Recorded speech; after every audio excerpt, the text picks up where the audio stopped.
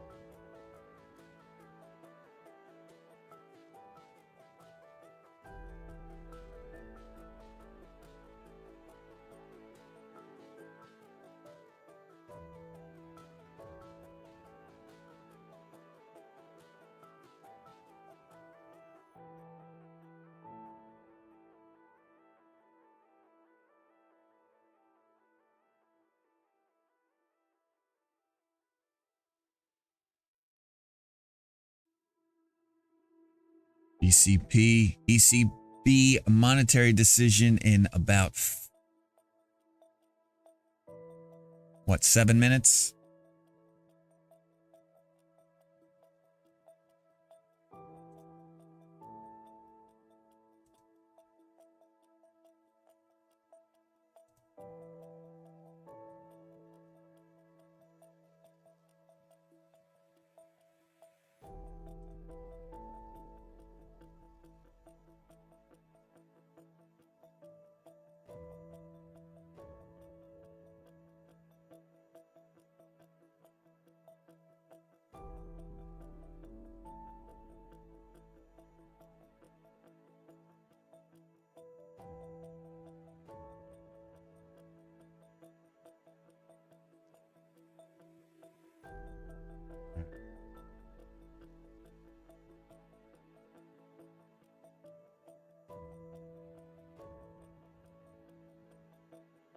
Gonna rate them from 24/7 over to here.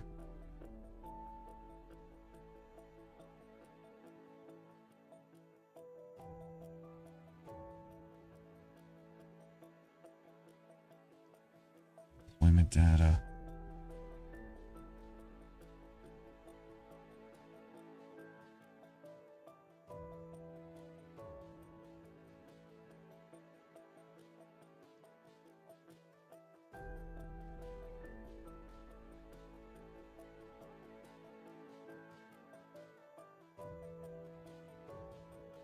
And factory orders.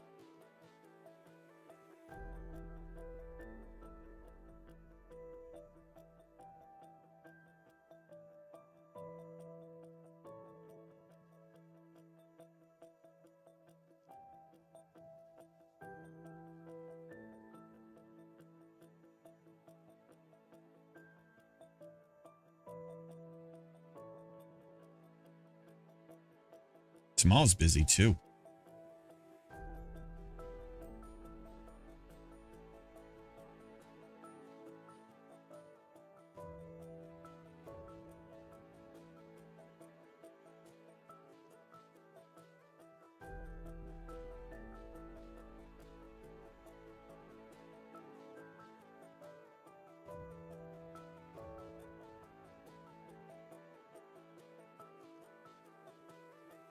Give me one sec, guys.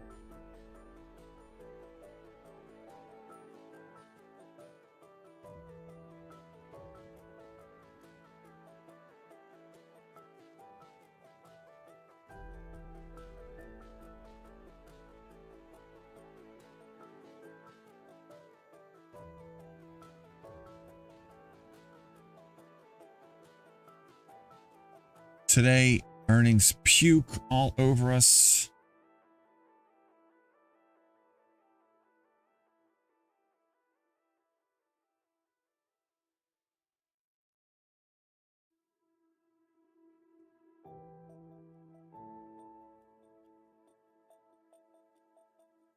All right, let's go.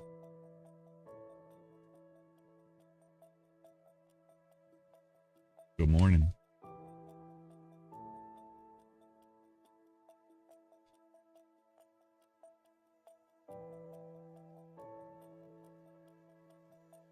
Well, let's do some sound magic.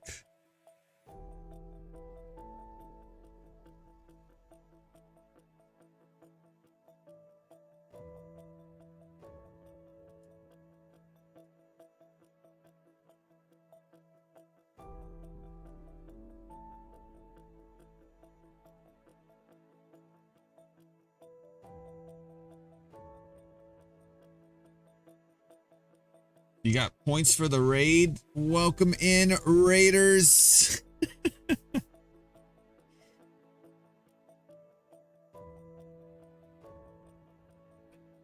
All one of you.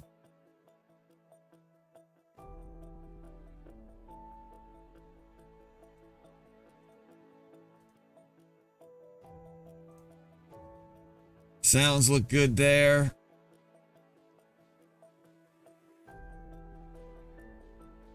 Rulerzod, I can see you on some screens.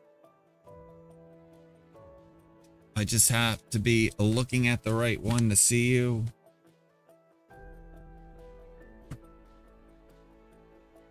But generally, I'm not. Generally the chat I'm looking at has you hidden.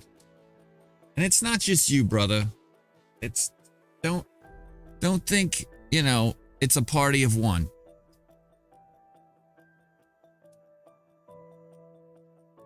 Right? There's a few in there.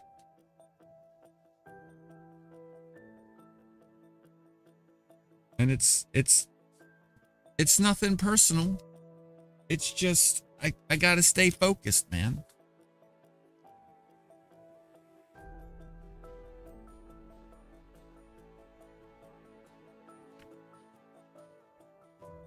What the hell? All right. You can't hear, he's blasting you with 4 ads. We'll wait. I'll keep this chat up and I'll wait for the ad for you to come back after the ads. And I'll go back and say what I said again. It's over. All right. So basically I was just saying that don't feel bad. It's not a party of one.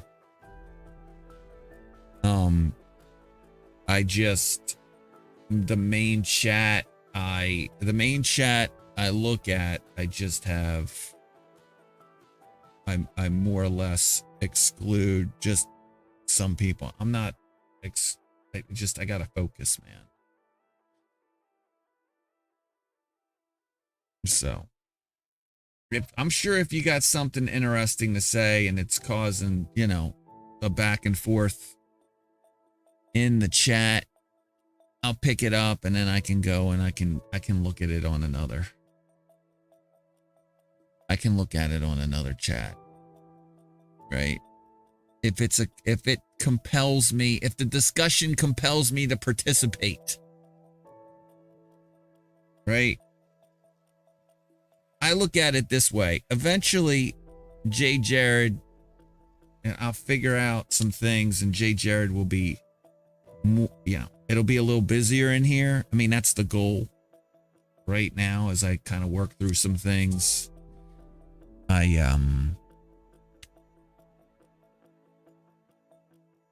You know, eventually it's going to get to the point where I'm not going to be able to read what everybody has to say, and I'm going to miss things. And again, it's nothing personal. It's just I'm busy, right? I'm trying to trade here.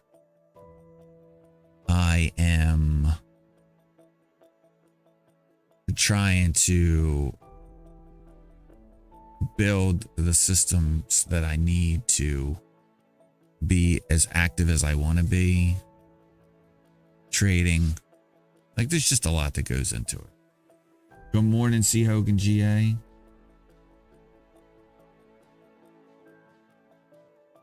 Yeah, it's like, I can only imagine. So, you know, might as well just get used to it now. Right? I want to answer everybody. I just can't. By the way, let's just kind of look at markets here a little here. We've got markets up. It looks like S&P is going to open up about 0.5% higher. RUT's trailing, as is the industrials. They're trailing. The industrials are down. NASDAQ's obviously leading the way higher. I'm assuming because treasuries are catching a bit again. Yeah. Treasuries are up.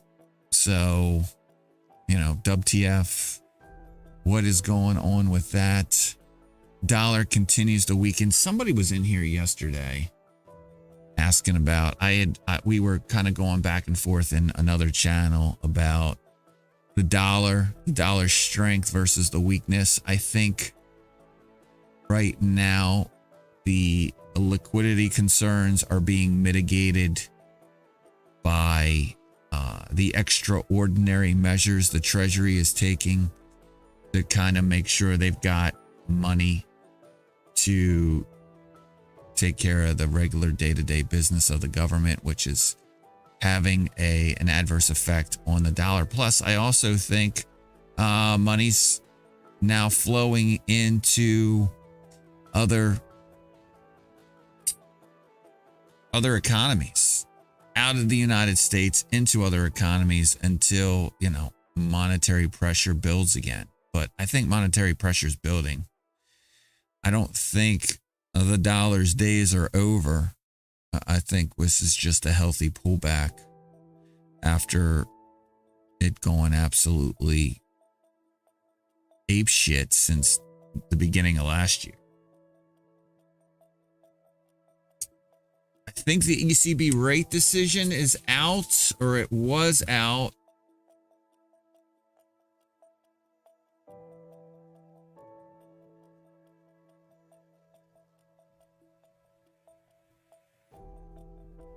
Let's see what ECB hikes interest rates by 50 basis points as expected. I think, you know, like here, people were assuming that they were going to do that. I mean, that was pretty much baked in. I think the language and obviously the press conference by Christina Lagarde is going to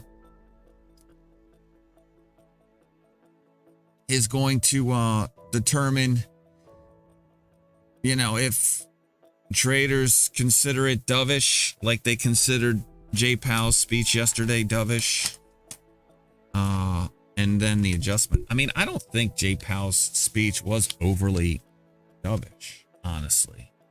I just think a lot of people were expecting more movement to the downside, and when they didn't get it, you know, the weaker hands had to start covering, and that led to more covering and the more covering and the more covering, and before you know it, we got ourselves a full-fledged rally, FOMO, because there were people on the wrong side of the trade.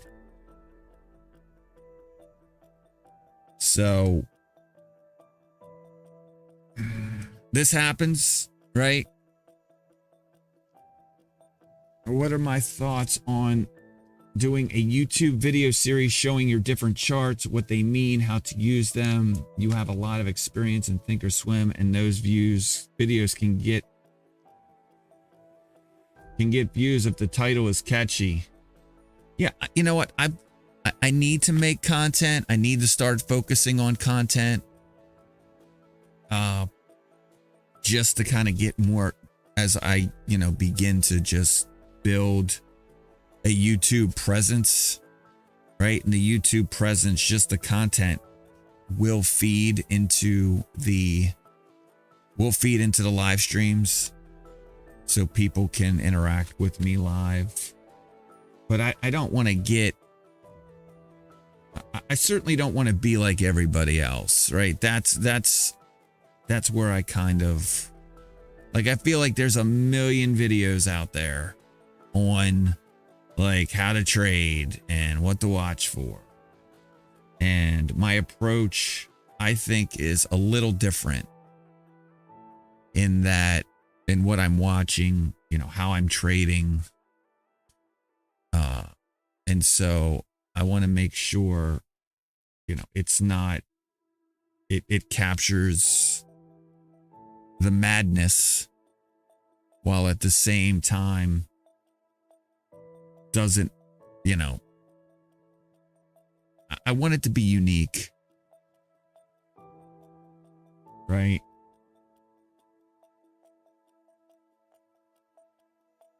But yeah, I hear you, C. Hogan GA. I agree.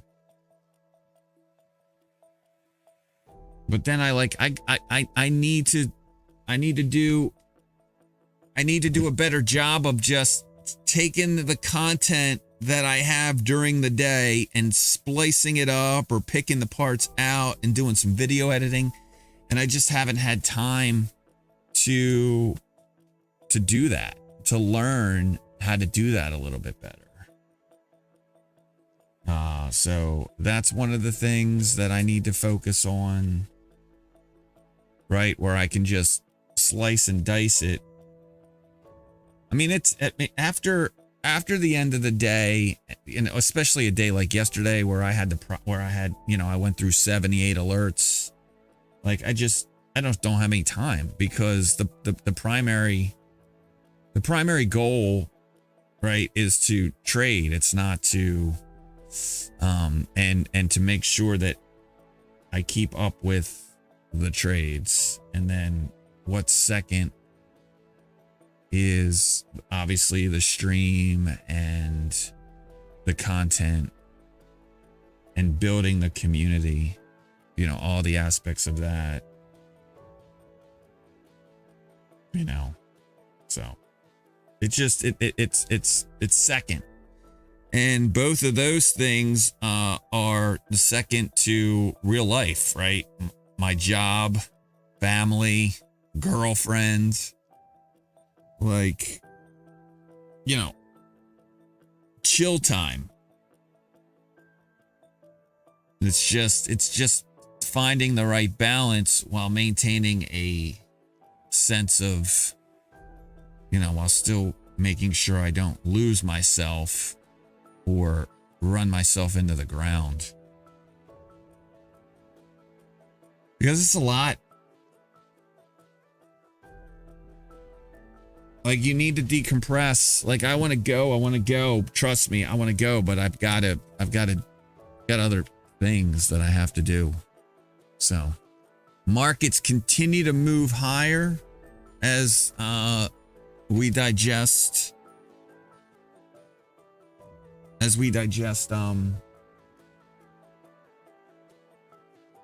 ECB data, ECB action.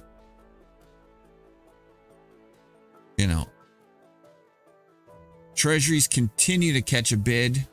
Dollar strengthening a little. Coming up a little higher.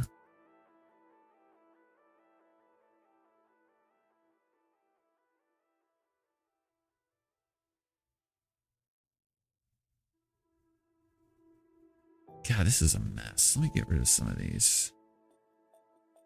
Let's get rid of some of these.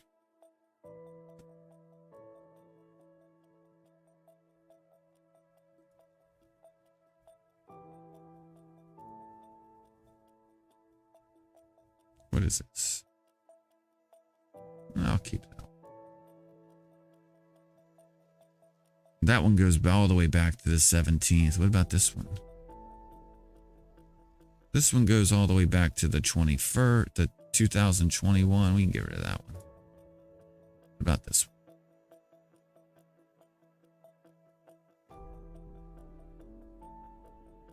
I just need to clean up some of these. This is 2021 as well. I'm just going to get rid of both.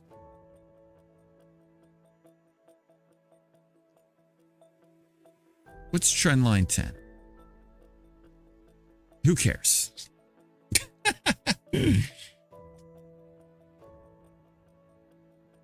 Hey, Houston.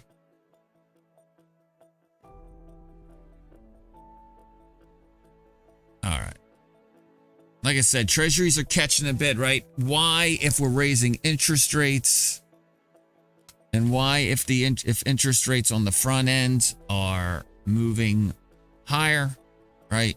Because, you know, the closer on the curve to the Fed funds rate, which is basically the overnight rate, like, they're going to move with interest rates. However, on the longer end, they're more economic driven. They're more, you know, monetary, dollar liquidity related. And so why are they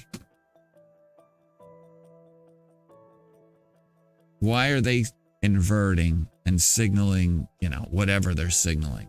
If this time it's different, is this time different? Because the curve's been inverted for a long time. I think pain is coming. But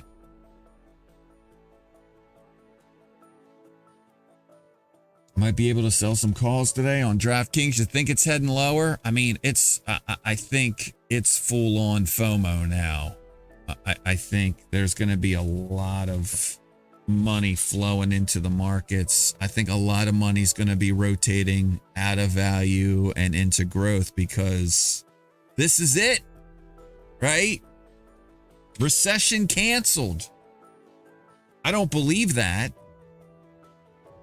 but I think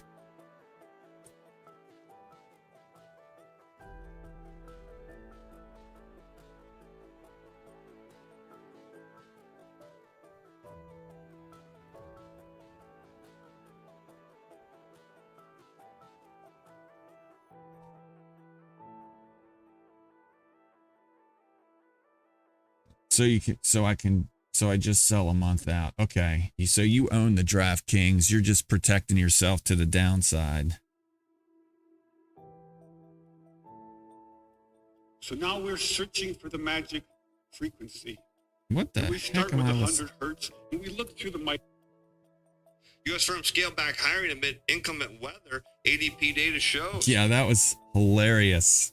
So the ADP job data came out yesterday and they blamed bad weather on the poor showing. So I'm like, what?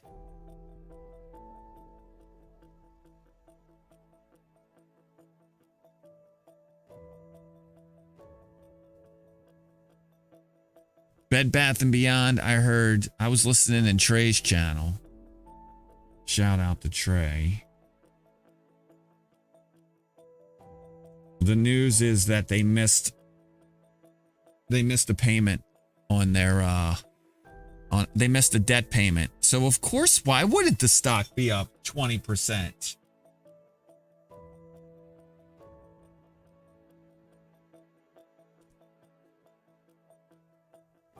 You know? Why wouldn't it be up that much? Bullish. Absolutely bullish. To the moon. And more people are just going to get suckered in, probably. I feel bad. I honestly feel bad for those people.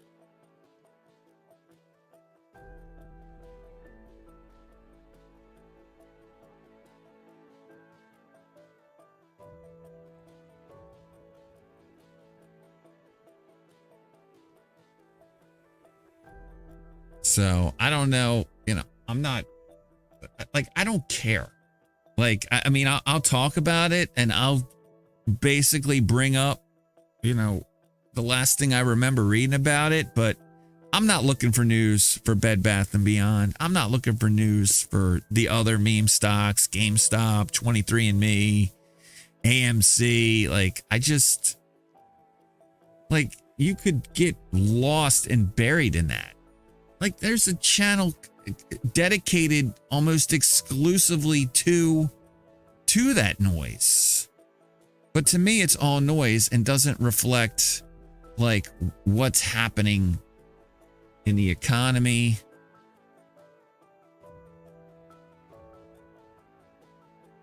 Why? Just because I don't, like, it's just not, it doesn't fit in with my macro thing.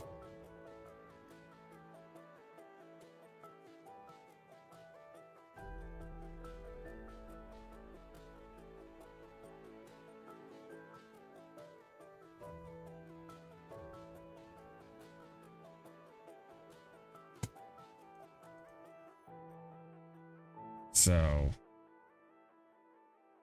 it just doesn't fit my style. It doesn't fit my, you know, I'm not like, it's just, it's, again, it's, they're not, those stocks aren't the first stocks that have done this, that have been this way. I remember it with JCPenney's.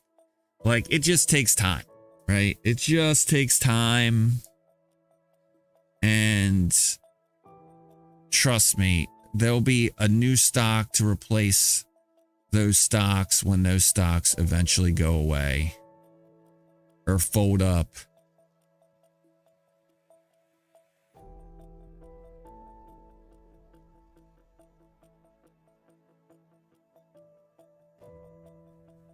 Like, I wouldn't want to own any of it ever. Like, when the stuff I buy, I'm okay with holding it long term if I have to.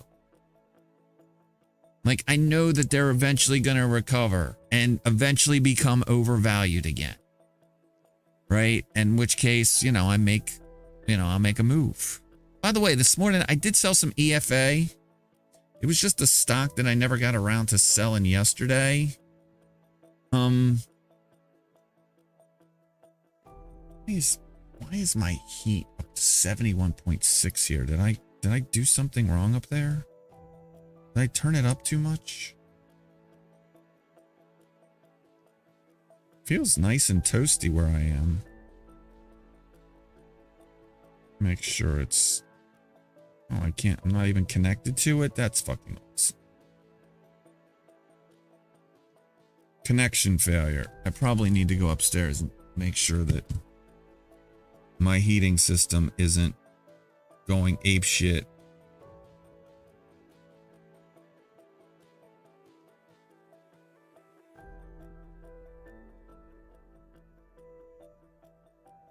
What? Hold on a sec. Poochum, welcome to the stream. What's the 10-year treasury doing today? Last time I checked, it was moving lower.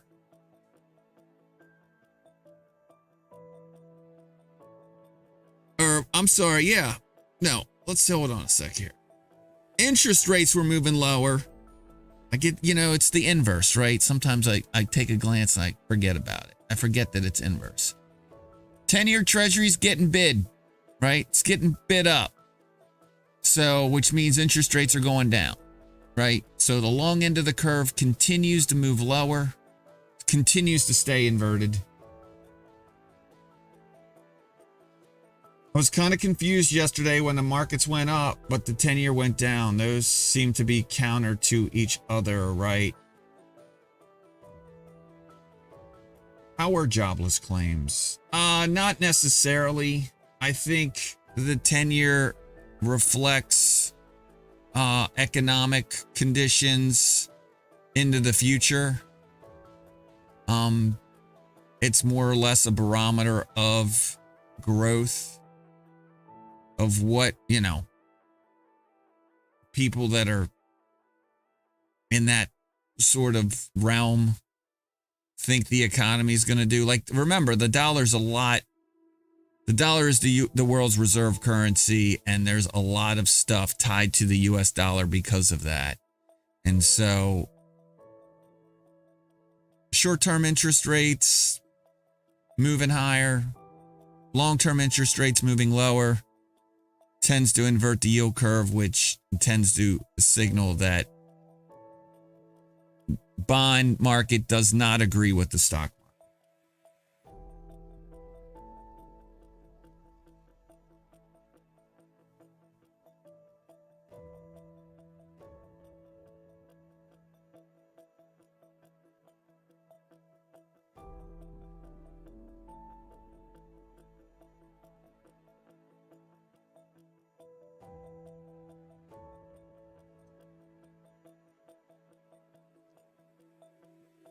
Yeah. So bond market and the stock market can disagree. I tend to be on the side that believes that the stock market. I gotta go check my heater. I think my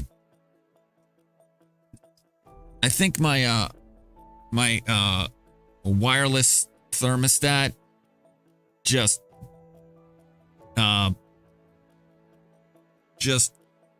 puked.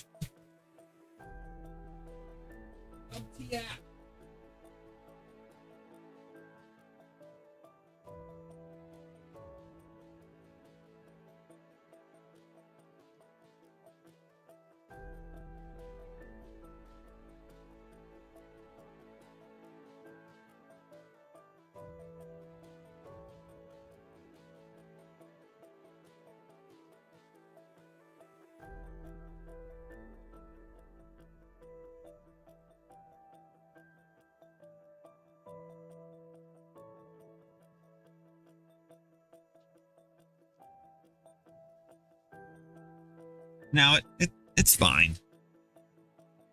It's fine. I watch my temperature here and I'm just like, why is it so hot?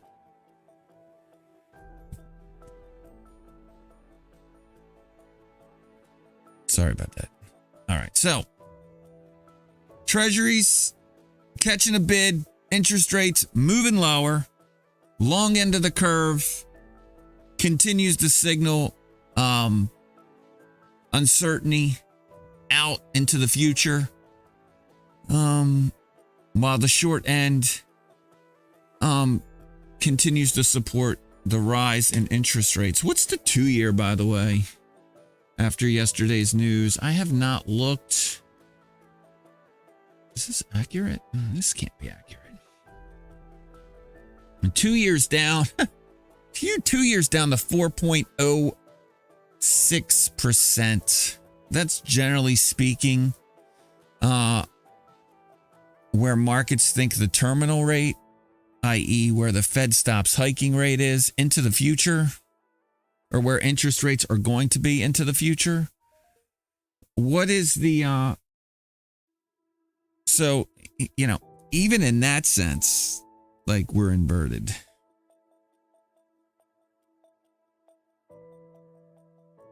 That's very interesting.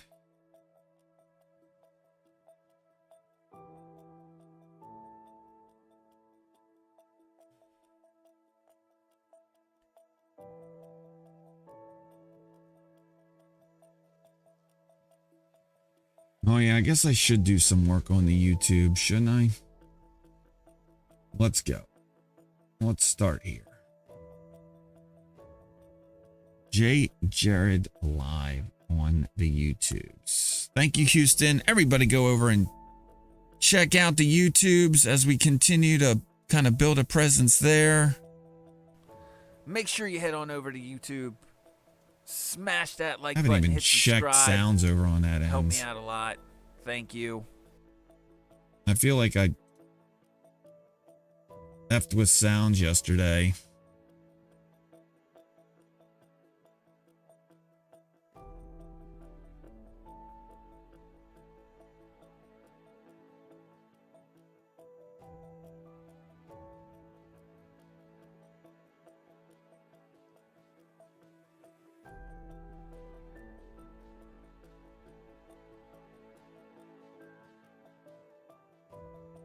All right, so that's done. I did the like there. I did that.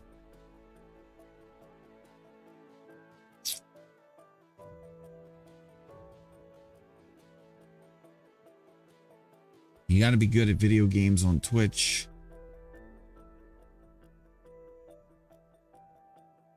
Yeah, I mean, I think you just have to be entertaining. Like, and then once you get enough buzz, it kind of just takes care of itself, right? But I think first and foremost, you have to provide value of some sort for a lot of Twitch streamers, especially like the really big Twitch streamers. I mean, there's some entertainment value there. But like trading stocks the JayJared way can be a little dull. Like, I'm under no illusion that this is exciting. It's not. It's exciting for me.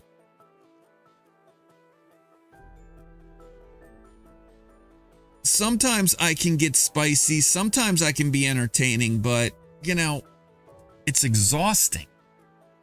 Like, you know, I'm not a performer.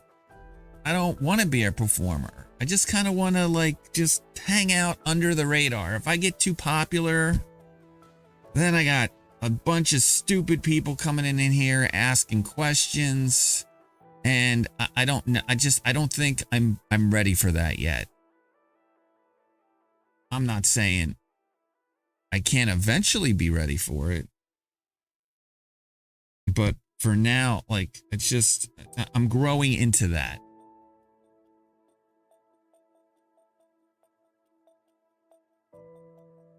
Oh, I was supposed to do that too. I was supposed to track down where the alerts are.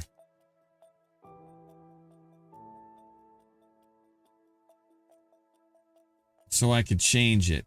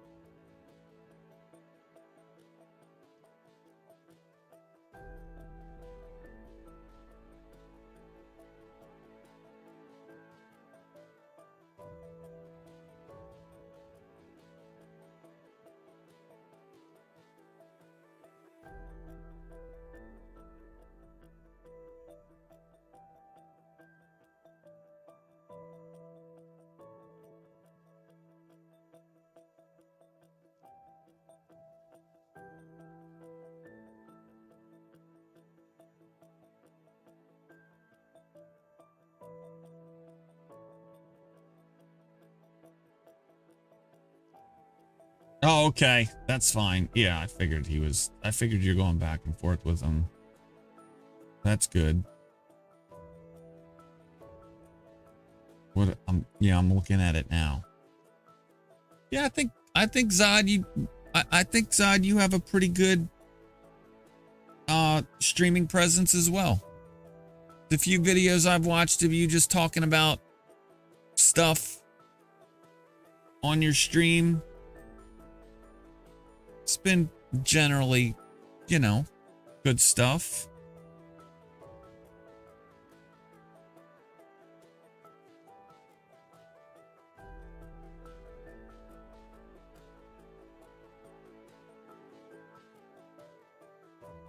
Yeah.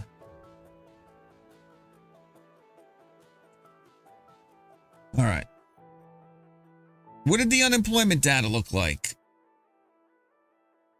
Let's see here. What did the unemployment data look like?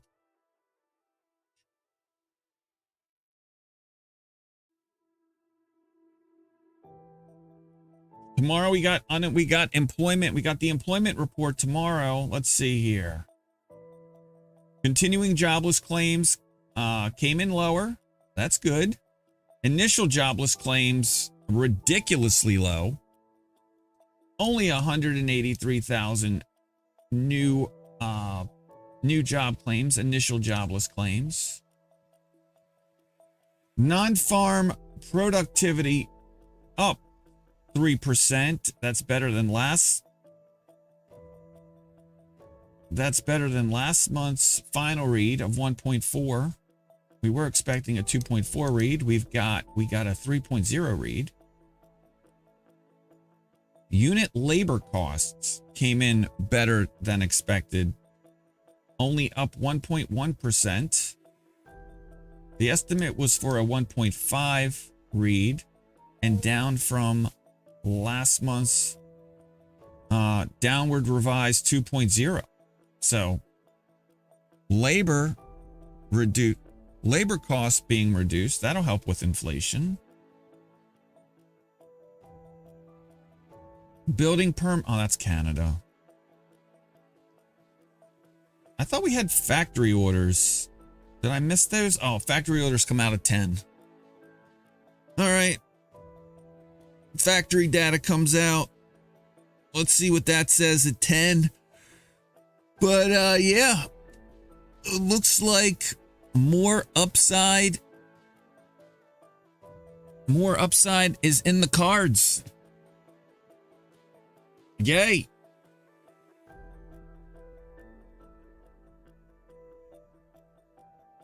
Look at the 5-year participate. I know. Where did all the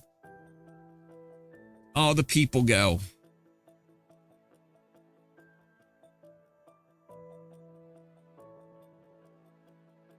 Cold ass fashion. Have a good day.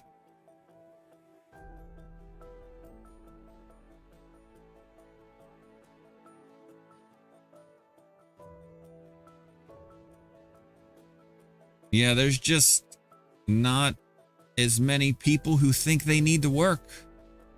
Why is that? I don't know. I mean, I'm not in a hurry to get a new job, honestly.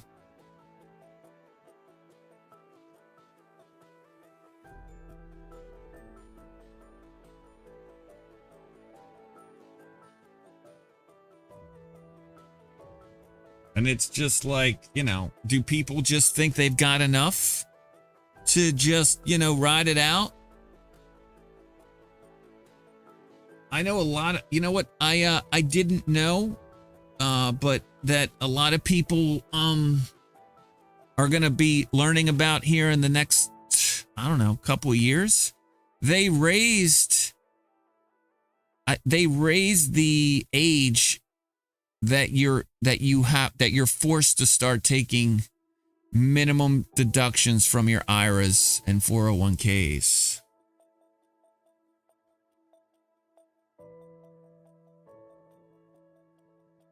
So as part of the I don't know, as part of the omnibus bill that they passed through Congress at the end of the year 2022, I forget what they called it, but that's interesting, right? I feel like I'm forgetting to do something because I'm still so used to having that 9 o'clock hard stop. It's so nice that I don't.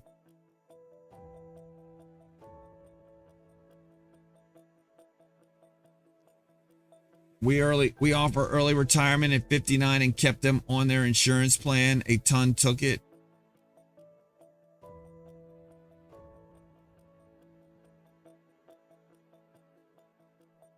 All right, let me try to focus here. and see if I can't find the internal sound.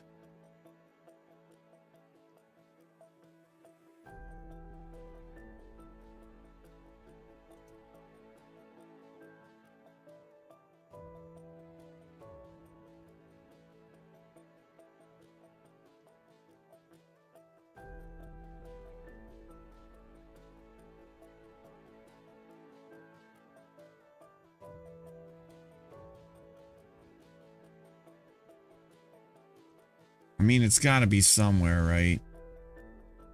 Where is the bell sound?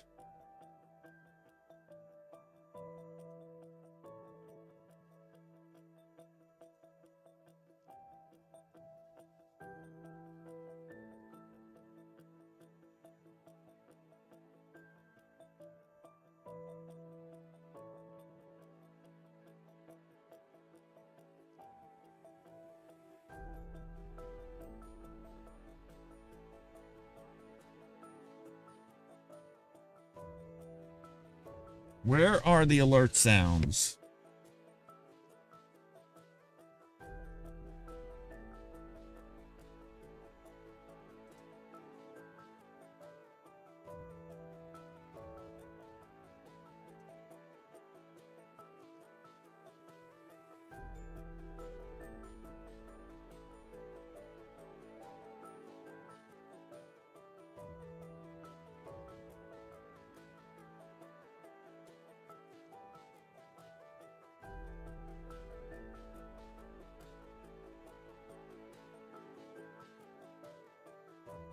All right. You know what?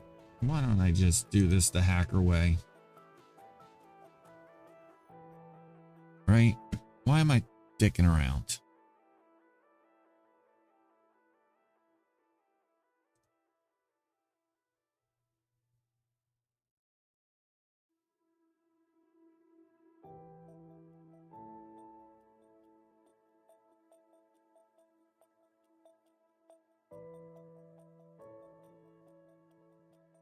I'm guessing it's a WAV file. Oh, really?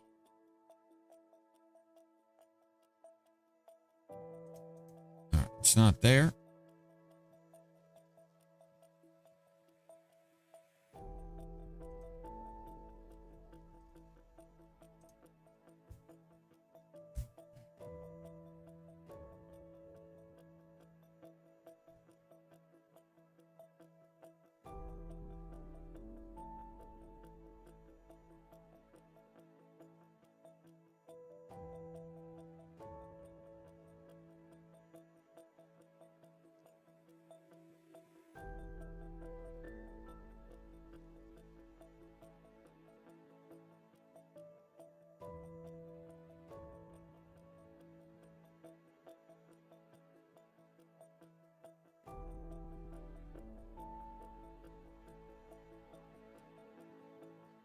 It might not be. I might not be able to change it. I'm not finding anything.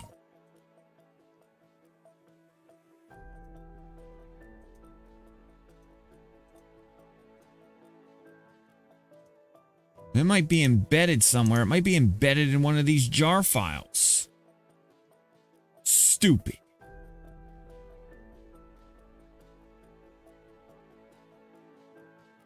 I don't feel like...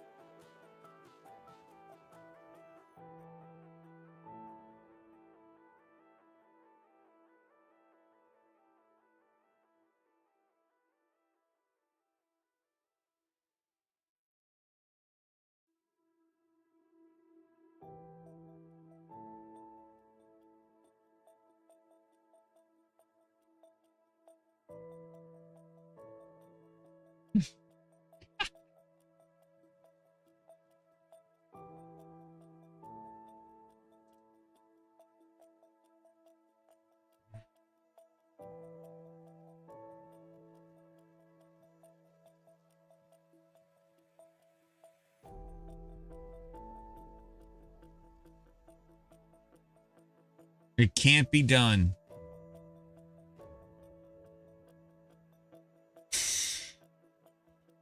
It can't be done. I just read something on Reddit Thinkorswim. Looking like VIX will take another hit. Maybe. To be expected. Welcome in, by the way, yo, Kelly boy.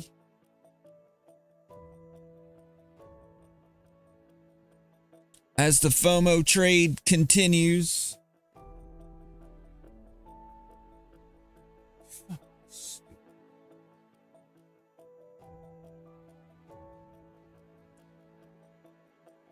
We got 2 minutes till 9 o'clock. Let's take a look at some of the earnings that came out this morning, by the way. I haven't gotten around to doing that. We can do that. BMY, Bristol Myers had earnings this morning. Why is this watch list not there? Looks like they're going to be moving higher. Pre-market. ConocoPhillips had earnings pre-market. Moving a little lower.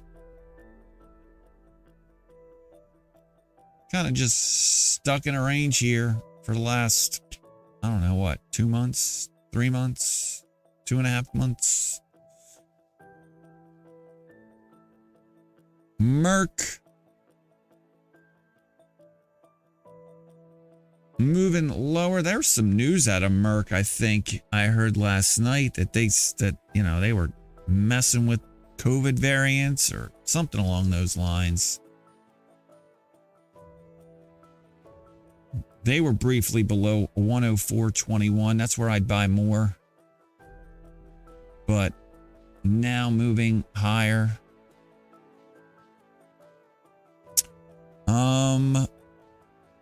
Alibaba had earnings. It looks like. Where is that today?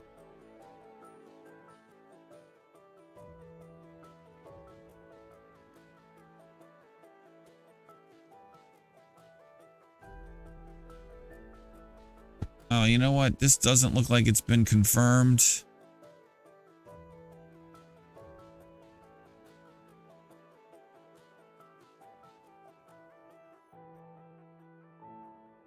Because we still got that question mark there.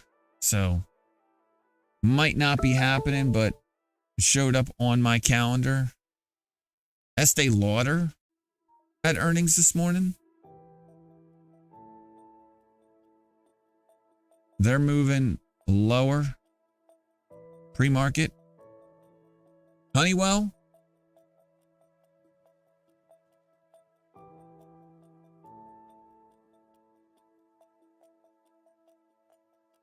Had earnings pre-market. They moved down. Just kind of stuck in a range. What is...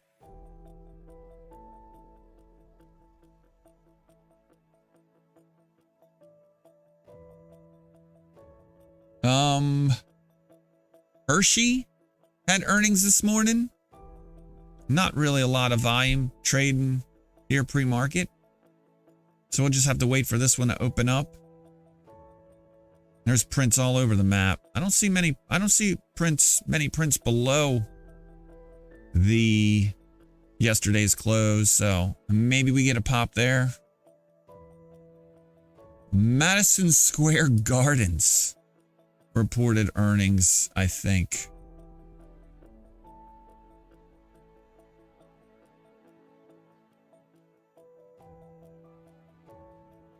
Actually, I don't have any news from Madison Square Gardens. Oh, it's because they moved it.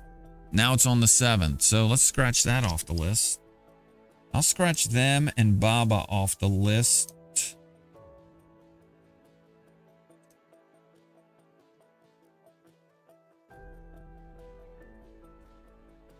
And last but not least, Sony. Sony had earnings this morning or last night. You know, they are in what? Japan, Korea. So they released earnings. So kind of like a mixed bag, but the recent prints seem to indicate a higher move at the open. So we'll wait for the opening there. We've got the alert set.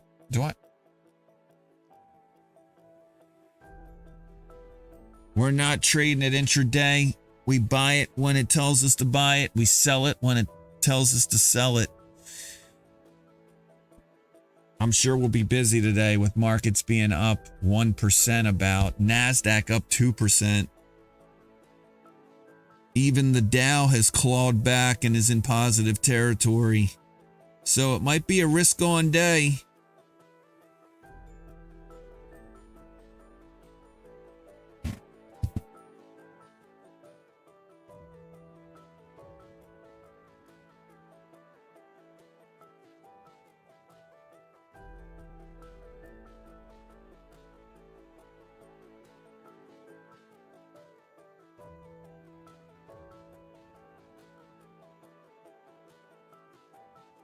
Might be a risk-on day. We'll have to see how they open up.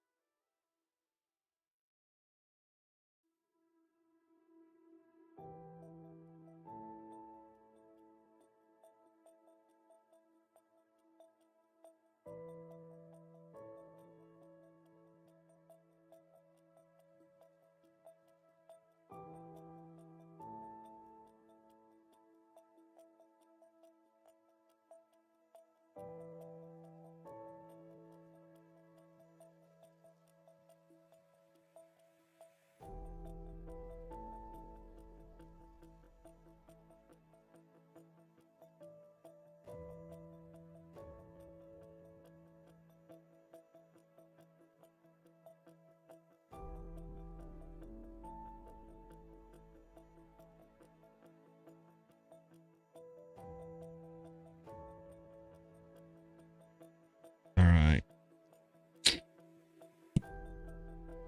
I'm going to run to the bathroom here real quick. That way I won't have to run right before the market open. Markets continue to climb higher here. Dollar strengthening though, that's interesting. Dollar strengthening.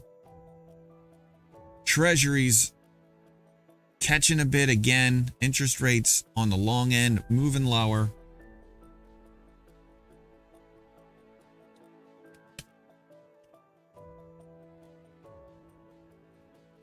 All right, I'll be right back.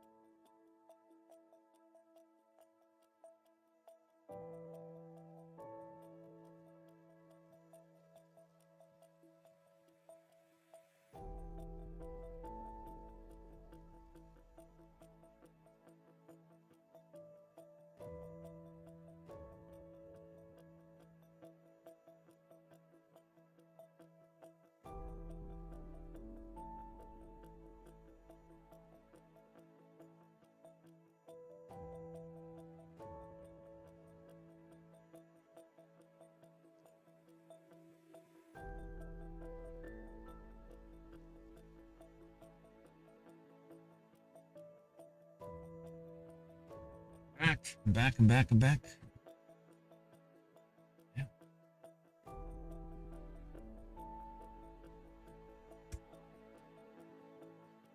Hello, hello. I suppose I could have grabbed my headphones.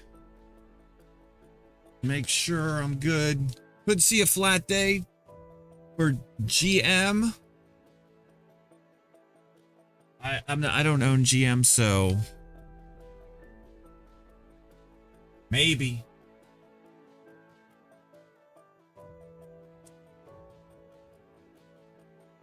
I do own some Ford.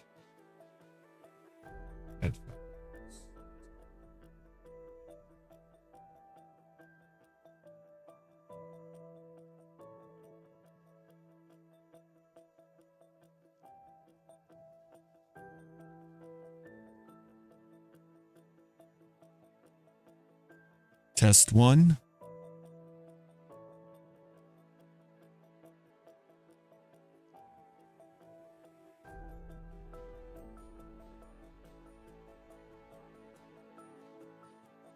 Oh shit.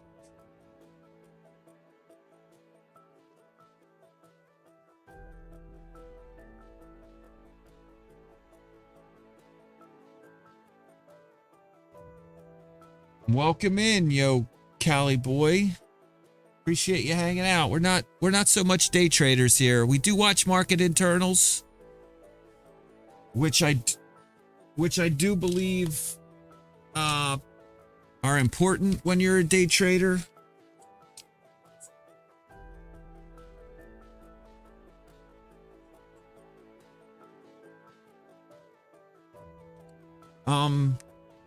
Which, you know, like I was saying, market internals are important to watch when day trading stocks, especially stocks that are moving with markets. I mean, if you're trading a stock that's moving because, you know, it's hitting your scanner, it might be because of news. And so it may not, you know, it may not flow with markets. But if it's just a stock you're familiar with that's trading with markets, I like to watch internals. So that's why I like to watch them. I like to watch macro. I like to just watch everything that's happening internally with the markets to kind of gauge if I'm going to be selling a lot today or buying a lot. I own over 200 positions, or it's about 200. I got a new position yesterday. Last night.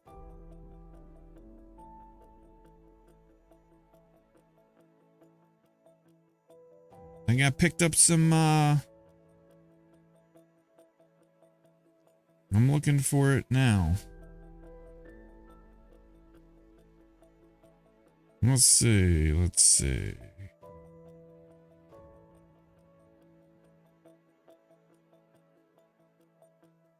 RLJ Lodging Trust. Let's take a look at that.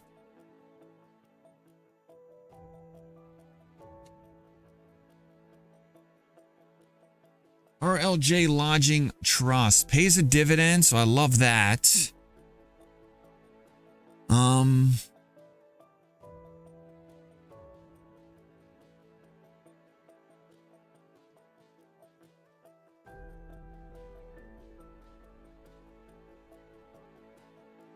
I got some of that last night for free from Stash.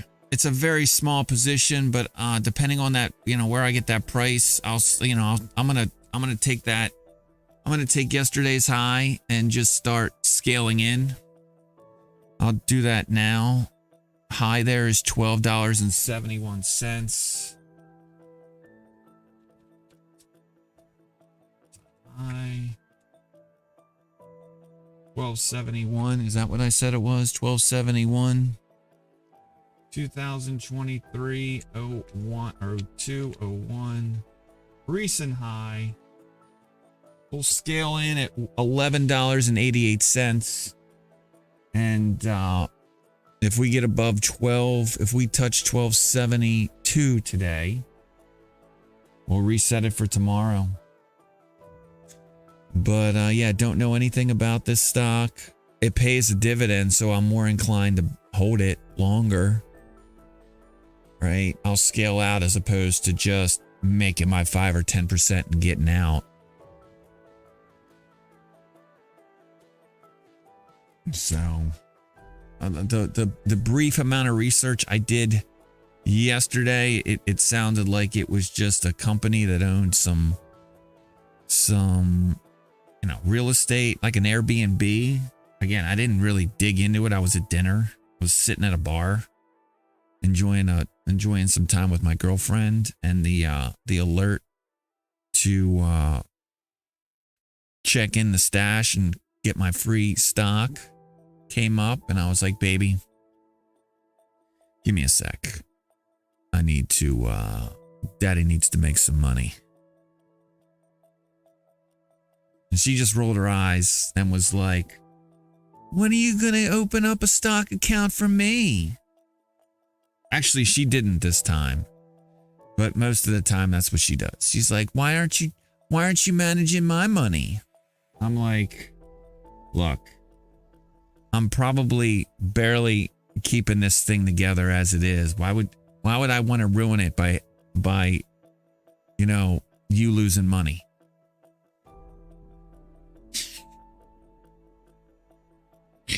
Why would I want to ruin a good thing?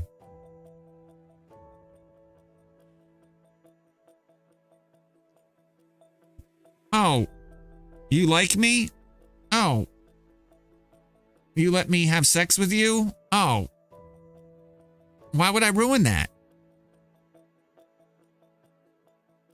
Why would I put that at risk? You're nice. I like you.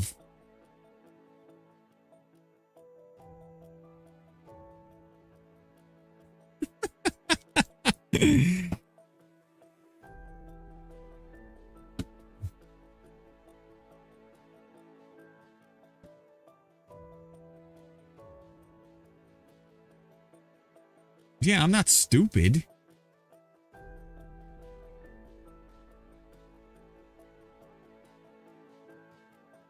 Come on, man.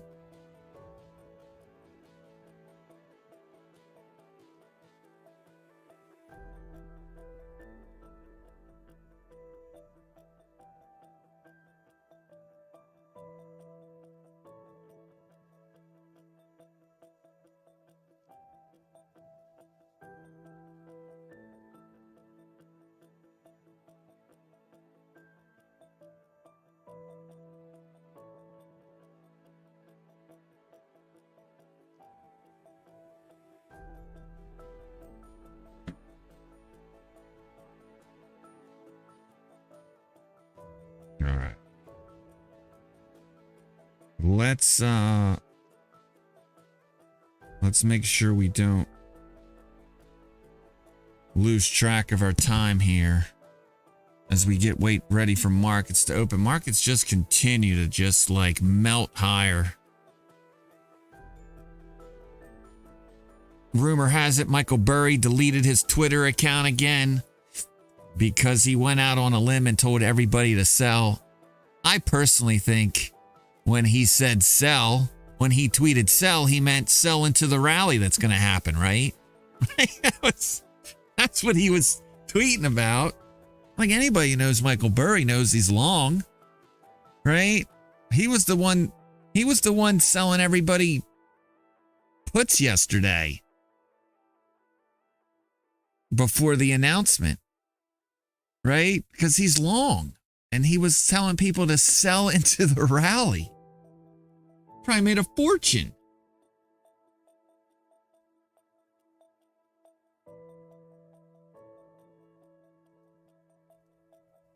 Uh-oh, am I missing something? What am I missing?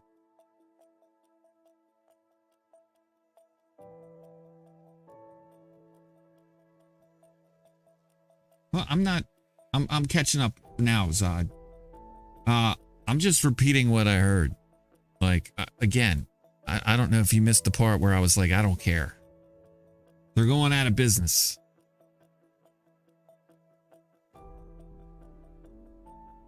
No one goes to Bed Bath & Beyond anymore.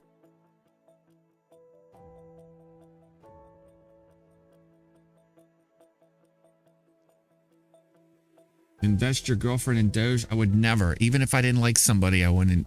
Even if I didn't like somebody, I wouldn't give them ways to not make money.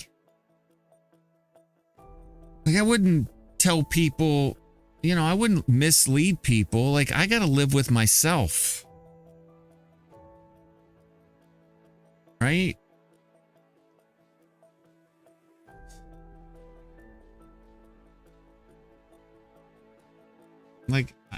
And you know, harboring ill will, like, it's not good. It's not good for you. Forgive, forget, move on. You know, not in that particular order.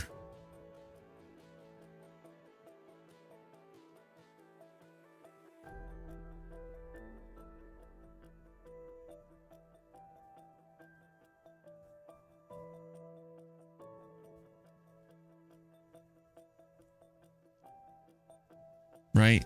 Don't let ill will and bad feelings like interrupt you.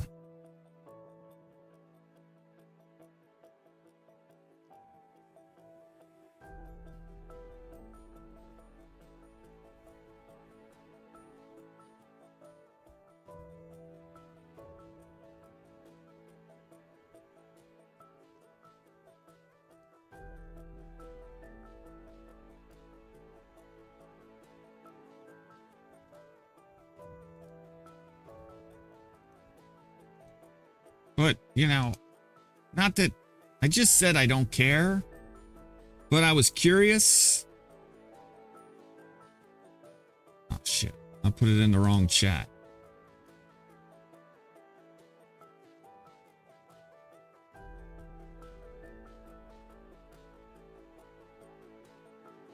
I don't think people, I'm catching up. I don't think people do forgive. I think it's one of the lessons in life that it's one of the things that we don't really teach anymore. Right? And I think it's already difficult to forgive.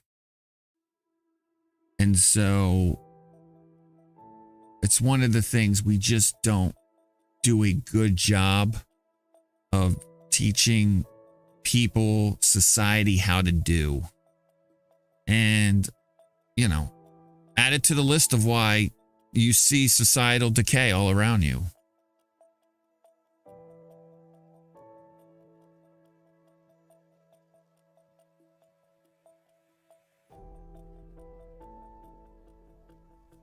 So it's like, fortunately I'm aware of it. I know that. And so, yeah. By the way, 5 minutes until the opening bell.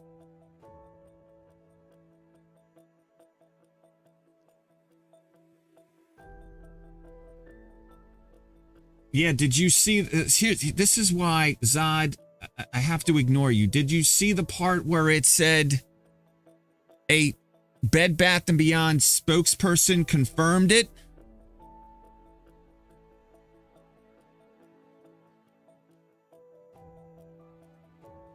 Christ. Bed Bath & Beyond confirmed to the Journal that it missed more than $28 million in payments from 3 tranches of notes, totaling about $1.2 billion that were due Wednesday.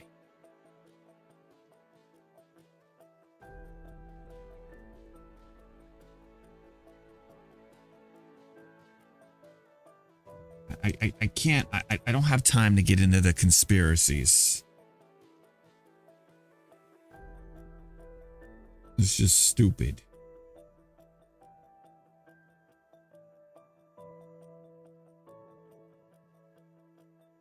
Okay. Again, I'm not getting into it. I don't fucking care.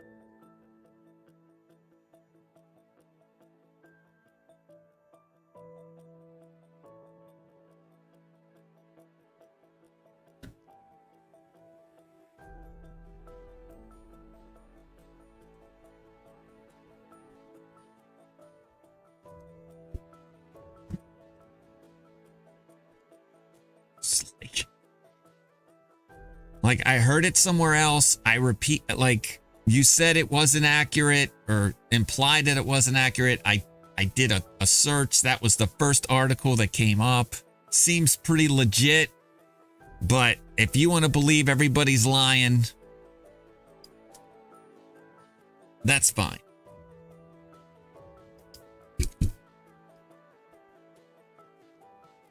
I'm not upset. I really am not. But I am going to go into chatty mode so that I can move past it. Because again, it's immaterial to my life.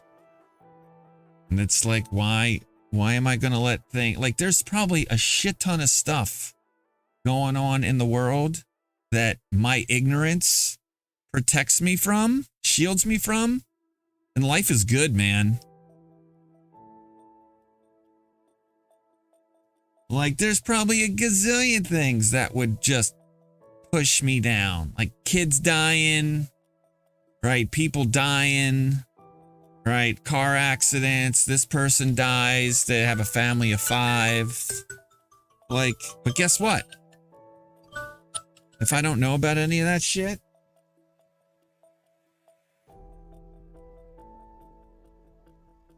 life is good. 2 minutes to go.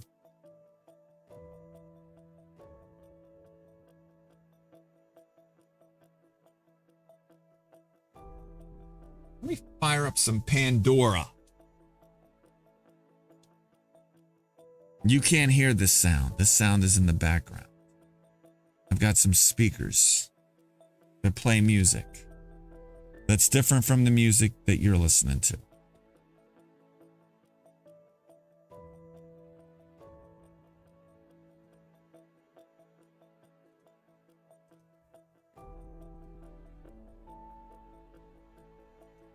Now I'm listening to some Diana Krall.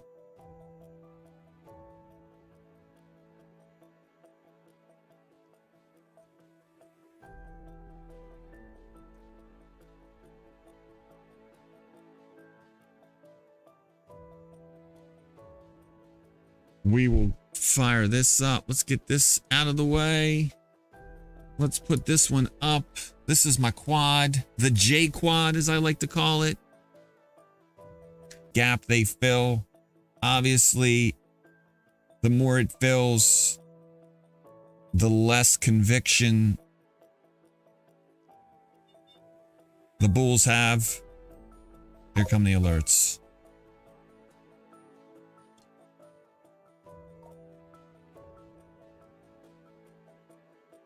Here come the alerts, baby.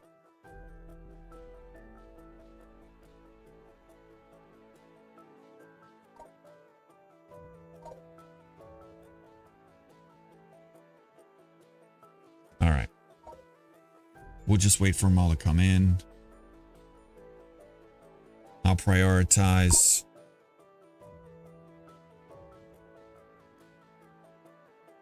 I'll start with PayPal there.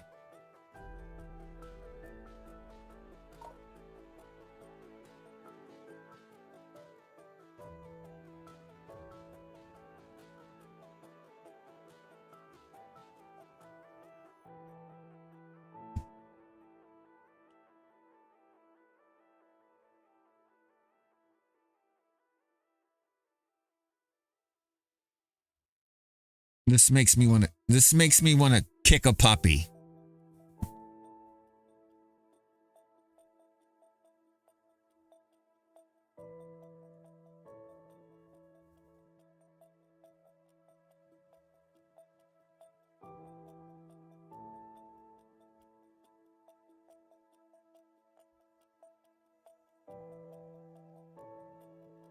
Unbelievable.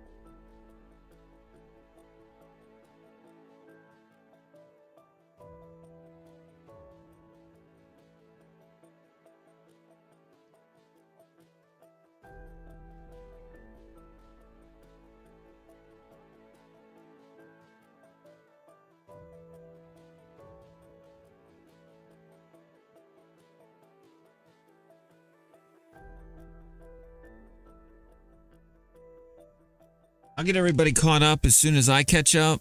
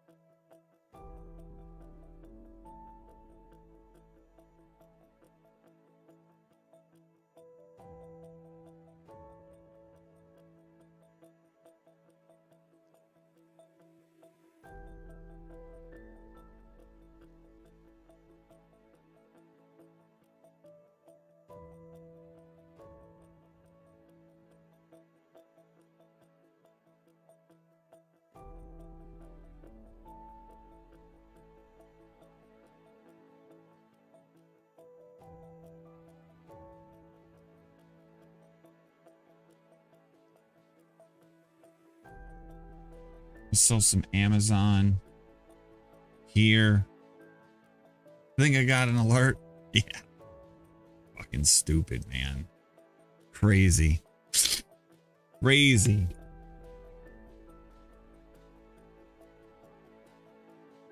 Sell a piece of Amazon here.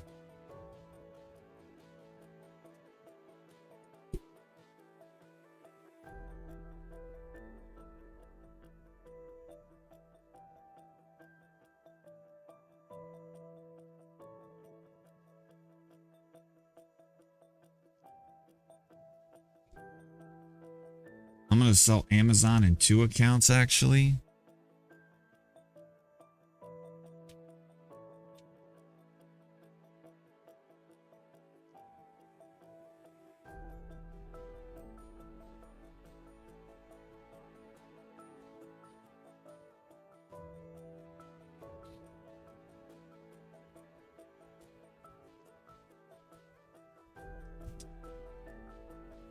Just nuts. I'll take it, baby. All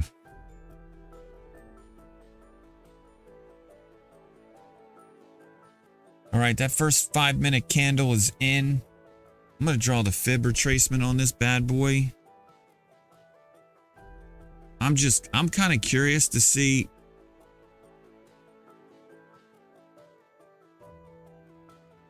how strong the bulls are today, or if this is just a FOMO. Where the fuck?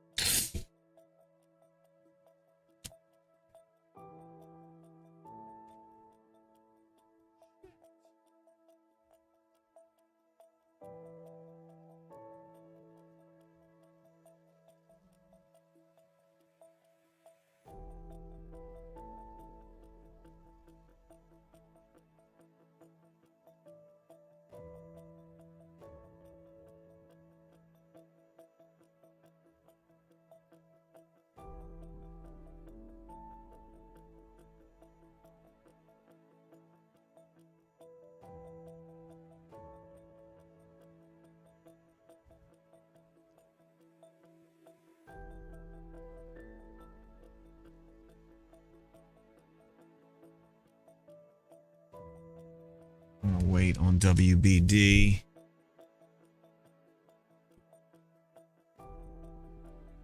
Sell a piece of Amazon here. All right, let's go back up to the top.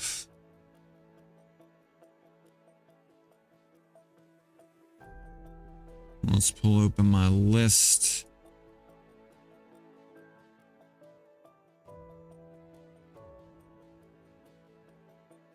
Don't I have another one?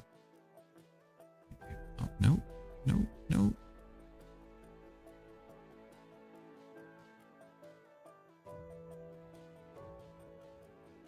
Gosh, darn it.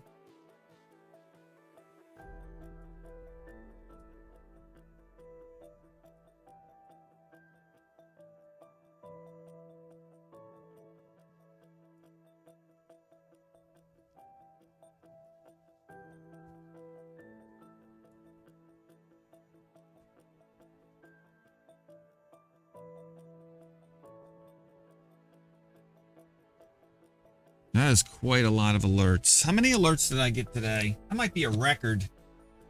Then again, 62 alerts. I triggered 62 alerts this morning at that open. Tesla. Let's take a look at Tesla. We'll sell some Tesla here, perhaps.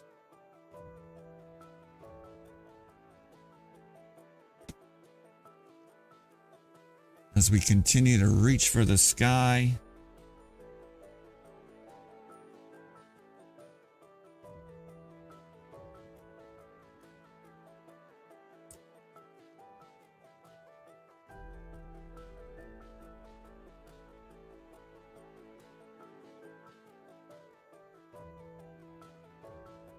I bought some Tesla on the 35th.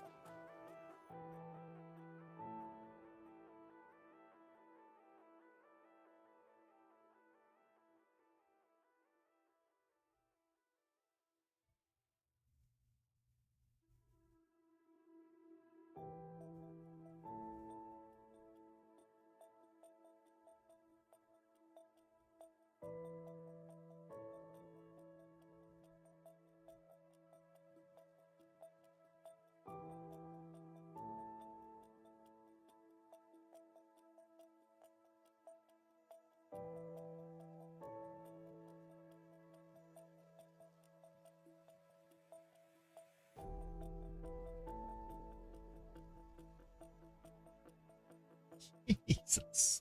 I'm gonna sell some Tesla here. Sold a piece at 190.77.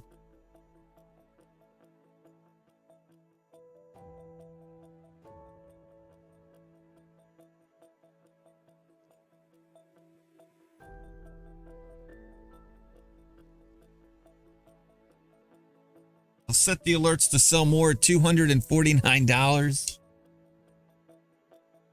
I'll buy that piece back at 181.05. The piece I sold, by the way, is the piece I just bought on the pullback on the 31st at 165.59. So I basically just sold it back at 5% above the last piece I sold. Because I only bought one piece. Those of you familiar with the strategy know that if I buy one piece, after selling one piece, I wait to buy more, or I sell that piece at the price 5% higher than the last piece I sold.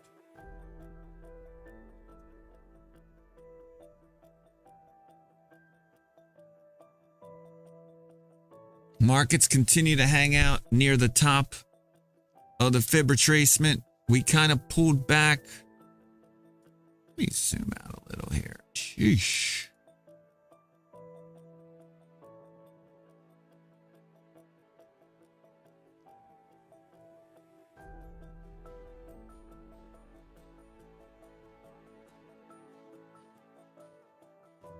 Didn't peel back to 50%.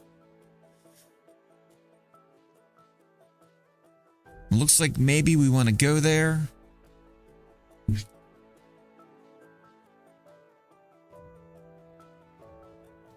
Tesla. Target.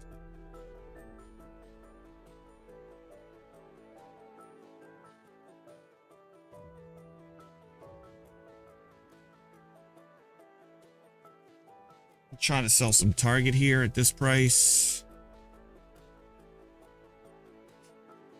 Here, let me go back to these.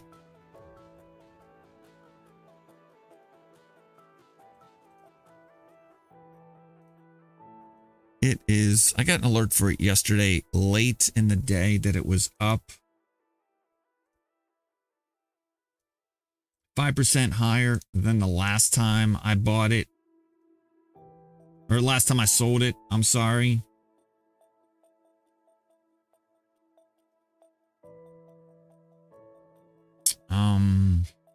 What's next?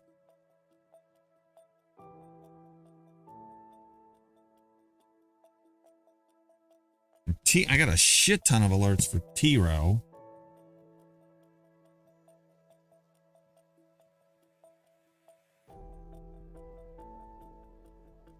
How are we living on TROW? Is that accurate? Holy crap. I'm going to sell some TROW here out of my Webull account.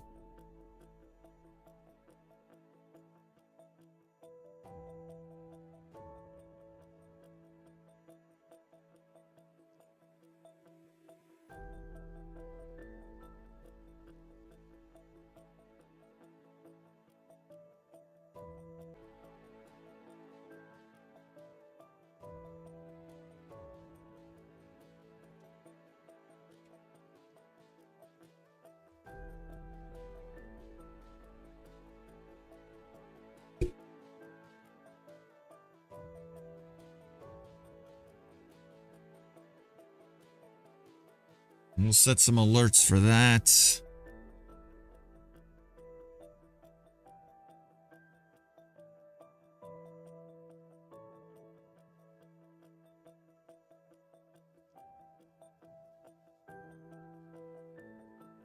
Nice. Rite Aid.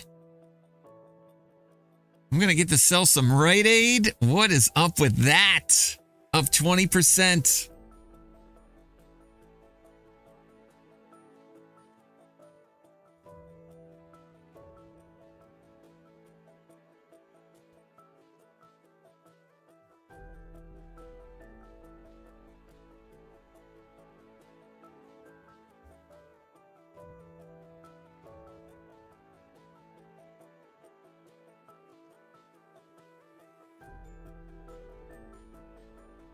Sold a piece of Rite Aid here as it emerges from the murky depths.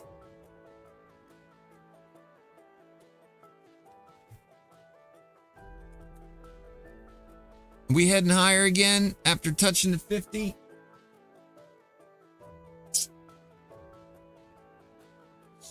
Wow.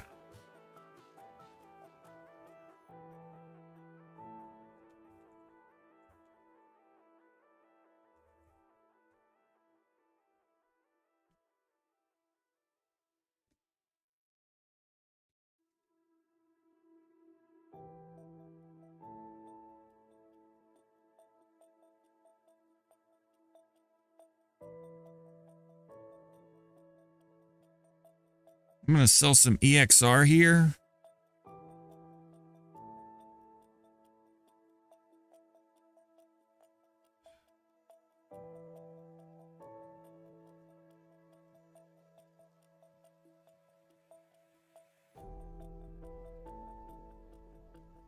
It's my account statement.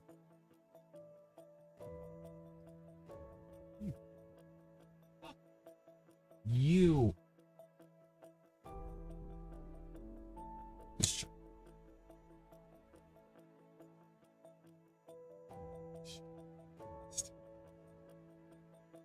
Give me a hot second. I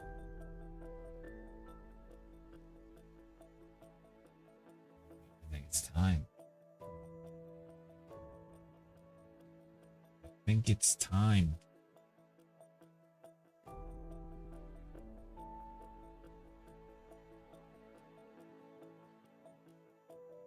Can you endure the pain, Jay? Can you endure the pain?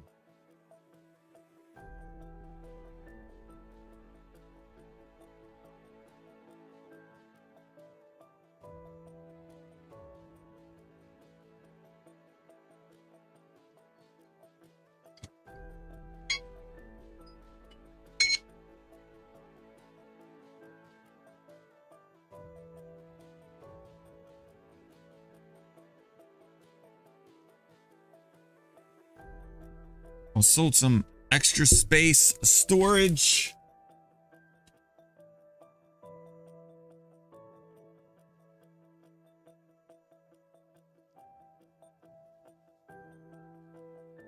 We'll set the alerts for that one. Sonos, huh?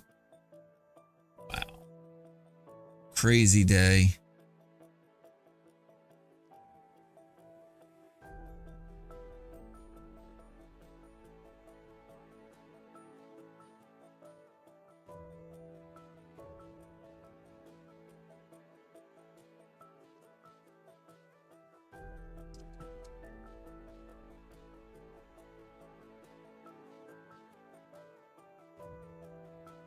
Back to the top of the list.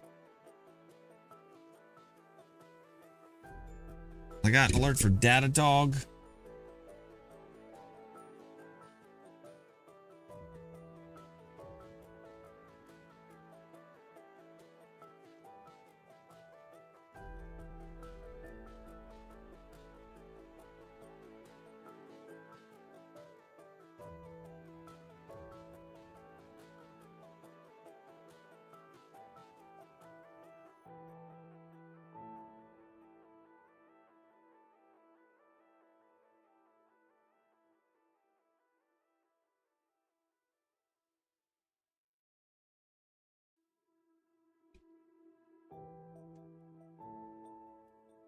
Holy crap.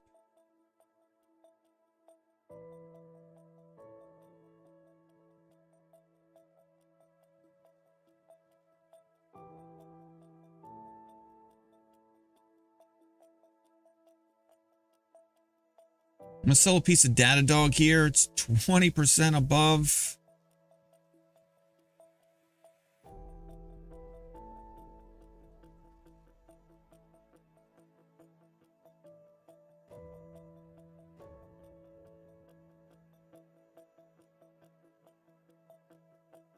Morning, whoop whoop. Less than 1%. I already got the ding for the bear market ending on the rut. And I like to say the small caps lead the way higher. But then again, I should also say that the IWM ended the bear market once already and then proceeded to leg down. In the last year and a half. Microsoft moving higher. I think the Qs also exited the bear market after being in the bear market once already. That was last year.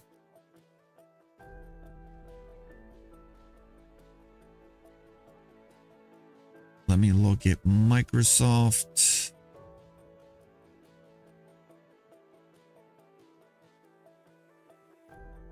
But, so just be careful. Fake outs happen.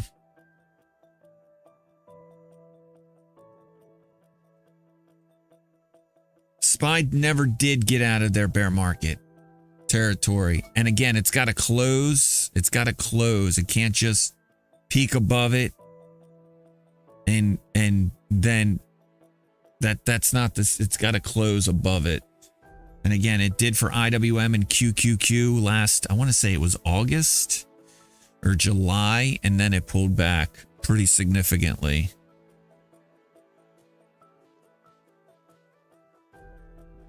I got an alert for Rivian. Hold on, before I do that, let me take care of Microsoft here.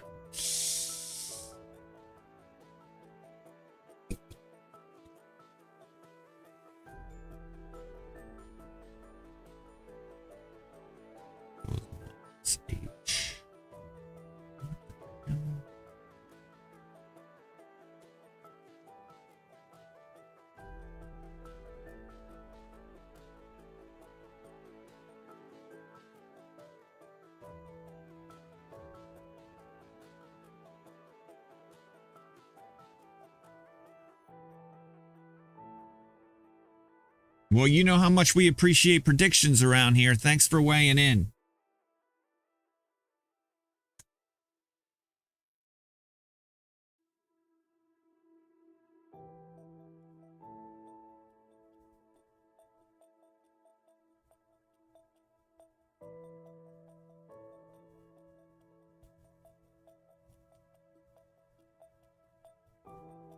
What the heck?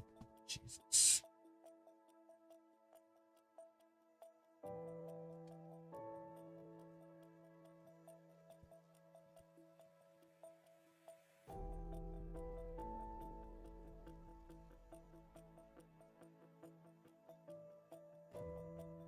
$255. I'm going to sell a piece of Microsoft here.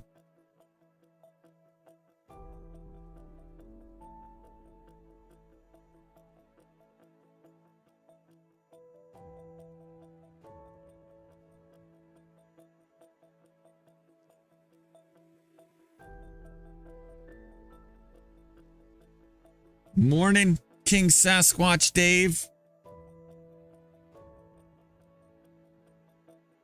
I think it's funny when Jay makes, yeah, it's like they're not really predictions. They're just generally the way markets are going based on the data that I have, not like the forecast. Like, because forecasts, anybody can do that. Like,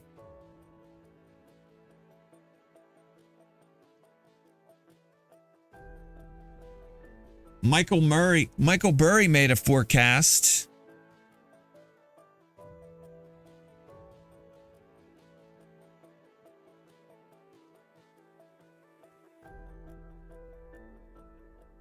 I'm sure he meant sell into the rally.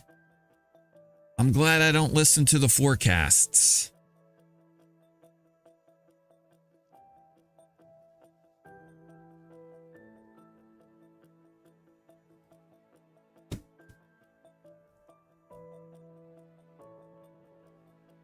All right.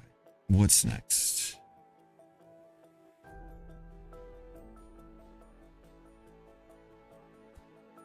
Meta. I haven't even looked at Meta today. What a monster move that was.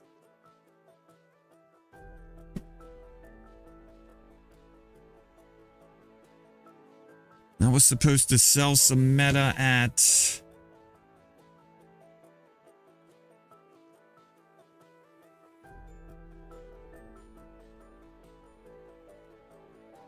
Holy.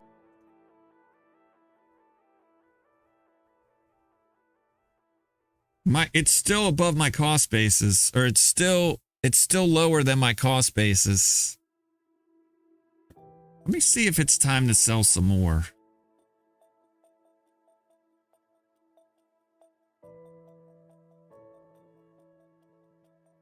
I have two pieces that I bought at $100.06. I think I should probably sell those two pieces too. Let me just sell one. Holy crap.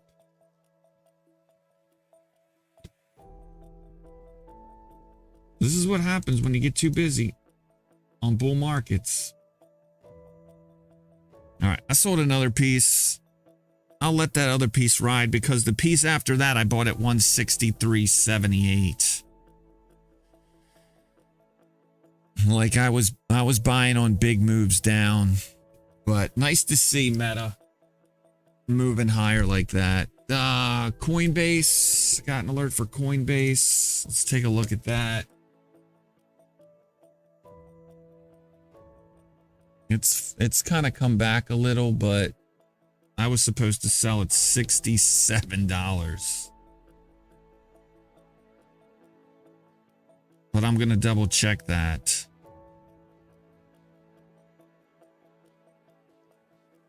Because it looks like my last transaction in Coinbase was a buy at 57.08. Nope, I sold that piece yesterday. Let me mark that down. 2, 1, 2, 3, sell.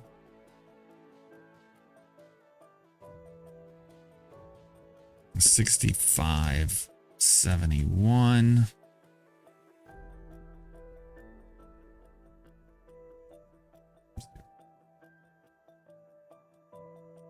Don't worry about the alert in a hot second here. Bye bye. Sell, sell, sell, sell, buy, buy, buy, buy, buy.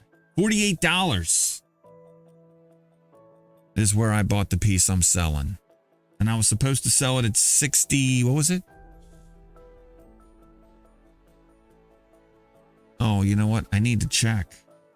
What's 5% above 65.71? Do the quick math here.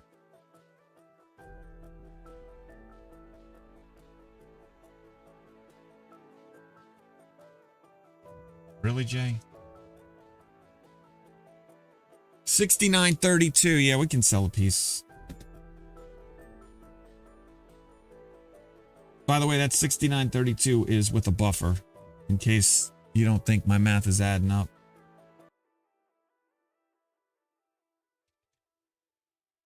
I'm actually going to set alerts for PayPal where I sold it last at 86.07.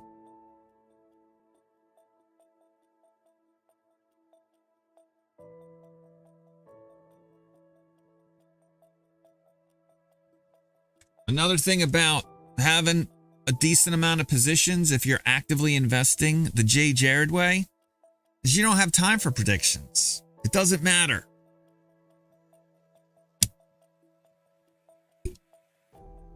Like, you're too busy buying and selling.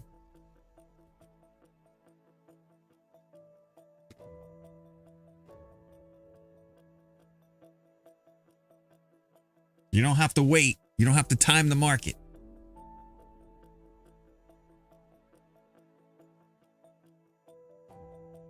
But look on the bright side. Hey, C. Hogan GA. Thank you. Thank you. The good news is, if you make the wrong prediction, no one's going to care because no one cares. Factory orders, how did they come in? I know they were out at 10. Let's see. Coming in at 1.8. So, you know, we better than last month. Better than last month's negative 1.9, but less than the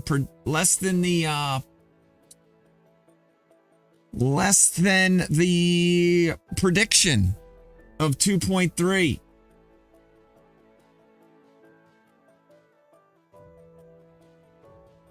Durables excluding defense came in at plus 6.2. Durables excluding transports came in minus 0.2.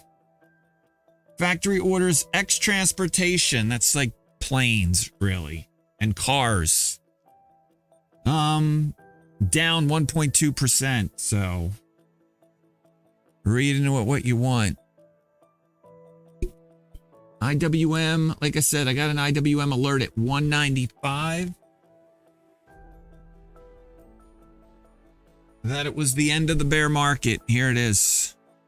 And we've kind of contracted a little. Hold on, I'll show you guys. I'm kind of going through all these alerts now. Like, not even near it. I'm not even close. IWM right here.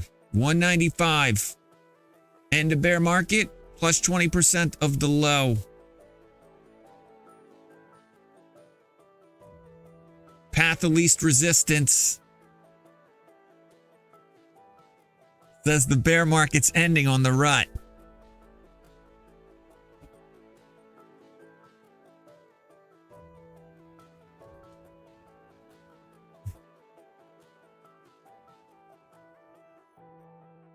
Microchip. What does that note mean?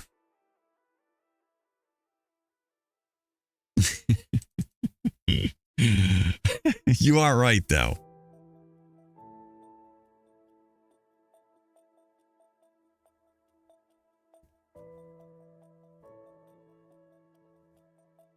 Robinhood. How much am I supposed to sell here? Las Vegas sand hitting a new recent high.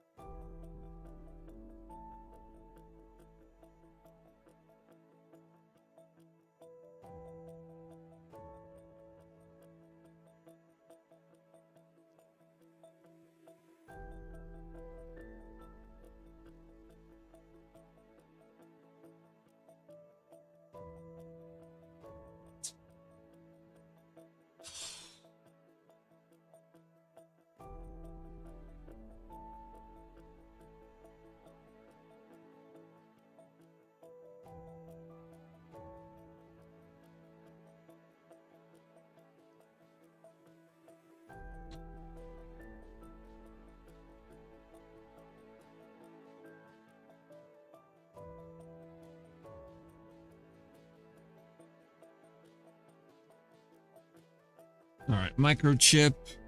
I'm looking at microchip.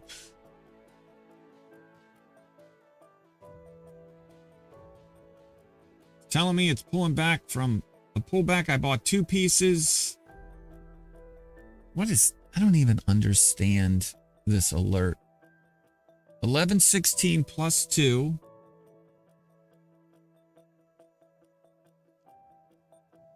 All right. I bought 2. I see what you mean. Then I bought a third for 69.15.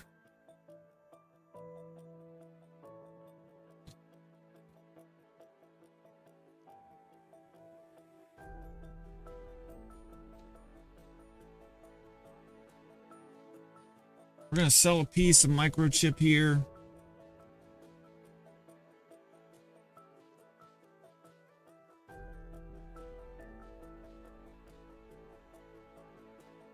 We sold it at 83.35.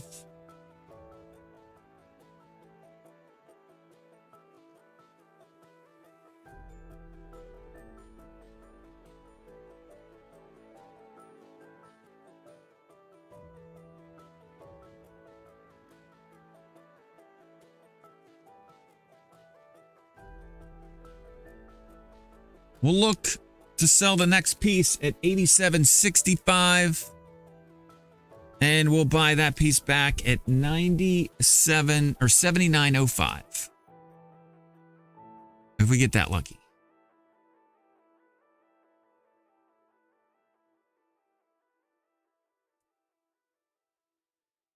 And I'm also going to see if it's time to just close the position I have in microchip in stash, because I'm basically trying to move it over from stash over to Robinhood. I don't mind stash, but my fills sometimes frustrate me. And for stocks, I want to accumulate and get better fill execution prices on. I think I'm going to close my microchip position out on stash. I got 2 buys here. My cost basis, according to this, is 66.32. I'm just double checking that though. Yeah, I'm gonna close the position on stash.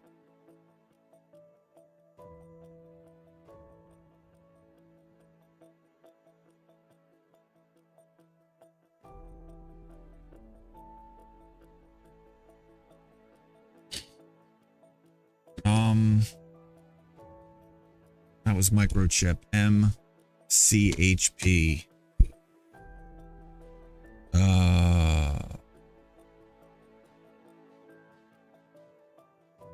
Microchip. All right. AFRM. I got an alert for AFRM. Let's see how that thing's doing. Markets, by the way, let's do a quick check on markets. They're continuing to kind of melt lower. We're now at the 61.8 fib.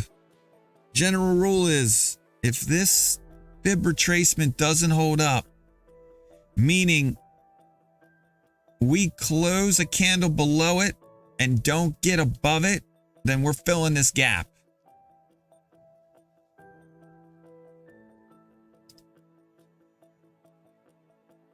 Ideally, you'd want to see a test of 61.8.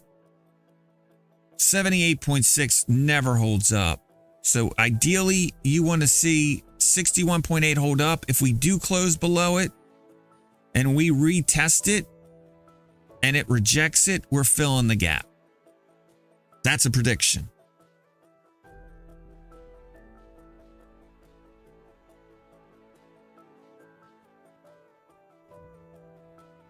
I bought some comp at 112.11.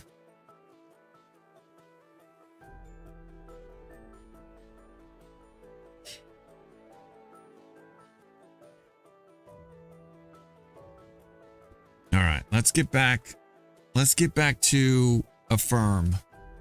AFRM having another fantastic day. Up 14.5%. Holy crap.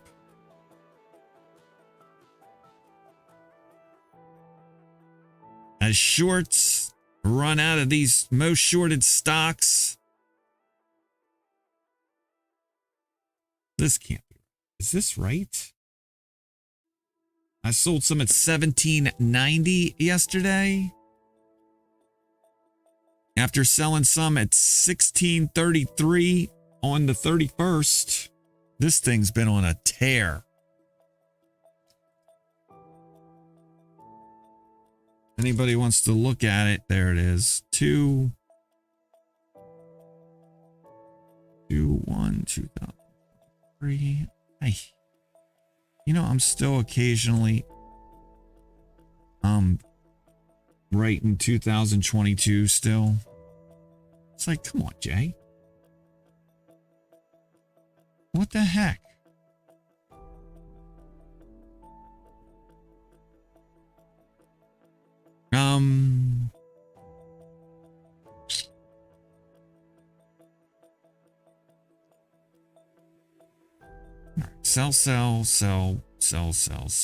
Sell. Oh my gosh. Buy. The piece I would be selling, I bought it. How many pieces? We have 6 pieces left that I bought. There's 6 pieces that I bought, by the way, are worth 10 pieces. I've almost doubled my money in AFRM. I'm going to sell another piece here.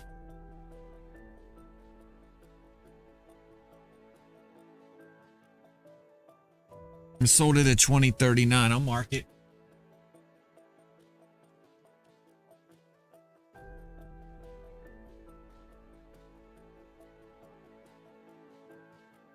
We'll look to sell the next piece at 21.52. We'll look to re-enter at 19, or we'll buy that piece back at 19.26. Can probably go through and clean up some of these alerts too. Let's see. That's the other account. I'm going to look and see if I can't close the AFRM position in stash as well. That's the 131 sell. What is 1691?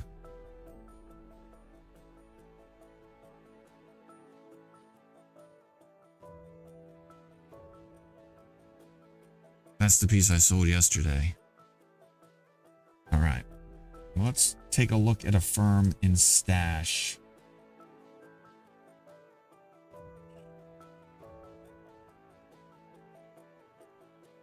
Wow. Just a wow day.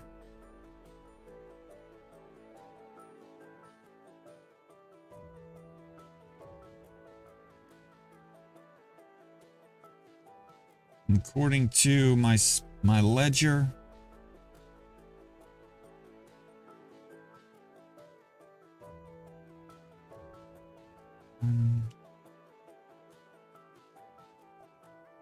I sold a piece yesterday for $17.97 on stash.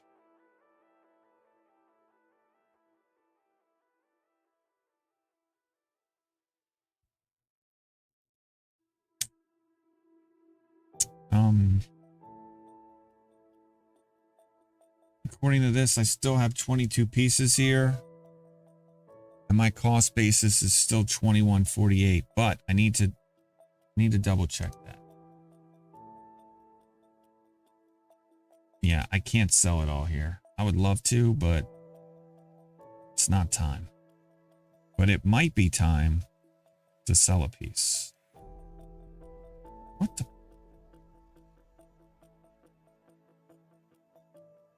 And then I'll take a look at that alert. 14.55. The piece I'm selling now, I bought at 14.55.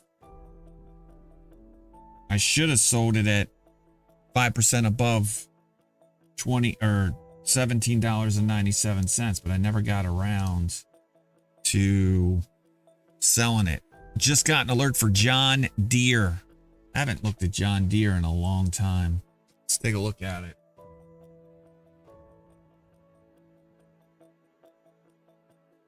John Deere crashing. Wait a second. Did Michael Burry send a tweet?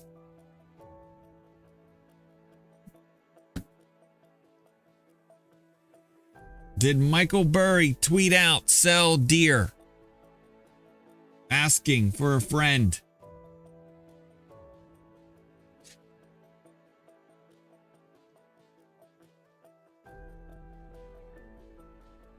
I can't believe I'm going to get to buy something today. Actually, yeah, I'm going to buy some.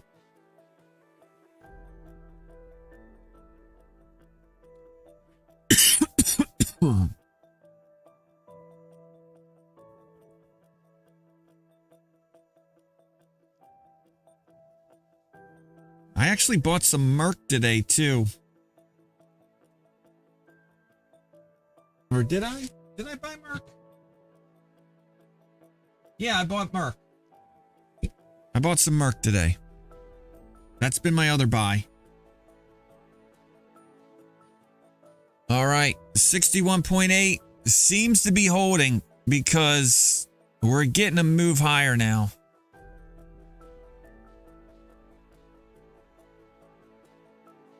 All right, I bought some Deere. Let's take a look at Sonos. That is the second time I've gotten an alert for Sonos in like the last 20 minutes. So I've been wanting to get out of my Sonos position. Maybe it's time. Maybe it's time to sell all of my Sonos. Just keep reducing positions. It says my cost basis on Sonos is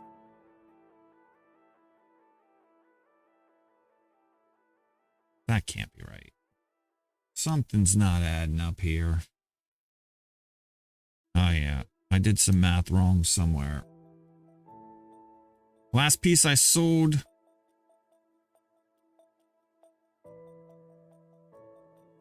What the hell, Jay?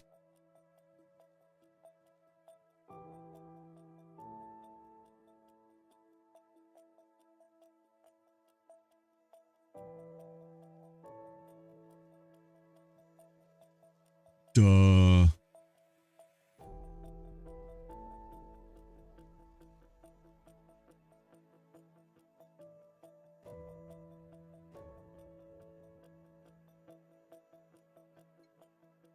Shit.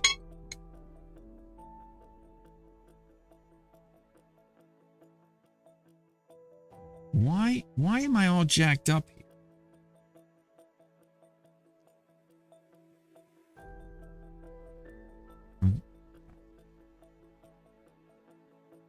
I'm just going to deal with reality. And reality says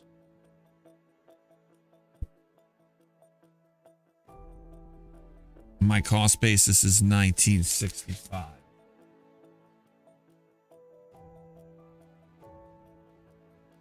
So I can't sell Sonos yet. But I can sell the piece I bought at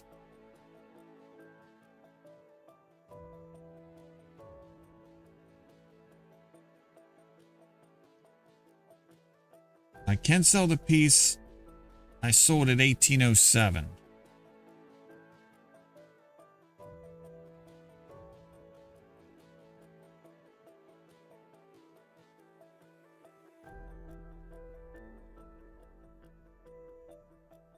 We'll clean up the mess later. Because time is not a luxury today.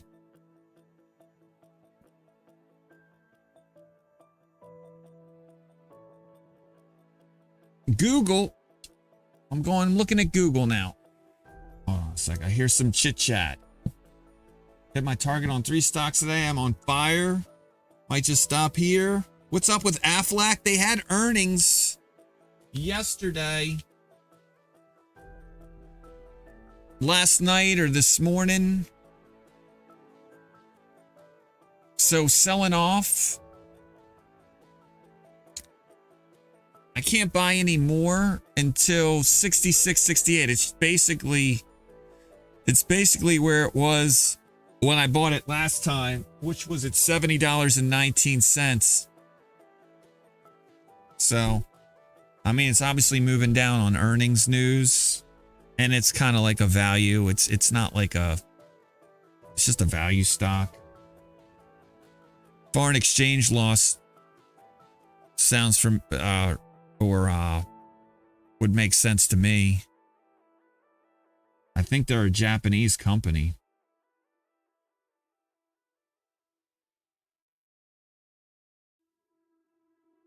All right. I just got another alert for Meta.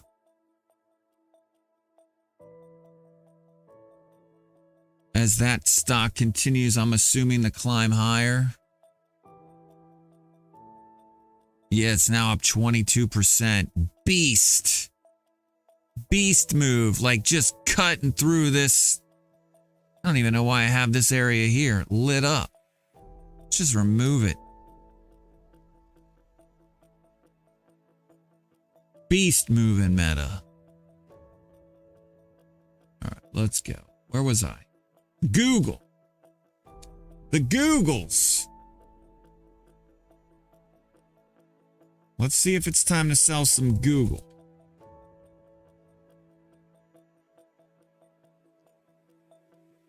I was supposed to sell some Google at 105.89. That was 20% above the piece I bought on the 2nd. So we're going to sell that piece. Because we're not dumb. We'll move on. Snap. Even Snap's moving higher today.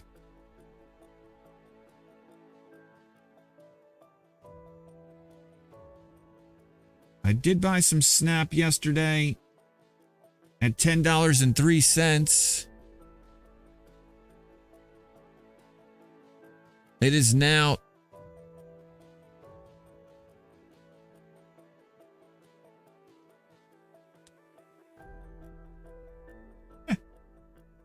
now 10% above where I last bought it or sold it. According to my notes here. No, it's 5% above where I bought it. All right. So I can't sell Snap until 5% above 1090, which is 1161. So moving on. Roblox.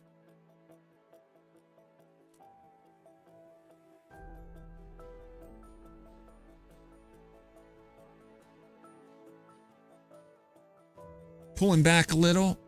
I was supposed to sell some at 39.20. Let's see if that's still accurate or if that's just an old alert.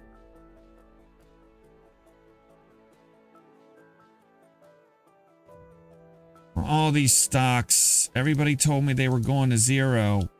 On days like today, sometimes I wish they were right. But I know better. Damn it, Jay. Damn it, Jay. How dare you know better?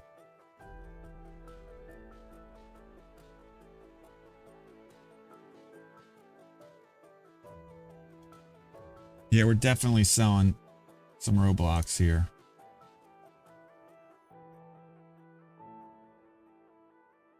Sold a piece at 40.11.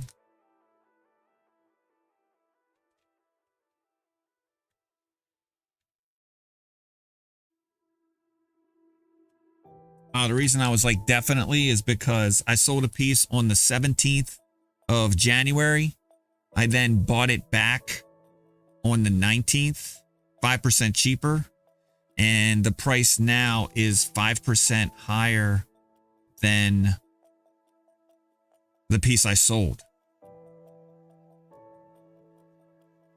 And my cost basis on Roblox total now is, with that sell, here I'll mark it here, 2023, sell 10.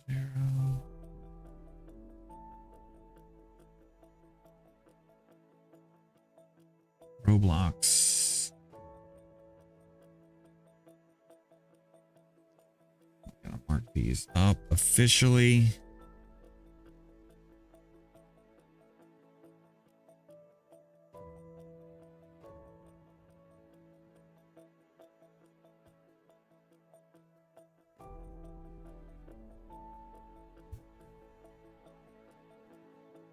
My cost basis officially is $46. If this is right, $46.39. So still got a ways to go on Roblox, but not bad considering I got some buys. I'm looking at my spreadsheet. I got a buy at $131.29.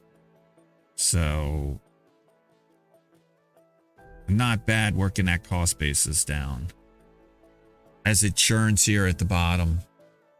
Just got an alert, another alert from Meta. Is that accurate? Why am I just getting that ding now? Oh no, that was a different stock. I haven't gotten the alert here yet. That's not good.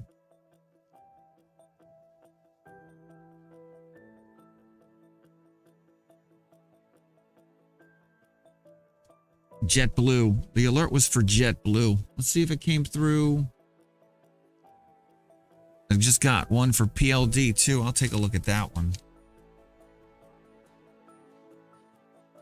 PLD. That's Prologis. I want to say I bought a piece of it. No. Hold on a sec. I thought I bought a piece of this on a move down, but maybe not. Let's see. Nope, I did not. The last piece I sold was on the 27th. I was hoping that I bought a piece on a pullback. Buy, buy, buy, sell, buy. This piece I'd be selling, I bought at 104.23. We're going to sell it.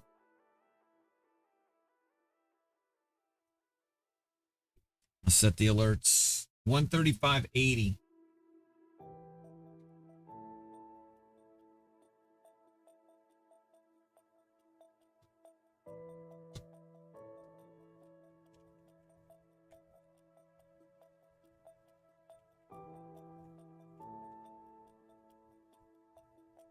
Initial balance time. Let's mark up initial balance. My goodness.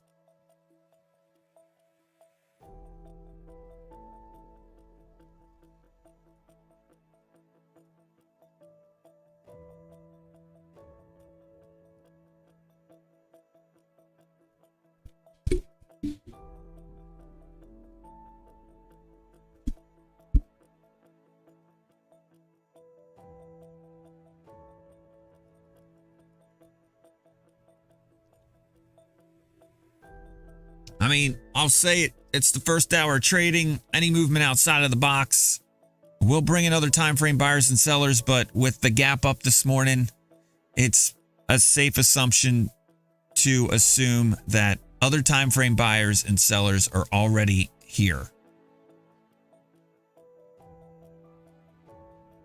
So, but still good to watch. Also happens that 10:30 break happens to also occur around the reversal time for markets. So let's see if we're gonna see some reverse plays come into play here.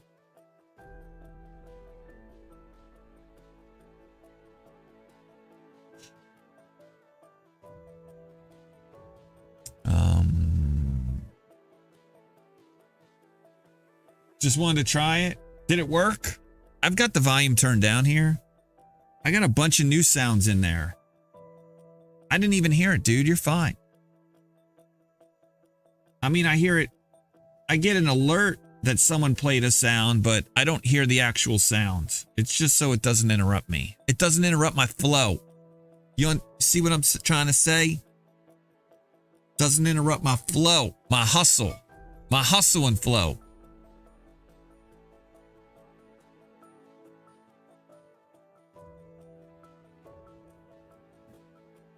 Zoom Media moving higher again.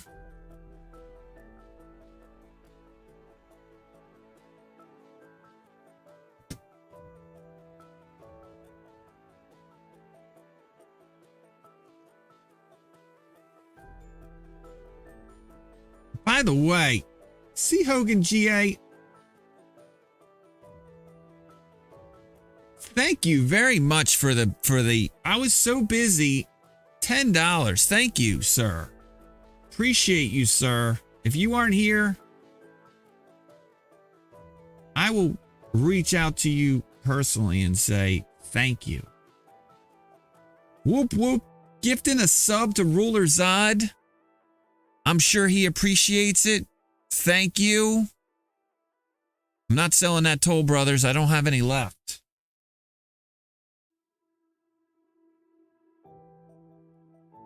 I only got one piece left, which means I sell it at up 20% from the last time I sold it. He wasn't banned.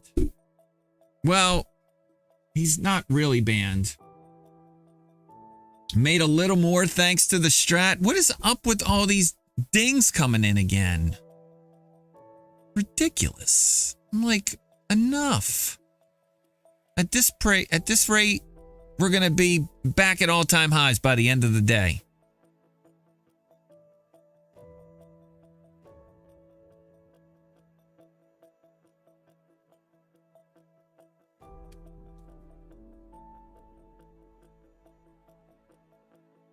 At this point,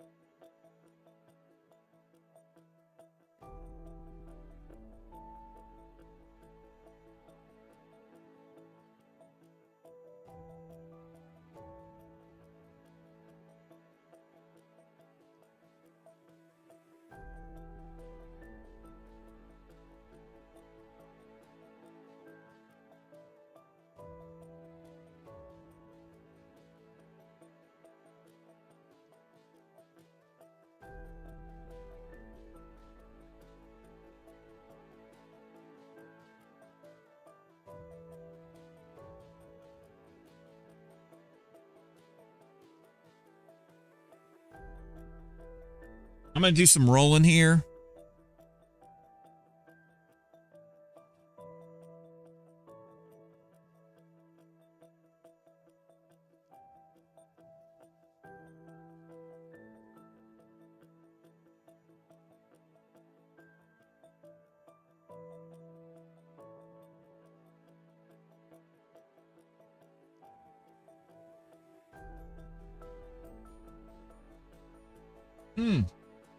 Really?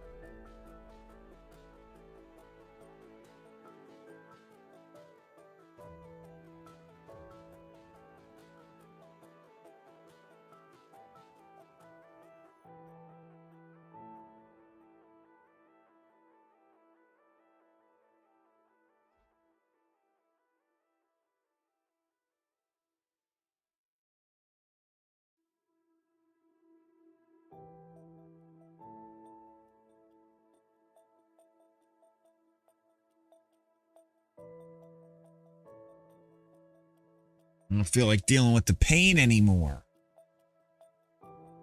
All right, Macy's moving higher.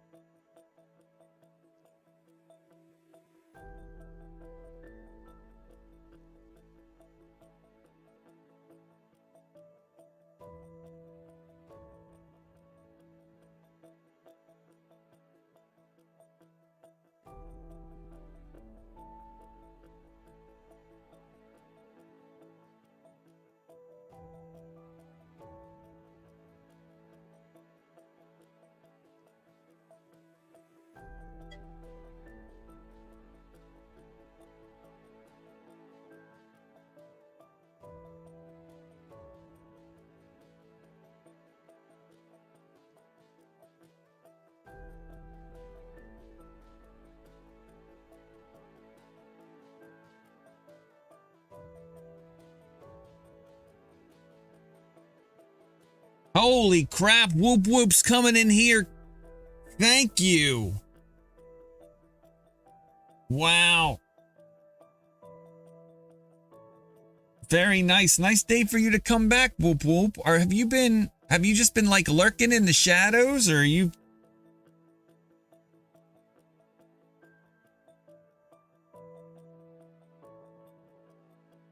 Hell yeah, thank you. You lurk every day? Check out Whoop Whoop.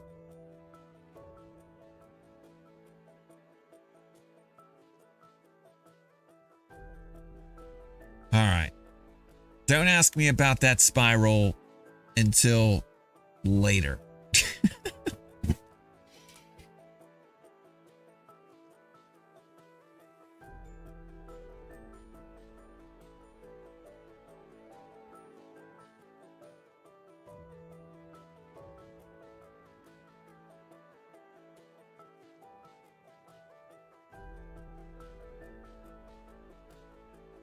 That's awesome.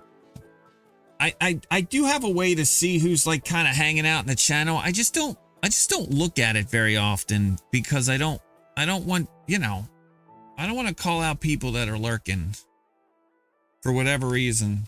Like, they want to talk, they can talk. If they don't, I'm not going to be like, hey, what's up? What's up? Big Bass Splash. Right? Yeah. It's like, whoa, dude knows I'm here and he's shouting me out. It's kind of creepy.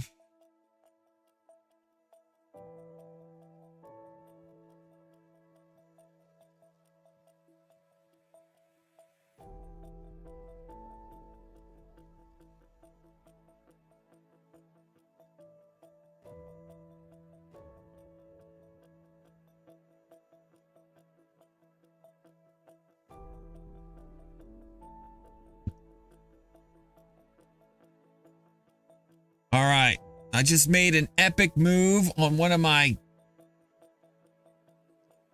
Oh.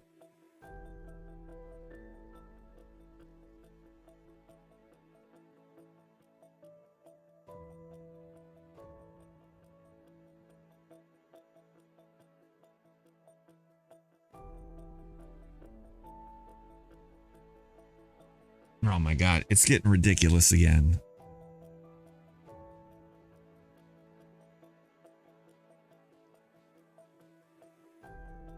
Stupid.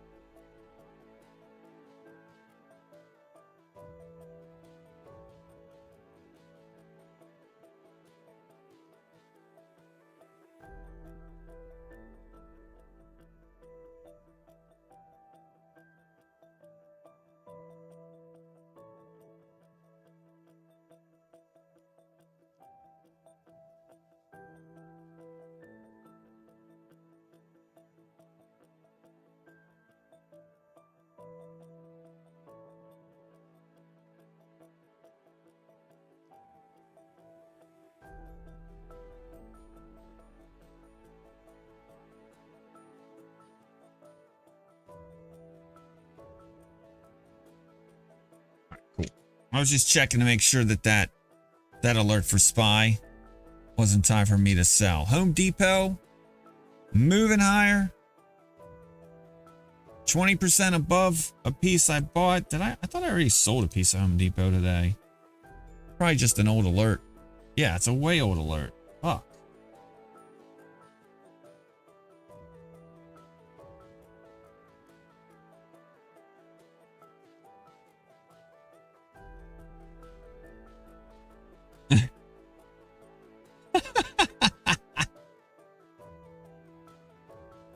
You should be like, baby, there's much better ways to get my pants off.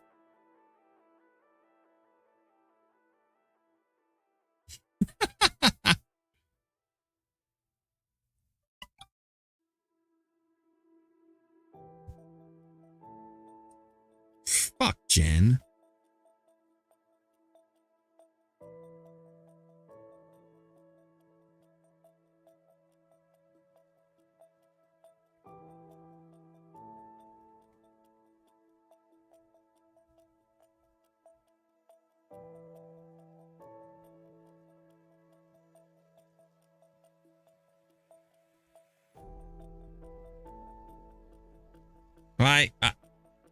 I like moves higher, but at the same time, like it's a lot.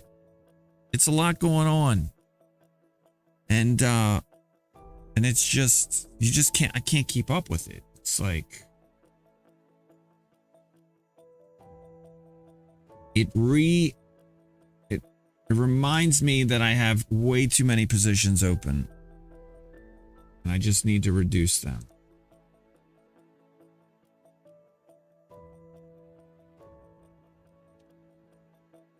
Like it's in some ways it's very frustrating for me.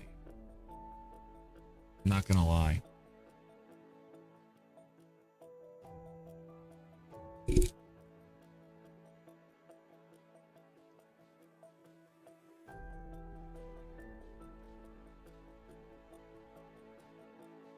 And that's a good problem to have, right? Like I can't sell everything because I'm so busy. Like that's an epic problem. But nonetheless, it's a problem.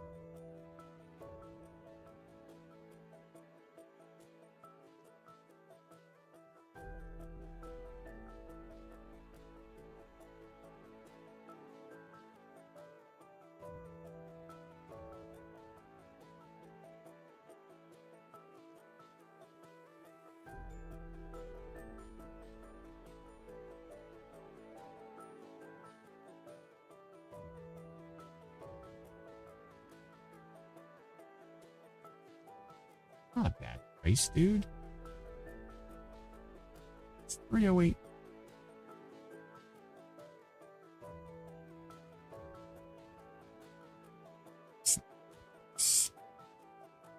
Nonetheless, 326.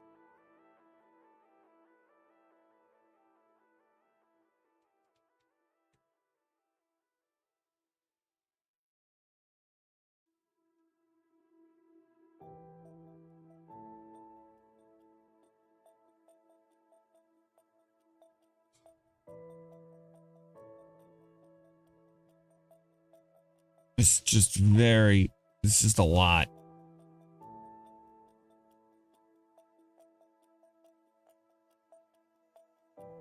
It's just a lot. It's just too much.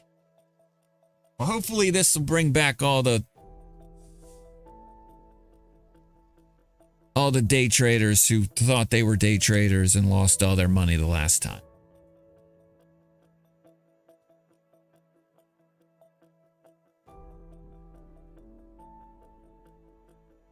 More exit liquidity.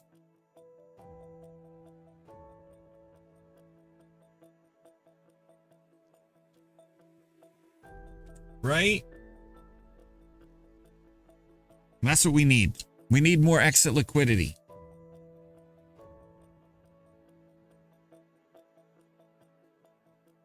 AFRM is already up 5% from where I last sold it earlier today. So we'll take a look at that.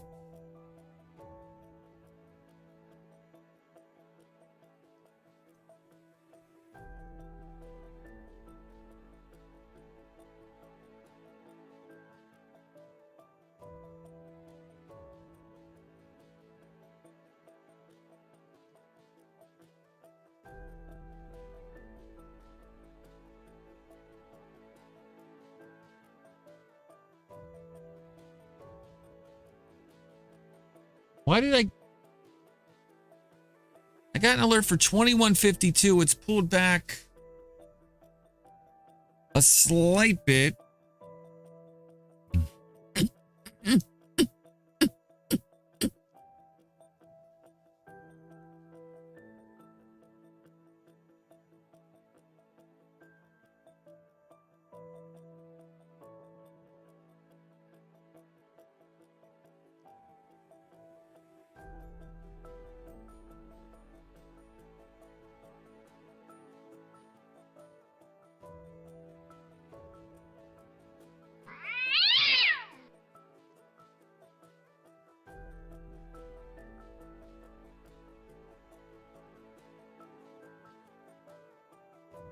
Piece I'm selling now, I bought it 1658.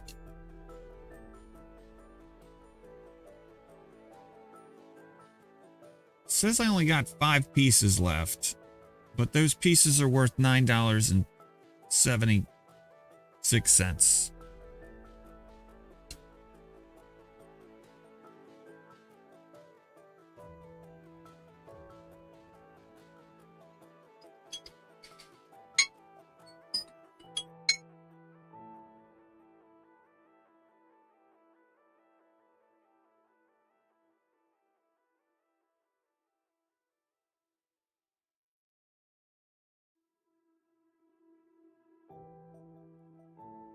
Sold it at 2149.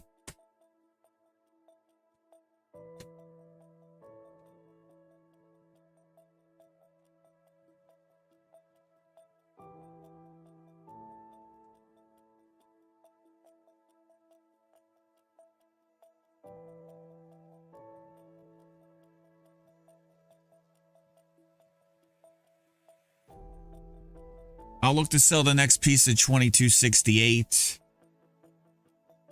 I'll buy that piece back at $20.30. AFRM just ripping.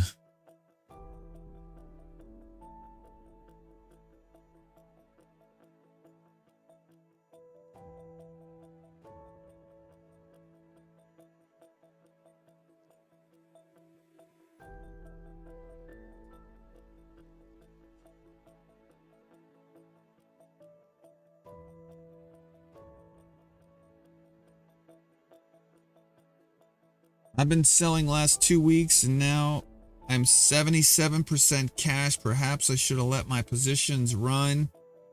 I mean, if you started buying, this is a great reason why you kind of want to accumulate the whole way down, not try to time the bottom. Because if you were buying all the way down and you were managing your cash, and I'm not saying you did it wrong, I'm just saying, like, if you buy all the way down and you're managing your cash and you're kind of, you're kind of buying and selling when it's kind of bouncing along the bottom of its range before it starts moving higher. Good job. Your cost basis is higher. You've got a lot to sell and you can enjoy the whole ride back up again.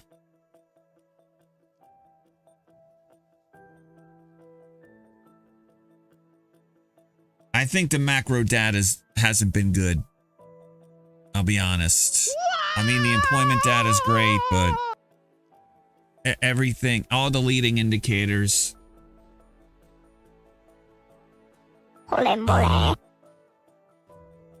Don't leave me feeling great about the economy.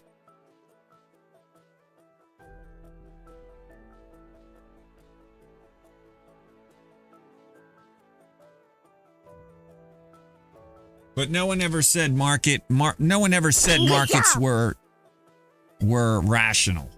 They know nothing.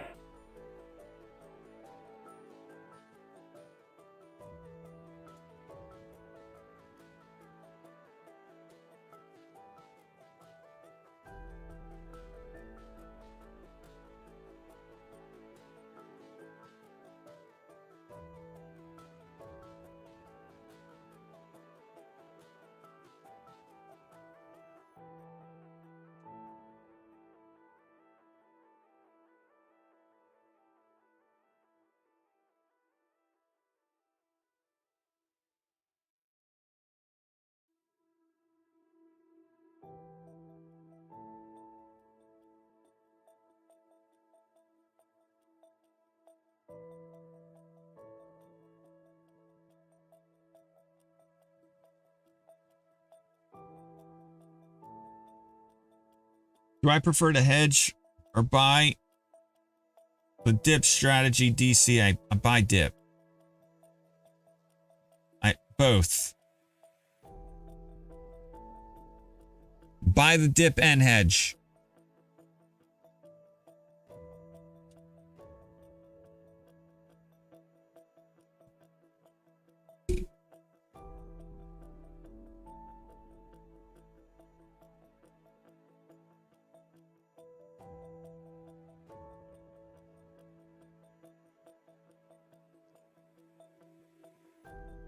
Yeah, it's all the stocks. It's all the stocks that have been beaten up, that have probably just been shorted the F out of for the last year. Like, shorts are throwing in the towel, and or just money's coming back into the market to buy it back up.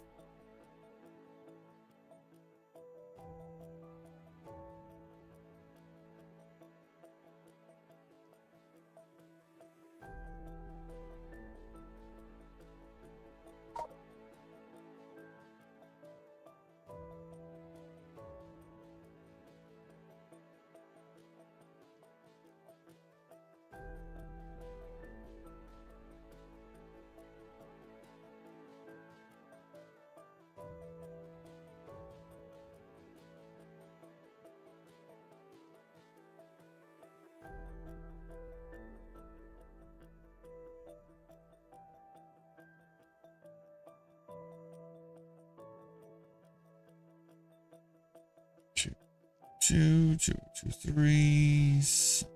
Two. Looking at Ford now, by the way.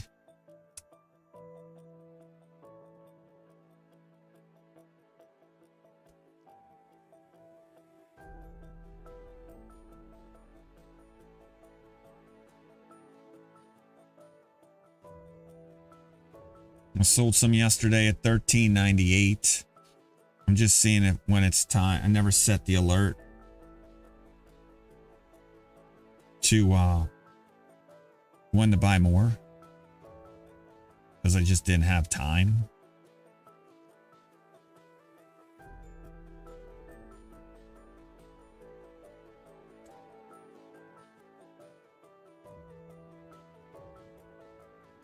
This piece I'm gonna sell here. It's $13.98. What are we? $13.98.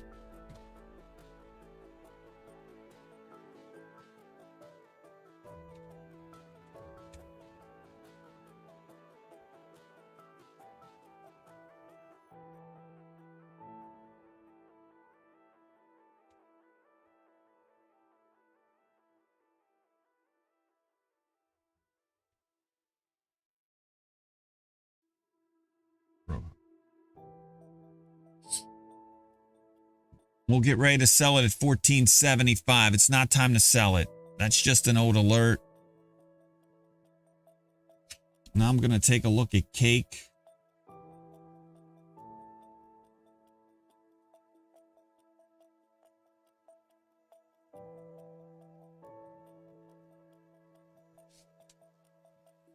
soon as this alert's done drawing on Ford.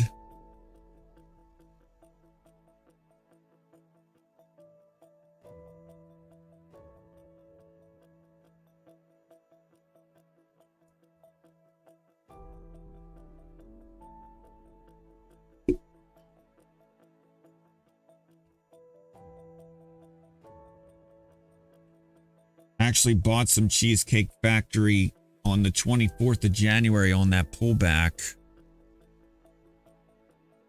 I got the alert for that 5% above it, but I can't sell it until it looks like 42.65.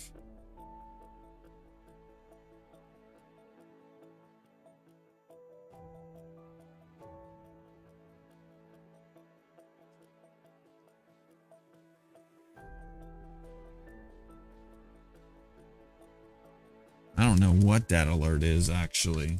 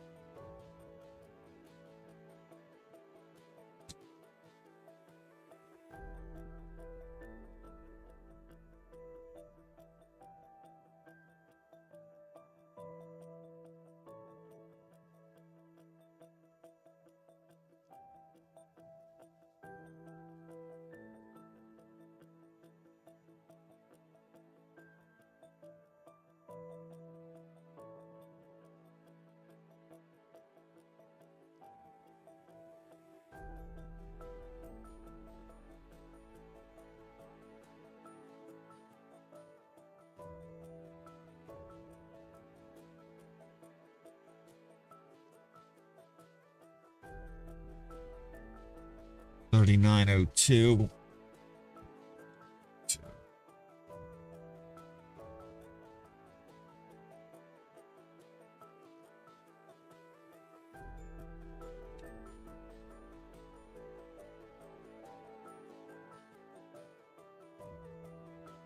I sell at 41.17 here on cake.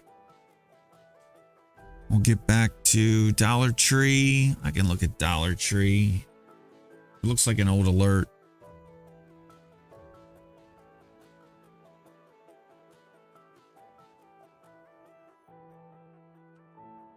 Actually, before I do that, I need to set an alert for 5% below where I last bought cheesecake.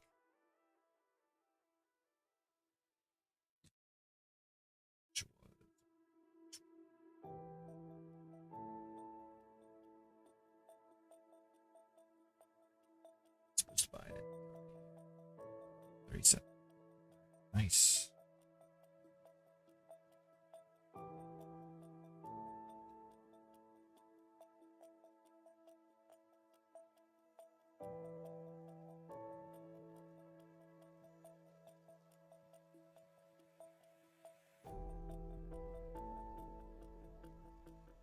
Which is 35.89.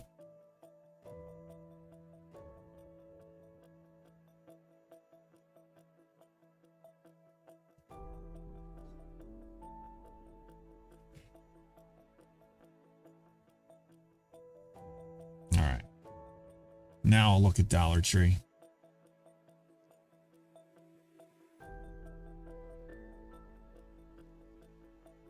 Which is just also moving higher.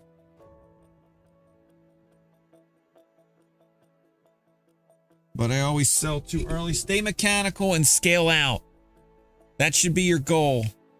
Like when you buy, scale in, right? And then when it starts going up, sell a little bit out each time and stay mechanical.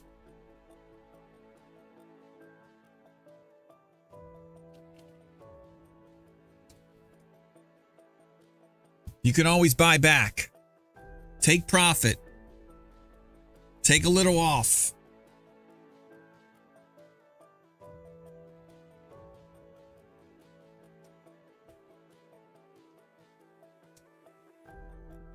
Yeah, but and metal rain, it's not it's a common problem. And like, look, there's things I'm selling today that I sold again in the day, and I'm like, shit, I could have waited, but you can't. Don't try to time the market.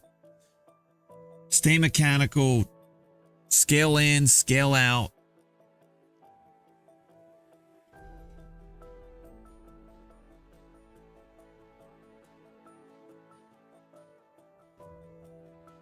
That way you get to enjoy the entire ride up. All right, Dollar Tree, Dollar Tree, Dollar Tree.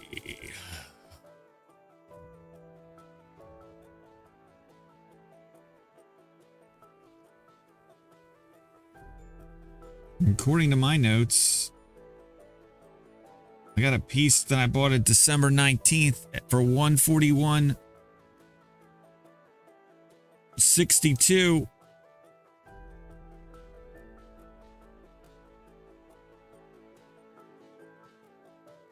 $158.41 is where I can sell it. Or no, it's already there. Why did I get that alert?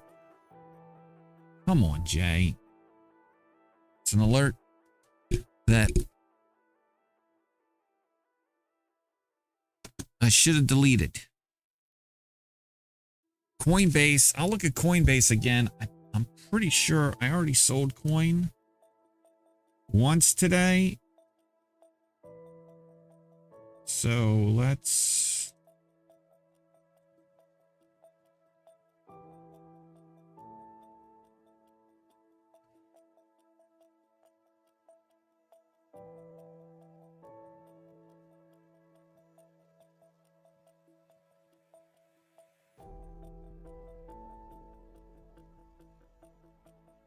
It's still pending. Come on, man, really?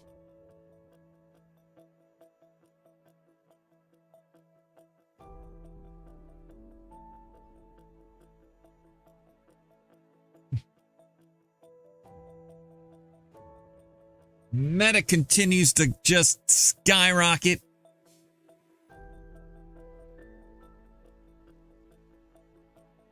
Jesus. Has my meta trade gone through? Fucking.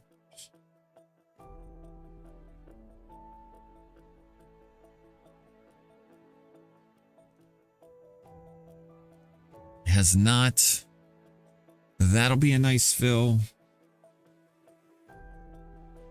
Can we pour one out for position? My position in Lumen completely out. Throw it out. It's garbage. It's going to. It's got to. Everybody that was in that stock for value has to rotate out, and so it's just going to be this steady supply that growth stockholders now have to buy. So it's probably going to take a year.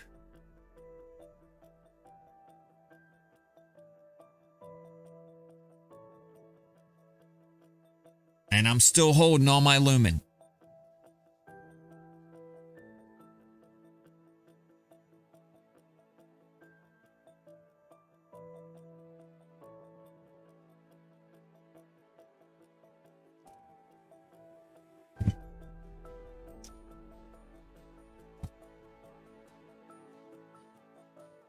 I mean, I think at this point you could probably start.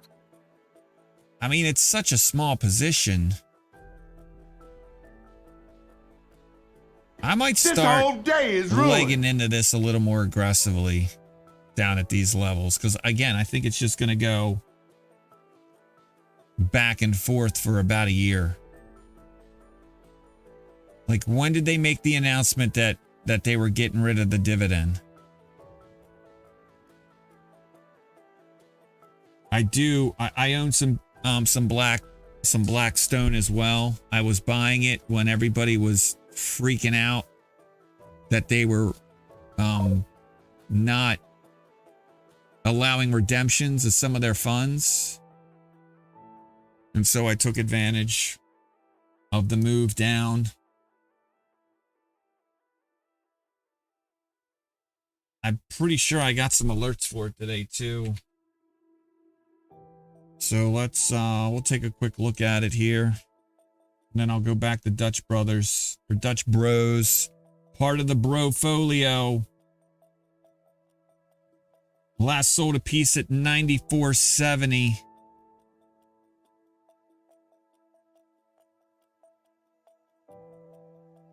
I still own 13 pieces.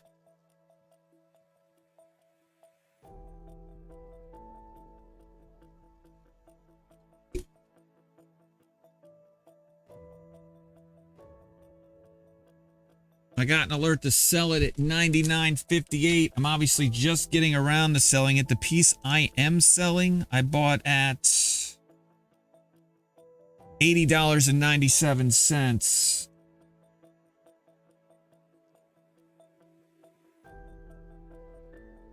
So I just sold a piece at 101.91.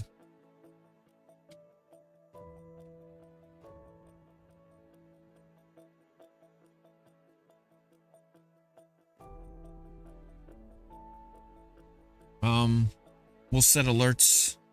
We'll set alerts now to buy some more and sell some more.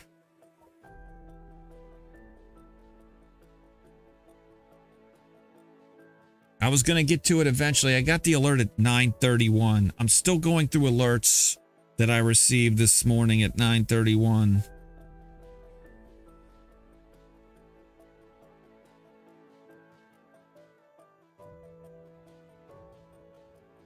I got a piece to sell that I was 96.45. Let's see if I got an alert for that one.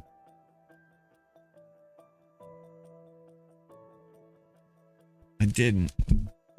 I'm going to sell some on another account I have. I own some Blackstone on Webull as well. 1, 2, 3, 4, sell.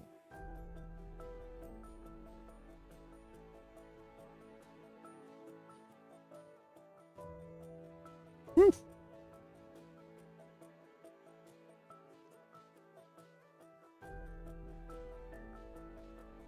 Damn.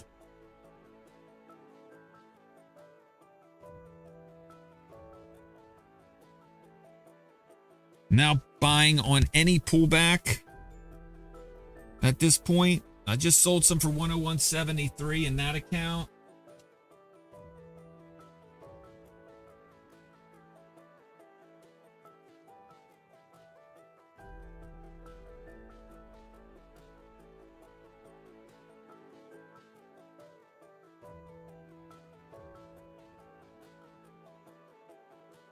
Santa Claus rally later. Santa Claus rally came late. I heard someone say that a couple nights ago.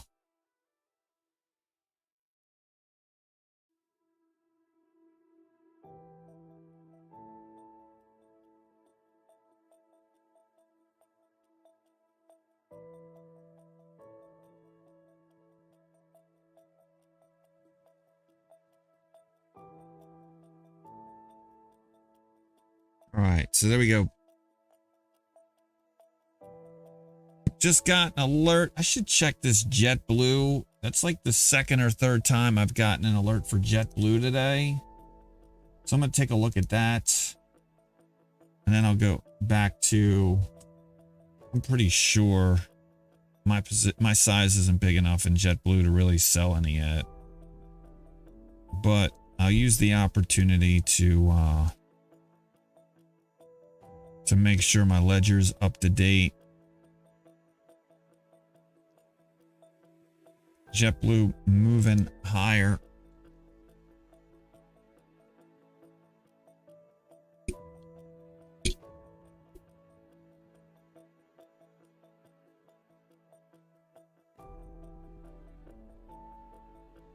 All right. I got a credit for some at 630. Bought some at 849. I bought some at 812. So I got a 3 size. Can I sell this whole thing? What is it at now? 875. I might sell this whole thing. Do they pay a dividend? Let me look at my cost basis for this bad boy.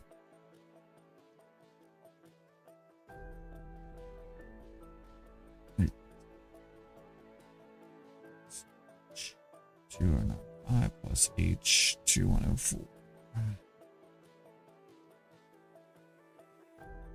It's L2104. I'm just doing the math. Cost basis is 787. If I include the credit, or if I shouldn't include the credit, right? Yeah, I should include it. 787, 5% above 787. It's 830, so we're what, 10% above it. I'm getting rid of my JetBlue. Selling all of it.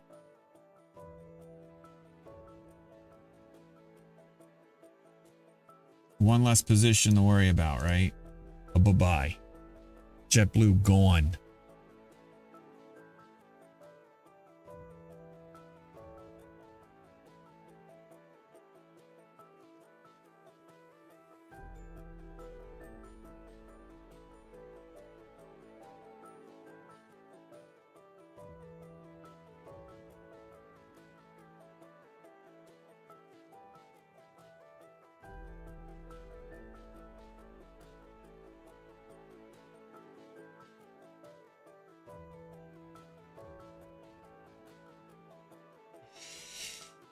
All right.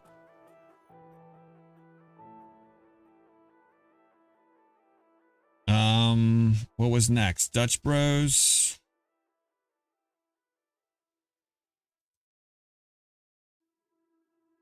I feel like I'm gonna have a heart attack.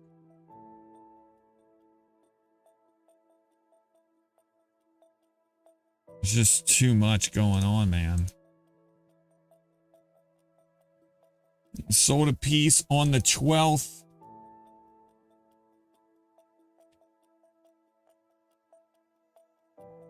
For $35.53.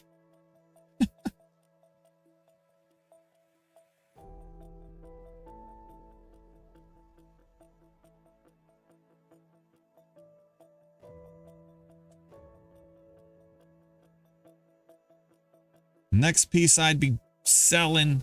I bought it $29.58 if it is 5% above $35.53, which it is. It's way above $35.53.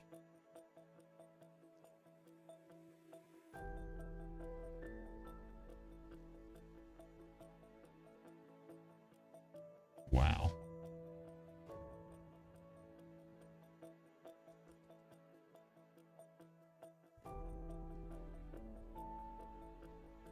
Wow. Might sell two pieces here.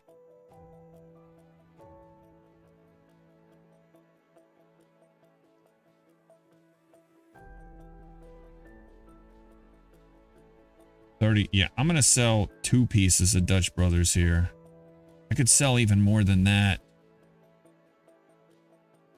honestly, but I'm gonna scale out of this thing slowly. Dutch Brothers, I believe in long term. It's one of those stocks that, in fact, I'm only gonna sell one piece. It's just something I believe in long term. I think they'll be fine. Sold a piece of Dutch Bros. XLY. Just got an alert for XLY. Take a look at that.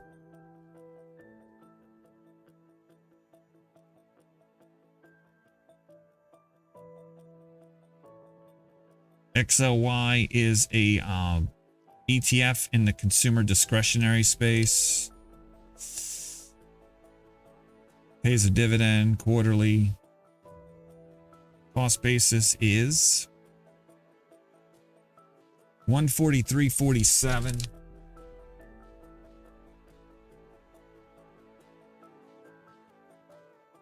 Five percent above my entire cost basis is 157.47.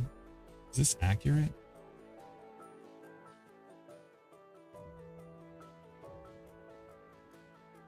Oh no, I sold a piece already. This is not accurate.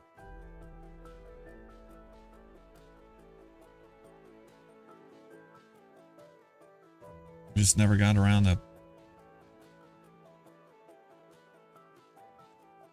marking it up. Sold a piece at 152.30.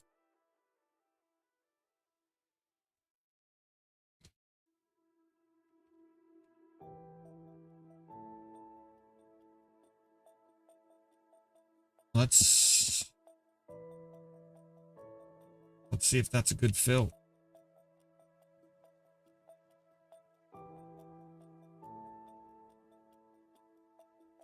It's a great fill.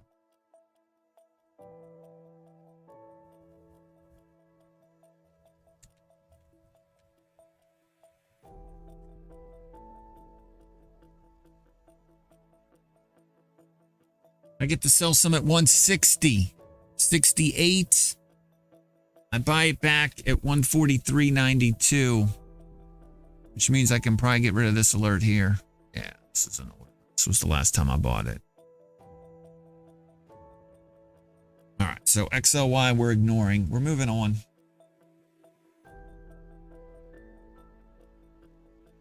As that thing just cuts through.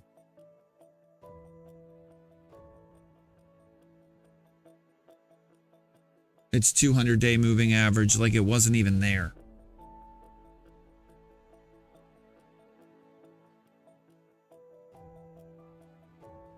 A firm I've already looked at way too much. FedEx. I got an alert for FedEx at 9:31. I got an alert to sell some at 208.93. It's now at 212.61.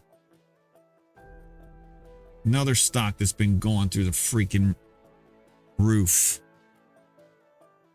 I guess people are going to start selling. I guess people are starting to send packages again because back in, what was that? September?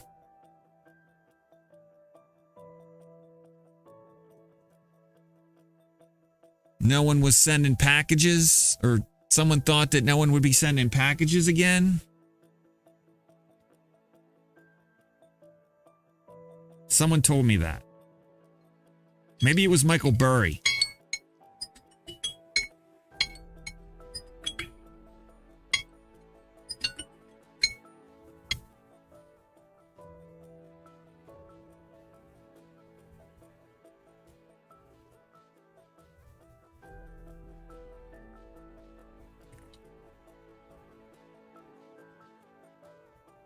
Anyway, I sold some, it looks like yesterday.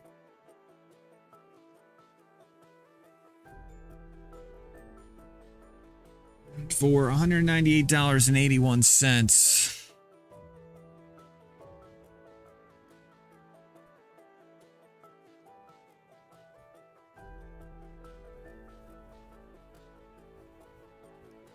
It says I'm supposed to sell another piece.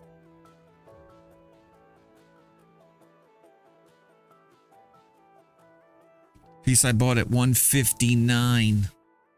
I'm running out of inventory. I've only got 2 pieces left. I'm selling it though. No, is that? Yeah, I can sell it.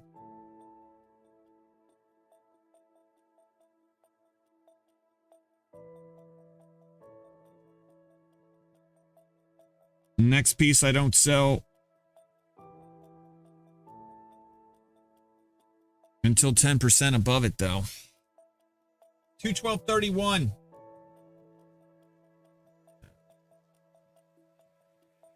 Two, 1, 2, 3, 2, 2, 1. All right. We'll set some alerts for FedEx now. We'll buy it back at 201.52. We'll sell enough. Well, we'll look to sell. We'll look at when it's time to sell the next piece at 223.10. Till then, I don't care. Is this big money coming in to buy? I mean, honestly, breath is light. It's only 2 to 1.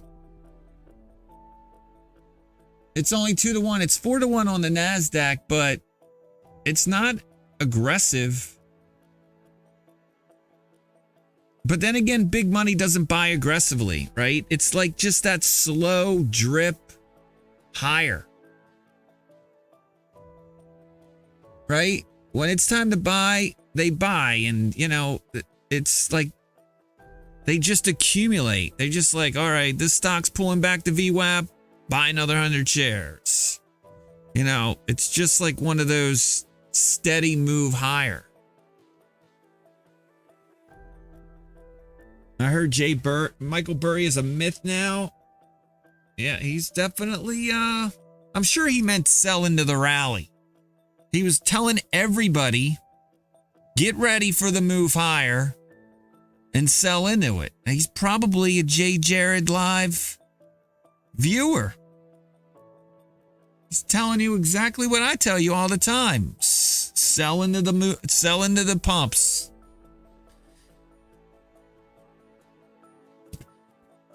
Scale out as it goes higher.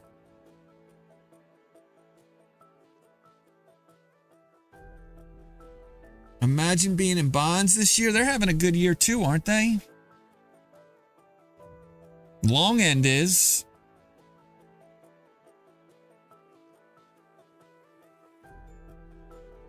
But I mean, it's not a bad move. It's just not as, it just doesn't move up as high. It's a safer investment.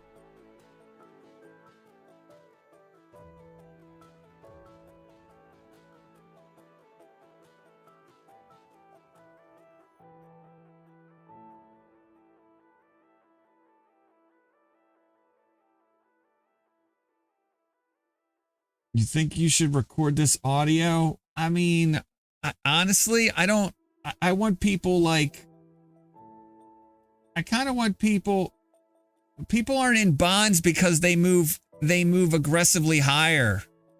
People are in bonds because it's safer. Fuck. Oh, SPY's up 9%. We're moving everything over to SPY.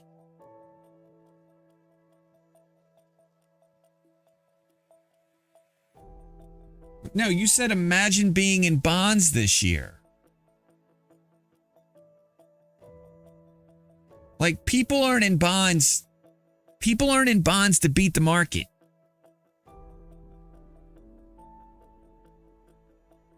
Fuck.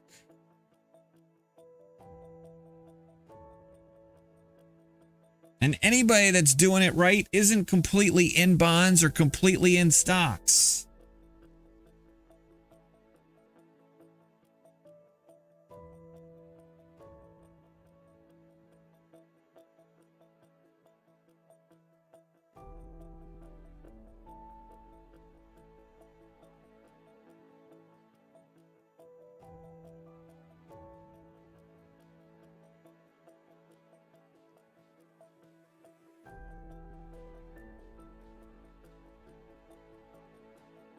Back to what I was saying about Burry. Like, I like Burry being out there on Twitter.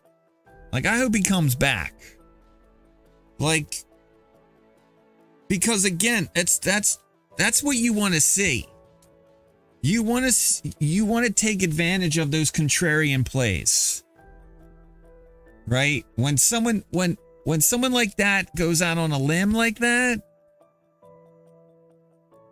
like, and who's not to say he's not right?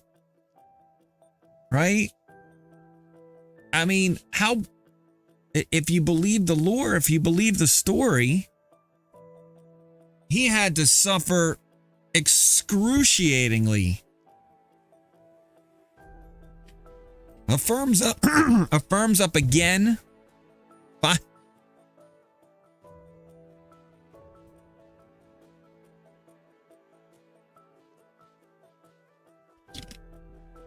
How old, what year and how old was I when I started playing the markets? Like my own self-directed? Like a Ameritrade account where I'm trading online? 2000.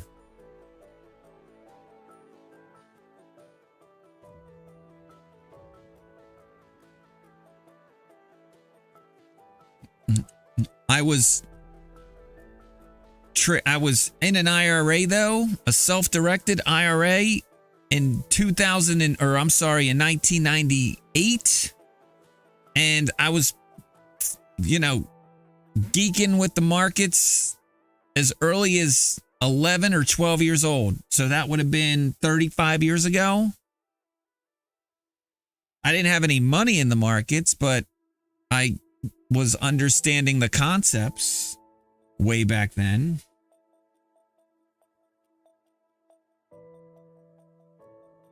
I don't think anybody did anybody make Michael Burry the authoritative voice? I didn't. I mean, he's just one guy with an opinion. He puts his pants on the same way as we do every day.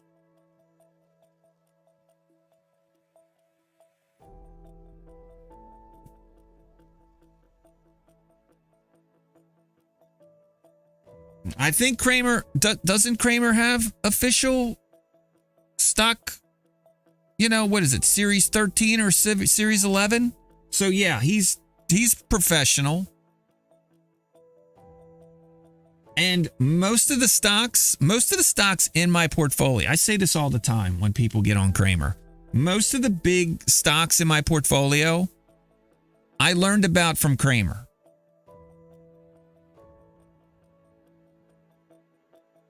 Like Waste Management, SAIC, Booz Allen Hamilton, Bristol Myers, like all the money stocks in my portfolio. Like, just because he's not good on timing, when he mentions a good stock, like, I listen. We act like he's wrong all the time.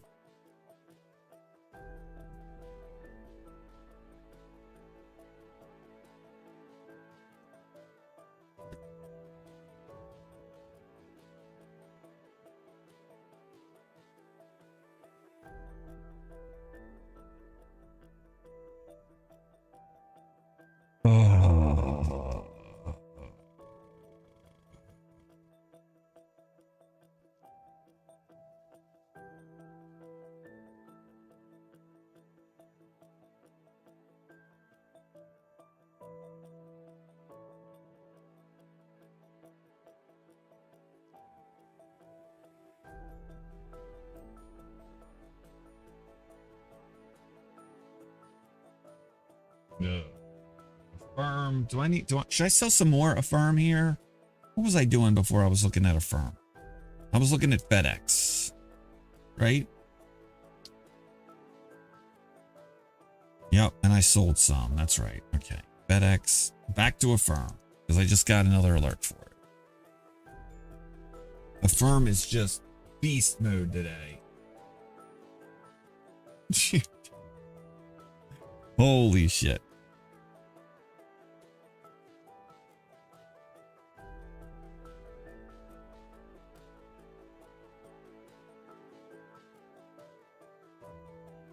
Holy shit.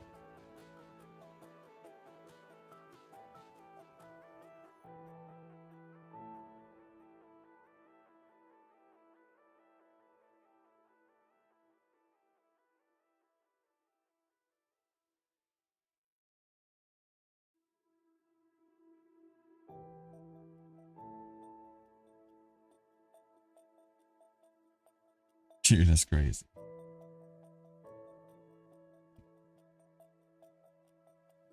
What does that say? 2130, 2149? Yep.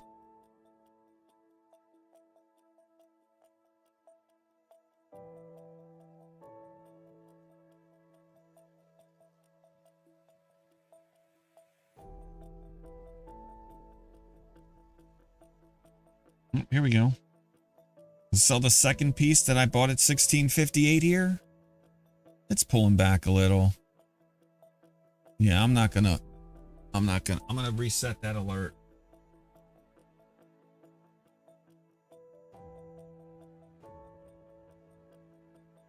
Up to 100 alerts. 102 alerts today, by the way.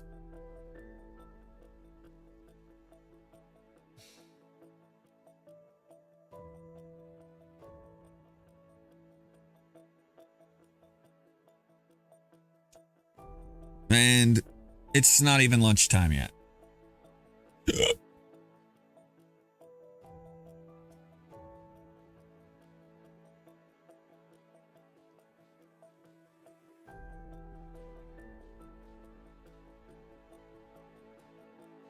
I would say he's probably better.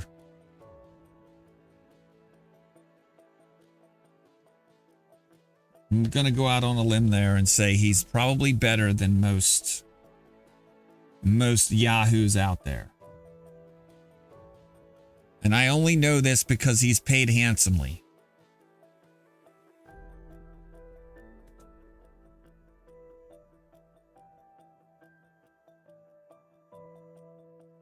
You don't get to be the likes of a Jim Cramer if you aren't good at a lot of things.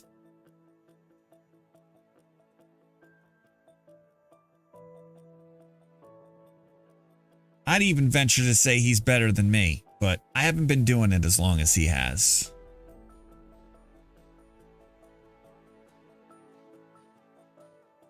He's definitely more entertaining than me.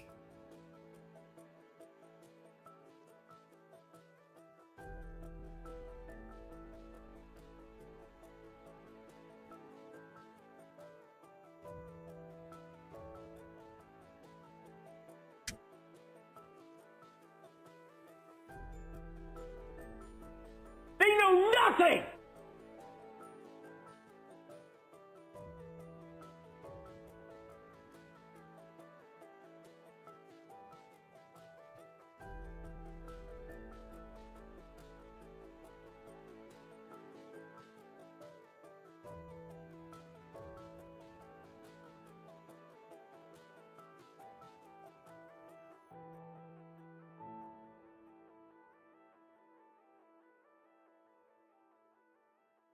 Time.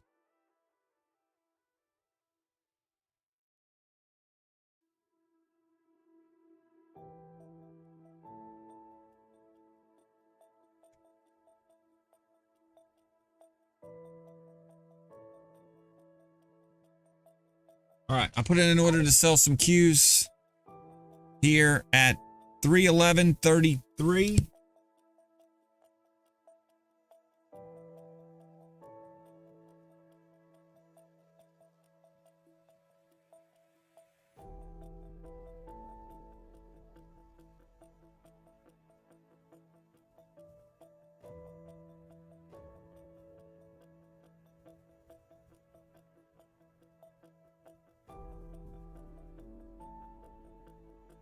Fine.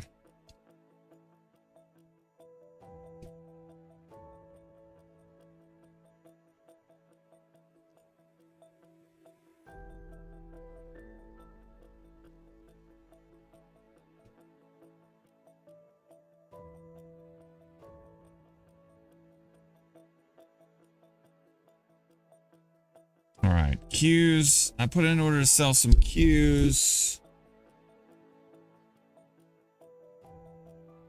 Let me go back up to the FedEx. I got FedEx and Webull as well. Told me I should sell some FedEx at 208.75 on Webull. So I'm going to see if that's still 234. I'm going to sell some FedEx here.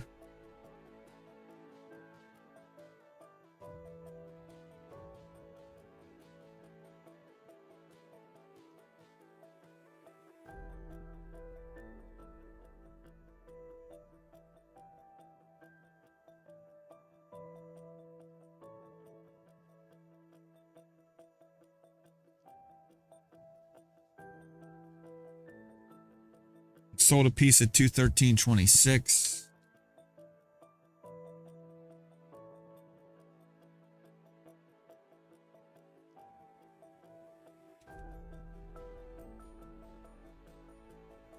$213.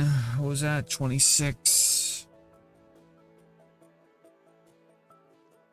-1. Webull. We'll climb back in on Webull at 202.42. And we'll look to sell the next piece at 224. Am I still short mobile technologies? I never was. Just for the people that aren't familiar with this conversation Mikey K and I are having, it's a joke.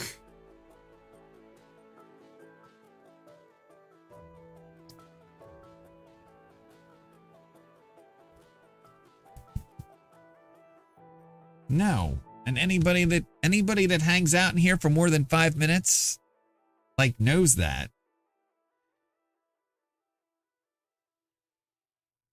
If it's it's a rough 10% step up if it's the initial size.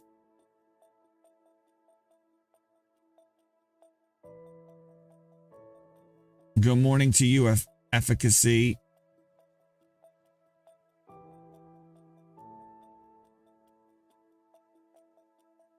Speaking of mobile,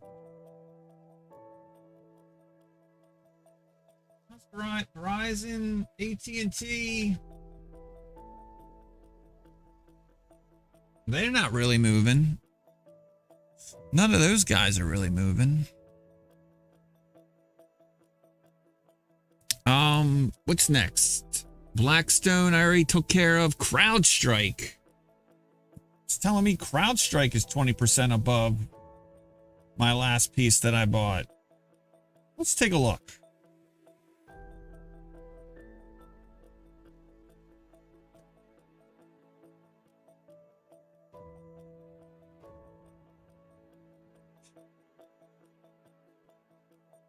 It says I bought a piece on the 6th of January for $94.85. I was supposed to sell at $114.30. What the F? Let's see if that's still, yep, it's still accurate. I'm going to try to sell a piece here. It has moved a little lower.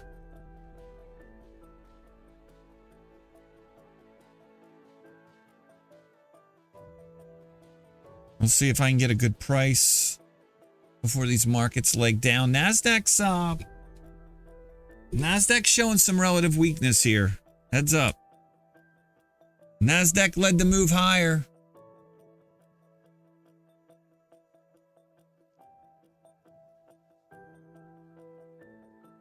So if we're gonna reverse, that'll probably be the first index that, well, I mean, industrials are down, actually. That's interesting. That just sounds like money flows.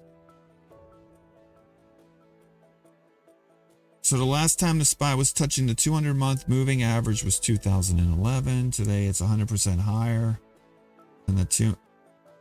Why is it interesting?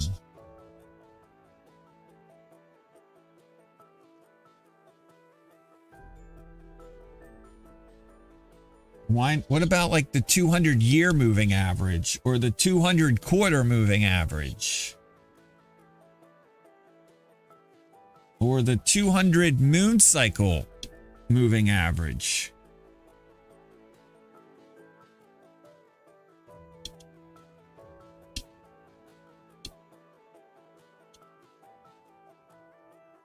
You know what?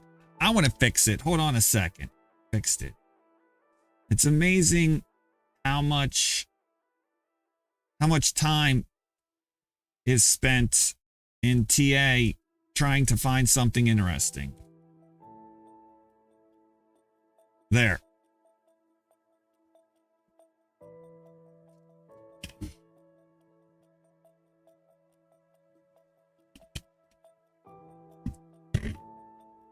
Just trade it. Fuck.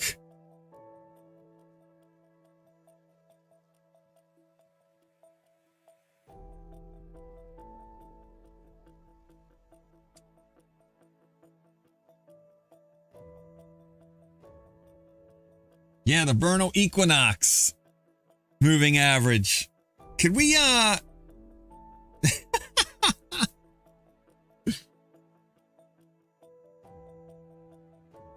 I don't find any of this stuff. No, because most of it is useless noise. The only data I find interesting is price action right now, not relative to where it was a year ago, 10 years ago, the last time, you know, we were one day into a bull market after a bear market. Like, it's noise. It's noise. Do better. Do better.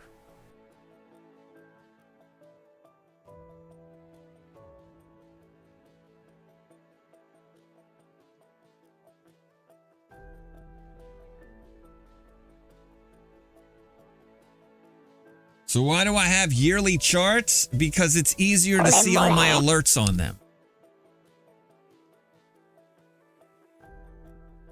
Fuck.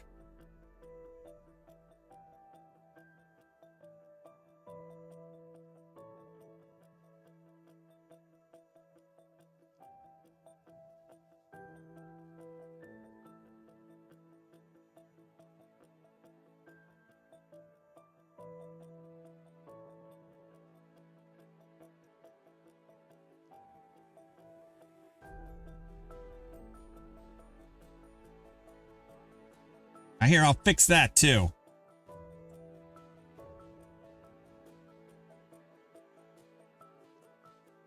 Jay is a doer, not a talker.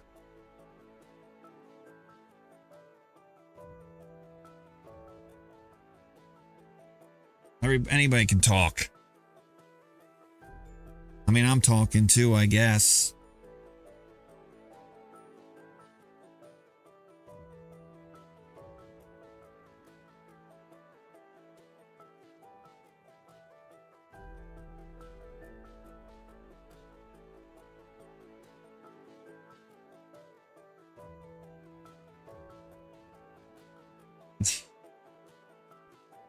All right.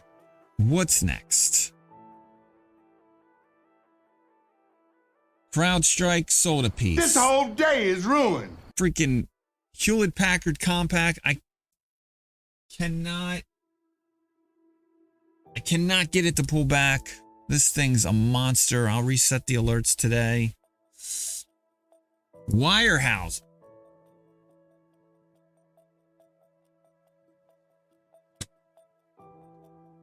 I sold a little bit of Wirehouser today and I never set the alerts.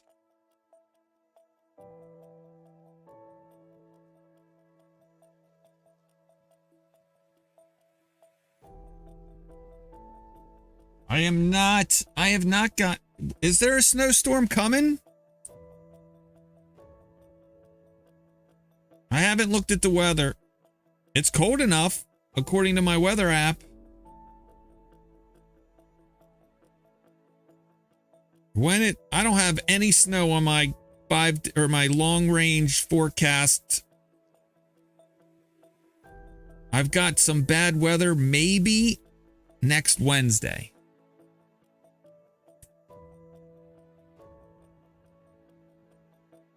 What kind of a clown rally do we have on our hands? No need to classify it. It's just a rally. You should be selling into it, not talking about it.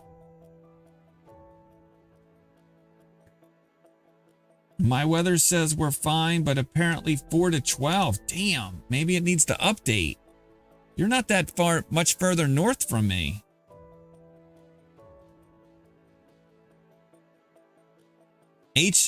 Haynes got rid of their dividend? Holy crap. What is that indicator that Buffett likes to use? What is underwear prices? Wow. Haynes taking it on the chin. I almost want to buy some of this. Like, what's the deal?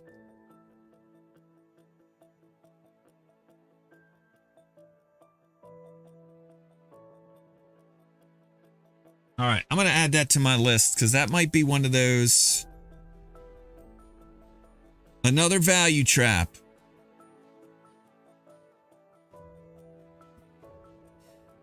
The market's new.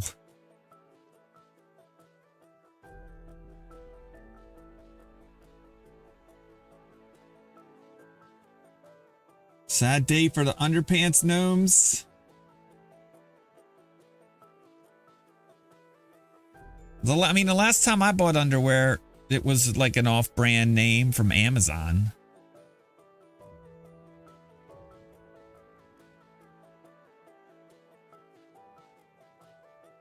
All right. What am I up to next? Weyerhaeuser. I already set the alert for that. Right?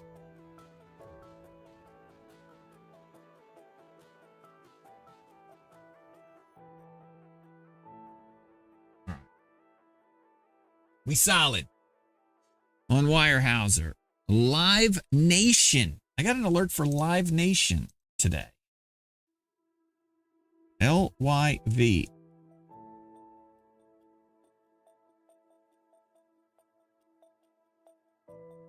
It's moving lower. Can I skip over this? 82.43. I'm going to check it. Is it 5% above where I last sold it? No, I need to look at this alert. Give me a sec, guys. I need to make sure that it's not time to sell some Live Nation. Last sold some on the 26th for $78.83.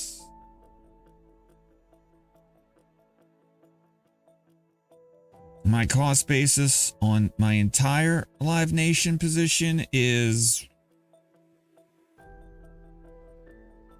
$67.27. I think I'm going to get rid of Live Nation.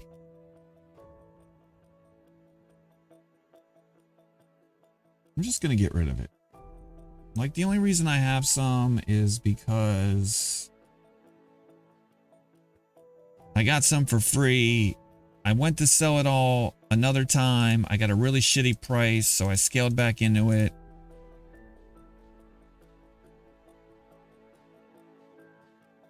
I just need to make sure. Yeah, I'm getting rid of all my Live Nation. It's gone. I'm selling it. I'm selling all of it. Not closing another position.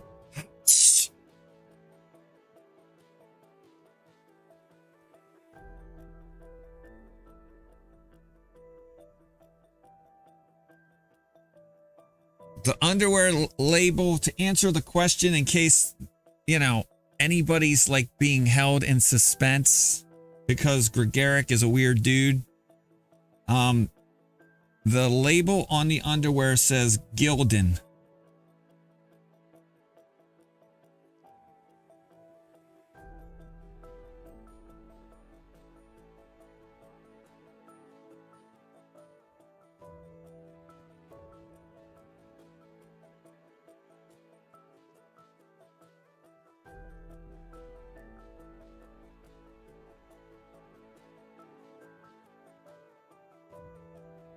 Gildan is a huge brand. It needs to be a huge brand to fit what I'm packing.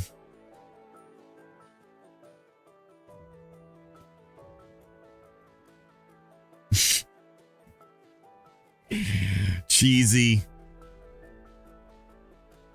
Oh well. Ha ha ha ha ha.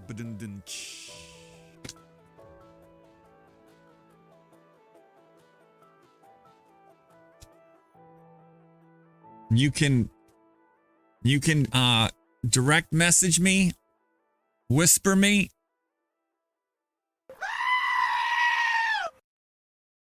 Here's my Discord. I will gladly oblige.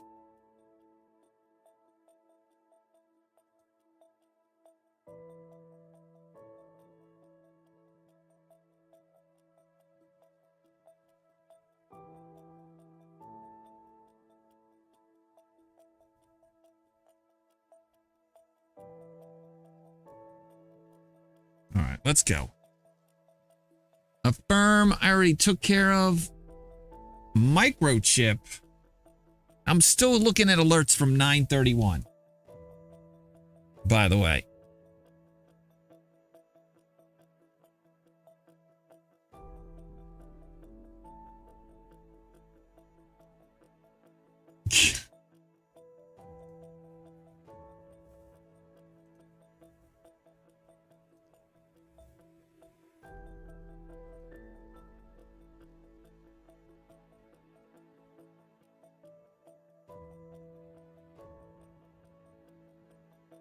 $12.22. It says I bought some. Is that accurate? No, it says I sold some at $83.35. Let's set the alerts for the next sell, buy, and sell then. Node +5, -5, 83.35, 2023. I think what's in I think what shit, I'm looking at the wrong stock.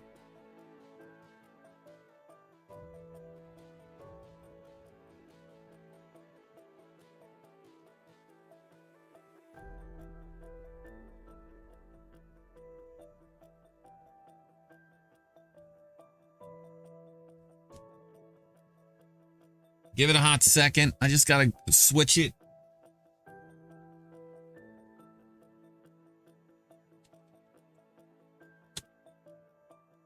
And then I'm going to make this comment, and because I think it's important to the Jay Jared strategy of buying and selling. So anybody who's hung out here long enough to know, you know, I'm very mechanical. It's a buy 5%, 5% higher than your cost basis, 10% above if it's my initial size or my remaining size of 2 or less. But if a stock were to gap above that price that I'm supposed to sell, or gap below the price of when I need to buy next, I buy at that level and I set the next up 5, down 5%, depending on the, you know, the trade from that price, not the original 5% up, 5% down price. So I lock in that additional move higher and lower.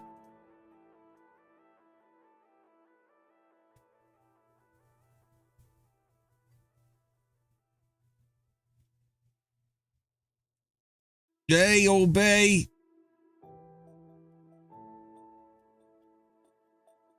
What are we buying today? I haven't bought much. I bought some Merck early on. And I bought something else. What did I buy that was... Something else was moving lower.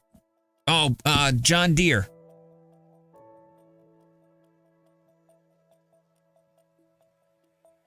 I bought John Deere, DE, and Merck, MRK. I should probably look at Merck. It's still down.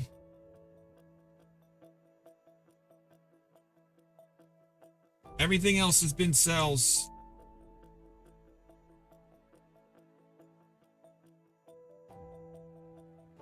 My bladder is screaming.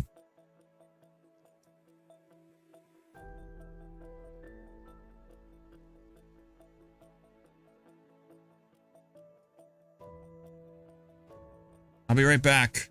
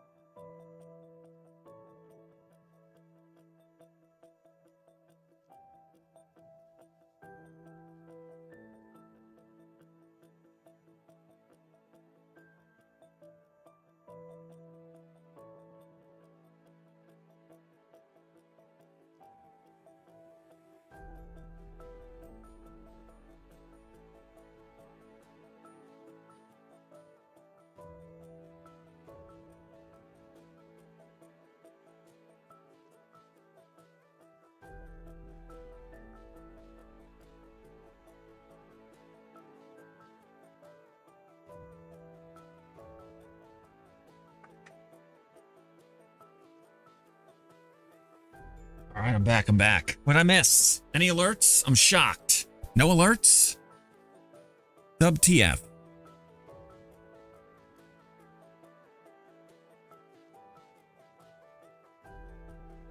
Mikey K, I got your note. We'll get it. We'll get a audio alert called priced in. Add it to the JayJared book of ideas.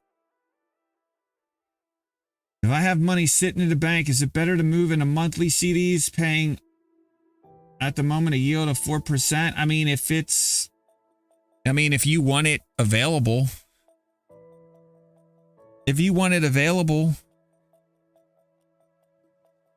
I mean, I think you're probably going to get I haven't looked at CDs. Like,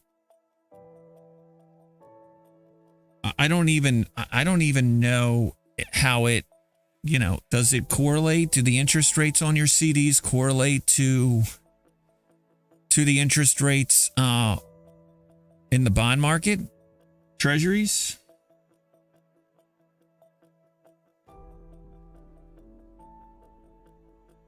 I mean, again, it's locked in. That's the only problem. For however long you lock it in.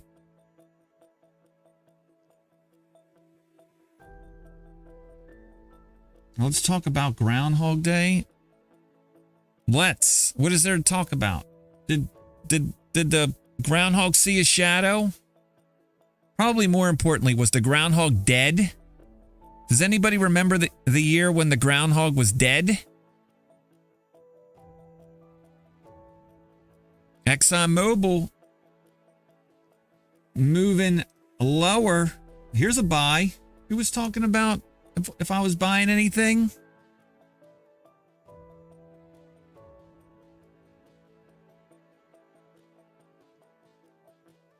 I'm going to buy a little ExxonMobil here.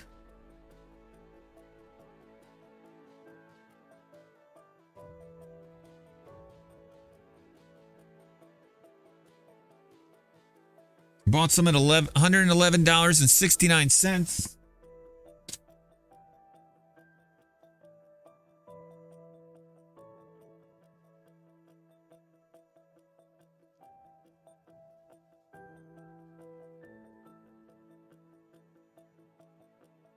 I'm also going to look and see if I should buy some on another account I have.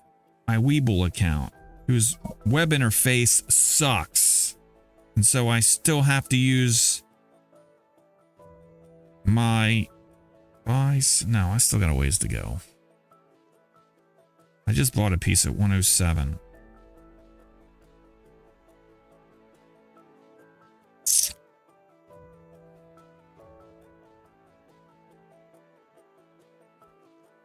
So not buying any there. Cracker Barrel. What?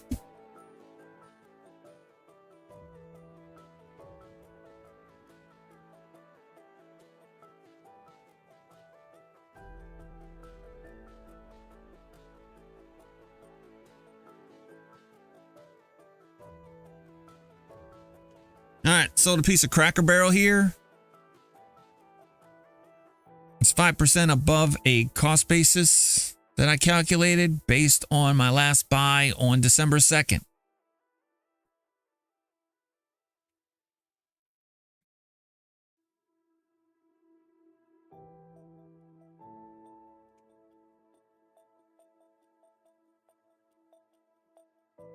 We'll look to buy that piece back. Here you go. We'll look to buy that piece back at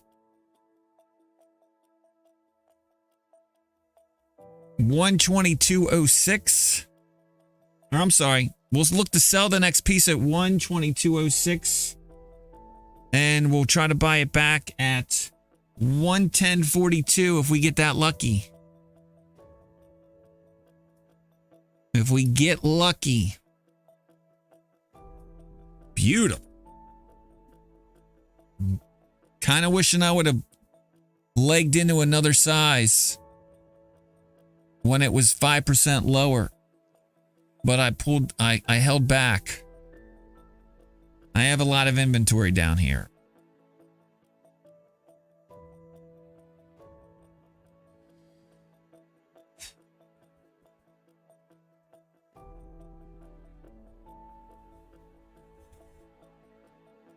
I don't like CDs because all the little nuances. Sometimes if we withdraw early, you have to pay some interest. Yeah.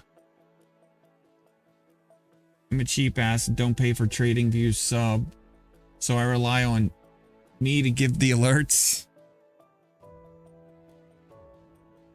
Puxatani Phil's accuracy has been over 40%. I don't think he's reliable. What is, like, what do we, like, how do we determine if he's accurate or not?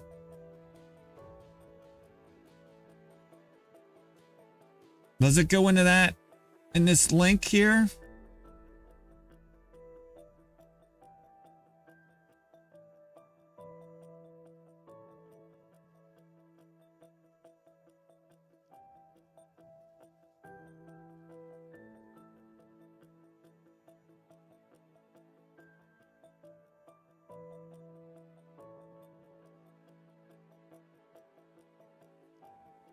Early spring, no shadow.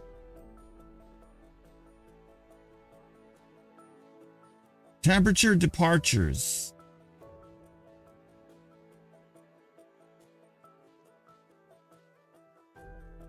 I need time to read this. I'm not saying it's wrong.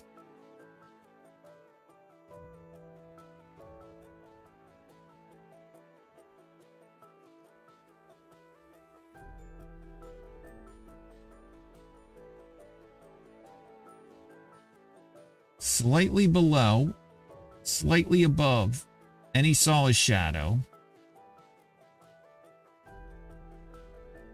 If he sees his shadow, it's more winter.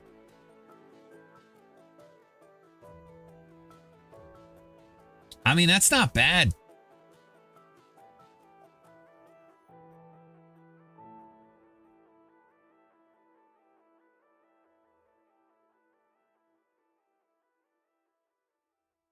%. I mean, considering the odds are already stacked against him, right? Oh well.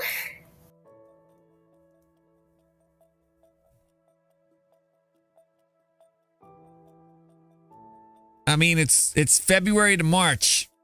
I expect it to be warmer.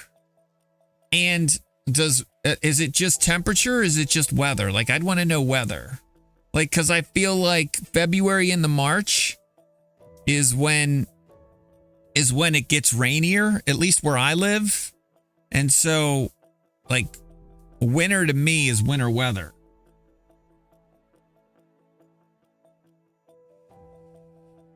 Right?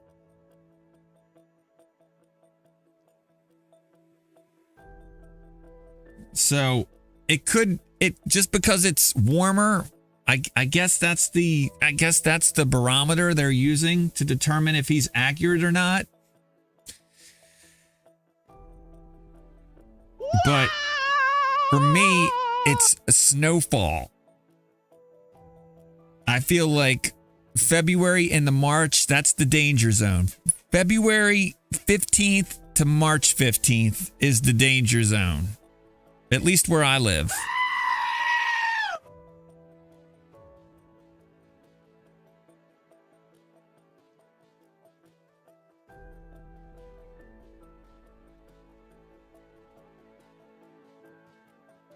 But thanks for the data.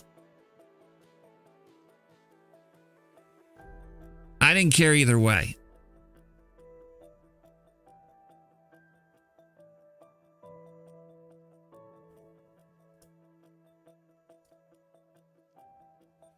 All right, Cracker Barrel. We took care of that. What's next? Crowd, HPQ, Weyerhaeuser, Live Nation, Affirm. God, I've already looked at Affirm like a million times. Teledoc. I got an alert for Teledoc. TeleDoc.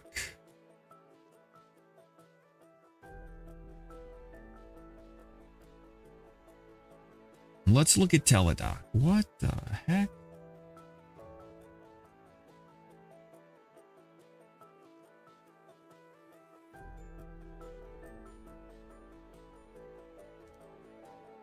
Says TeleDoc is moving higher. Or it was moving higher. It said I was supposed to sell some at 32.37, so I still got runway here. Let's see if it's accurate. TeleDoc. Another company that was going out of business. What? You're buying TeleDoc? What are you, stupid? You're like the worst stock streamer on the planet. I sold some on yesterday, actually, for $30.86.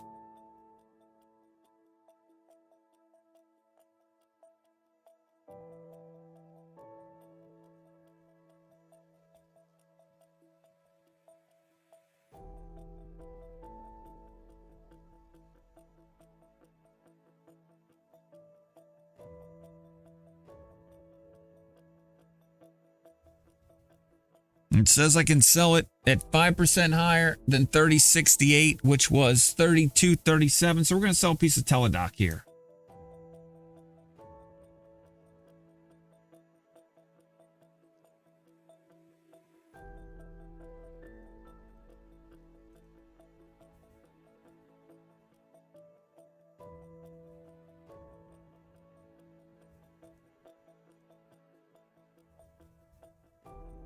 Anybody that wants to see mini discs Discord or screenshot isn't familiar with the Discord, take a look. I can't wait to get caught up on everything, Discord included. But I am still jamming. I'm still getting through alerts that I got at 9:30 this morning. Next one being Oracle. Oh, Oracle's definitely pulled back. It's red. All right, we'll reset the alert for Oracle. I like that.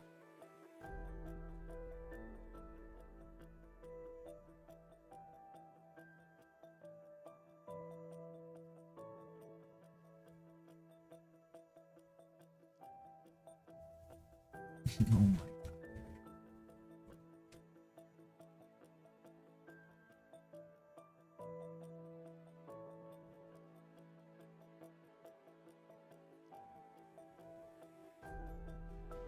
I just go like that. I can't. Oh.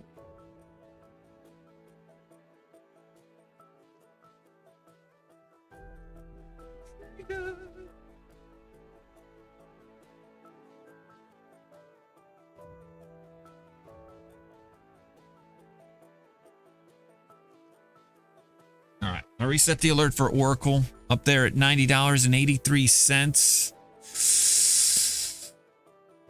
If I get around to reviewing it, I might set a hypothetical buy and sell.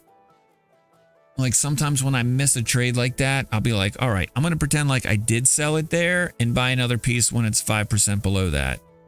If I need inventory or if I want inventory.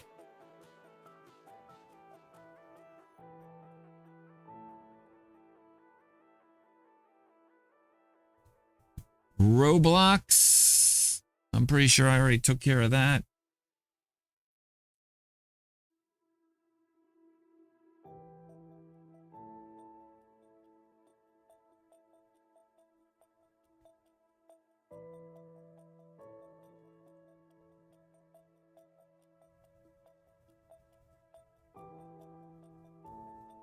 All right.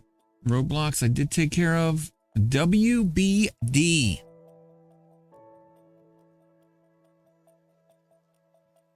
I skipped this at the time.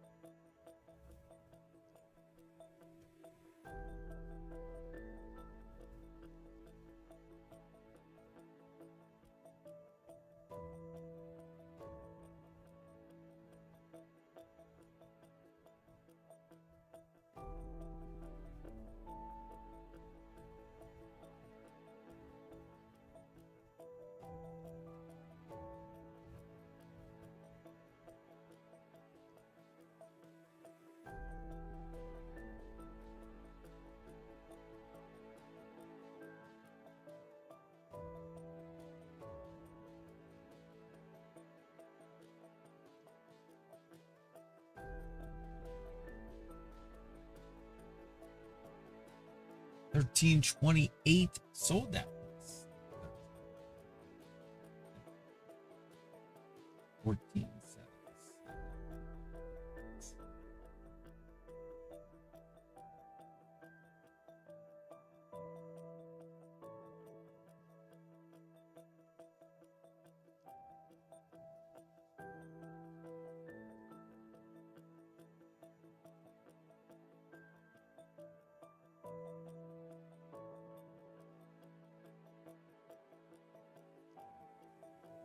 All right. I'm not selling WBD here. I'm selling it at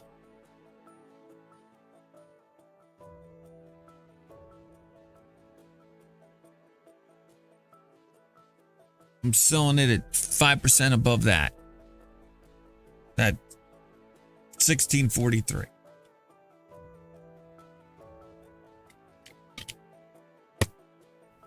Holy crap. All right, WBD, I'm done.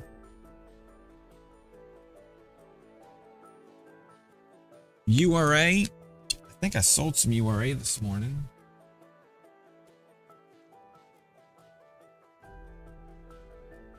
I didn't.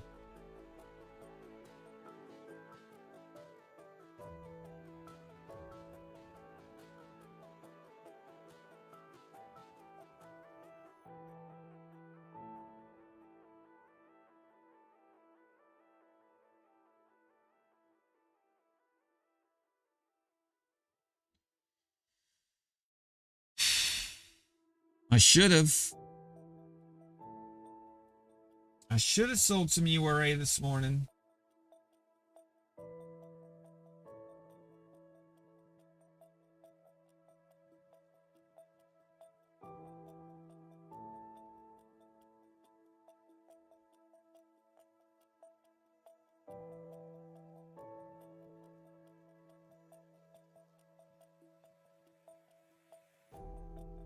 Didn't stick around up there very long, so I missed my opportunity to sell it.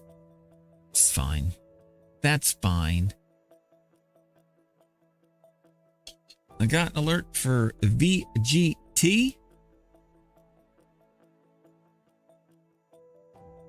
Vanguard, like, technology fund.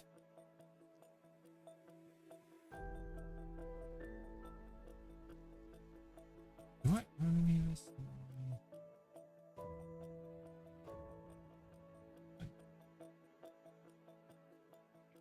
VGT, Victor Golf Tango.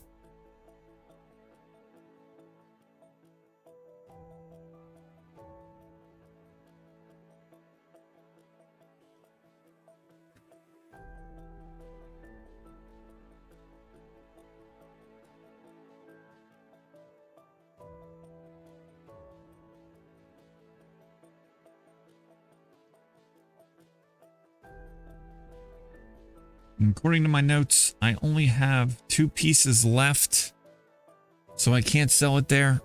I have to sell it at 10% above 346.88. So I'll mark that now. 3.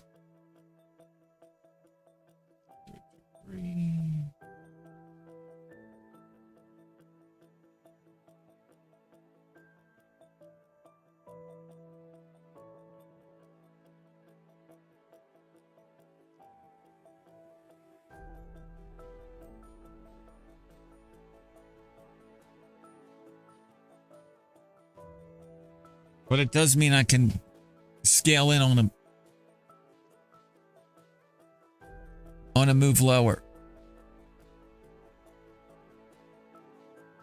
So I'll do that. I'll set an alert for 5% lower than this high and start trailing it up. High was 369 on the dot.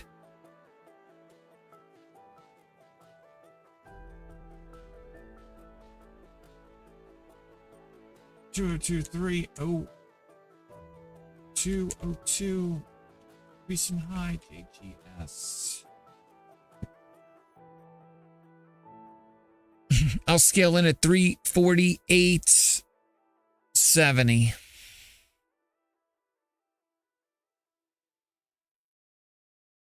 Picked up 100 shares of Siri. Very nice.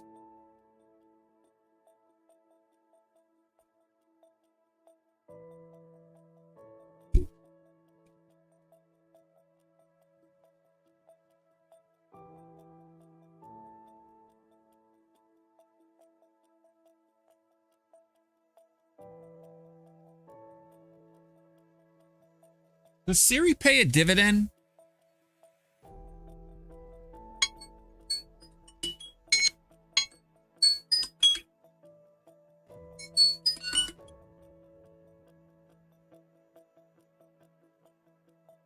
Yeah, they do pay a dividend.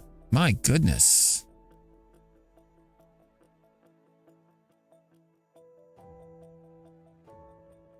It's a nice move down. What's the deal? This is a tough business to be in. This is a really tough business to be in, especially with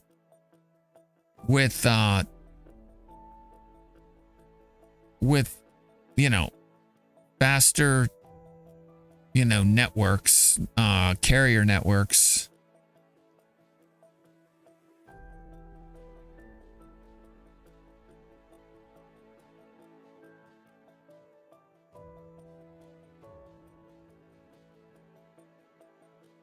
I mean, I know a lot of people that really like it, but I mean, when you can freaking just Bluetooth your phone to your car and play Spotify or Pandora. I mean, it's cool that they own Pandora.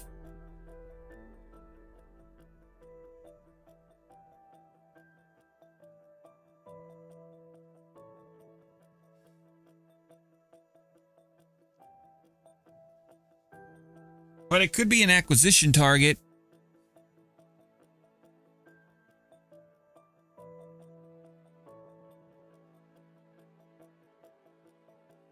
All right, I was looking at PayPal. I sold some PayPal today.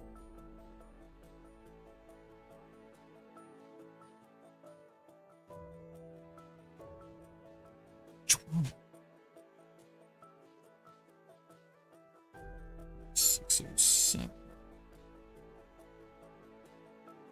Why did I sell? Oh, that's an old alert. That's an old alert. Yep. Nice. I was like, shit, did I sell at the wrong price? But I didn't.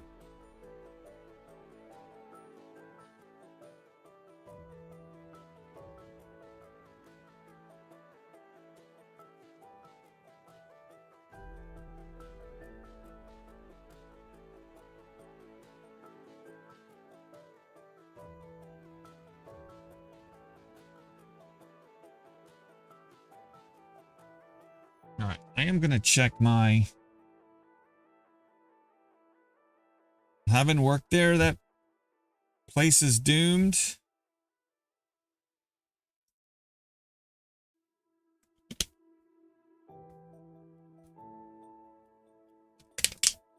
Sirius XM. Good luck in your trade.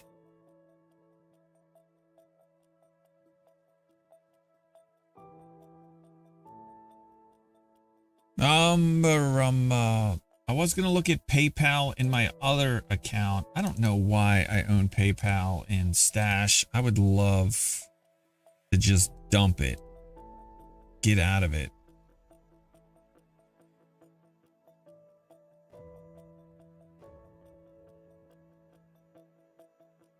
Oh, someone's hit me up on the Facebooks. Who wants a piece of my time?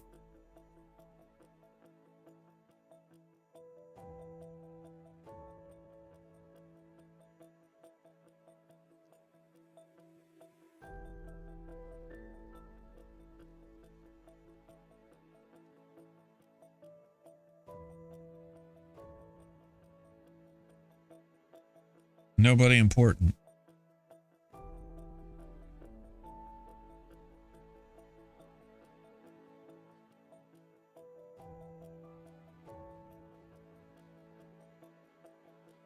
Yuck.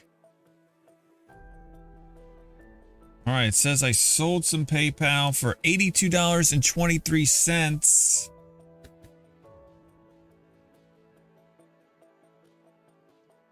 I need to sell more at 5% higher than that.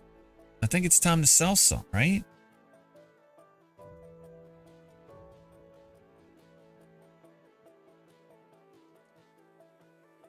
If that's accurate, yeah, I'm selling a piece of PayPal here.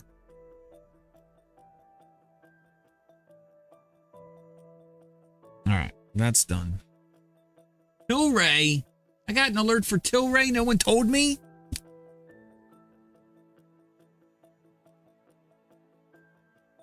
Oh, and I missed it. Actually, it's still sitting at the price I'm supposed to sell it at.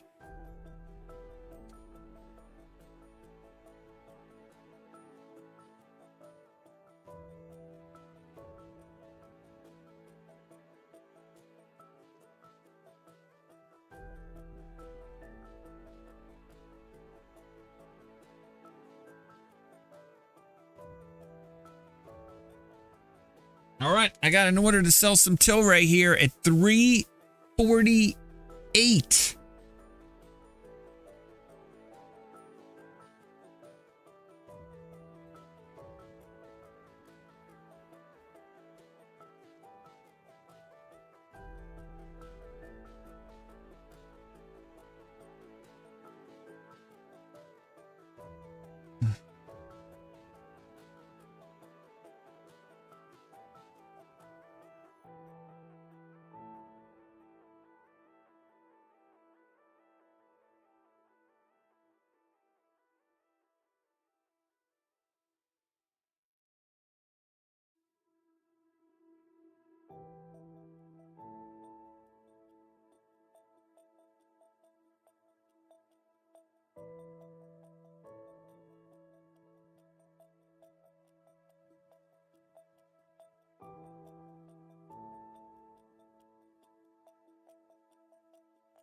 Come on. Come on, TLRY. I need a little push from you. All right, moving on. DraftKings. Am I out of 9:30 yet? No, I am not. I'm still working on alerts I received at 9:31. Yes, is that TLRY? F yes.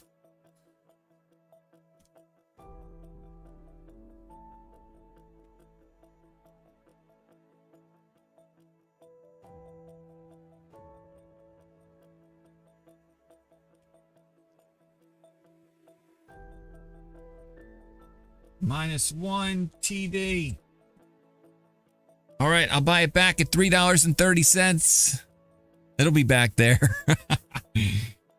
And I'll sell the next piece potentially at $3.66, but probably not.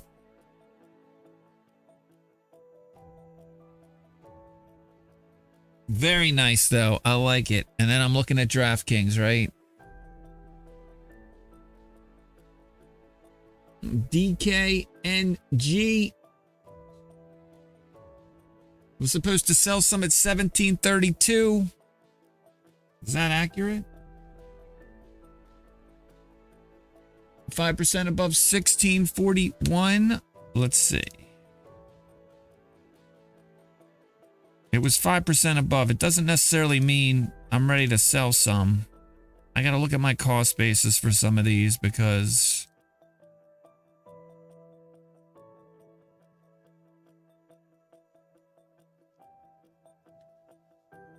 130 or 21. I sold it yesterday. 212023. Sell one. DraftKings 1641.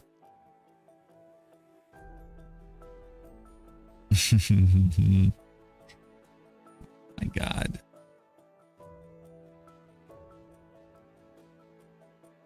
$14.64.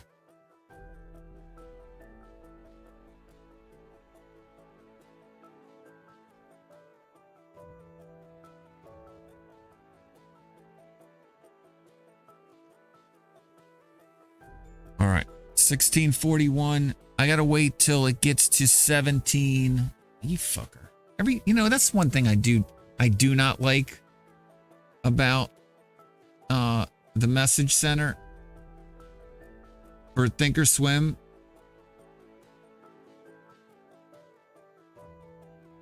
is that when a new alert comes in,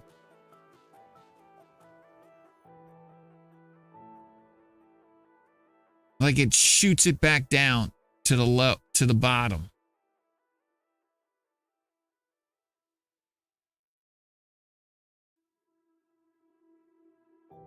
So I just got an alert for United Healthcare moving lower, so I'll probably buy some of that, but I need to reset this alert for 1732.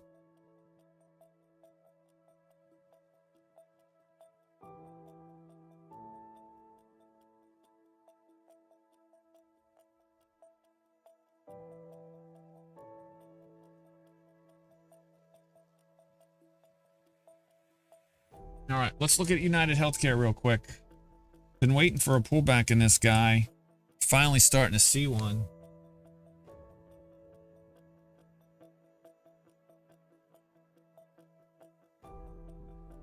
Big down move day in United Healthcare. Last bought some on the 6th, it looks like. So we're gonna buy some more here.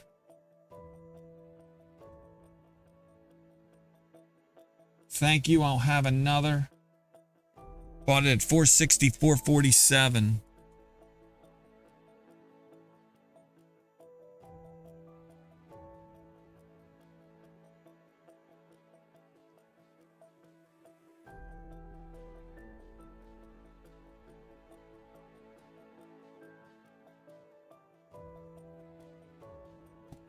Very nice. Do I own any United Healthcare on Webull?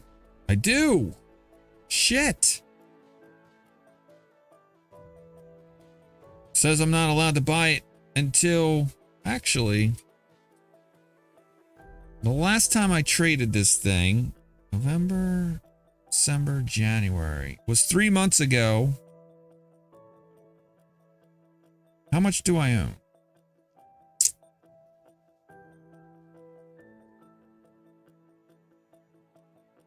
Seven pieces.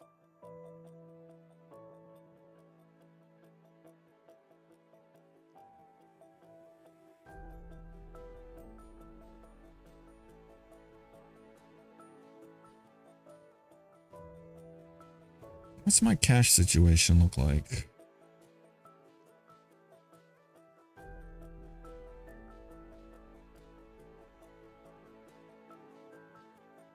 I'm gonna buy some United Healthcare here, there too.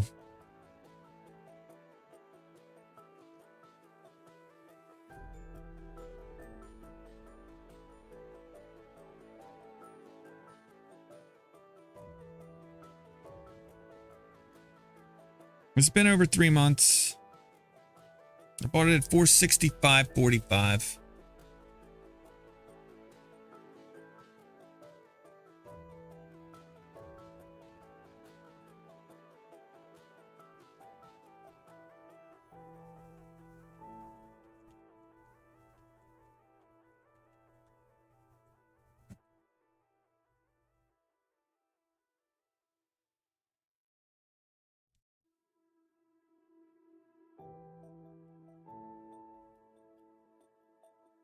That's United Healthcare. Do I know what happened to RSX? It changed to VNEC, but they won't let you trade it still? No idea.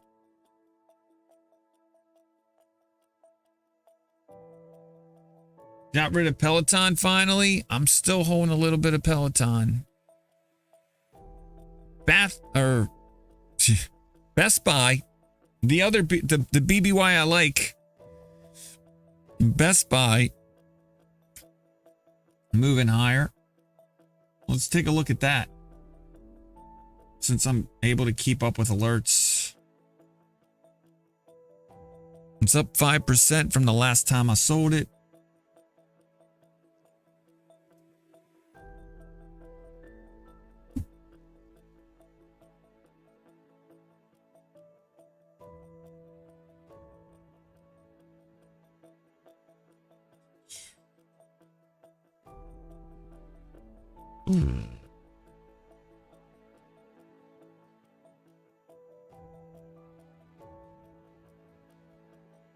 My Q sold. I guess markets are starting to push higher again, for frick's sake.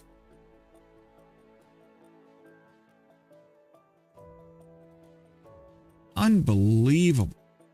There's just no let up.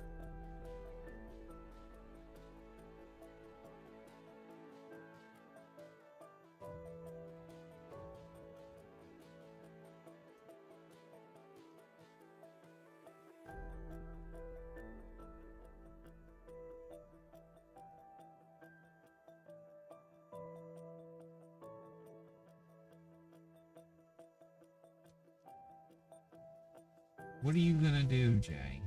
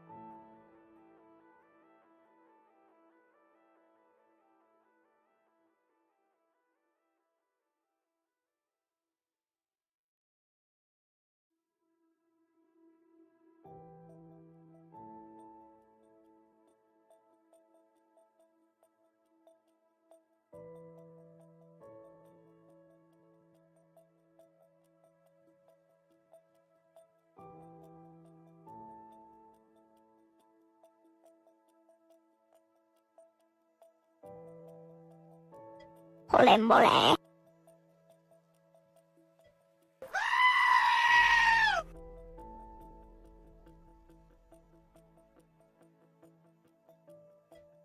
wow, what the hell?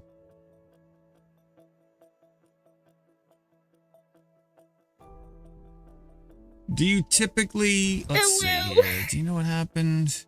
Do I typically sell at a 5% increase from the time you bought the stock? If I've bought multiple times, good question. If I've bought multiple times,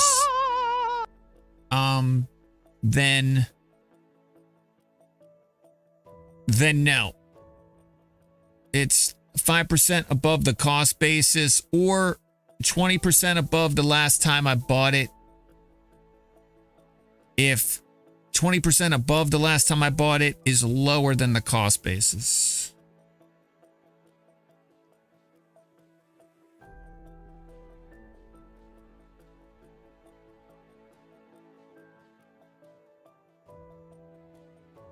I can't do that.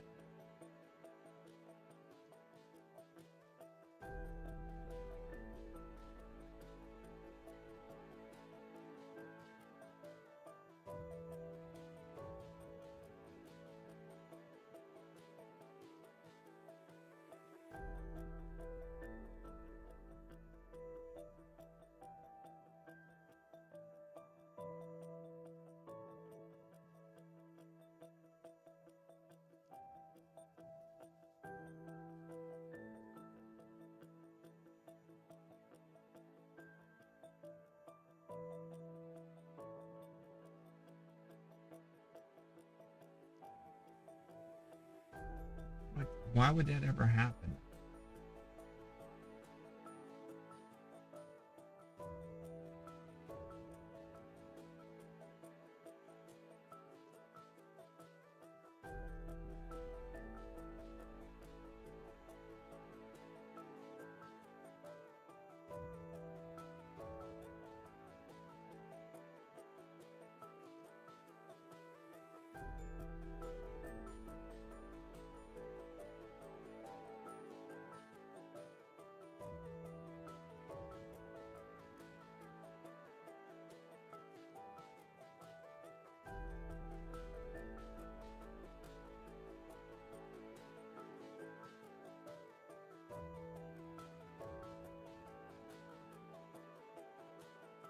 No, you peel it off.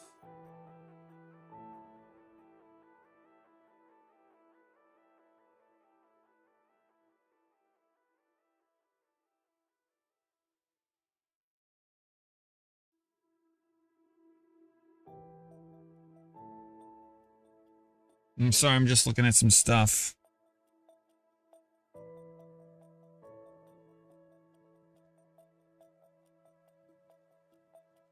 What kinds of gains have I had since COVID? Just curious. I'm assuming you're up quite a bit. Yeah. I mean, I don't have it. I wasn't tracking it day over day. But if I look at where I was on like what would that be? The 19th, the last day of the year? Or the last day of the year 2019 to now?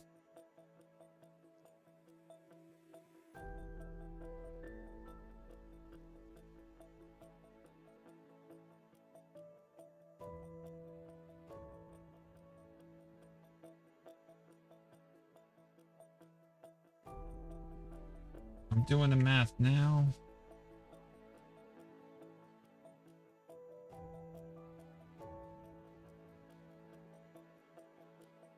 Oh, this is daily summary. Yeah, I guess I can do it daily summary. This isn't all accounts, but this is my main account.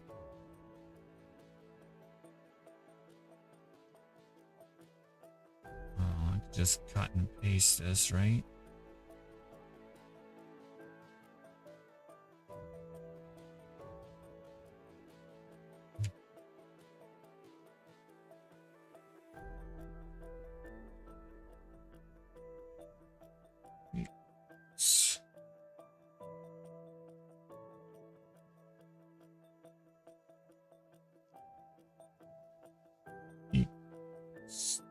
S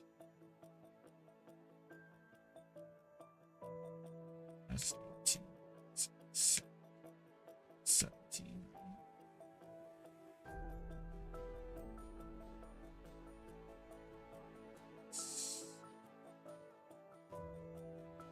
It's 18, 17. 17, right?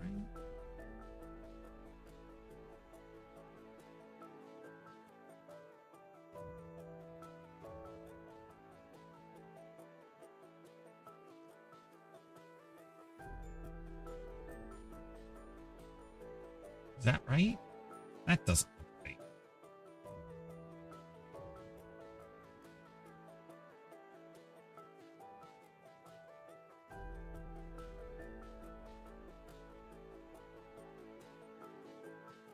Like, I don't have daily totals.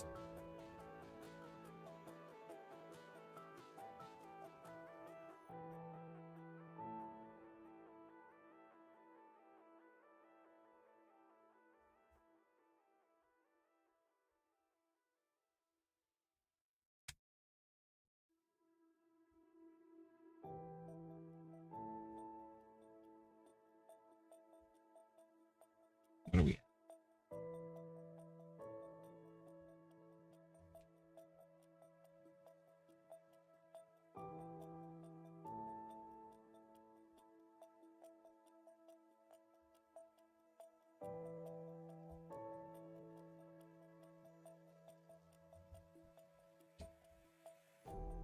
I don't know if this is right, but it says I'm up 37% since the end of 2022. Or I'm sorry, since the end of 2019. And again, I don't have like the stats exactly like what I was at the bottom of the COVID low.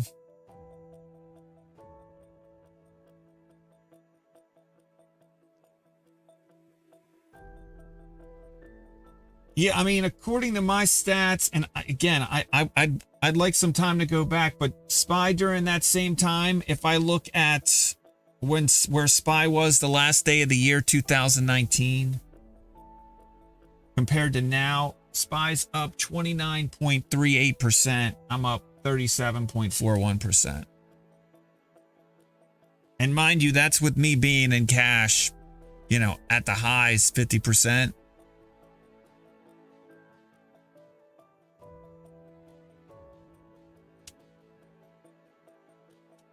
SPY at the last day of the year 2019, SPY was at 321.86.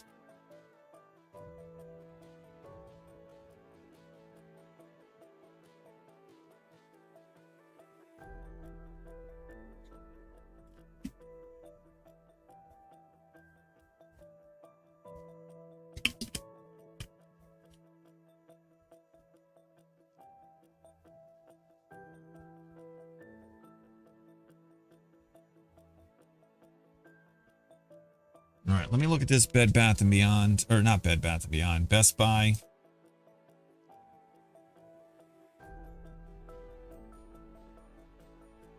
Best Buy. Says I sold some. Why did it log me out? You're killing me. AMD moving higher. That's an old alert. Jesus. I have to go back and look at that. All right, let's see. When was the last time? All right, 31st is accurate. I got an alert. 5% above that. Does that jive with my data?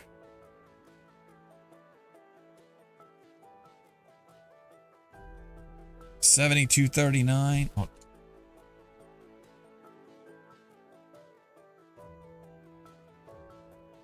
We're going to sell a piece of Best Buy here, I think.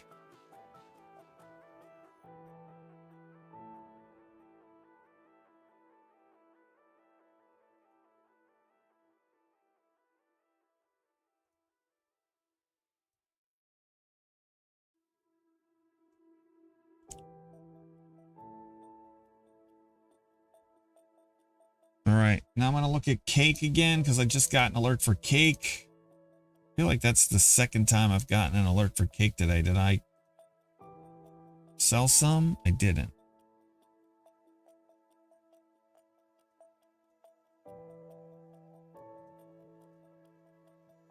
I bought some for one. I bought some on the 24th. I never filled out the amount, $37.98.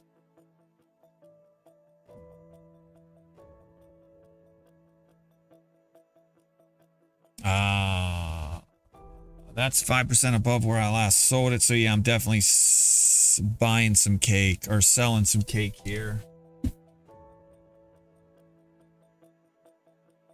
Because I bought a pullback. I bought the pullback on the 24th. And now it's 5% above where I sold it last. So we're gonna sell that piece I just sold back, or that piece I just bought back, and move selling the rest up 5%.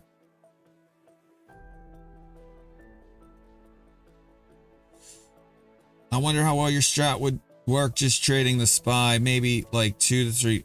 I've often thought about it. I've thought about taking 1% increments as long as I can maintain a healthy amount of cash so I can keep buying low. I think it would work pretty well. I'd probably go 0.5% or 1% increments. As long as my position size was right.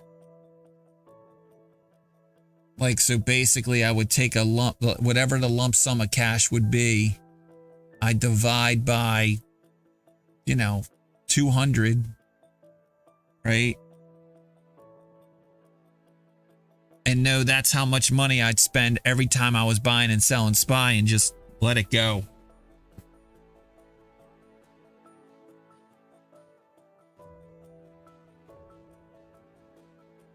And just accumulate, keep accumulating. Like, I don't even think I would necessarily run a cost basis on that. I would just be like, oh, it's 5% above the time, or it's 1% or 0.5% above where I bought it, sell it. Oh, it's 5% below where that, buy it again. That, just let it go. and just watch the account slowly just grow.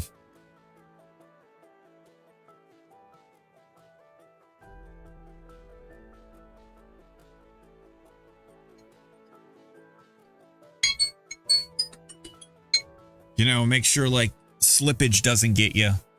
Like it's one thing to write an algo or a script to look at that data. It's another thing to actually have the prices execute where you want them to execute, right? So slippage. So you'd probably want to build it with a little bit of a buffer in there. I don't know what that would be.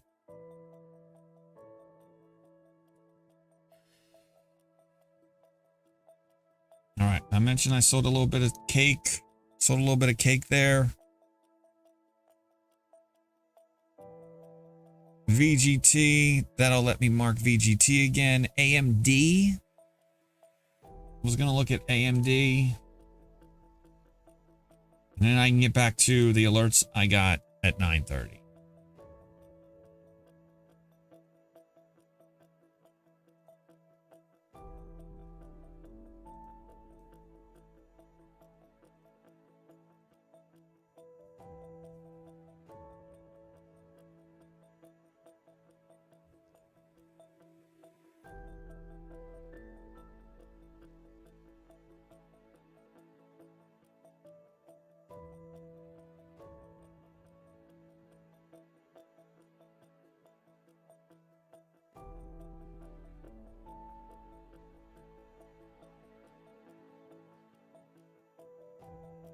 I sold some yesterday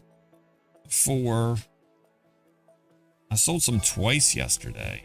Today's the 2nd, right?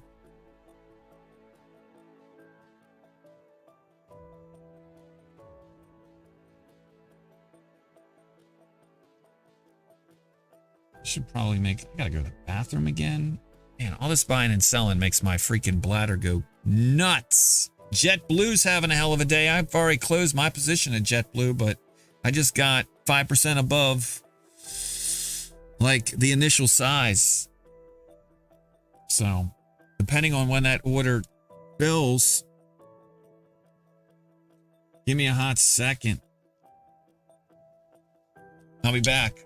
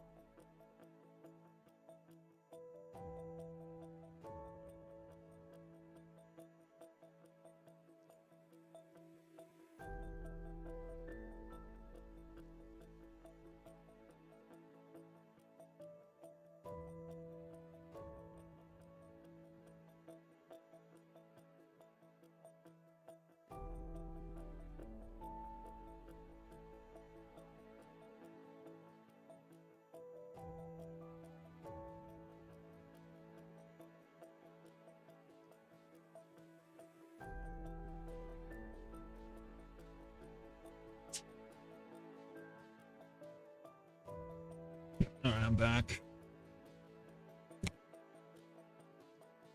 Yeah, you'd almost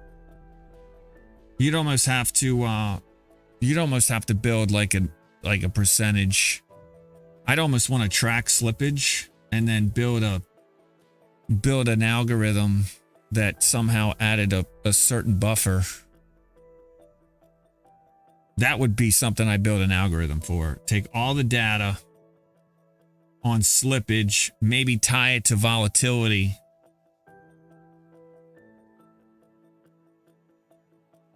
And, you know, look at all the slippage and where volatility was when that slippage occurred and kind of build something around that. I just got an alert for Foot Locker, huh? Let me take care of AMD first. Did I sell some? Haven't sold any yet.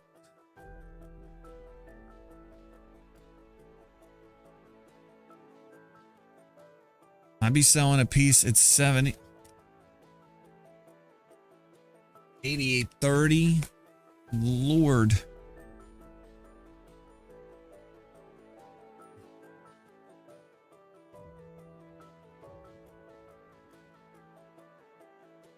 What's my cost basis now?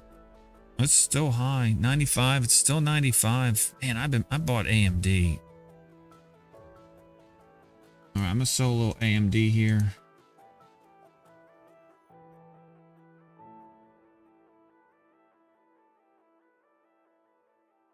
Bought, sold it at 88.30.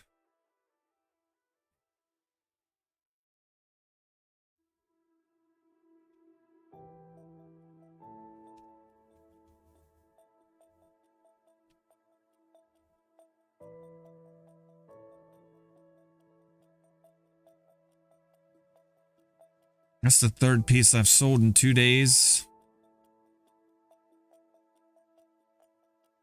Hoping for a pullback. I'll buy it back at 83.75. And I'll look to sell the next piece at 92.20, 92.85.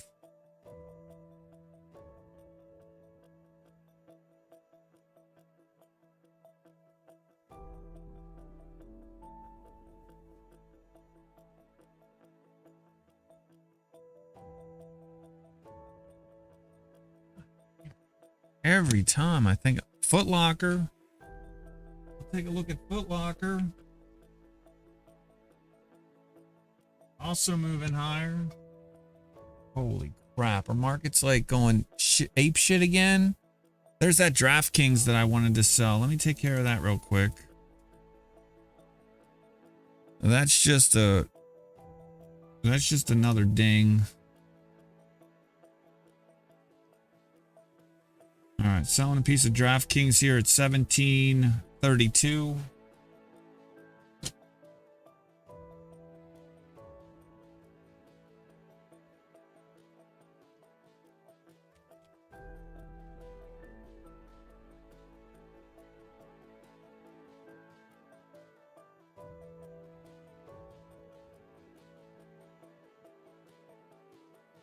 We will look to buy that piece that we just sold back at $16.36.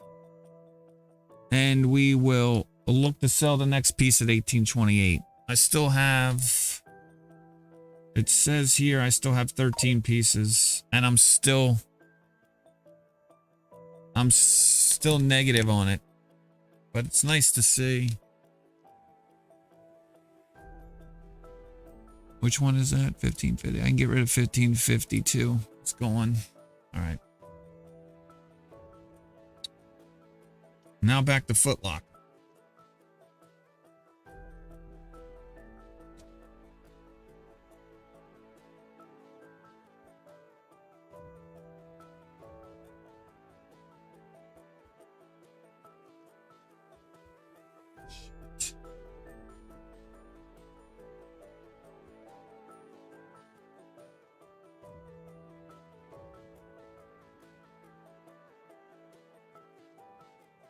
Holy crap.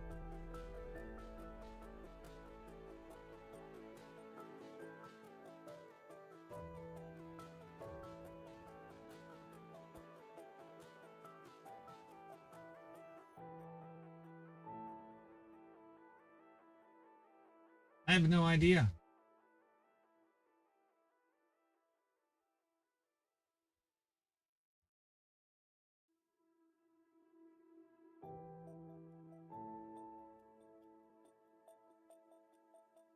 I have no idea.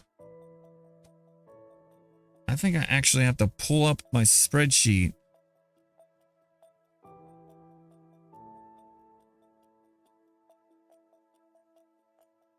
Also, Snap alerted me.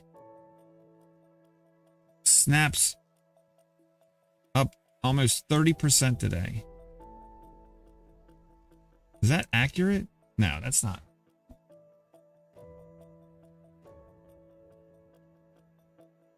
I'm sorry, it's up 12%.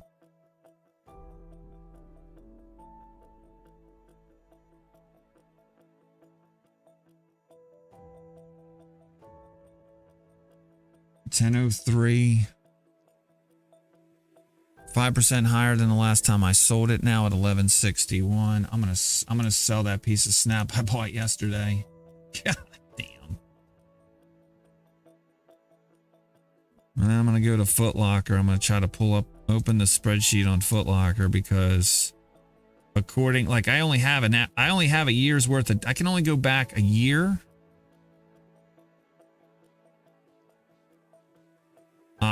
For my transactions.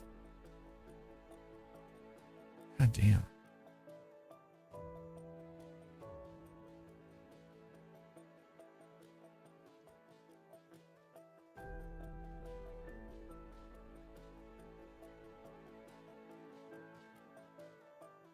So I can't even see. Here, I'll go from 816, huh? Shit.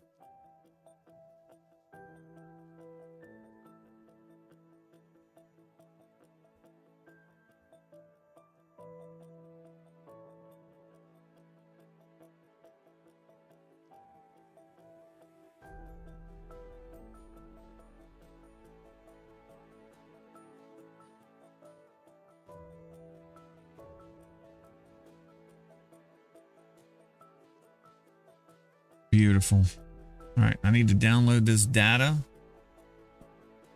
Need to import it into my spreadsheet. Give me 1 sec, guys.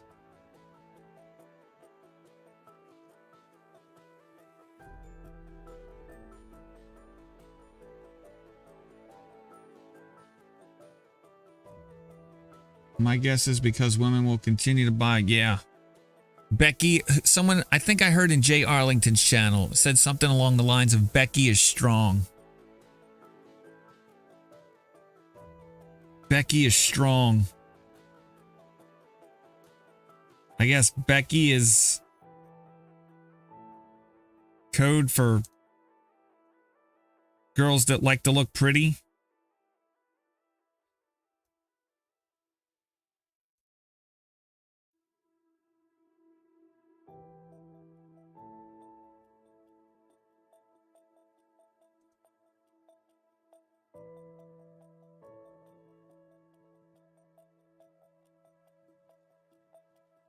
All right.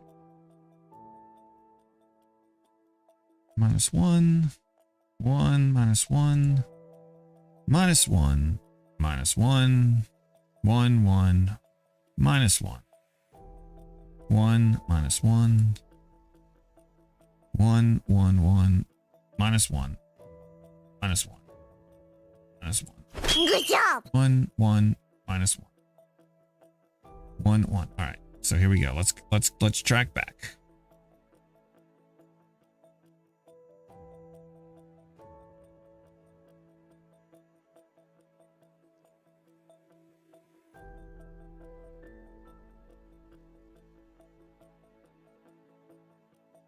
Holy crap.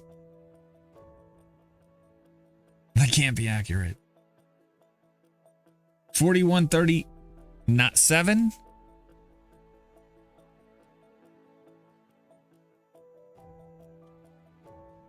That really?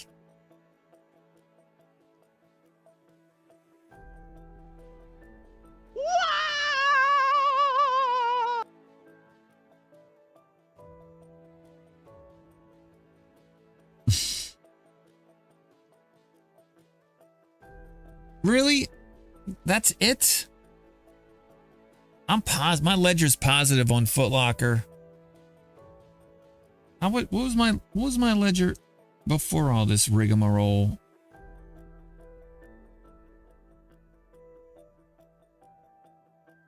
Wow. That's sweet. That's 9 shit. That's 3, 9.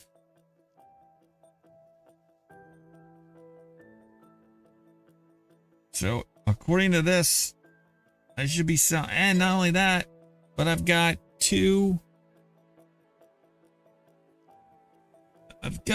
what is this? 41. Yeah, it says I should be selling it. 41.71, 46.95. All right, putting the order in.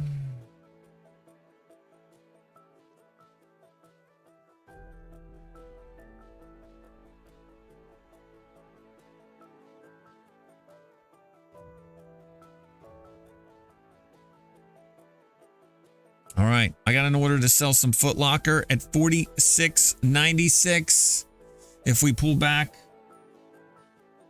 or I'm sorry, if we go back up there.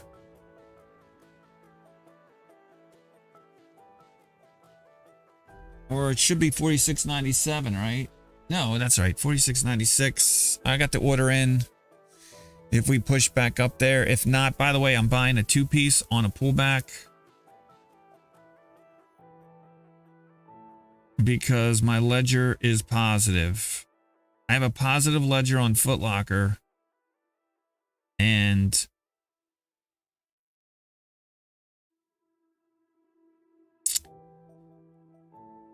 I own 12 shares free and clear and paying me a dividend every quarter.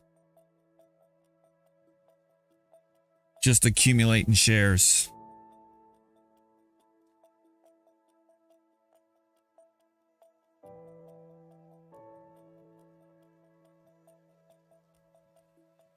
Very nice. Retail. Who would have thunk it?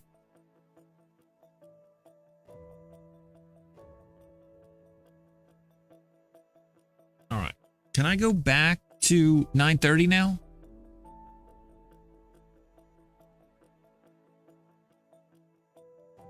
DraftKings, PayPal, DraftKings. I already did that one.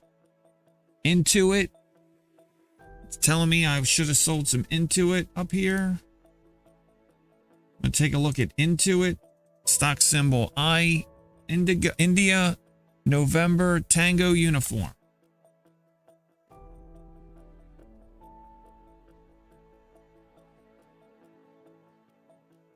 I was supposed to sell at 448.01. If that's accurate, I'm double checking that now.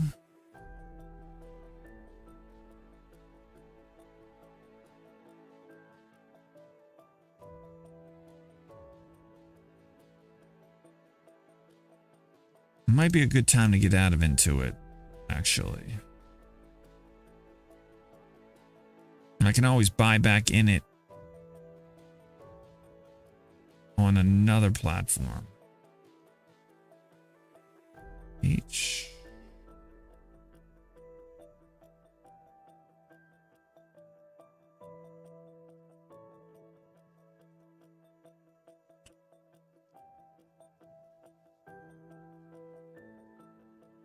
All right, sold some at 420.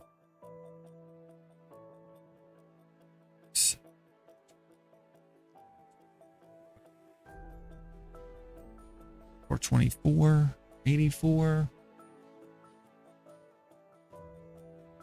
Oh, it's a decent price. I'm gonna sell some Intuit here. Just to should I sell it all?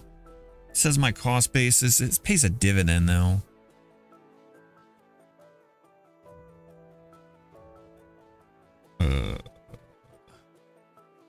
I'm just gonna sell a piece.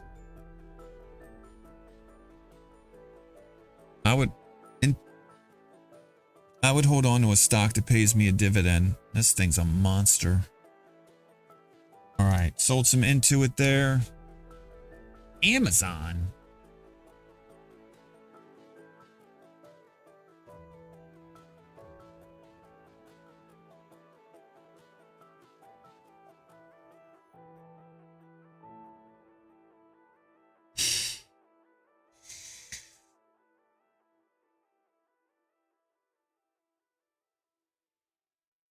Priced in. Where's my book?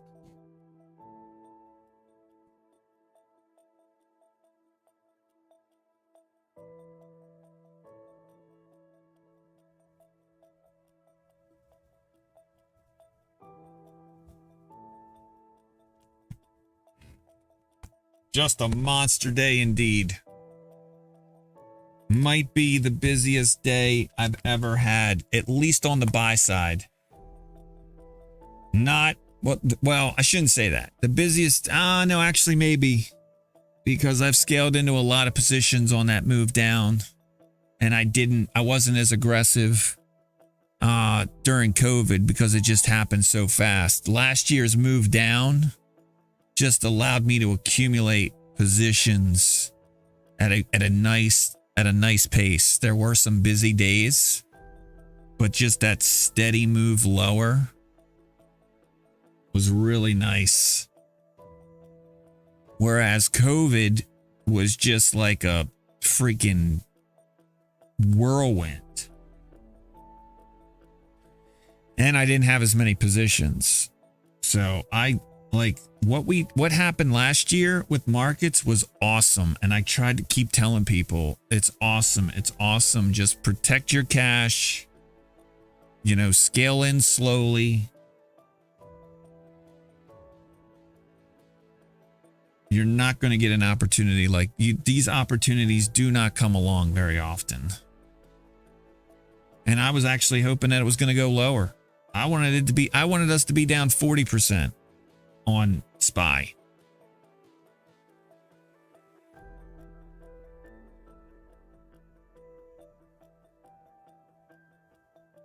All right.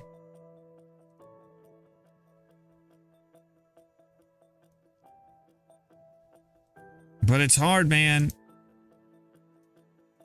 It's hard catching knives, which is why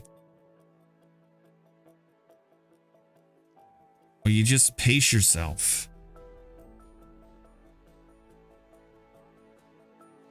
108, 102.25. I'm gonna sell did I sell a piece of this already? I did. 111. 2023. So this is just an old alert that I just got around to fixing. Right? Because you don't know when it's going to stop going down. Who knows? We could roll over and start going lower again.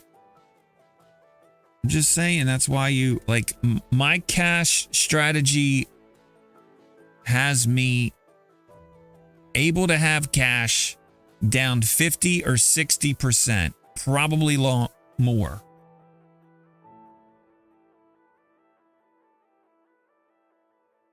Because once in a lifetime, not once in a lifetime, but maybe once every 20 years, you get like a big move.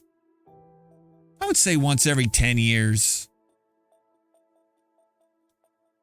All the other ones are just little, the world's going to end, but we bounce right back fairly quickly.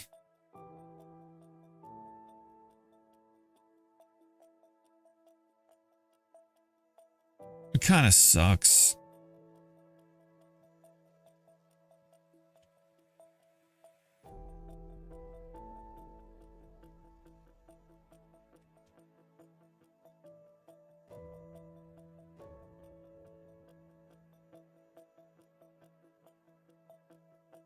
All right, I'm setting an alert for Amazon. It's just an old alert. I already sold that piece.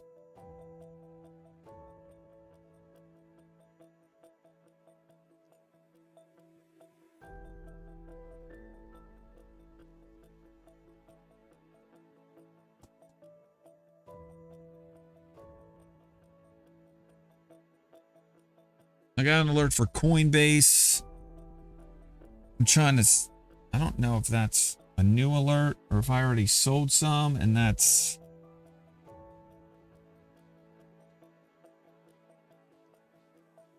Holy crap. Coinbase is freaking on fire.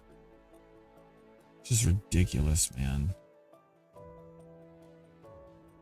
How are, yeah, it looks like it's risk on in what would you call it?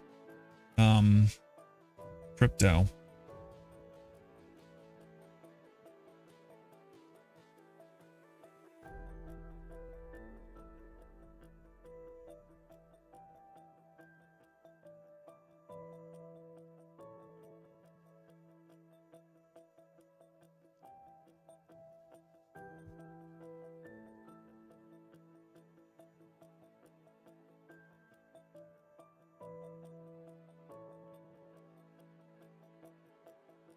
God.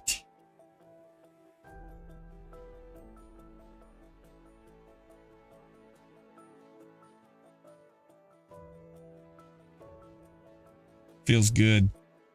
Feels good doing these buys and sells when Coinbase was down. I was buying Coinbase. The lowest buy I had on Coinbase was $33.62 on the 27th of December.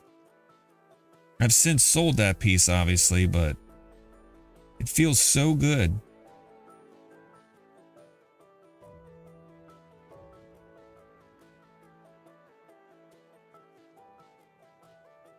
$78.36.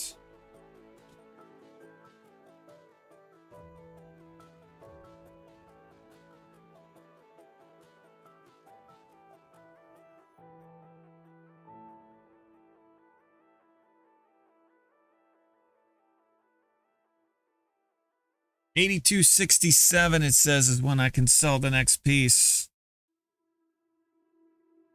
And despite all this buying and selling at the lows, my cost basis, according to this, is still...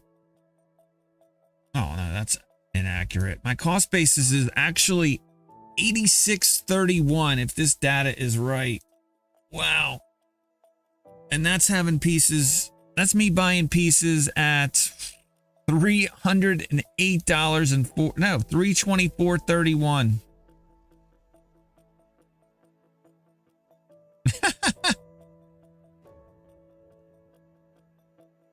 Dude.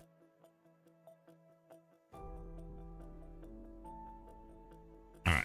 I'm doing the math. I want to make sure my numbers are right. It is. My numbers are right. Wow. My cost basis is $86.31. Fuck yeah.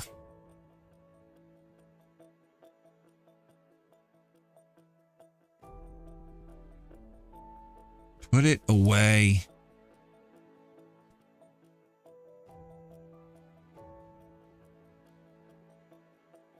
Very nice. All right. Going back up to the top. Look, I keep this is the list I keep scrolling through when people are like this is all my alerts today. I'm here. I just finished INTU and Amazon Rider. I took care of. I think I sold some. Or no, this was just an old alert. Hershey. Hershey was moving higher. So I'll look at Hershey next.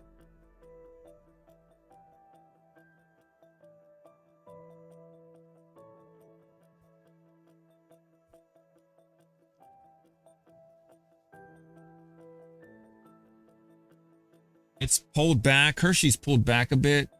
It's still higher than where it told me possibly to sell some. So I'm going to take a look. I bought some. Yeah, let's take a look here. Let's do some math.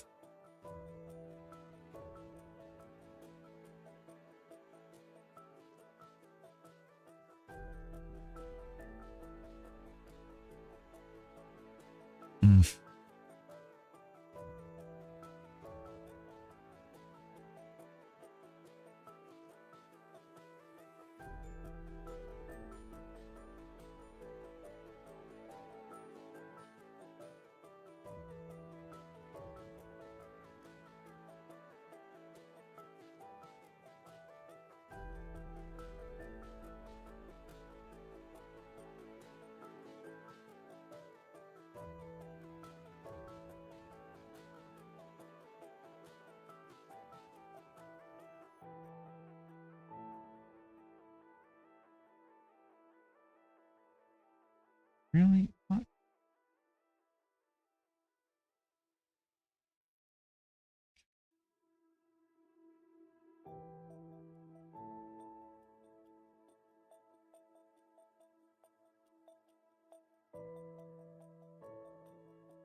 Mm, 227.61. 5% higher than that is 240.13. So I got a ways to go. I got a ways to go before I can sell Hershey's. But I'll mark it.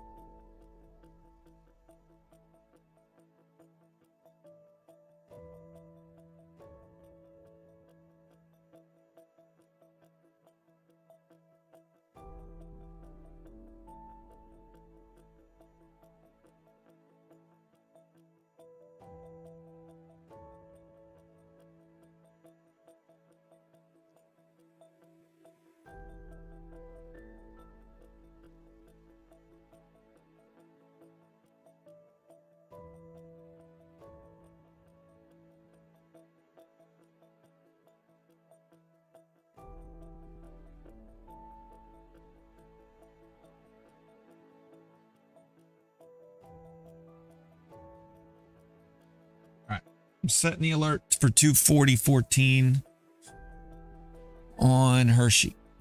X-Ray is my next one. I sold some X-Ray, I think.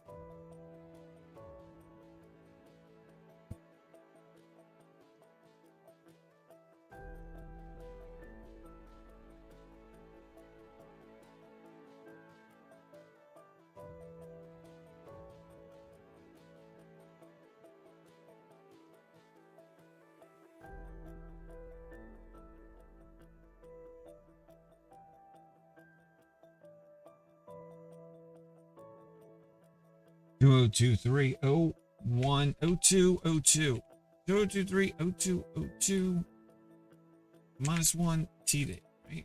Minus one T day.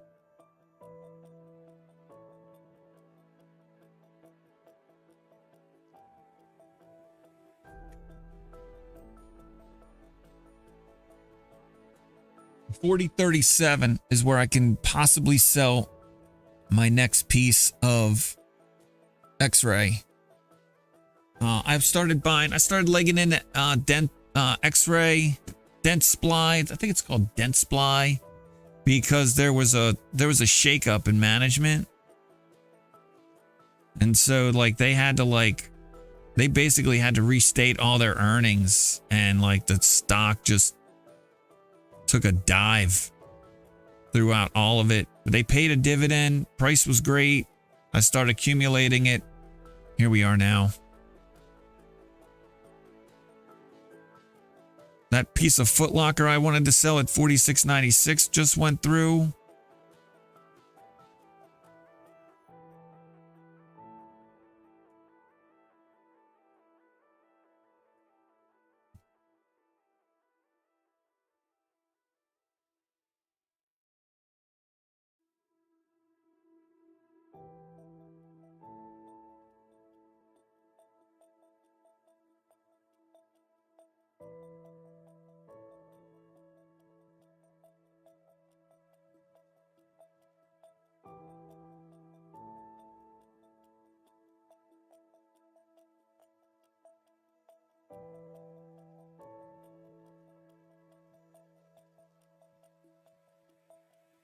All right, I'm going to set alerts for that Foot Locker.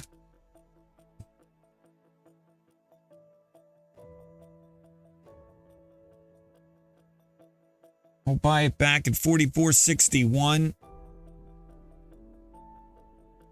And we'll look to sell the next piece at $49.31.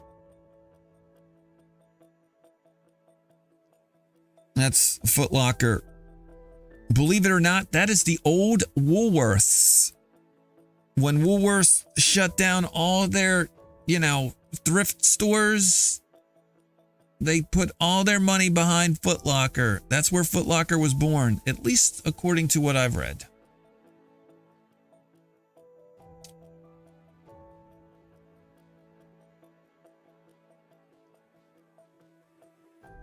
All right. back to the list. Figs. Got an alert for Figs. Figs is in the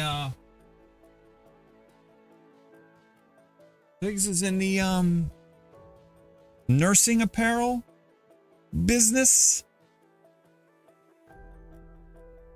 I got an alert to sell some at $9.96. We're obviously not there anymore, so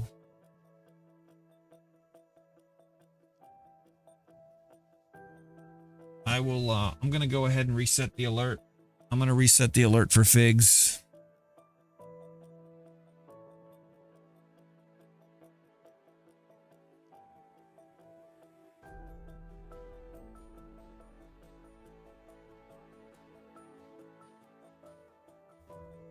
And if it gets back up there, we'll deal with it.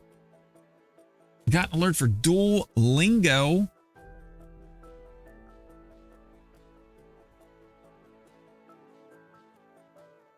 Earlier.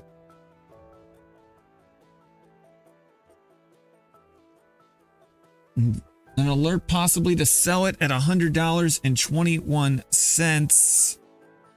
It's clearly above that still.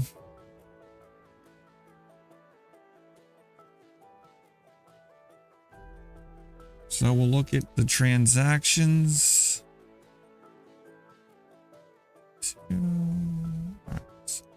8, what the hell?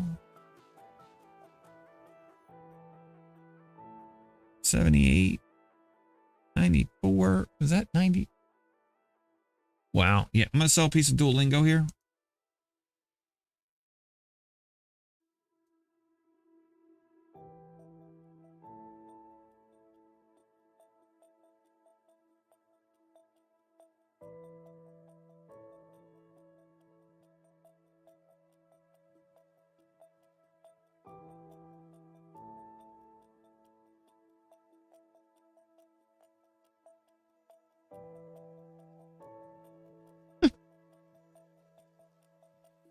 Wow.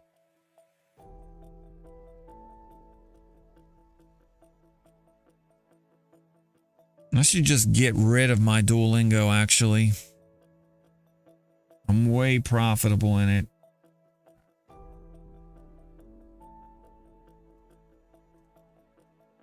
I might get rid of my Duolingo.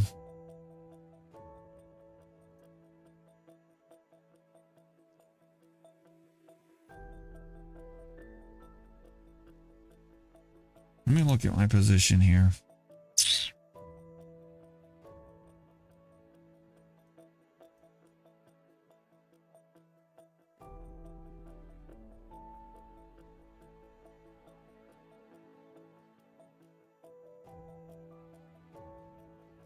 Why?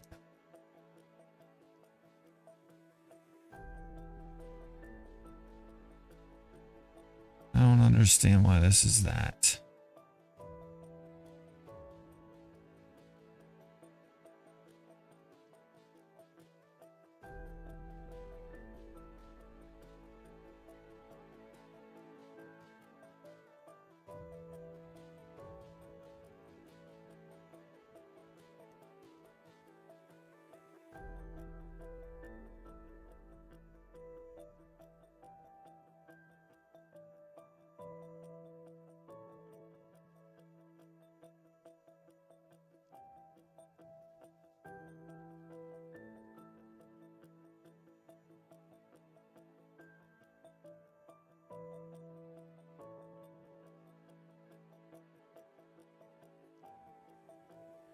$84.41. I'm going to get rid of my Duolingo.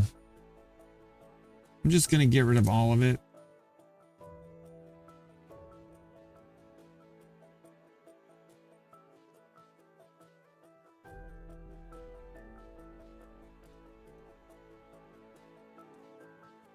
I'm closing Duolingo position. That's just one less position. It's not something I would normally be in, but I got some for free, so I made my money. I'm out.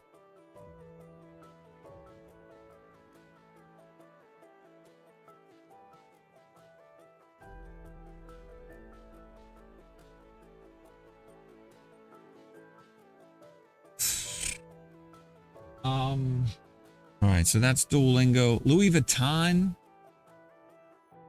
We're supposed to sell some Louis Vuitton.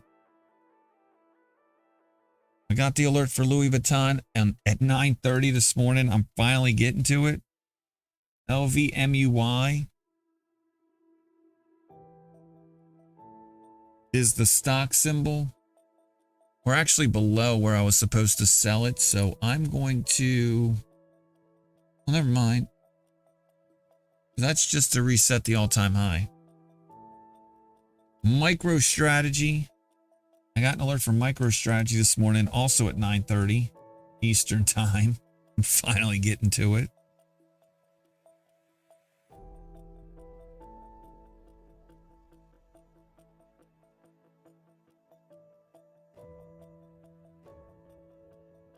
MicroStrategy. I was supposed to sell some MicroStrategy at 277. As you can see, it's clearly way above that. I'll make sure that my data is up to date. I sold a piece yesterday too for 272.11.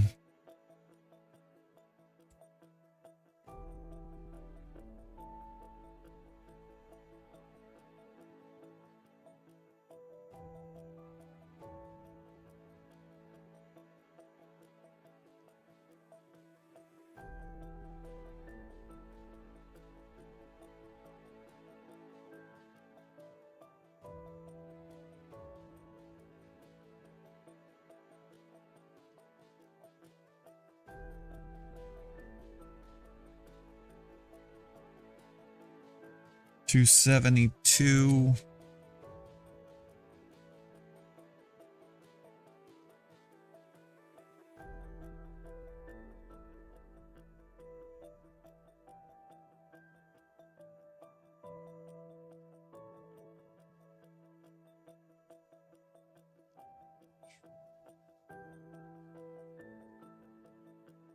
What's my cost basis on MicroStrategy at this point? 273, and I still got 22 pieces left according to my data. Let's see here a second. And I just got an alert for something. GIS moving lower. So there you go. I am doing some buying today.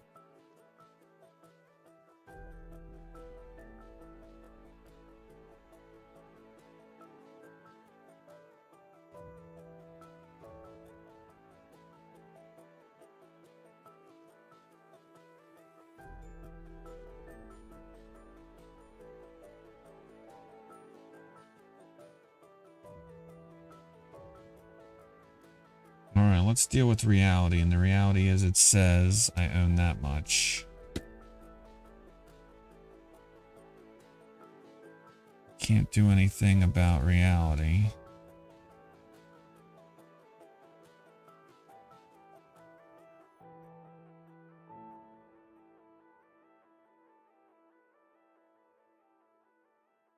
Shit.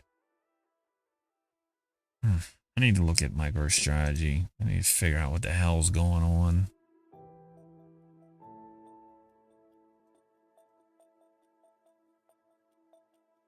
Because my numbers and their numbers are off.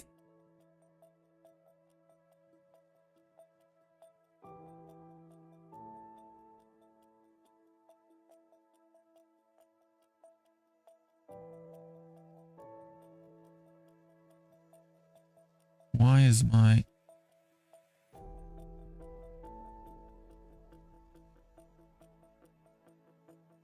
Why for buys do I have? Is my formula wrong? Yeah, it is. Fuck. Jay.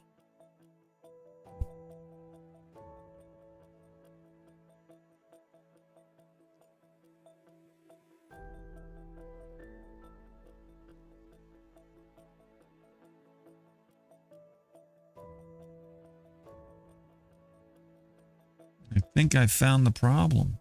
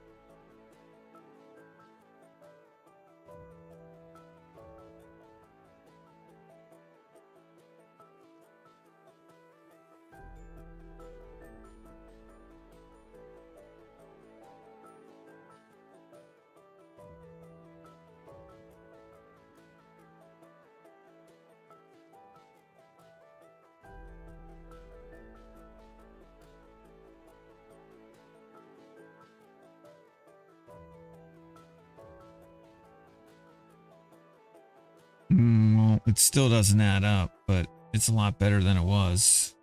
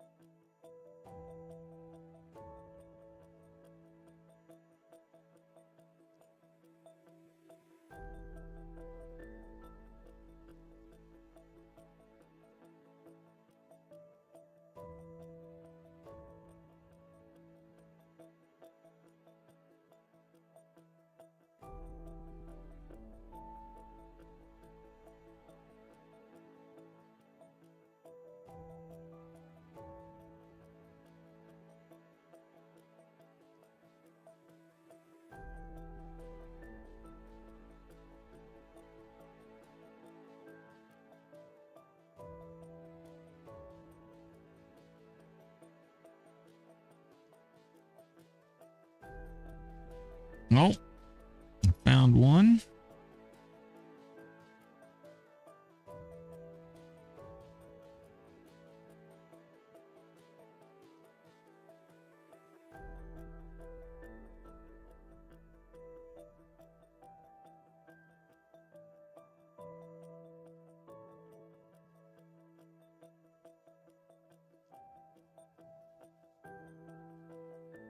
Come on, baby.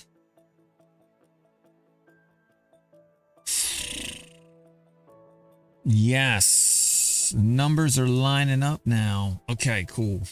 All right. Much better. Holy crap. Wow. Just wow. All right.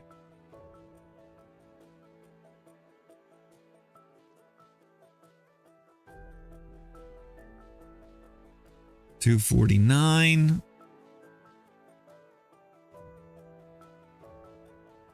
22 pieces, 272. Are we? Yeah, we're going to sell a piece of MicroStrategy here. It took a long time to make that decision.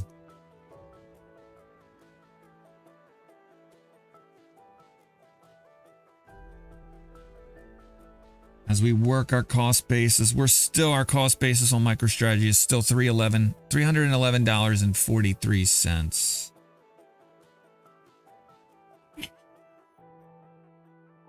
NVIDIA keeps pushing. Call writers just got to be like, I mean, I think call writers are probably pretty good at keeping their books level. They wouldn't be good market makers if they weren't. I am not seeing this. I can take a look now. I mean, it doesn't seem any. I mean, this. I've seen all the stocks look like this.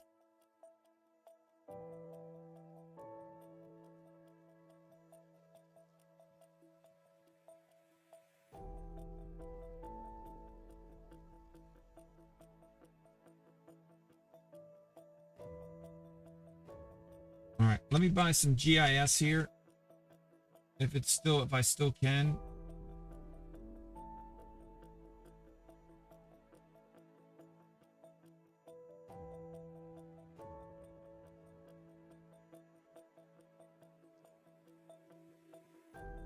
And then I'll take a look at Dollar Tree. Because I just got an alert for that. I'm pretty sure I already looked at Dollar Tree today.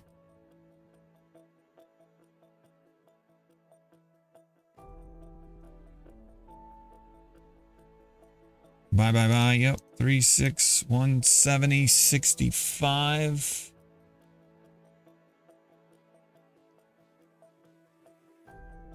$150, $158.41.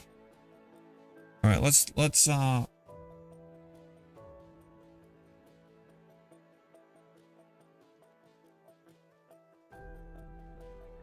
we'll sell a piece of Dollar Tree here.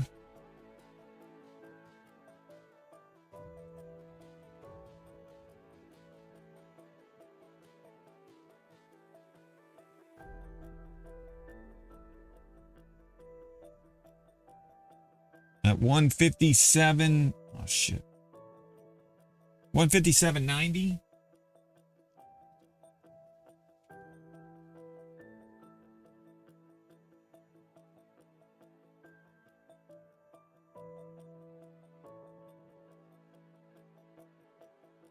We'll look to sell the next piece at 165.94 and we'll buy it back at 149.86. That's the first of 3 pieces I bought on the last move down that I just sold back. That was the last piece I bought, so I just sold that piece.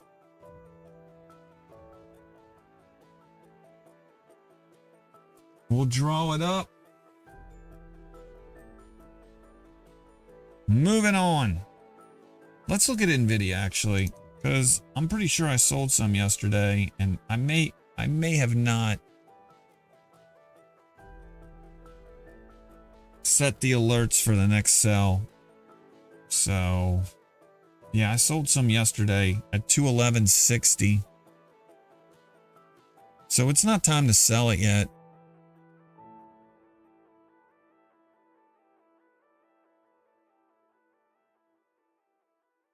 Yeah, this is not time to sell it. But yeah, nice move today.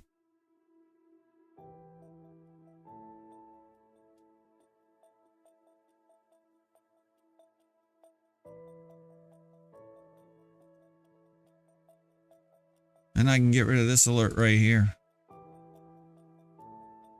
Very nice. Very nice move in NVIDIA, for sure. The shorts are just ducking for cover, man.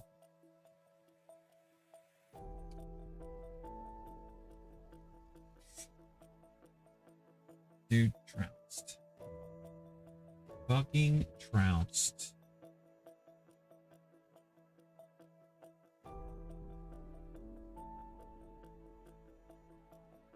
You don't have to worry about it.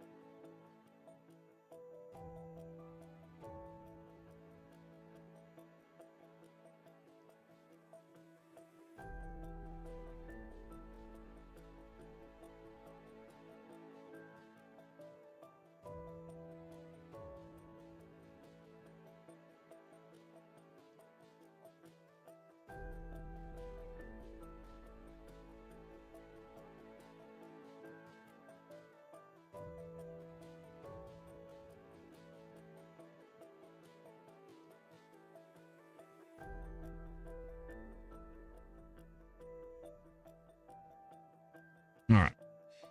Dollar Tree. GIS, I got the order in. Let's go back up to my alerts for yesterday. MicroStrategy, that's the one I just took care of. Honest. Got an alert for Honest brands. I'd love to sell all my Honest. Let's see if it's time. This is not a stock I would want to be in. But they gave me some for free.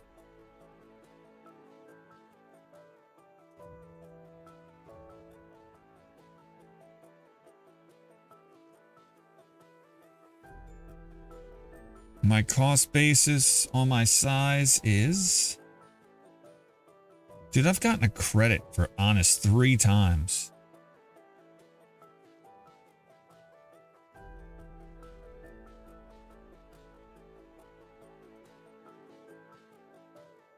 Still got a ways to go.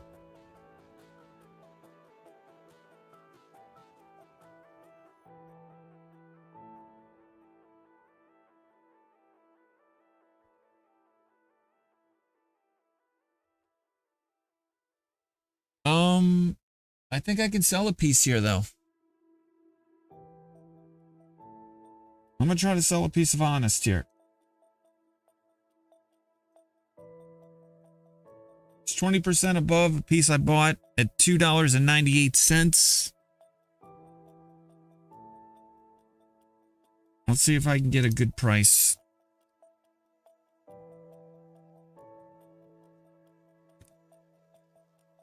Applied Materials. Got an alert for Applied Materials this morning. By the way, I'm at 9:33 this morning as far as alerts, but they loosen up here a little.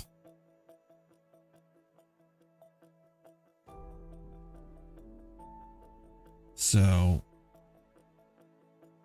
that's nice. Like I'm through the deluge.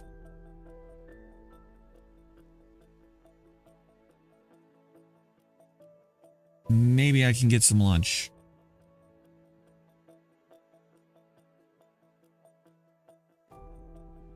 I got an alert to sell some Applied Materials at 121.53.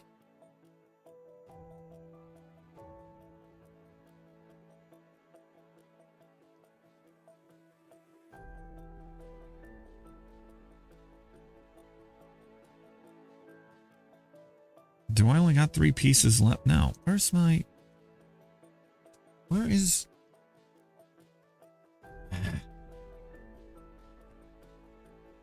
Way to go, Jay.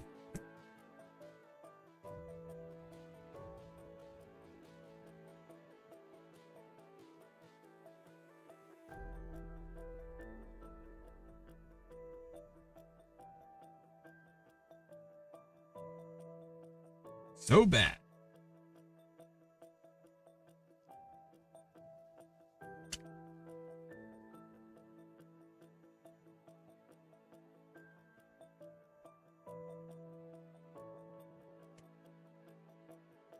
Don't make a mess looking for it, dude. Just relax.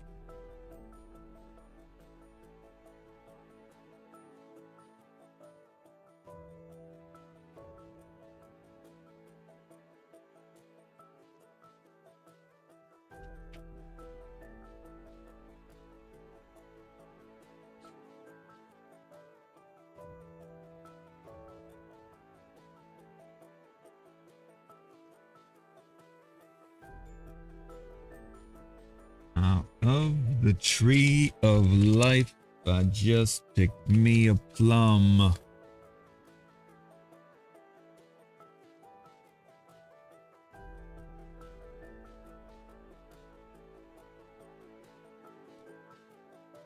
Wow, I got out of those TQQ too early. No FOMO, just amusing. I care less. Profit is profit. Did you have multiples?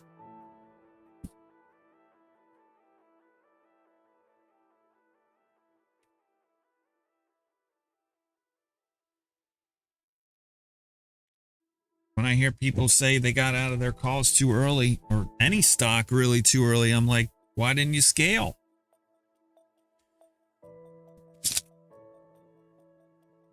But if you run out of inventory, if you run out of inventory, you run out of inventory. It's nothing wrong with that.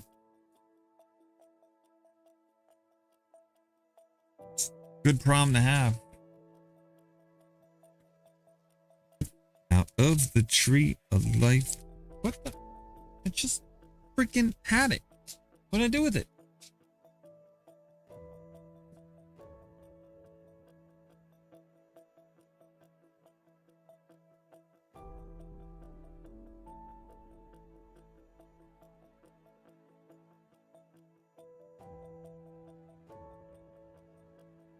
Oh my God, Jay, you're killing me.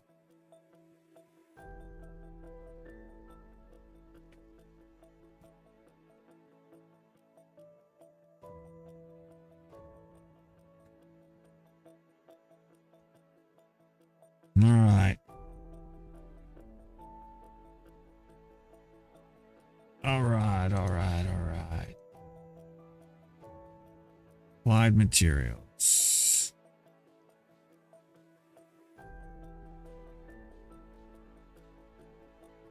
L2. M2. N2.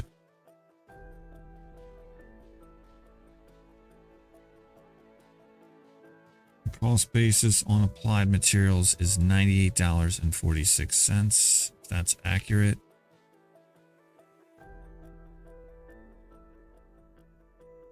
It's not. Something's not adding up.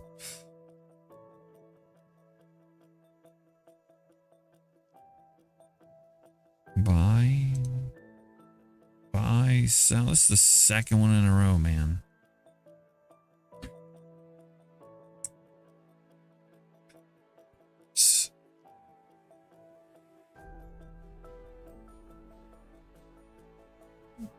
All right. Focus, Jay. Focus.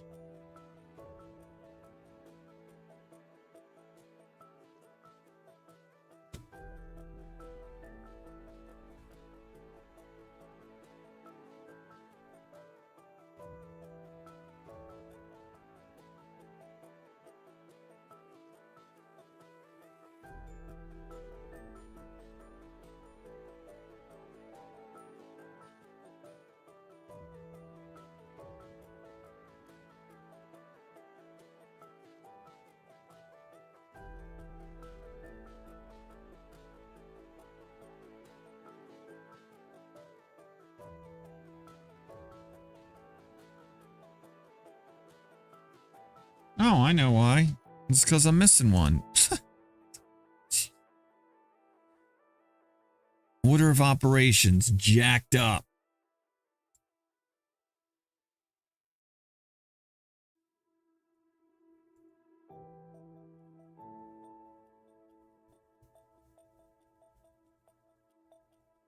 All right. 119.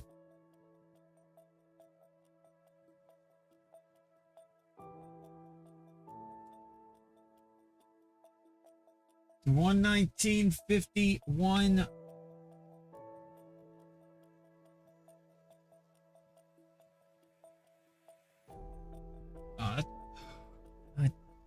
Here we go.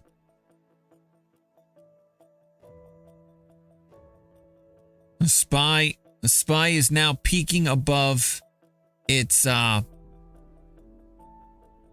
bear market, and the 20% 20% higher than the lows, which would technically indicate the end of the bull or the bear.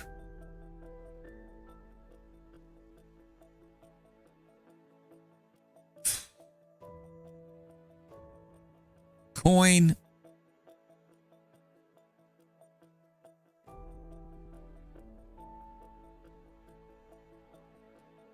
Why is Boyle so low? No idea. I don't own any Boyle.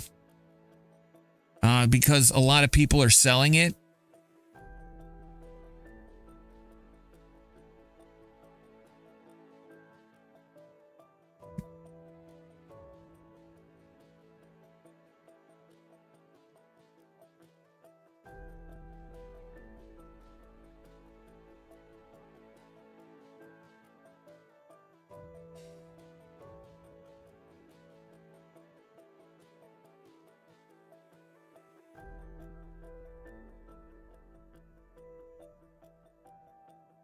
What is...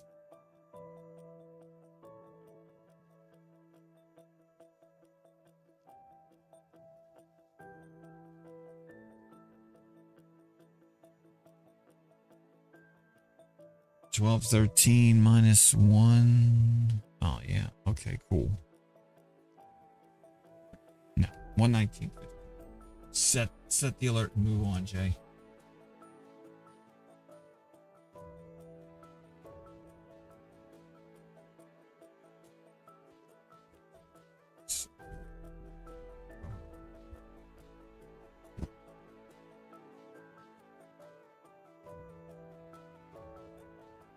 Hey, Houston. How goes it, man? You making money today? Busiest. I think this is my busiest day ever.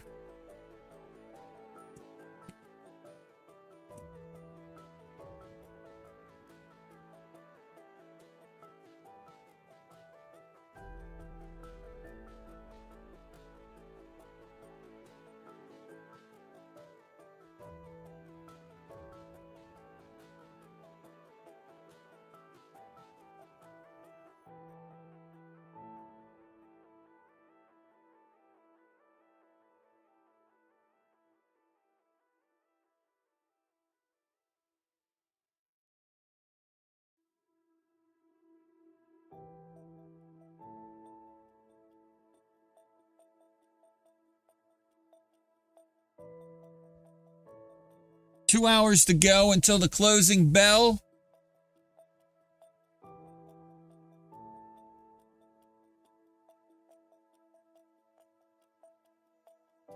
Got an alert for Signet Jewelers. I'm still going through alerts, dude, that I got at 9:30 today. Because I'm trying to keep up with the ones that come in. And then going back to the ones that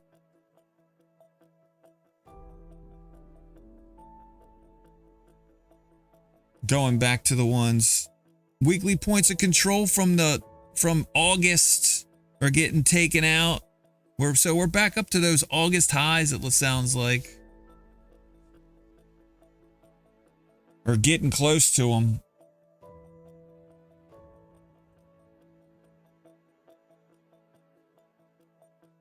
Alert for Signet Jewelers came in.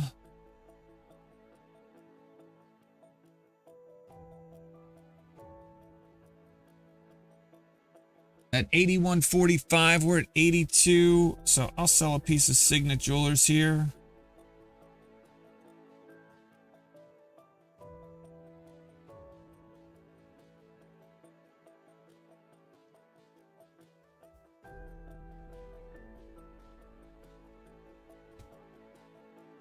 Maybe I need to go back. I actually need to go back. I'm getting tired. I can tell. I'm already out of gas. I might need some coffee here. I'm starting to make like stupid mistakes.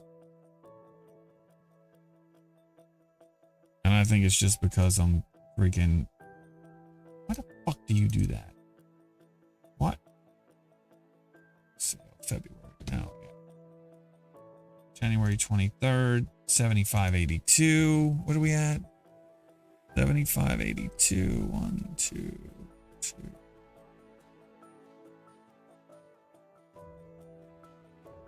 Wow. Yeah, I gotta sell this piece, right? Yeah. Yeah, okay. I'm okay selling that piece.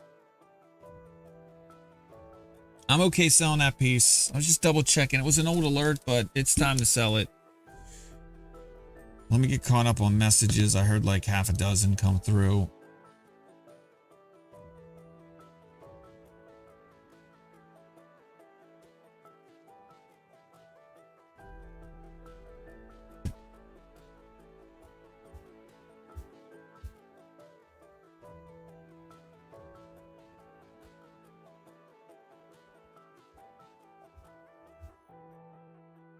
CCOI.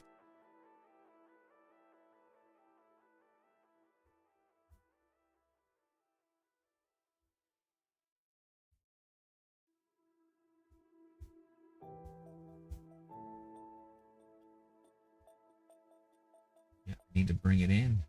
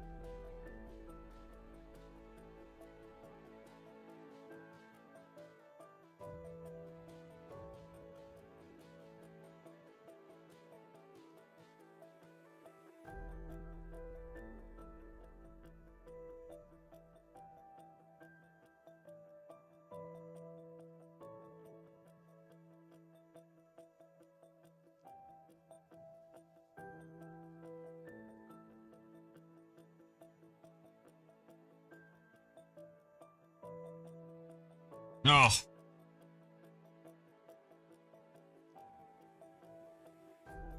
It feels like SPY should be up 10%.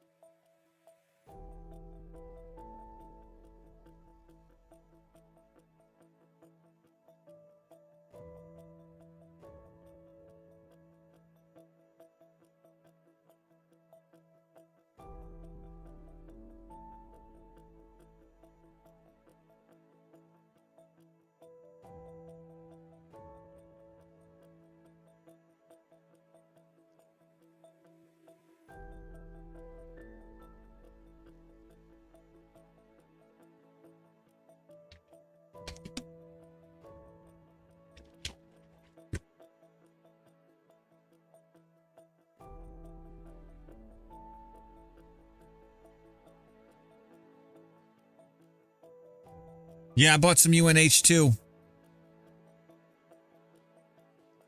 I think it's just people rotating out of safe, rotating out of value and into growth. Honestly.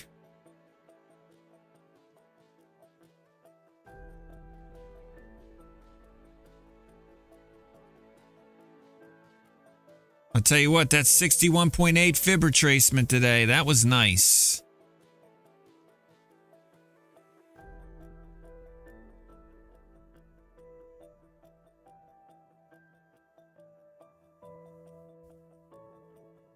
Bouncing off that 61 point, what was it? Yeah, 61.8 from the gap.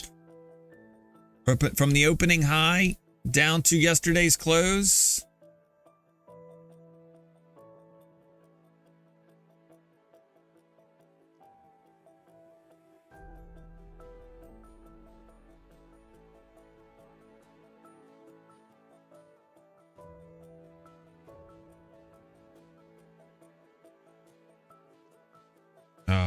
Okay, so where was I?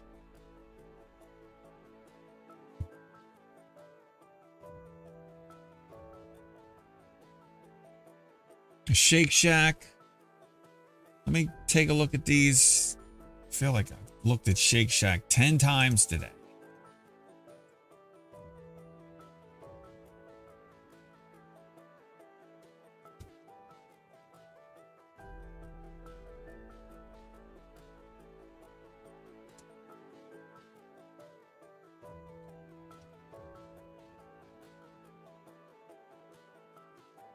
I'm going to sell it.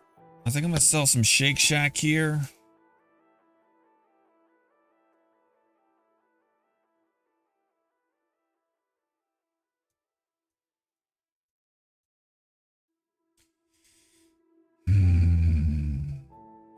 Right?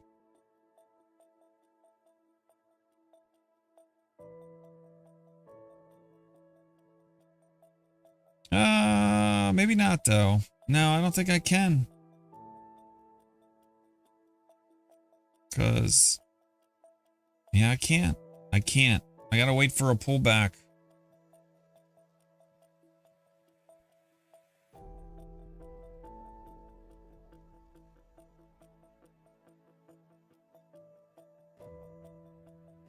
What is this? Yeah. Wow.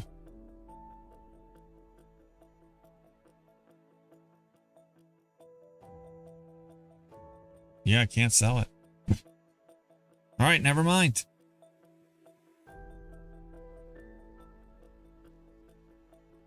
Because my cost base, well.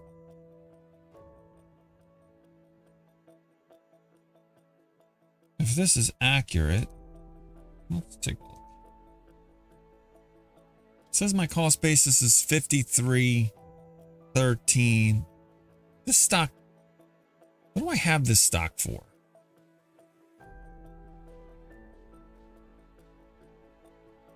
I'm going to keep it.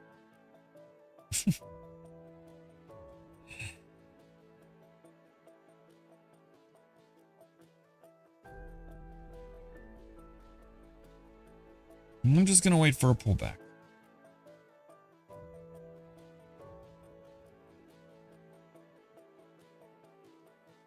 Because my cost basis should be, what is this, 3 size?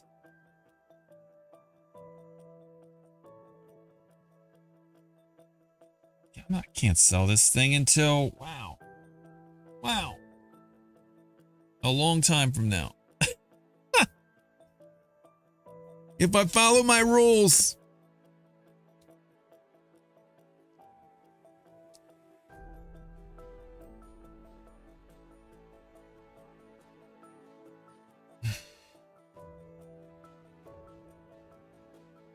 All right, moving on. I'll come back to it.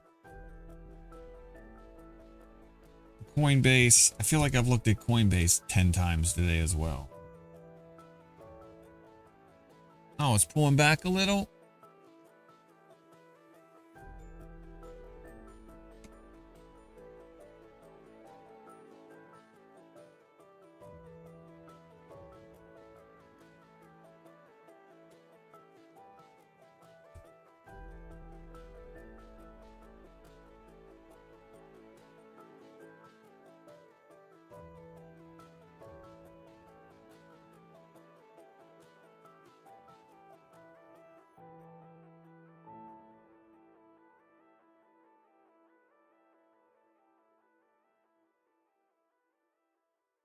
It says I need to sell some.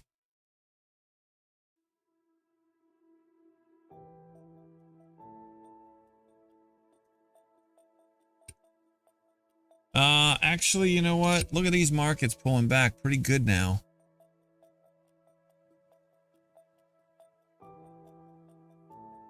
Let's just got an alert for Chevron moving lower. I'll buy some of that. This is what I do. Buy the rotation.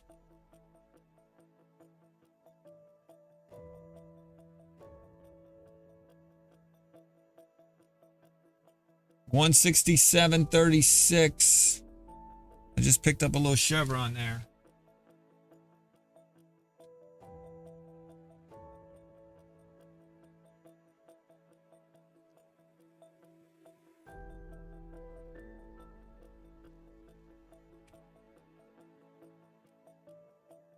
I'll evaluate when to sell it at 175.88.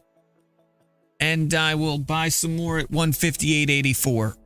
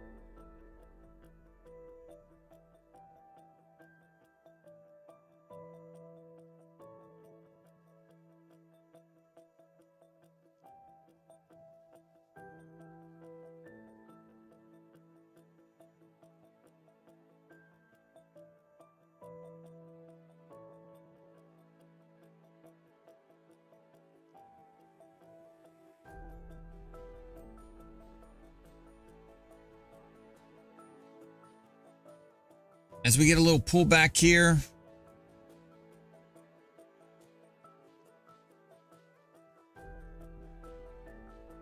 Let's see. Coinbase. All right, going back up to the top. Signet Jewelers CCOI. I was supposed to sell some CCOI at $70.85.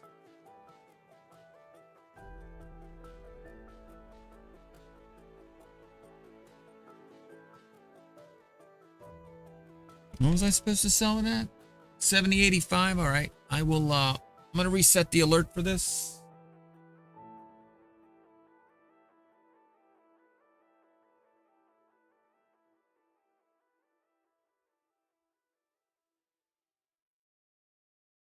Because I never got around to it, and it like just, I mean, it was above there for a little bit, but selling off now.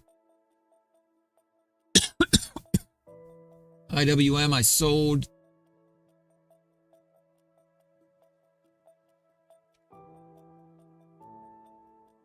Six.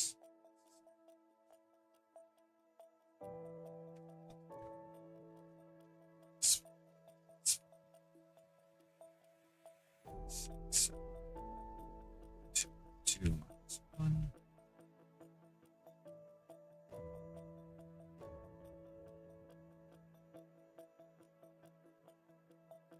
Looking at IWM, I sold some IWM today. Up it at 196.70. I'll buy it back at 186.86. And I'll look at when it's time to sell the next piece at 206.54.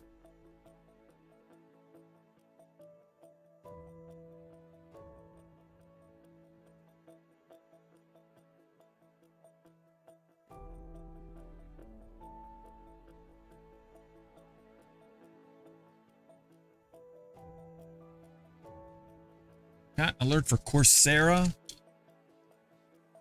earlier today.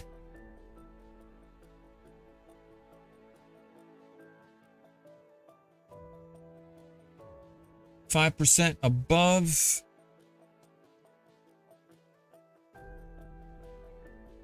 Where I sold it last, that was at 16.73. We've pulled back, so I'll reset that alert as well.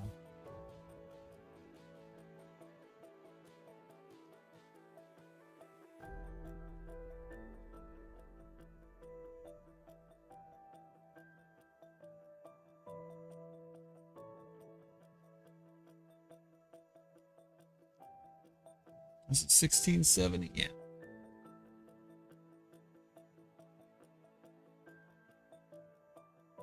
And markets continue to kind of pull down, push, come down a little. Just probably a little selling, a little profit taking.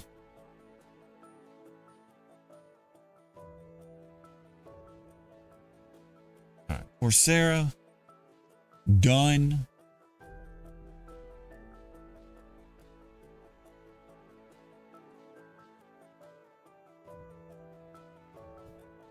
Let's see, Square, Block. I'm supposed to sell some Square at 87.58. It's at 88.41, so there's still time to. I'm gonna take a look-see. For those of you just coming into the channel, just getting caught up on this morning's alerts, I've had 124 alerts today, which is like probably a record. But I've had an opportunity to get out of some positions, sell a lot of stuff.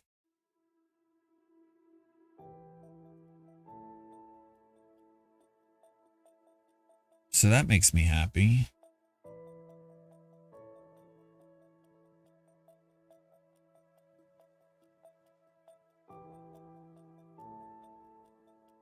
$60.81.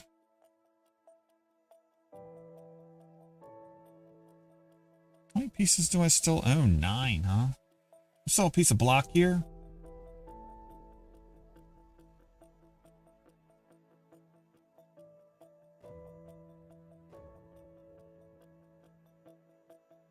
at 88.40. That's just 5% above where I last sold it, more than 5% above where I last sold it. So I'm gonna mark it up now.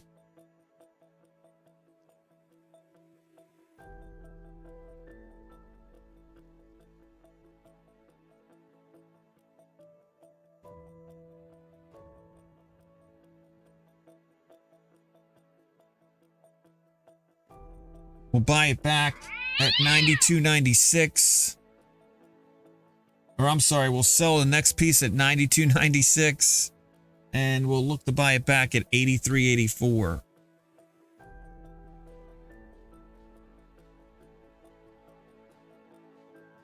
All right, let's go.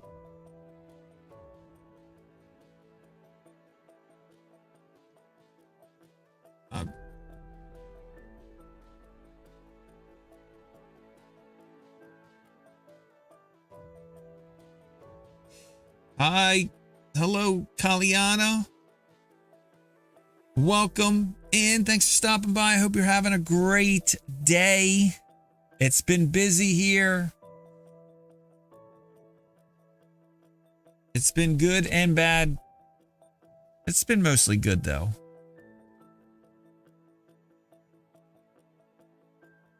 What the fuck?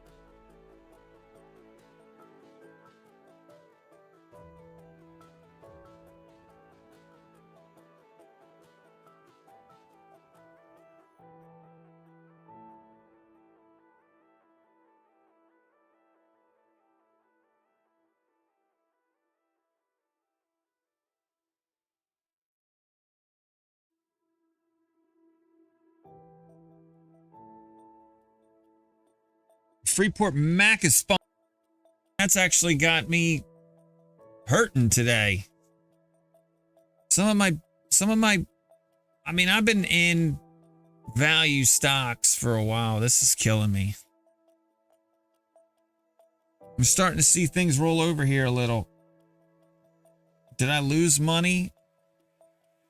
Yeah, in some places I did. I've lost money, but in other places I've gained it. I guess when you add it all together, you just kind of hope for the best. I'll do that at the end of the day.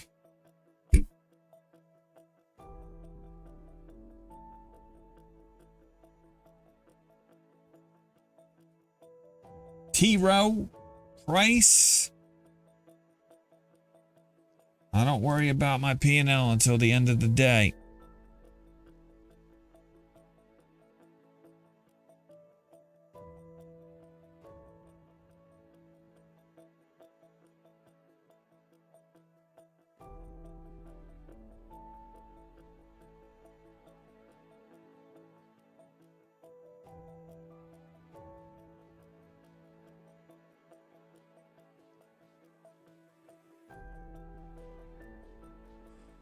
Is this a 5 size? 1, 2, 3, 5 size. Cost basis 126. Hold on a second. T-row price 130. Oh, 130. Look at that touch. Is that right, Jay? That would suck. It's saying I need to sell some at 126.12. What are we at? 130? What? What is... What's 132.52? Well, that's inaccurate. I'm going to sell a piece of T-row price here.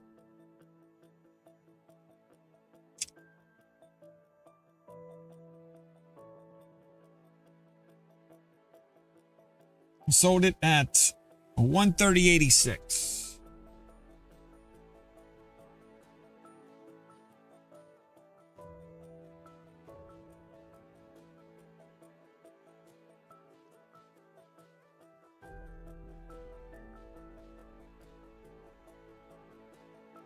We will buy that piece back at 124.18, and we'll look to sell the next piece at 137.54. It's T. Rowe Price, Tango Romeo Oscar Whiskey.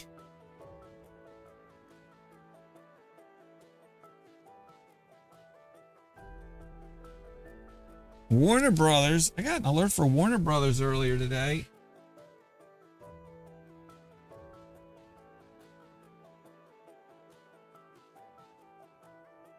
Oh, man.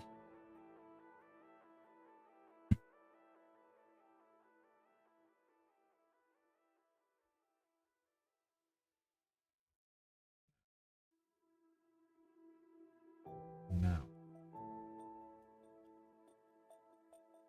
No, that's when you split it out. You gotta split it out. Take it half and half. I don't like it.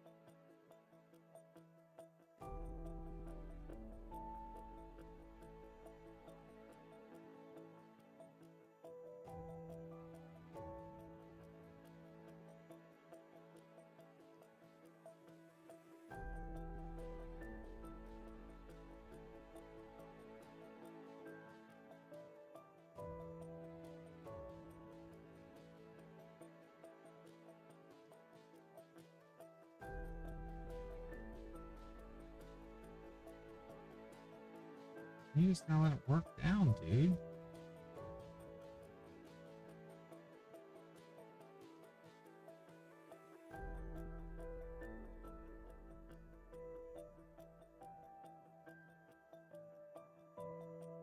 Best long-term. That's not the first time I've heard that Brillo 39. I heard it yesterday and the day before that and the day before.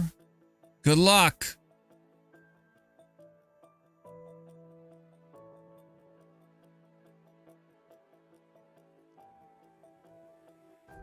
I'm doing well.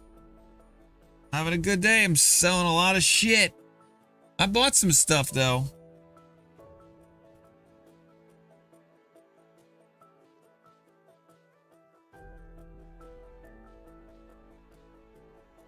Like there's definitely some rotation happening. So that's nice to see.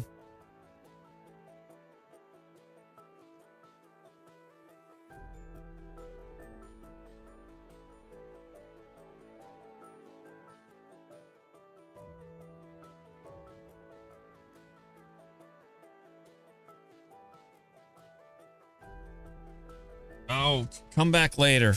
United, let me think. United Healthcare, CVX, Merck.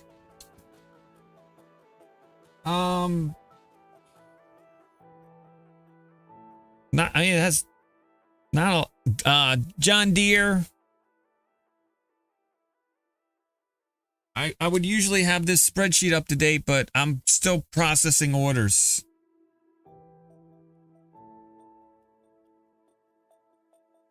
Yeah, rotation meaning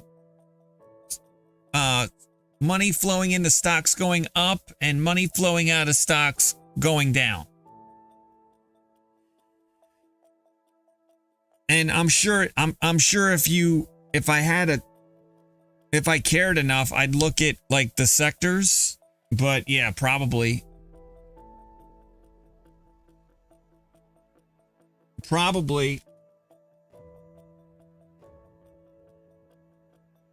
if, you know, if I were to speculate, bear market, no, bear markets, you got to close over, right? You got to close over the bear market.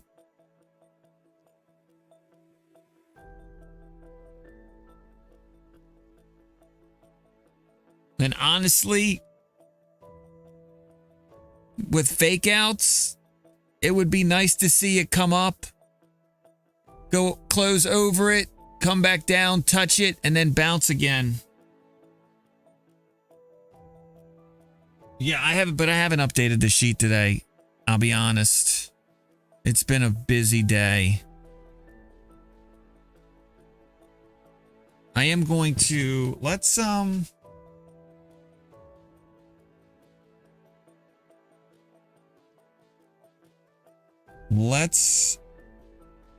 set a first time S&P has, but not the first time NASDAQ or the RUT has.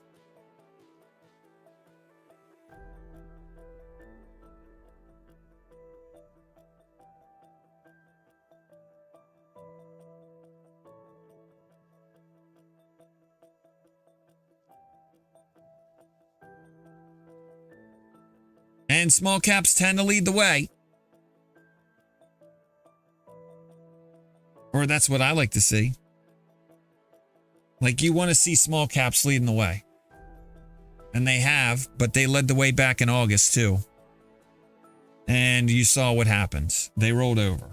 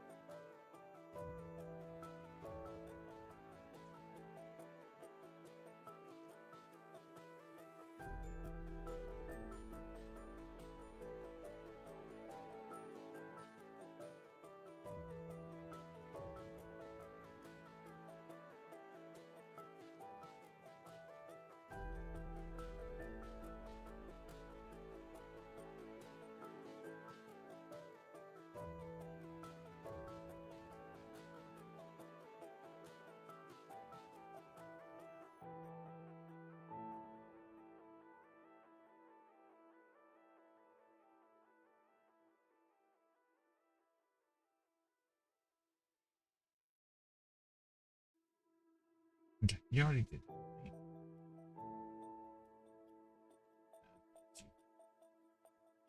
Oh.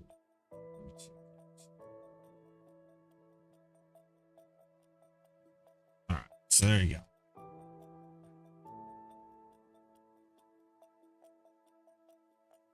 All right, WBD lows. I got an alert to sell some lows. How's lows doing right now? Pulled back a little, but it's still above where I should have sold it. So let's see if that is an accurate alert. And if it is, we'll sell some.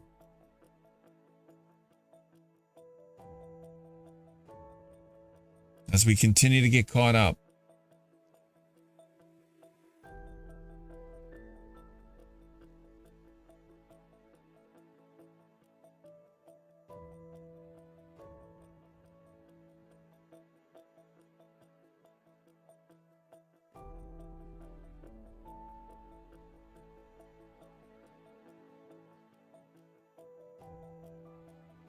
It is. I'm going to sell a piece of lows here.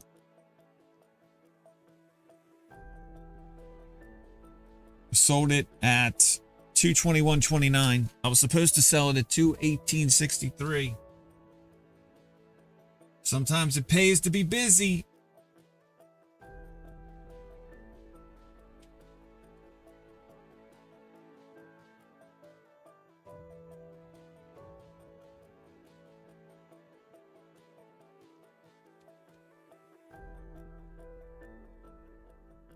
-1. I'll buy it back at 210.04. I'll sell the next piece at 232.54 probably.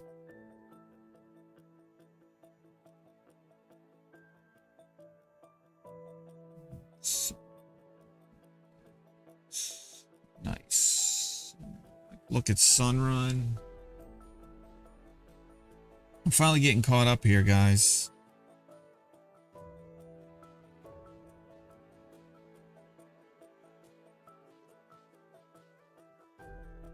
I'm finally getting caught up.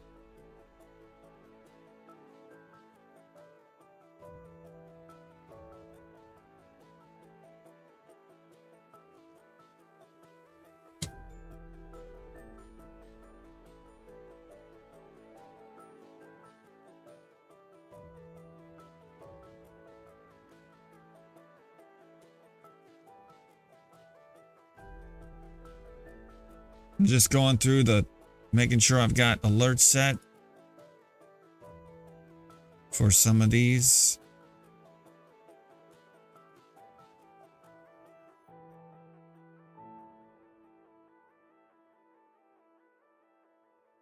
Ugh.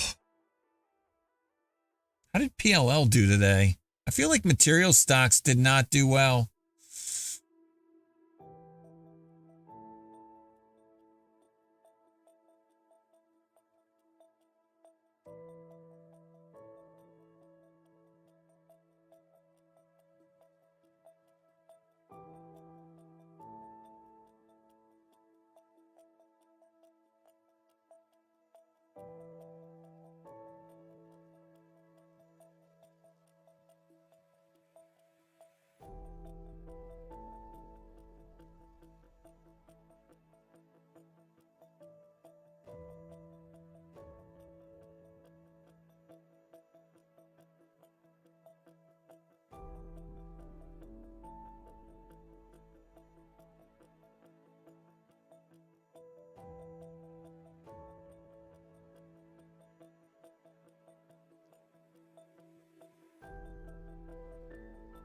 Target. Did I already do Target? I feel like I already did Target. I feel like I'm getting caught up.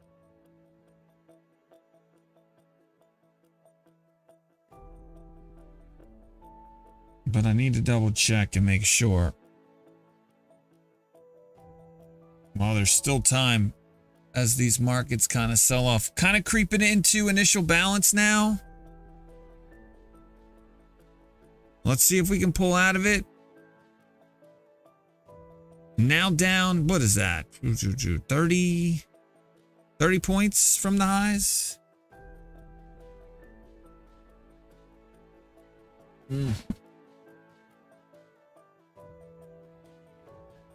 hurts. It does.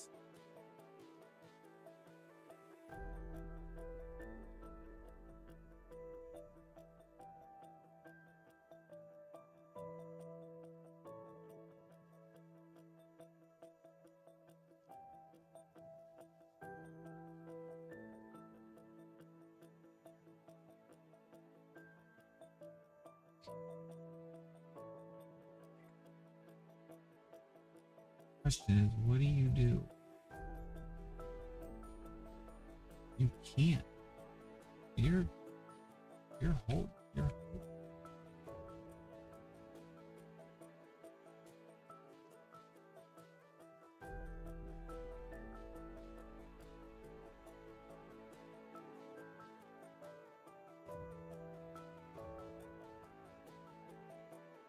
You're getting flushed out.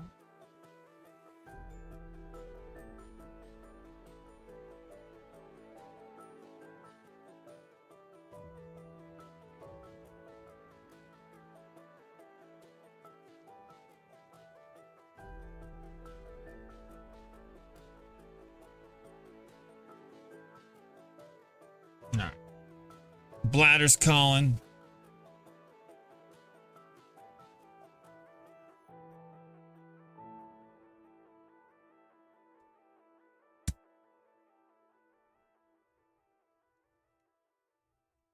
It doesn't matter what Apple earnings are either.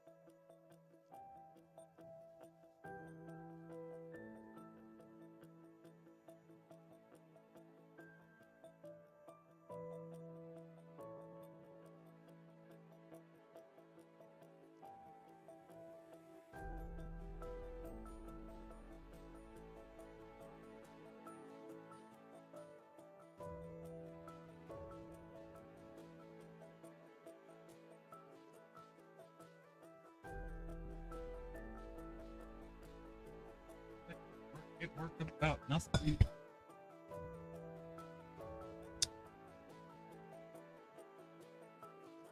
I'm sorry. I was thinking about it some more. Even if Apple's earnings are perceived one way or another, I have a hard time wrapping my head around this idea that one company and their earnings will determine where the market goes. With all due respect, I disagree.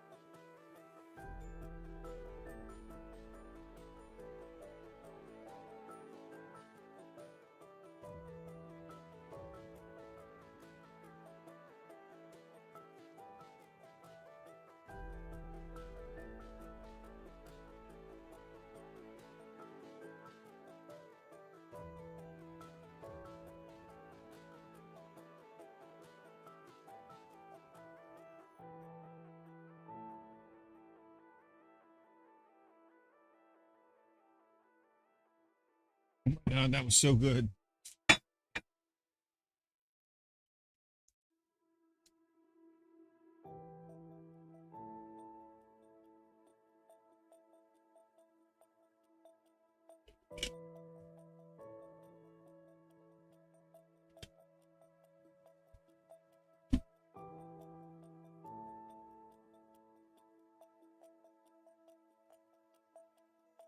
I mean, might be able to.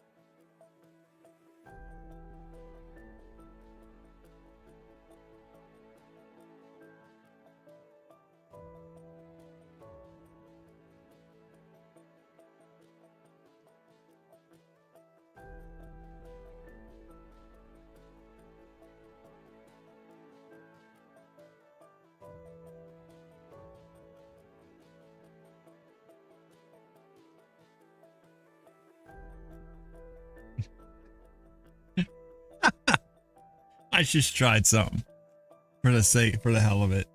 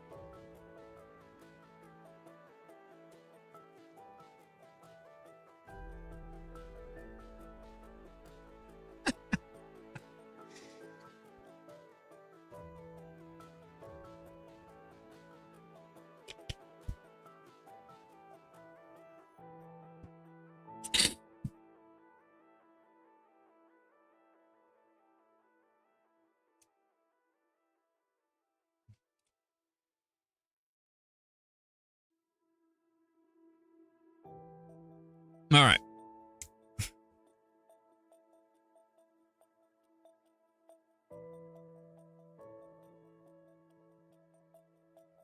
Let's keep going as I try to get caught up.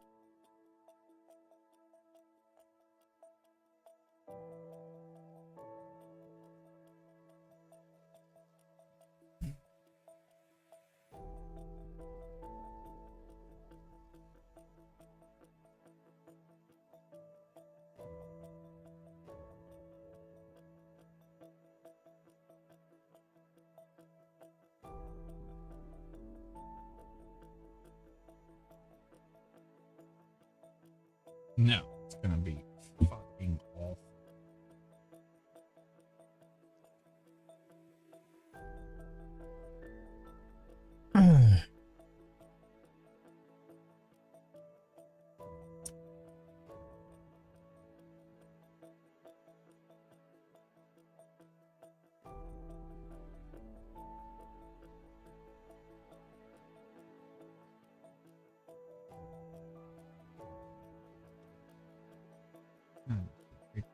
We should open up a position and take a short call.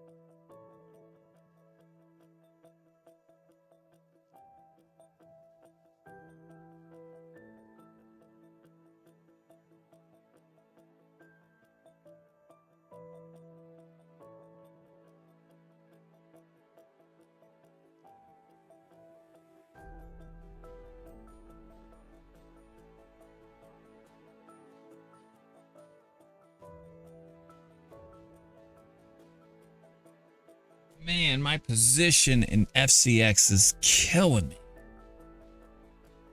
Just killing me.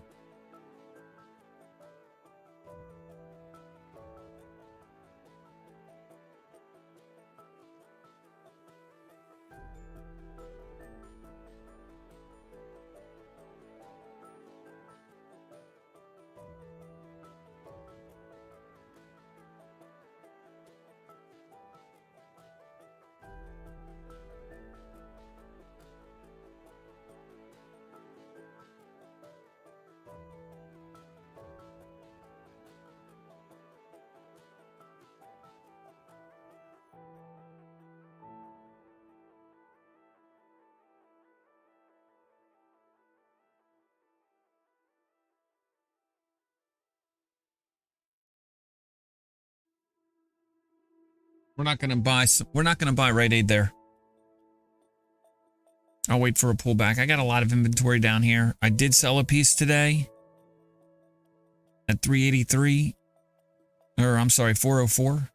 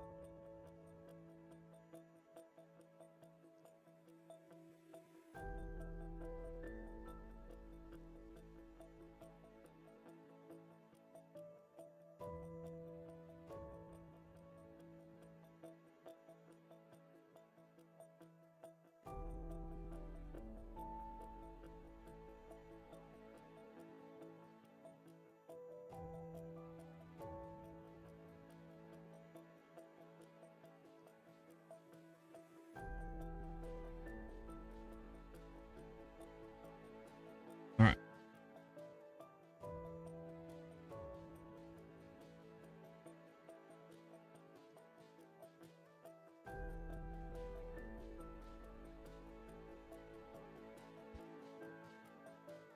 I will buy that piece of MicroStrategy back.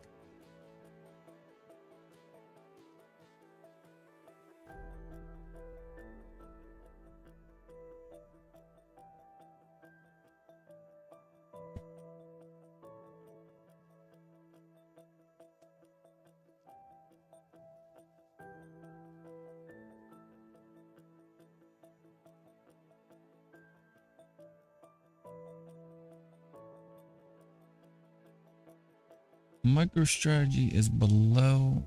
What am I doing?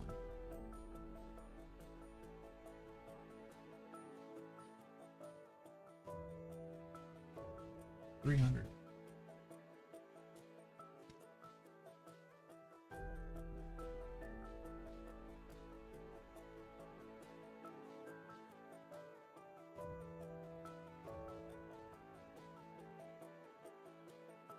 All right, let's. You want to set I want to start a prediction.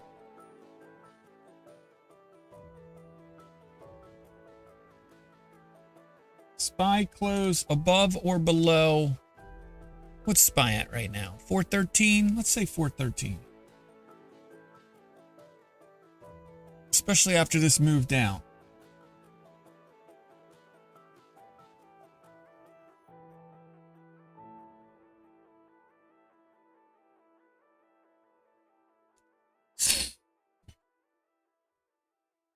Good luck.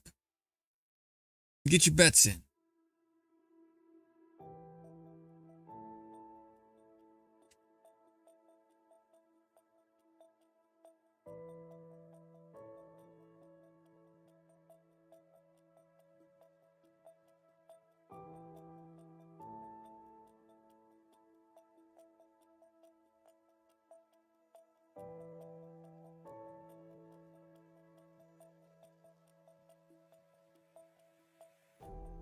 Out of the tree of life, I just picked me a plum.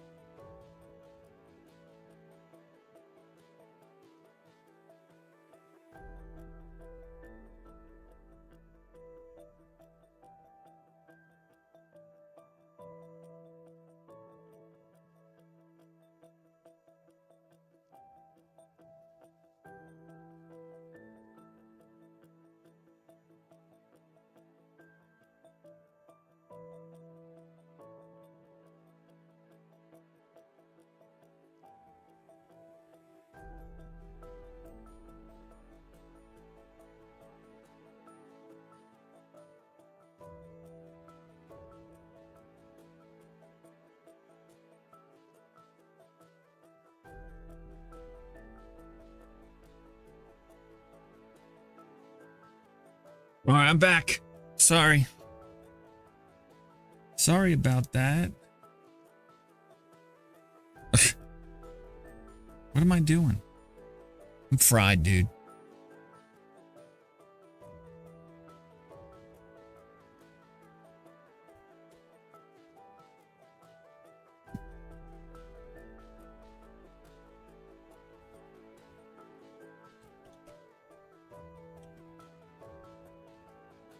I'm fried. It's been a crazy ass day.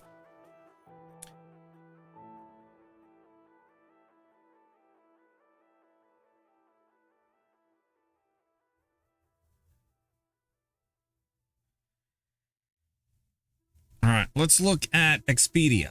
I got an alert to sell some Expedia. Never got around to it. The alert was at 120.74.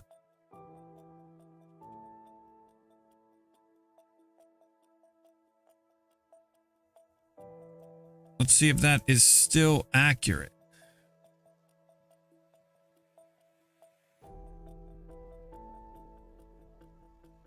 Sell by, buy.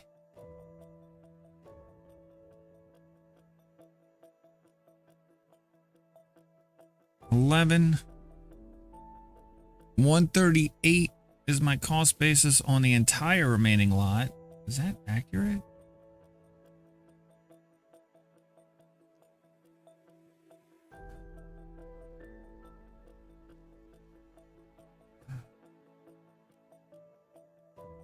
$93.14.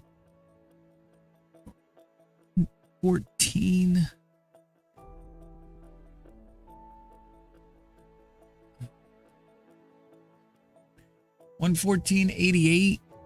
It's higher than, yeah. It's time to sell some Expedia.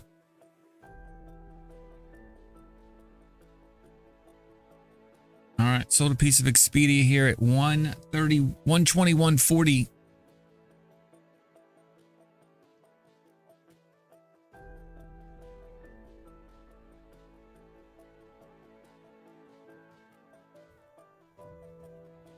Minus one Rojo. We'll buy it back at 115.20. We'll look to sell the next piece at 127.60. I guess travel's back, boys.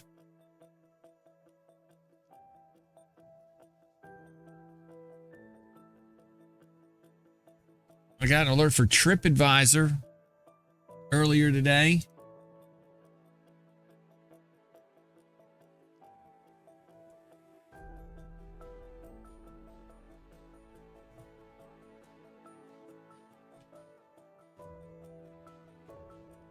Was supposed to sell it at 24.40. We're at 24.80, so I can still sell it. Let's see if it's if that is an accurate alert.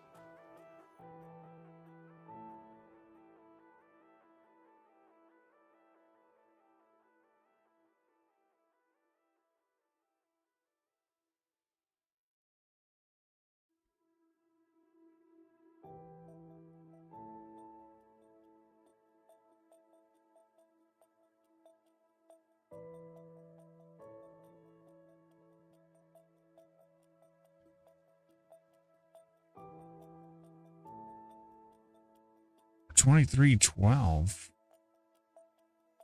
Holy crap.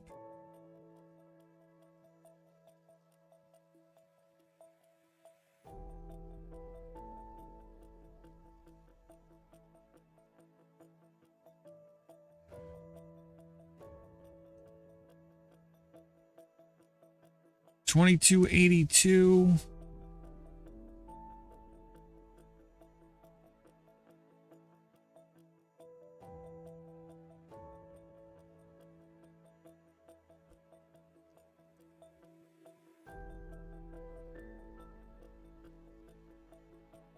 It says I'm supposed to sell it at 5% higher than 22.82. I'm going to sell a piece. Unless I already did. I should probably check that.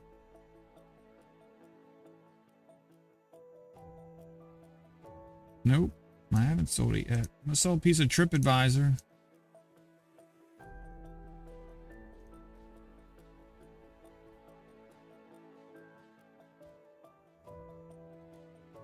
All right. Moderna. I got an alert from Moderna earlier today. Screw you, Moderna. I was supposed to sell you at 176.73. Looks like I'm resetting that alert.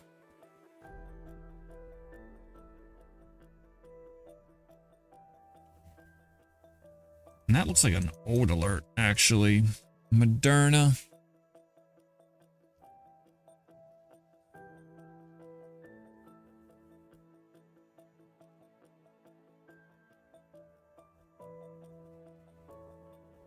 It's not an old alert.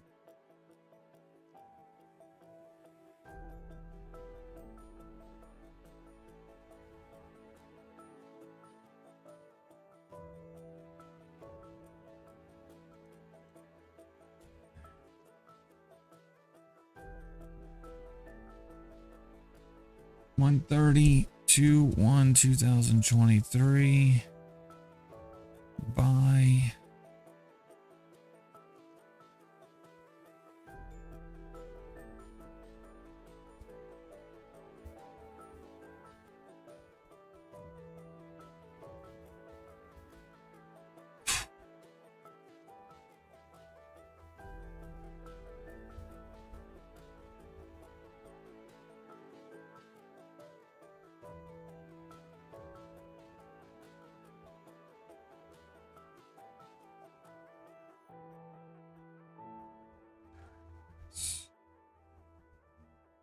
Oh, shit, really?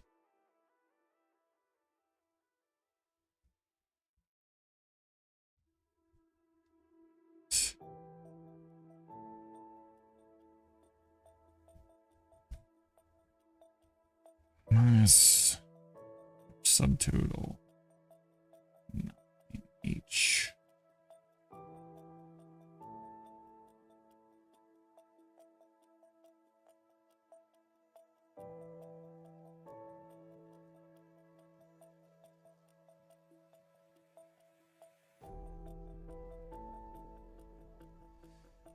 $179.75 times 5. Just doing factoring my cost basis for my first Moderna sell. I bought 3 pieces on this move lower.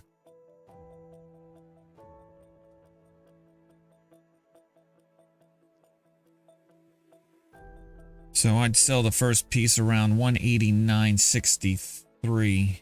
I'm going to do the exact calculation now.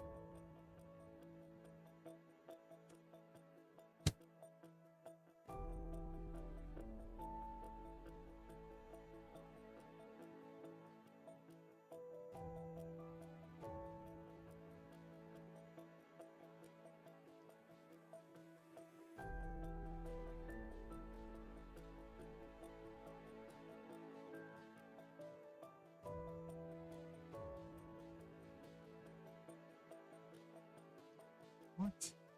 Jesus. Come on, Jake. Oh, it's 202. Oh, plus 3. Well,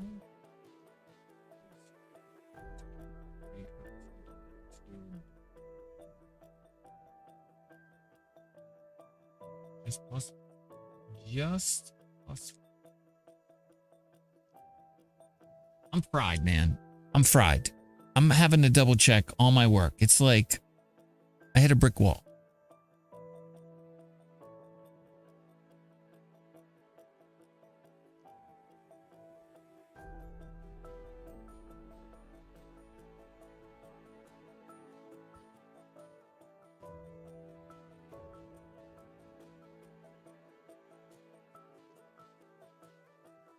All right.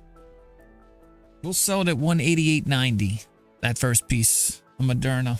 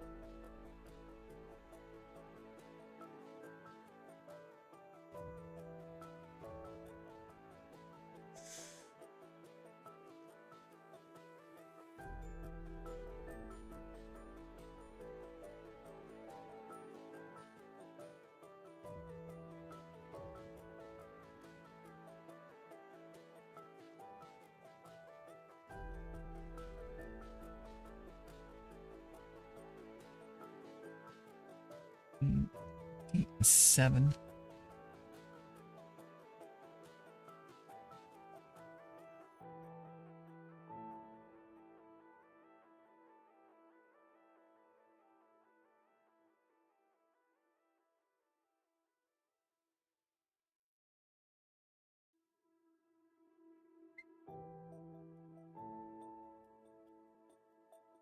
Today was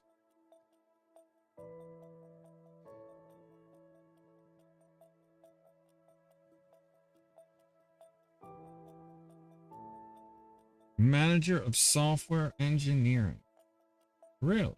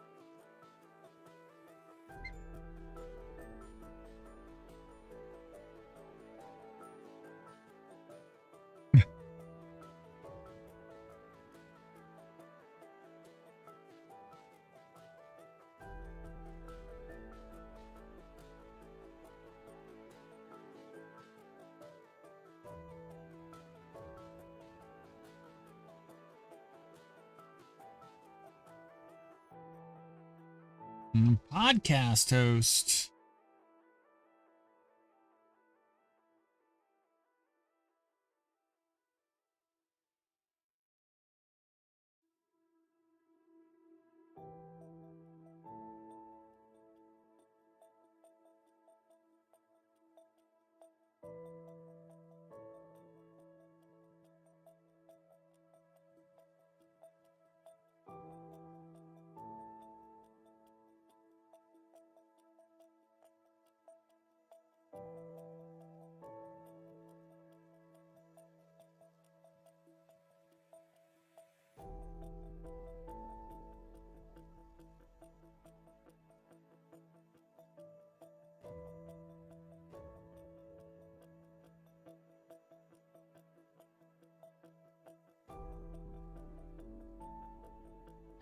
Yeah. Yeah, I don't care. Watch it. Did you hit your toe on the cement thing? You okay? That's why I got the box on it so you don't hit it.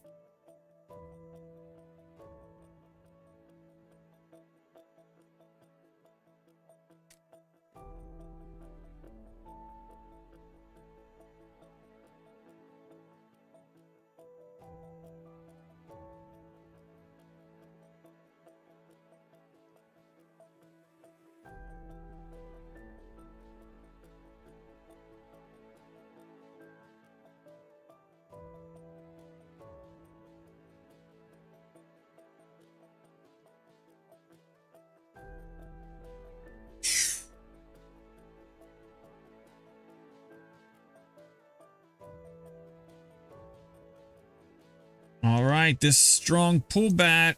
You made it for the channel prediction. Very nice.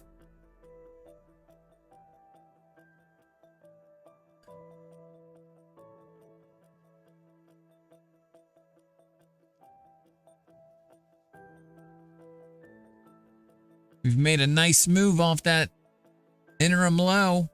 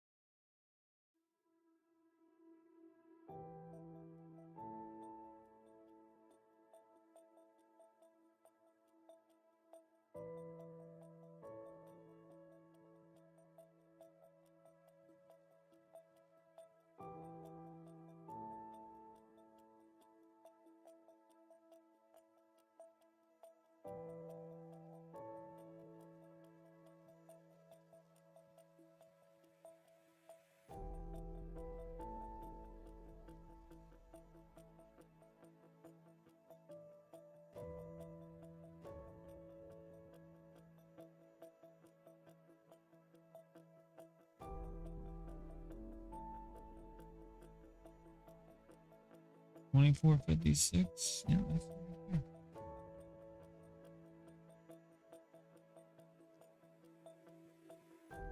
I'm just going through setting alerts.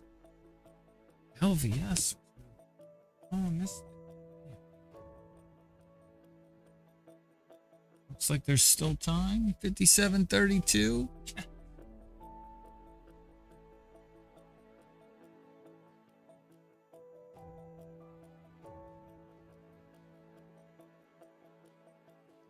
the hell is this? Oh, recent high. Yeah.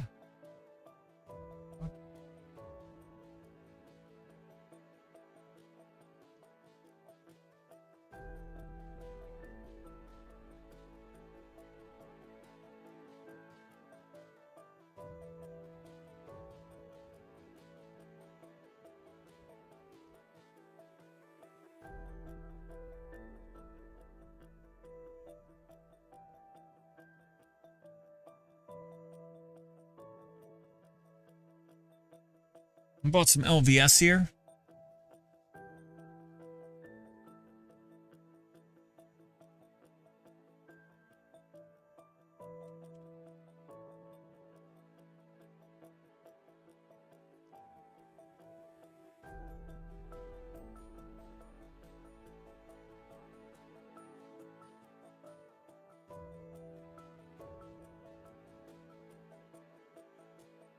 We'll look to buy the next piece at 54.38. And we'll look at when it's time to sell some at $60.12. It has been a busy year. A lot has happened.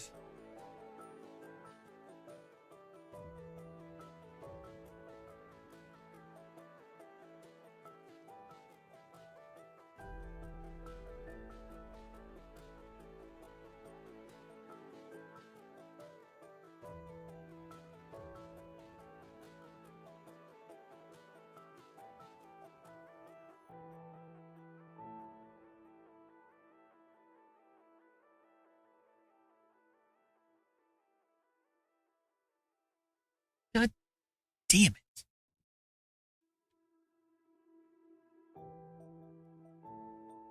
What a shitty. What a shitty fill.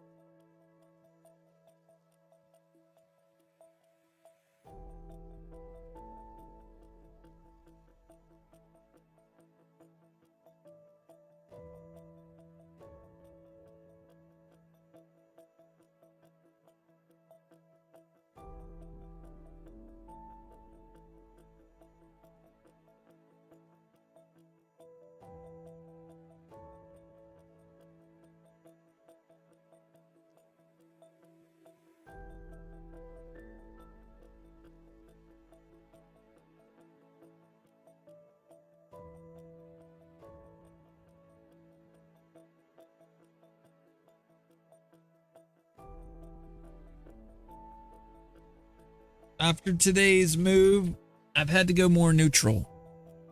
I would say I'm not as bearish after today's, well, yesterday and today's news. At price action. I know I'm supposed to get more bearish. I'm still hedged. I've just had to spread my deltas out a little differently. Who do you think does better on earnings? Stock percent wise? That's a good question. Which one is up more?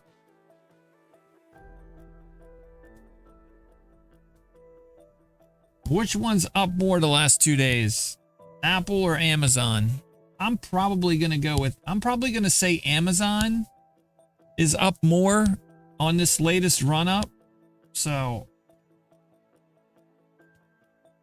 I think Apple does better. Just based on price action alone. I have to assume Amazon, since it just took such a beating, is up more on this move higher, on this rally that just continues to go. And so, yeah, that's why I'd pick Apple.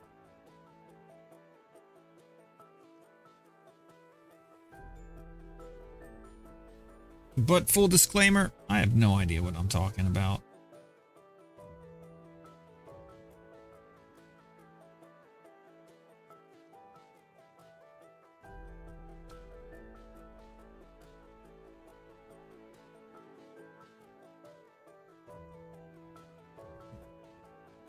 403.49.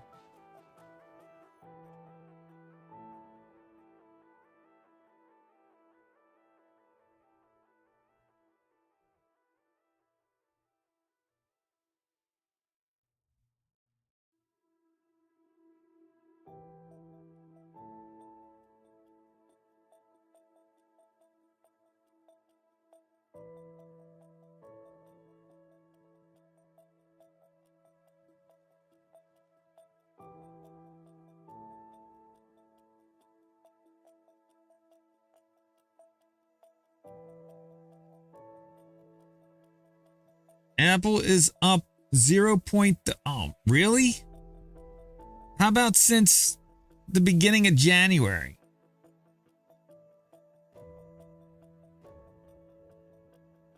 What?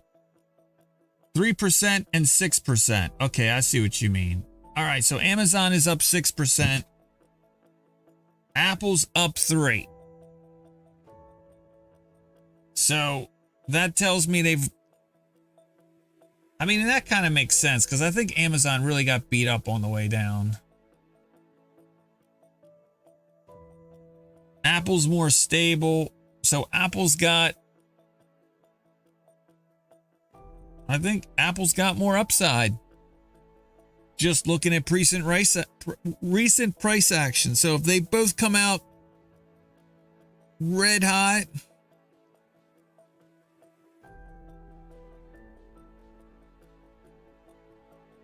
I think Apple takes it.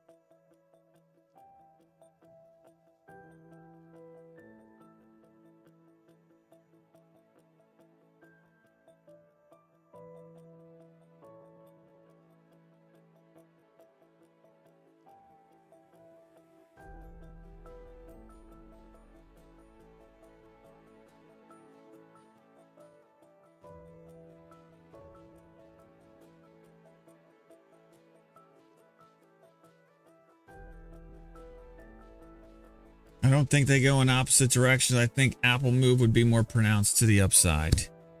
Yeah, I mean, I think if both of them do well, I mean, unless they just sell off because there's some profit taken.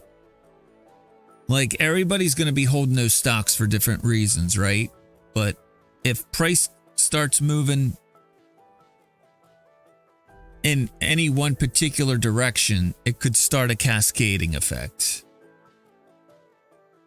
Right? And the people that didn't want to sell or didn't want to buy, depending on the side of the trade they're taking, are going to have to, you know, decide what to do.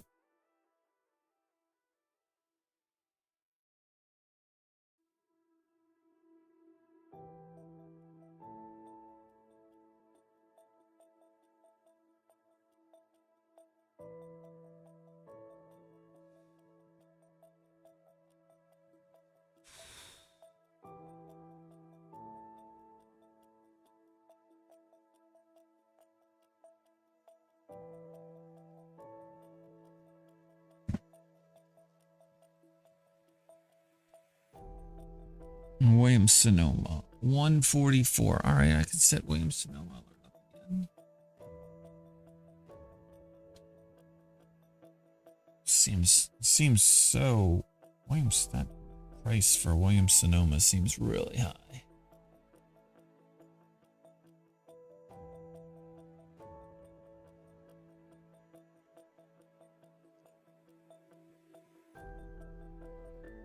Oh, it's on Robinhood, huh? Never mind.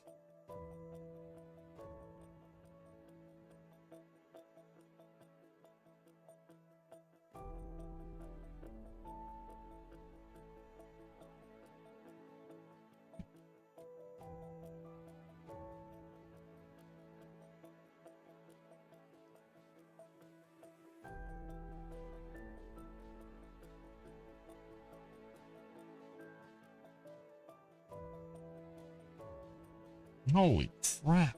Really?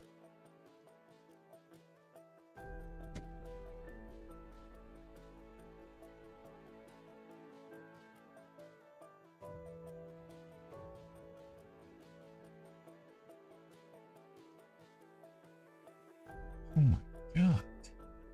Wow. I'd sell a couple pieces here, dude.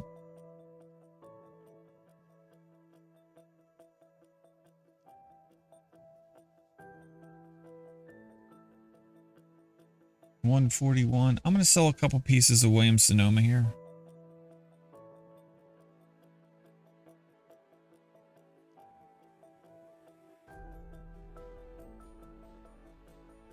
Bought it or sold them at 143.44.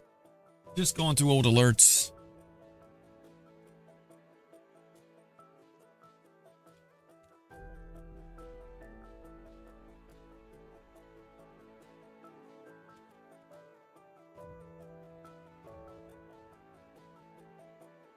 I'll look to buy it back at 136.12.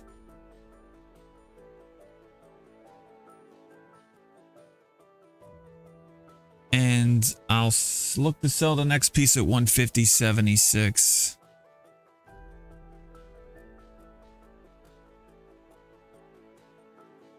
Nice move in Williams-Sonoma. I mean, it's pretty much a nice move in everything that had a letter in their stock symbol.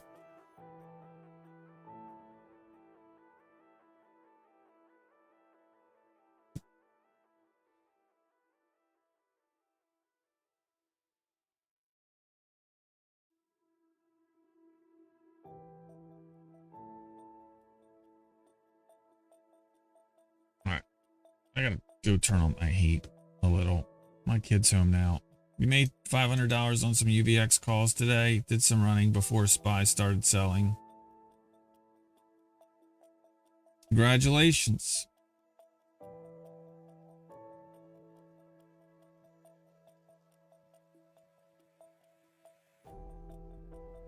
All right, I'll be right back.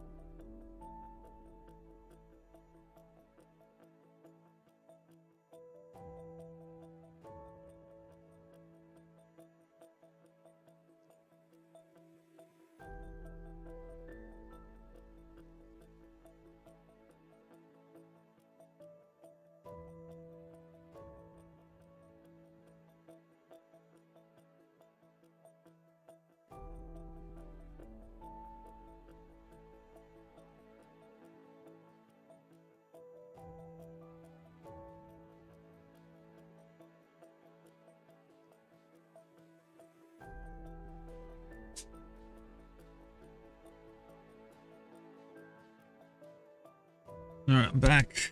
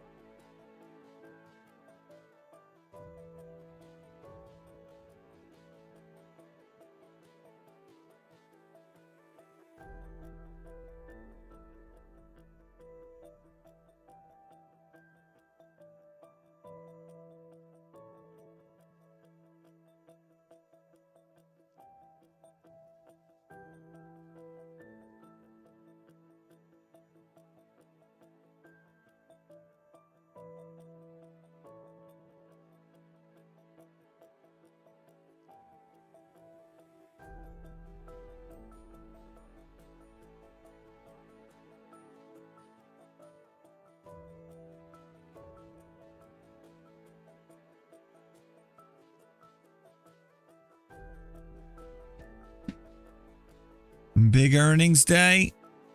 That's already been a big enough day for me, but sure. I agree. There's some nice stocks reporting earnings after the bell. I am already fried, however, so even though I probably could be a little bit more enthusiastic about them, if they all decided to say, you know what, we're not going to do earnings today. We're going to wait till next week. I wouldn't be disappointed.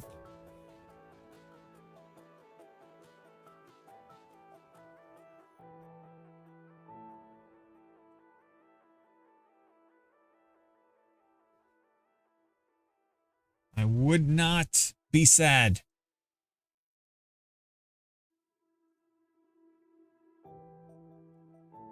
But yeah, 15 minutes till the closing bell.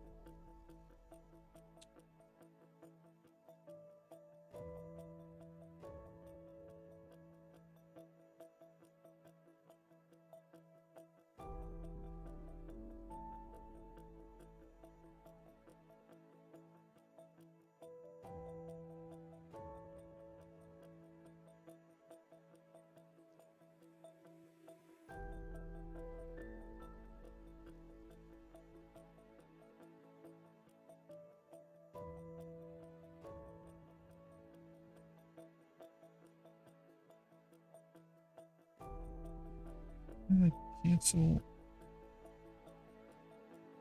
That's interesting.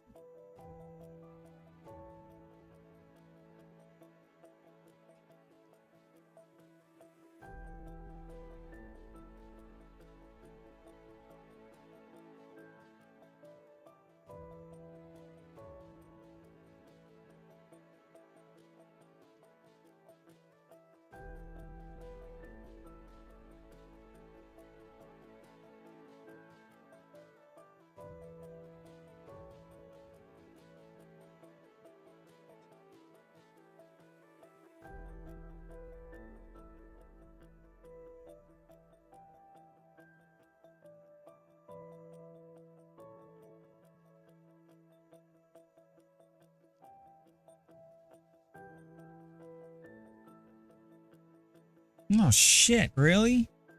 Frick.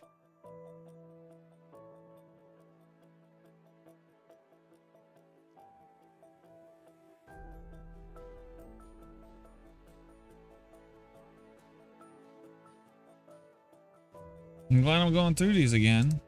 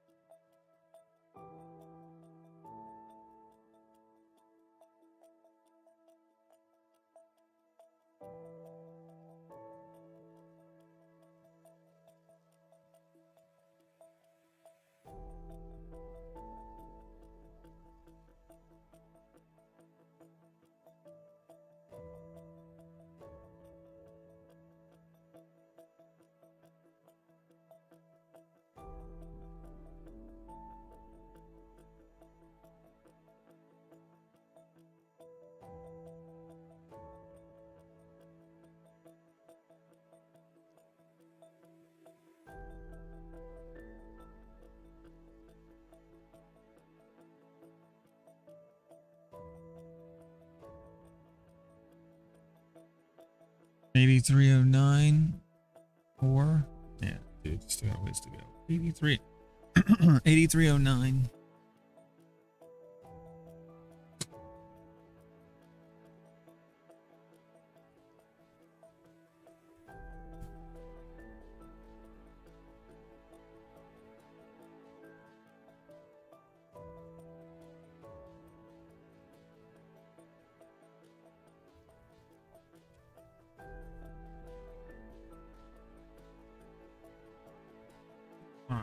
I'm just setting some alerts for some stocks that I bought and sold today. I'm still getting caught up, believe it or not.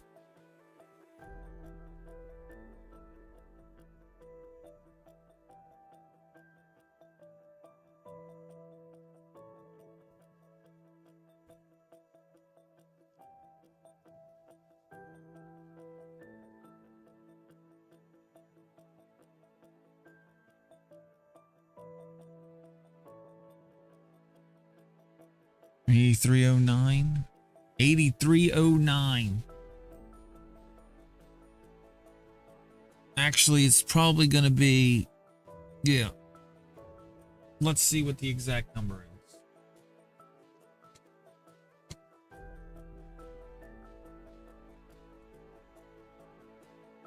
It's 20% plus a buffer above 68.96.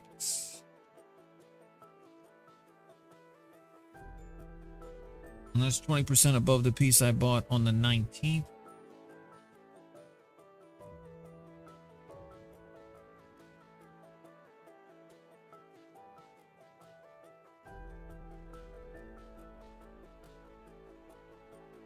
$82.76 actually. You know what? I can sell it here.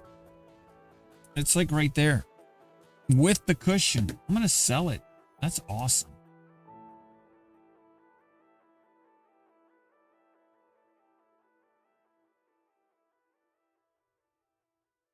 $82.66, kind of got a shitty fill, but whatever.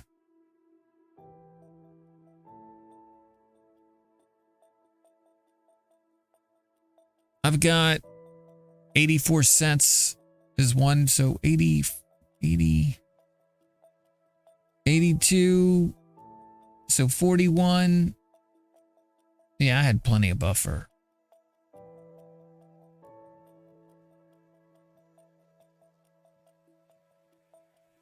Doing the math in my head. All right, so let me mark that up now. Nice. 82.66.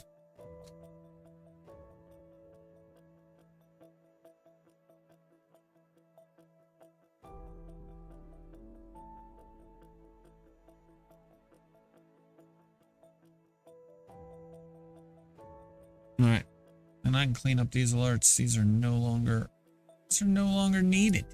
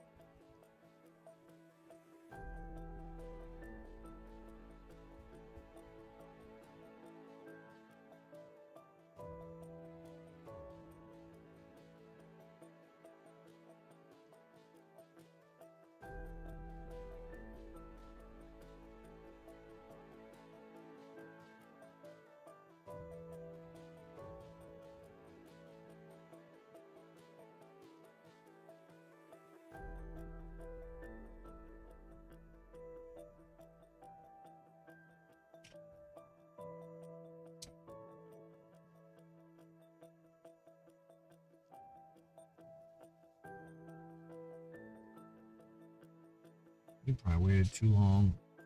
How far out do you wait?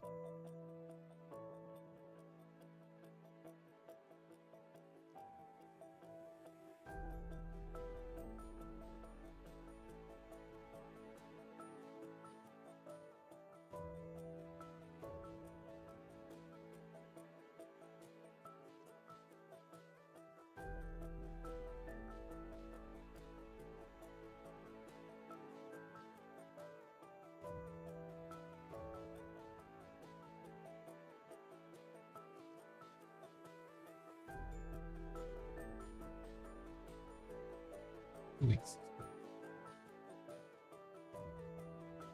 All right.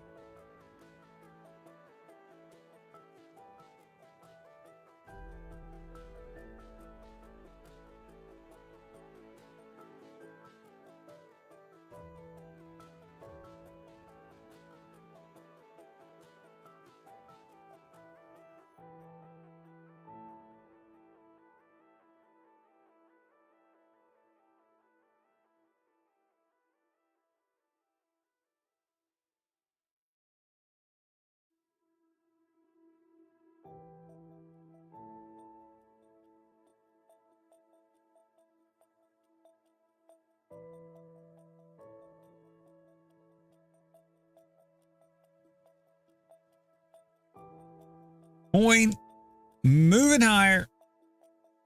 I'll wait till tomorrow to sell coin.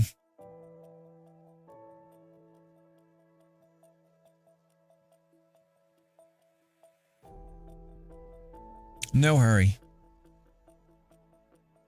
We got 3 minutes.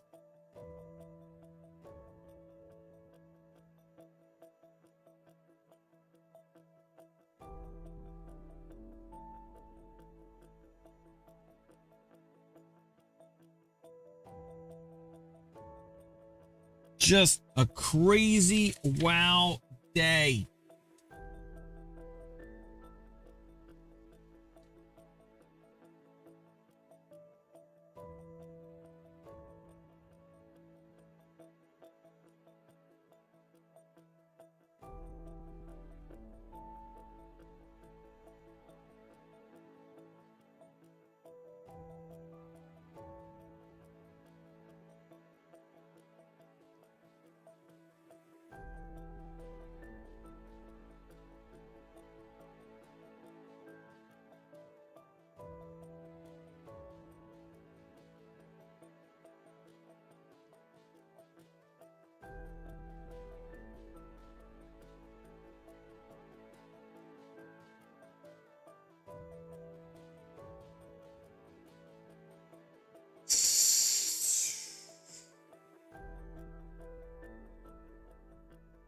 One minute to go.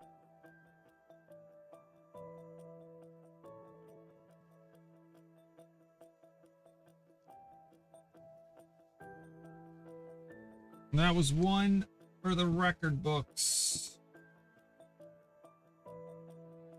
According to my data, 127 alerts today. That, I can't remember the last time I had 127 alerts. Unfortunately, because FCX royally effed me today,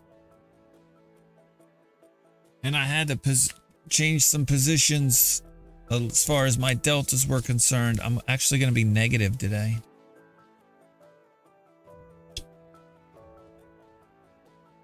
Not by much, but by a little.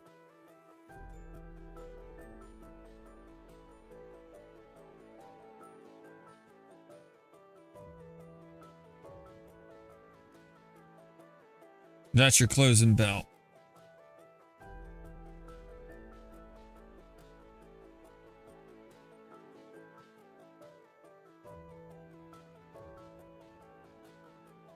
That was just crazy.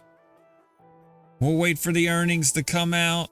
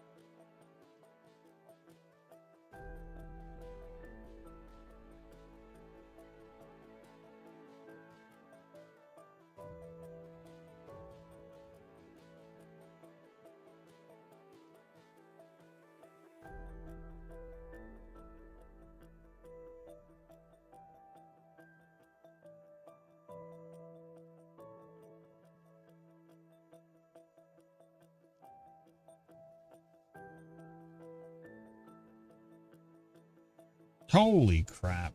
Wow, that's just awesome.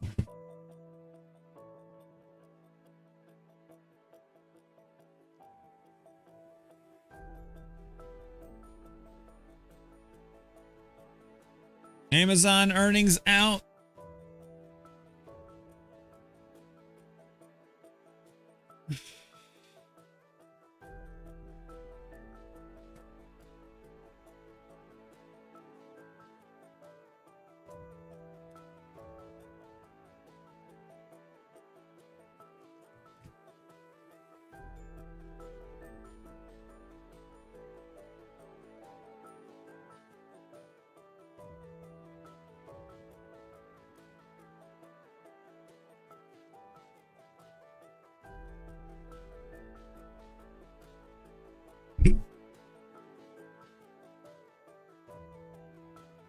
Google also moving higher. Now it's kind of coming down.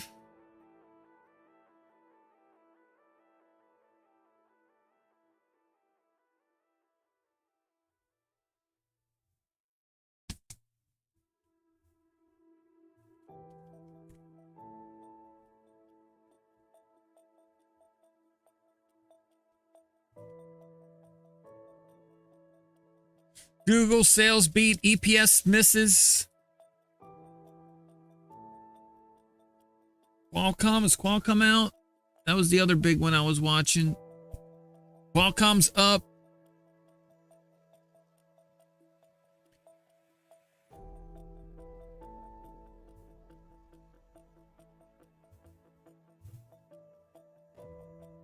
Sales miss, EPS up, or CPS beat.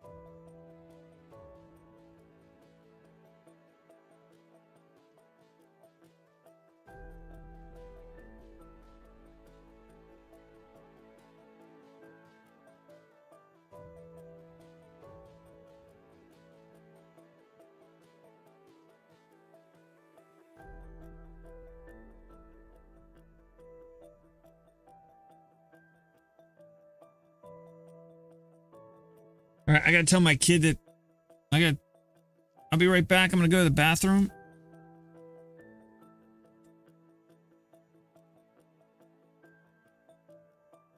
Amazon sales beat, EPS misses. I think I already mentioned that. So they're kind of stuck in that first candle range after mooning.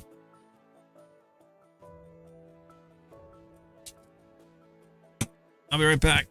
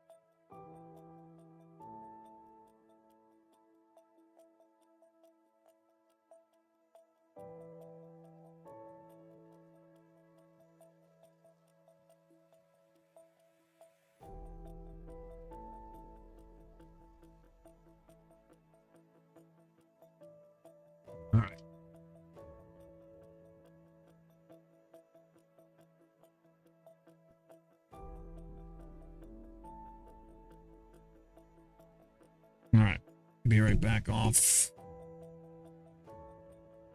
Wow.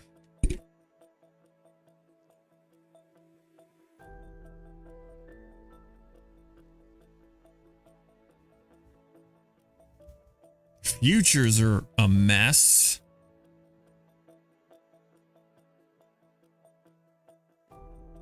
Looks like SPY.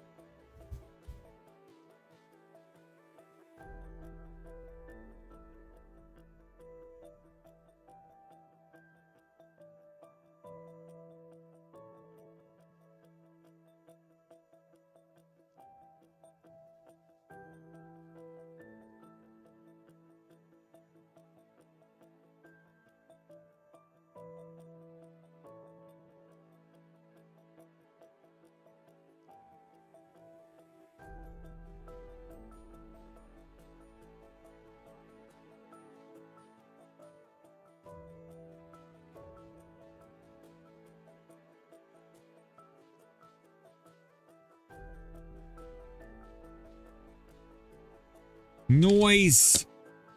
All of it.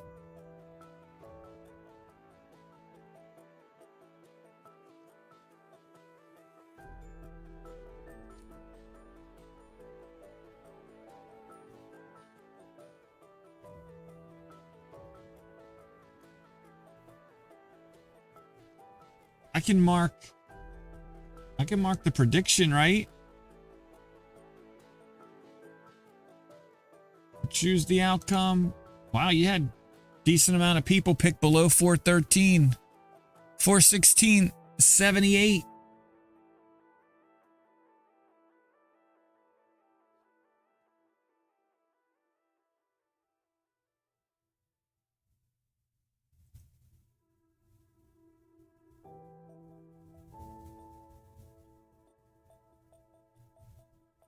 Markets to central bankers. We don't believe you.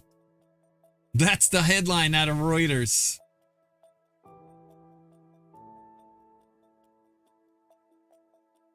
Unbelievable.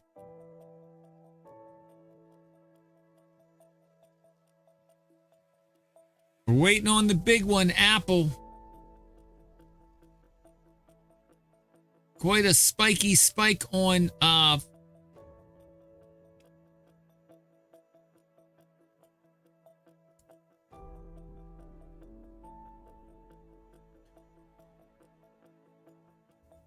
Ford moving. Did they have earnings today?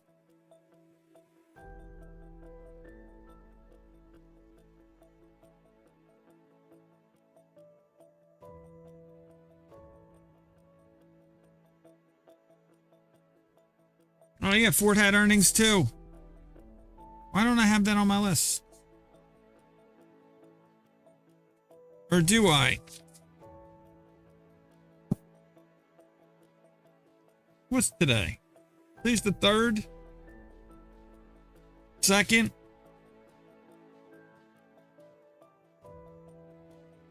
Second, 9th, 16th, 23rd. That's next week. Where's my sheet for this week?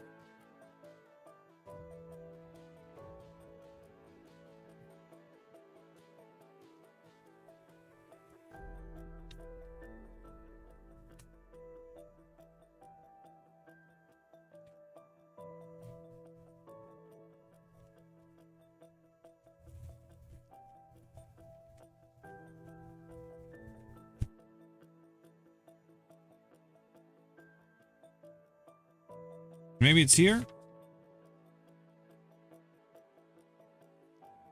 Oh yeah, here it is. Yeah, Ford did have earnings. Moving lower.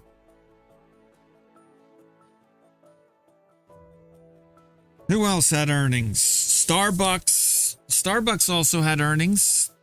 Let's see what Starbucks is looking at. Yep, Starbucks moving lower.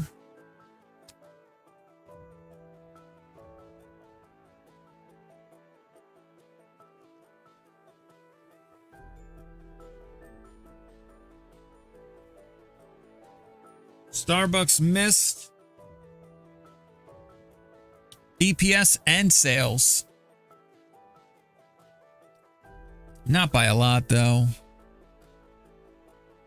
Qualcomm, let's check them out. Supposedly they're mooning.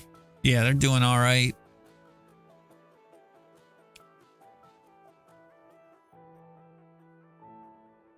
What the frick?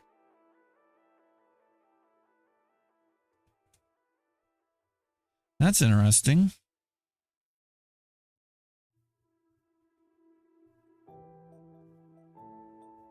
MicroStrategy had earnings after the bell.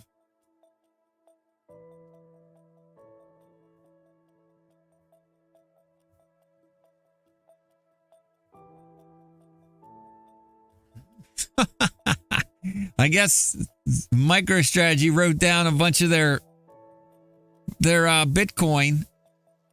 Look at that. Look at that EPS. Look at MicroStrategy EPS.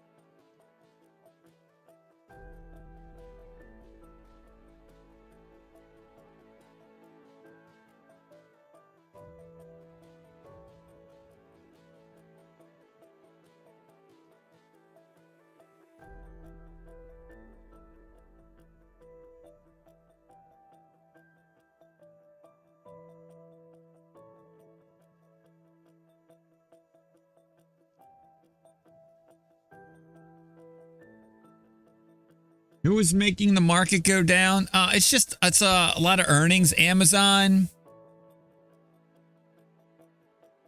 Ford was down. Amazon. It's probably Amazon right now.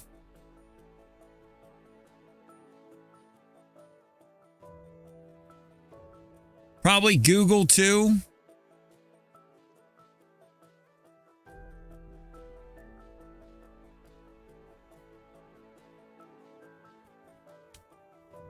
Google as well.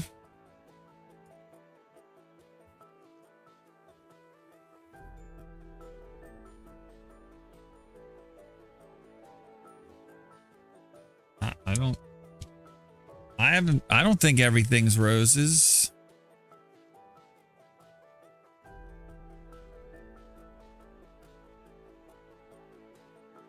We're still waiting on the mighty Apple.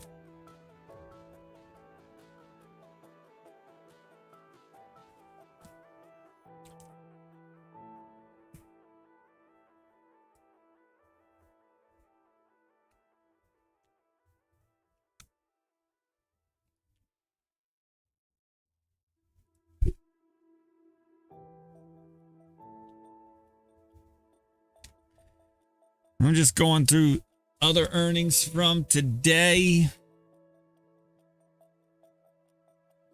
Earlier.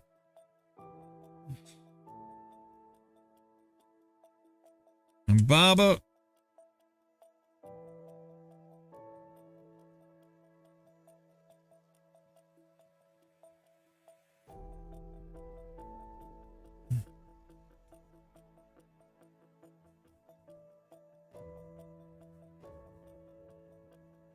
Tesla's down 10. I don't think I got a chance to sell Tesla today.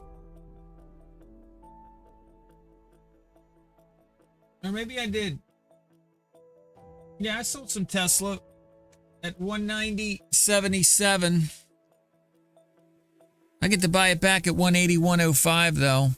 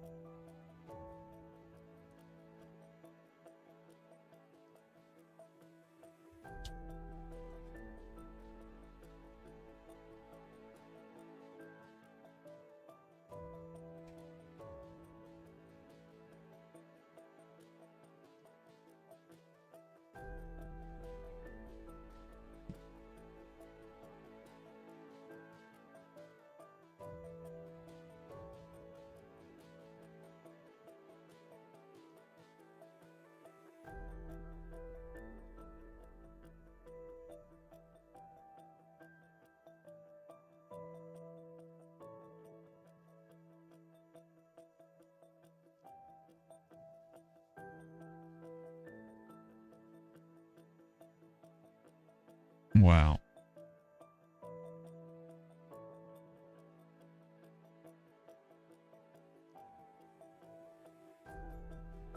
I'm just going to go through and start writing down all my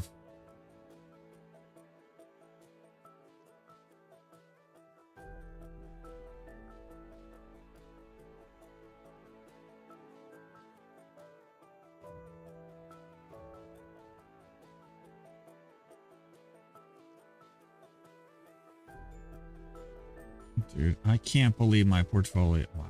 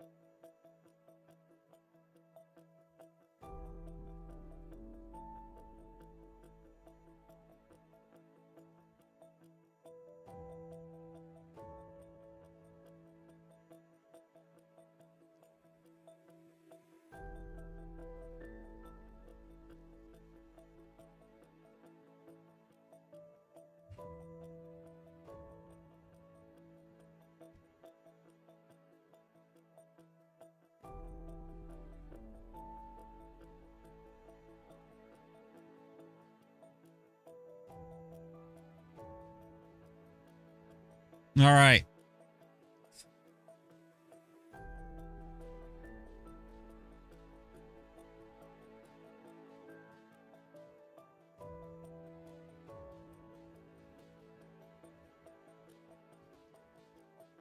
Oh, it's so much noise.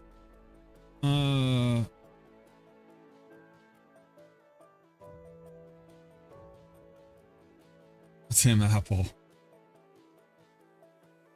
How goes it today? It was a good day.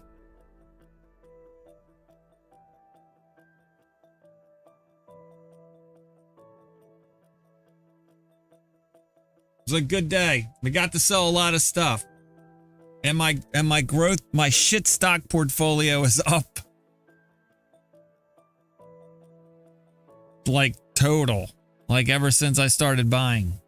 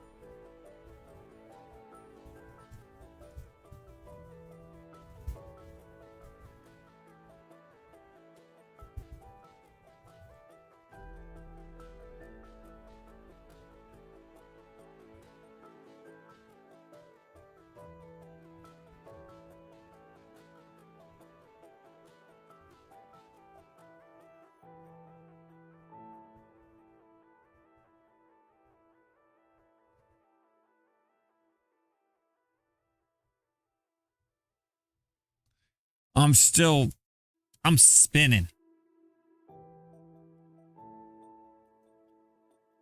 All right.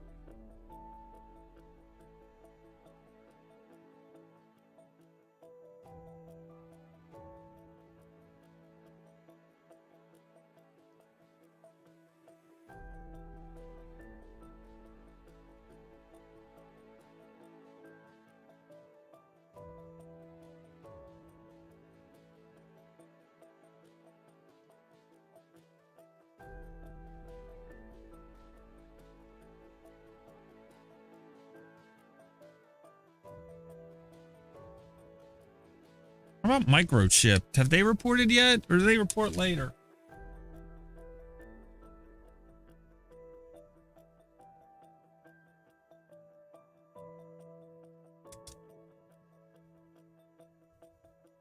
Microchip earnings are out. You guys discuss.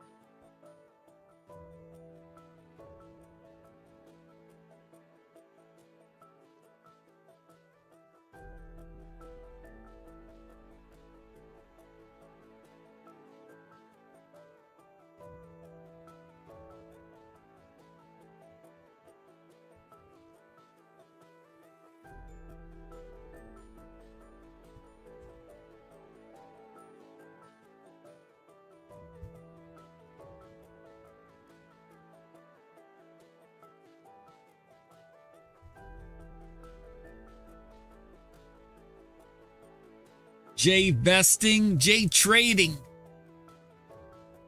We're all trading.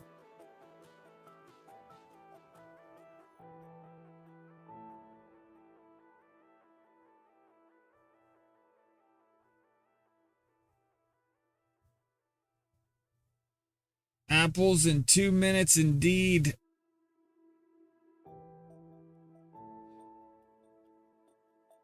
I'm just getting caught up on all my buys and sells.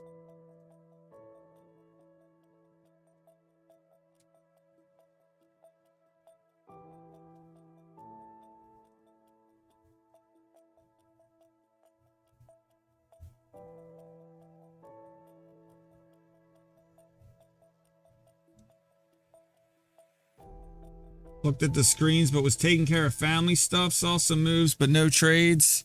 It was a pretty batshit crazy day, Mikey K. 127 alerts for me. I think that's a record. I think it's just too much. I am exhausted. I'm exhausted. I'm fried. I'm like totally fried.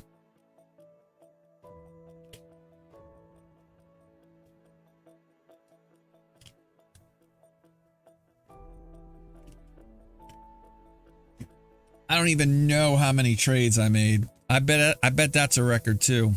But I'm pretty damn sure 127. I had 78 alerts yesterday, which is a busy day.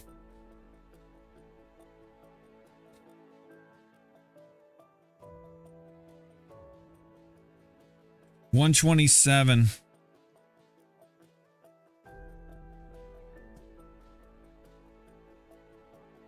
Waiting on Apple.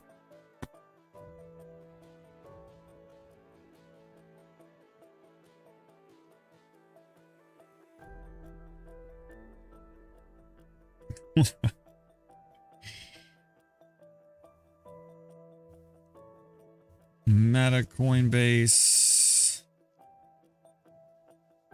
Microchip. I'm just going through all my sales. Affirm. I feel like I sold Affirm 100 times today.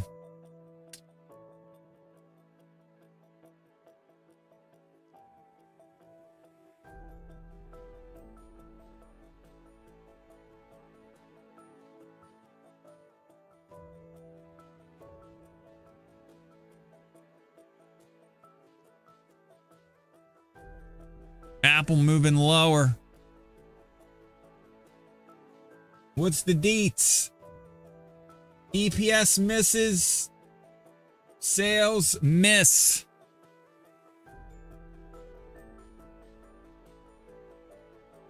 Oh, let's wait for the guidance. I just kind of like play along. I don't.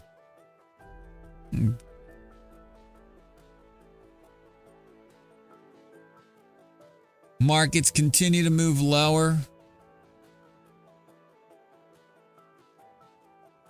We're now into the gap.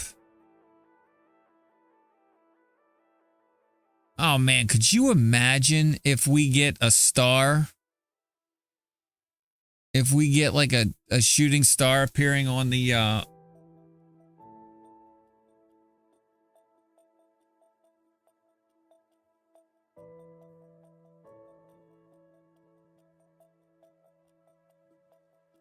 we might have a shooting star.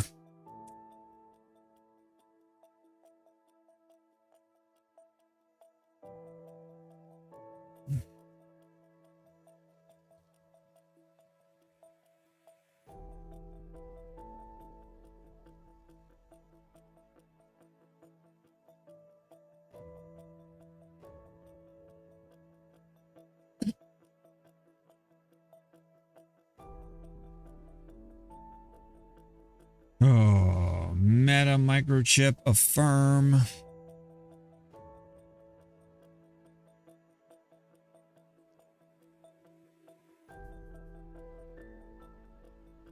Bought some John Deere.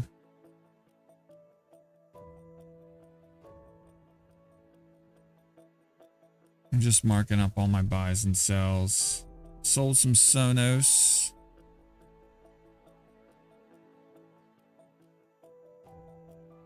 Alphabet. I sold some Google earlier. Looks like I'm going to be able to buy it back.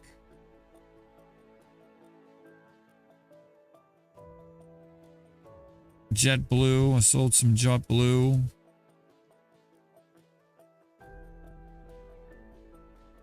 Dutch Brothers. Sold some Dutch Bros. I always say Dutch Brothers. Part of the bro folio.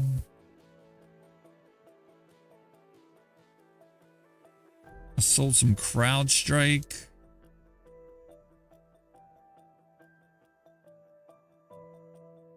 Live Nation. I sold some Live Nation. I closed my Live Nation, actually. I closed my JetBlue as well. I sold some TeleDoc.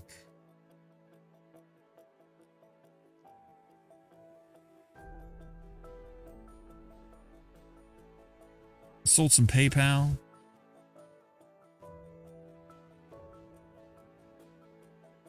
I sold some Best Buy.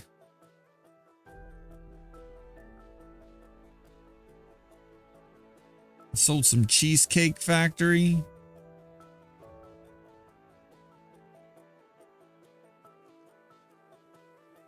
Sold some Snap.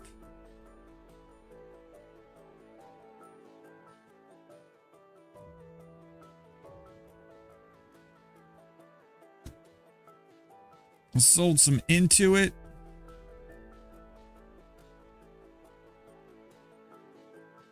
I closed my Duolingo, DOUL, right? DUOL? Yeah, D.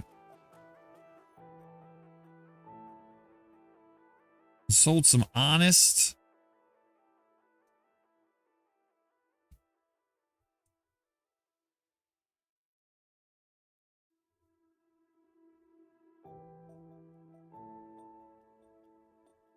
Someone here? Give me a sec, guys.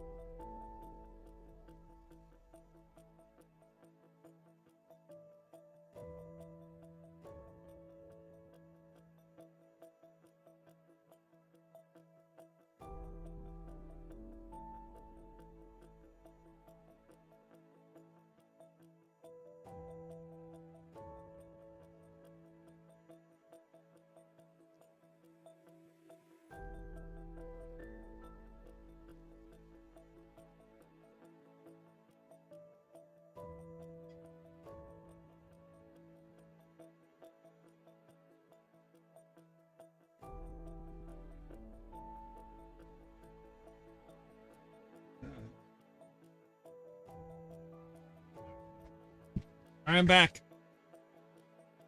Moose Money Moose coming in with the raid. Thank you, sir. Apple pulling back here, or coming back. I see that big wick on this time bar. So maybe just some shenanigans. Moose Money Moose, did you have a good day trading? Damn. That's freaking awesome, dude. Congrats. Thanks for turning my BRB off. Played both sides. Good for you, man. That's pretty awesome. That's epic. That's a good year. That's a good year for some people. Jay did not fare so well.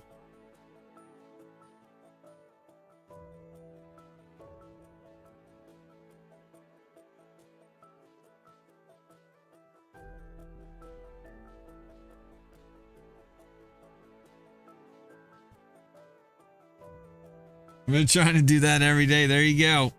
Good luck to you, sir.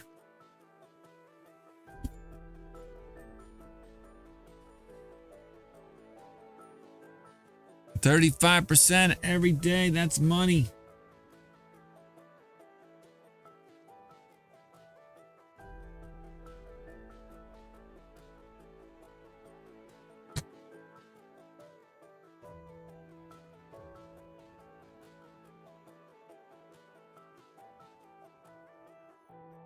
Free cash flow, a miss. I'm looking at Apple. How do I get, I gotta need to start putting this stuff up. EPS miss. Operating margin was a miss. Gross margin beat by 1 basis point. China revenues beat. That's good to see. Wearables miss. Mac miss. iPad beat. iPhone missed by a lot. Revenues missed.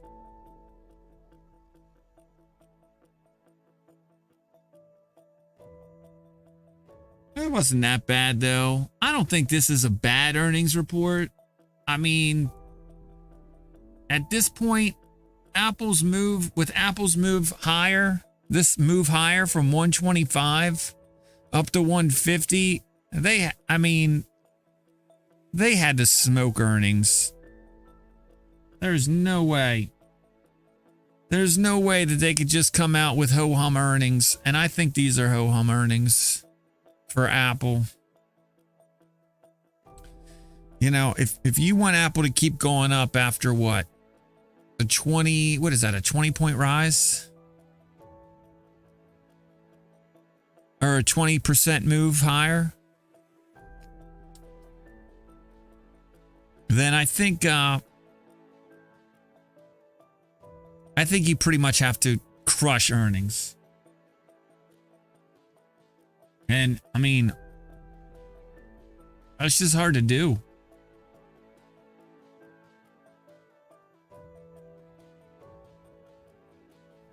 It's just hard to do, man.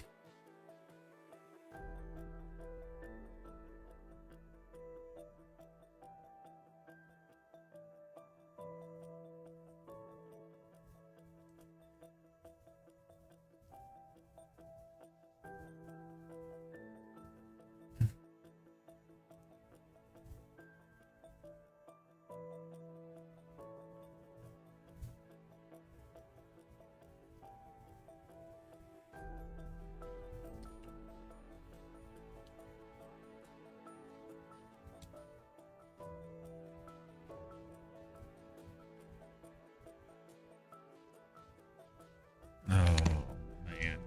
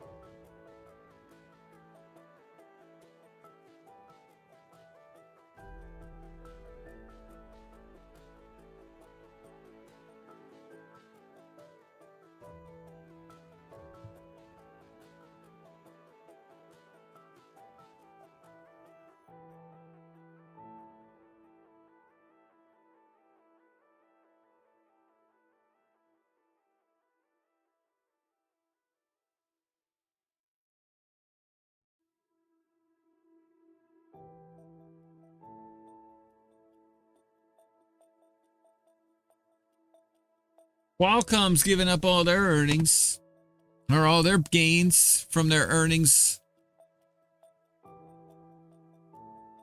So after a nice pop, they're down.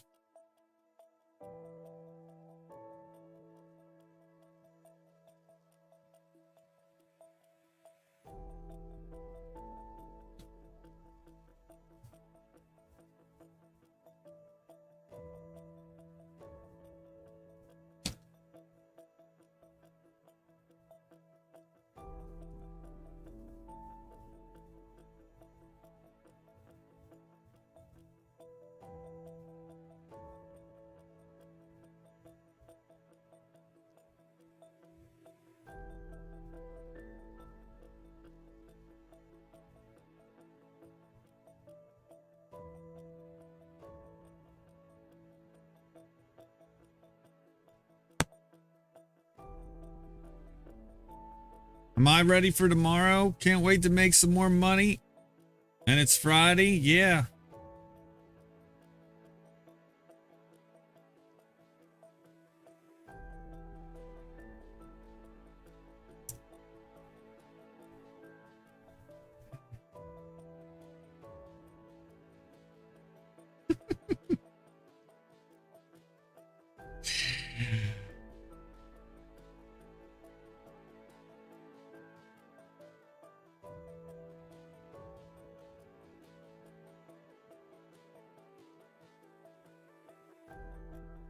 SI? Who's SI? Is that a stock? Bearish or bullish tomorrow? I mean, I've been neutral. I'm neutral. I mean, we've come up pretty far, pretty fast, so I have to lean a little bearish, but honestly, I'm gonna buy stocks that go lower, and I'm gonna sell stocks that go higher. So, I mean, I've got work to do no matter which way we move.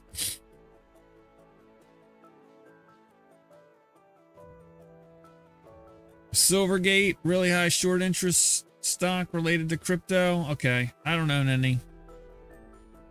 And news is noise. Noise is news.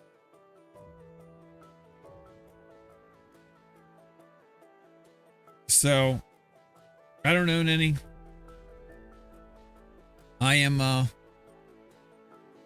won't care.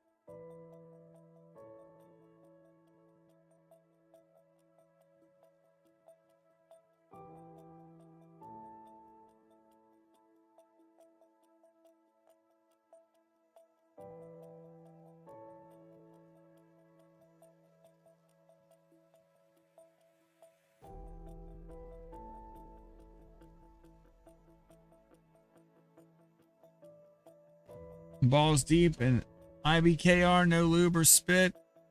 What does that mean? What does that mean? Like, how deep are you? Is it like $10? I mean, for someone that talks like a jackass, I'm guessing you're probably not that deep.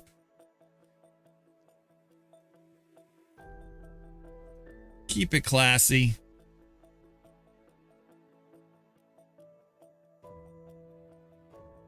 God, it's just like, I doubt it.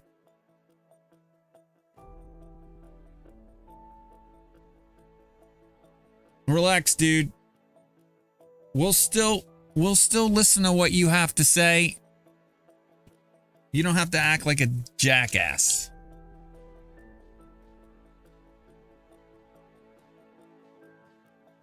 I think Apple will be, yeah, long term, Apple is fine.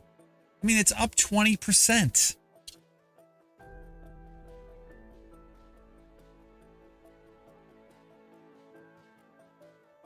What happened? I think EPS came out and it wasn't that great. Or, I mean, it wasn't as great as I think it needed to be to keep a 20% move higher going.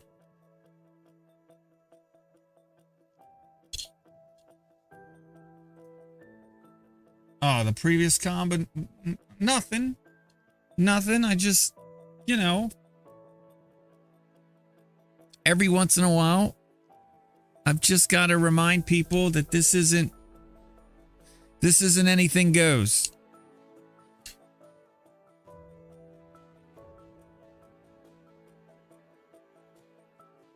Like, it's just stupid.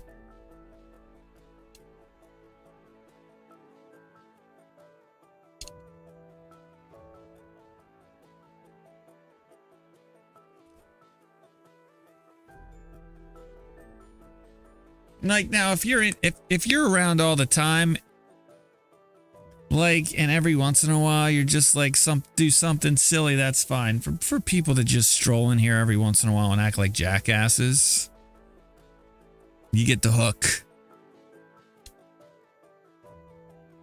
But as I always like to say, redemption can be found at the Church of Jay Jared. You just have to seek it.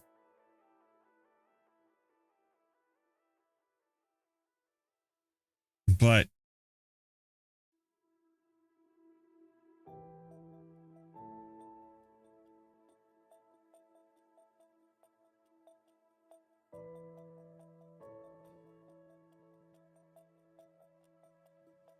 I saw that. I saw Atlassian taking a hit.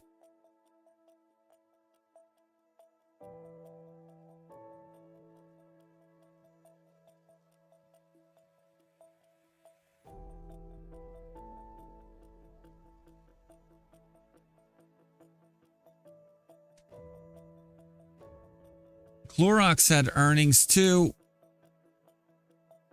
Not a lot of volume though on this move. So we'll have to wait and see what it does after hours.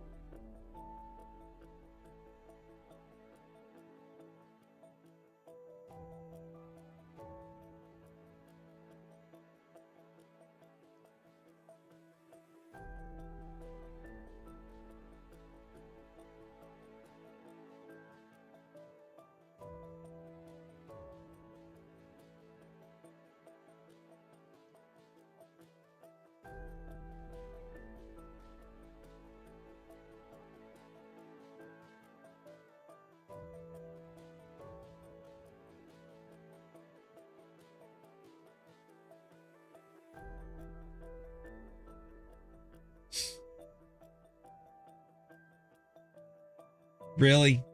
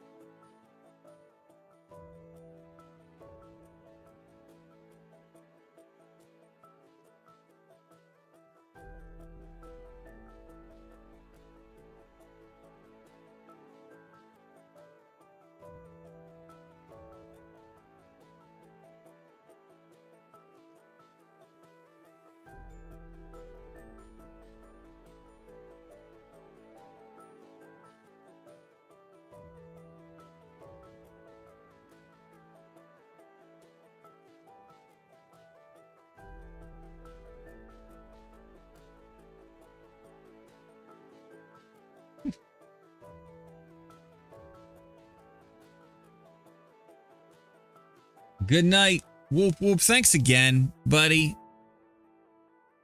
Great to see you chatting today. I feel like you said you've been lurking, but yeah, it was great hanging out with you. Microsoft blew down and came right back up, so it's not impossible. Oh yeah, anything's possible. I think it becomes less and less possible though the longer this run up happens. Broke your heart that you had to break your 69 gifted subs? Well,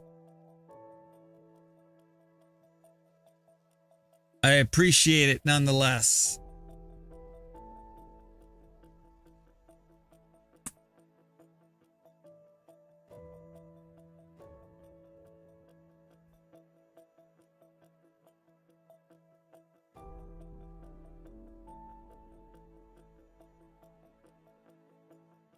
What?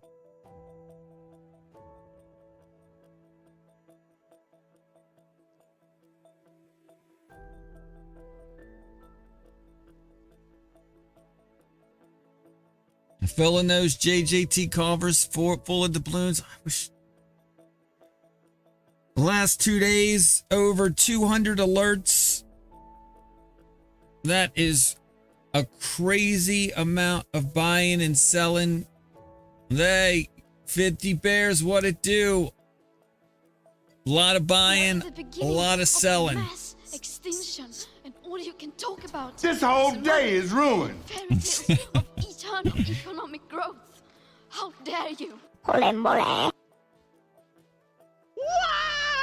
It's quite the day. They know nothing. Welcome in. Welcome in. Good job. Appreciate I appreciate you Raiders sticking around for the stream. Thank you, Jay Arlington. Feel the fear I feel every day. I was over there watching. I was over there listening to Jay Arlington go nuts with the with all the earnings, talking about all the reasons why stocks are going up, why they're going down, earnings, guidance, revenue, operating costs, noise.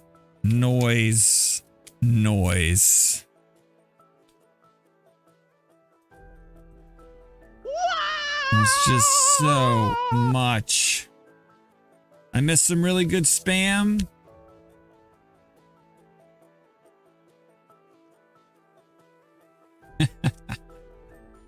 The new sound bites are getting out of hand. I have them turned down. Like, I don't even hear them. I see them all coming in though.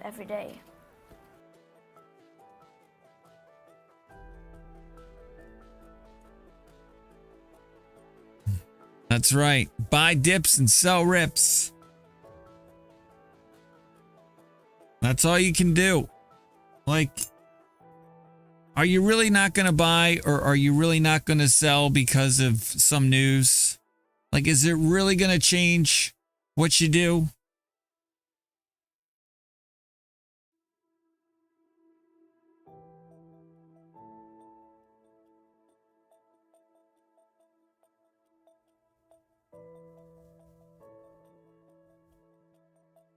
It's not going to change what I do. That's why I ask.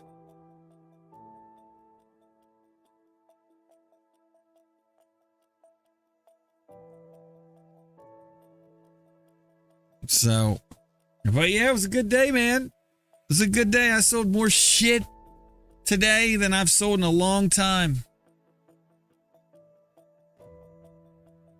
The question is, what do we do tomorrow? Do we take it all back?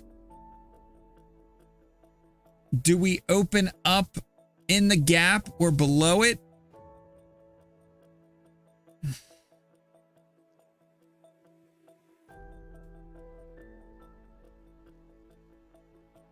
How big of an impact do you think NFP will have? I don't think it's much anymore. It's not like it used to be.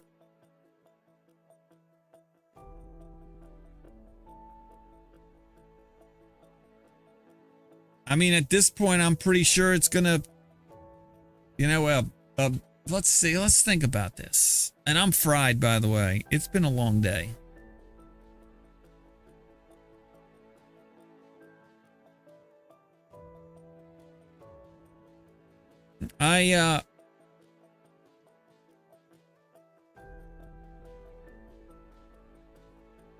It's you know, non-farm payrolls done. The employment report used to be the big event besides the Fed meeting. It used to be the big event. Now I feel like it's inflation, anything related to inflation.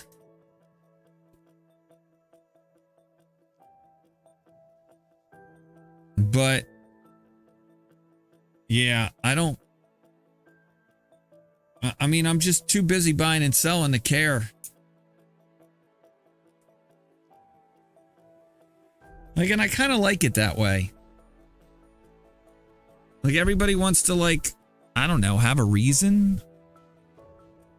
Like, or talk about it. It's just like,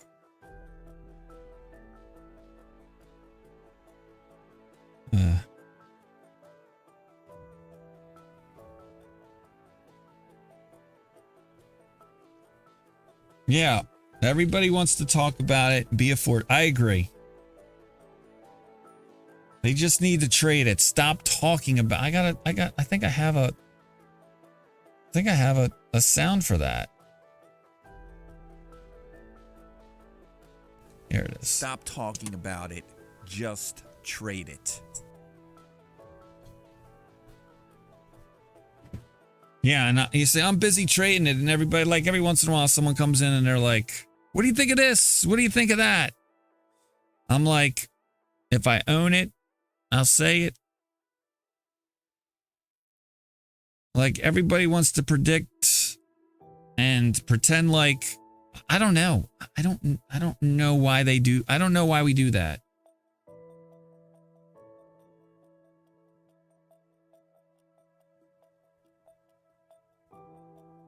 It's weird to me. I guess. Maybe it matters if you're right. Doesn't matter to me.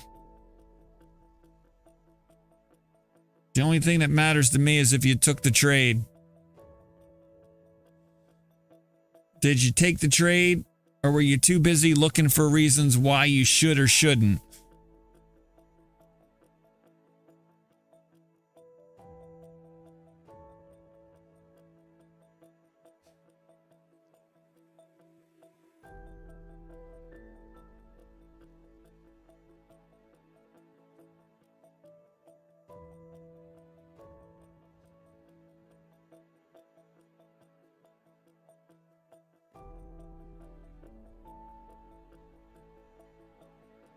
Stock gossip girls.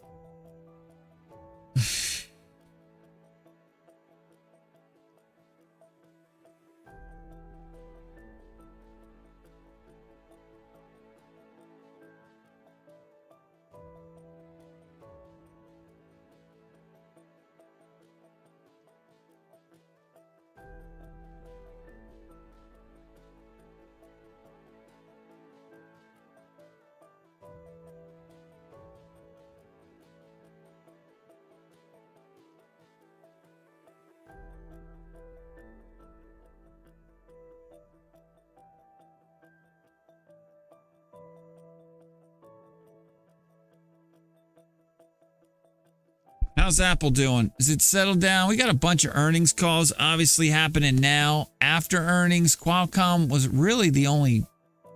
I felt like Qualcomm was the only one that really shined in the beginning and has since sold off. I'll go through some of the other earnings I was watching. I'll start with earnings that were this morning. Bristol Myers had earnings this morning. After initially selling off, they kind of made a nice move throughout the day, higher. ConocoPhillips had earnings this morning, and they sold off pretty much throughout the day. Energy didn't have a great day today.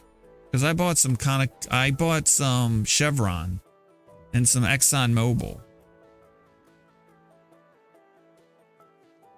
Lamb Weston had a dividend today.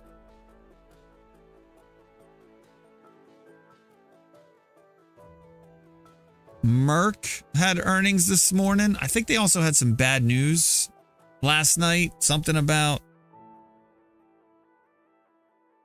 you know, something that was bad, made their stock go down. So I bought some.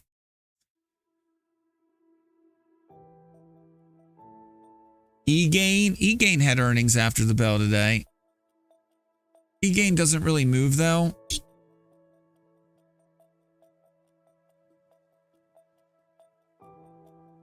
Actually, they changed when they're going to announce. They were supposed to announce today. They changed it to the 14th. So I take that back. No earnings for Egain.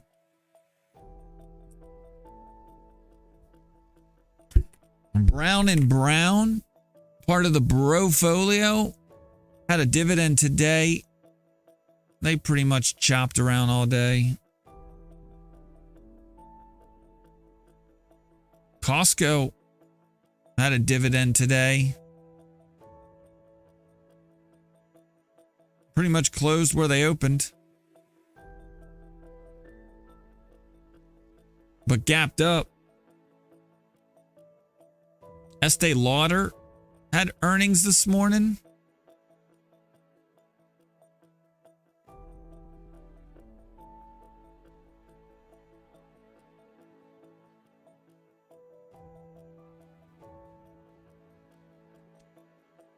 Honeywell had earnings this morning. Sold off initially after earnings, but pretty much moved higher all day.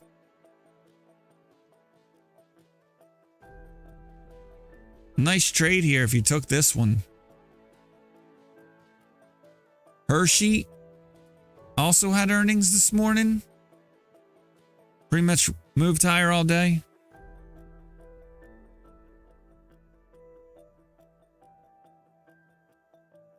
I have Madison Square Gardens with earnings, but it doesn't look like they had earnings today. It looks like their earnings are next week now.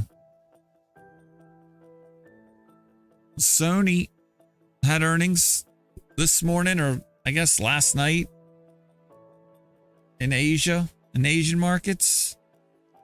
They had a good day, gapped up, peeled back a little towards the end of the day, but pretty good earnings for Sony.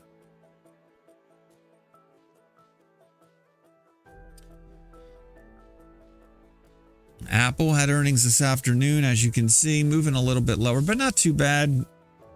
I don't think Apple's earnings were that bad. Amazon looks like they've got some operational things to tighten up, clean up, but they'll right the ship. I didn't think the earnings was bad for Amazon either. So if I'm lucky, I'll get to buy more at 105.58. I sold some today. Clorox had earnings.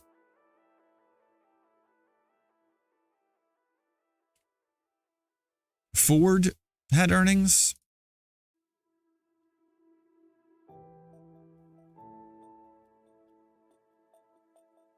Google had earnings.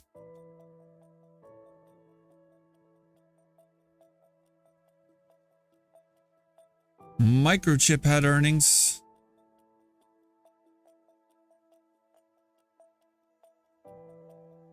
MicroStrategy had earnings. Looks like they marked down their Bitcoin holdings. EPS of negative $20.51 per share.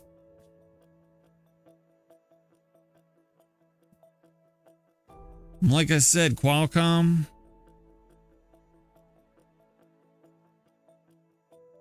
Starbucks had earnings. Wells Fargo had a dividend.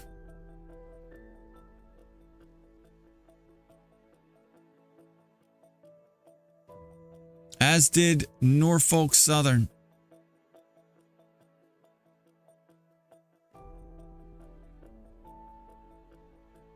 Next leg down incoming.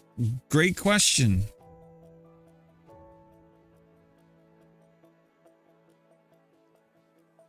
If it is, I'm buying more. If the next leg is up, I'll be selling more. Don't matter.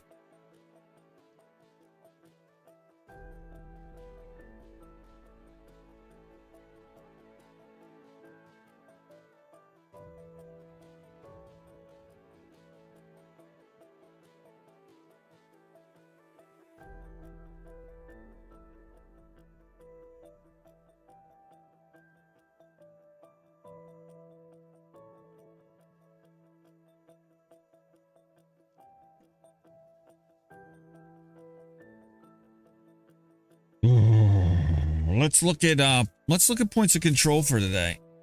I'm curious to see. I didn't even look. I mean, since we gapped up, it's pretty much a sure deal that we didn't touch any of yesterday's. Ooh.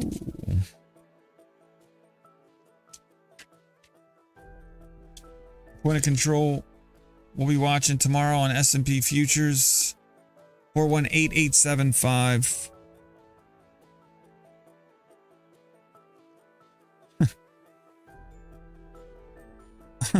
Only 109 points higher than yesterday's. A lot of thin air between here and here.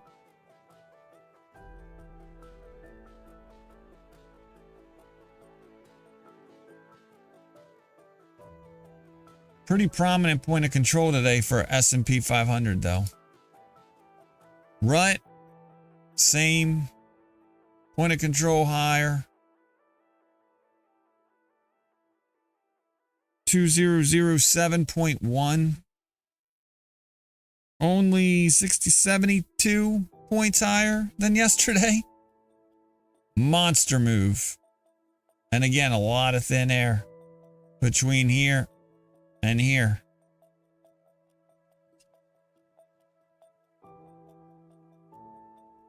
Am I a buy and hold investor? For the stocks I own, yeah. And then I hedge down. I hedge with options. But I only hold it until it's time to sell it. Like, I don't hold forever. It's not like I'm going to buy Apple here and be like, in 20 years, I might sell this thing because I'm going to be rich. Now I'm going to sell my Apple at 5% above where I bought it. Or 5% above where my cost basis is. So, depending on when you buy it, everybody's a buy and hold investor. It's just how long do they hold it? Jay, how do you get the volume profile on the left-hand side of the screen? Mine defaults to the right and it orients right, so I can't even see the damn thing. You got to put it, I think you have to set it. It's a good question.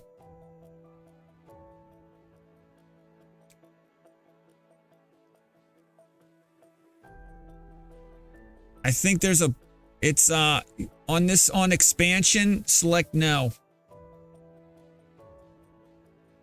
Yours probably says on expansion, yes.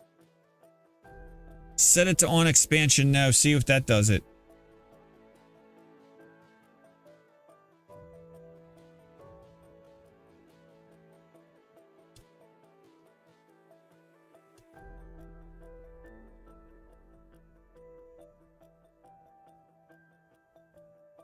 And that should embed it for the time frame you've selected.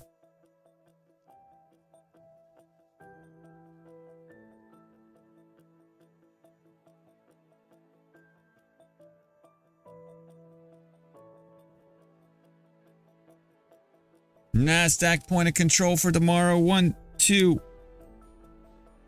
7. Let's just say 797. of control difference, 600, gosh darn it, 672 point difference. Or no, that's 670, 668 point difference. A lot of thin air.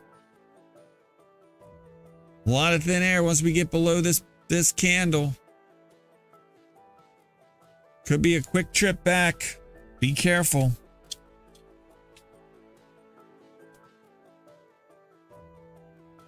Be careful.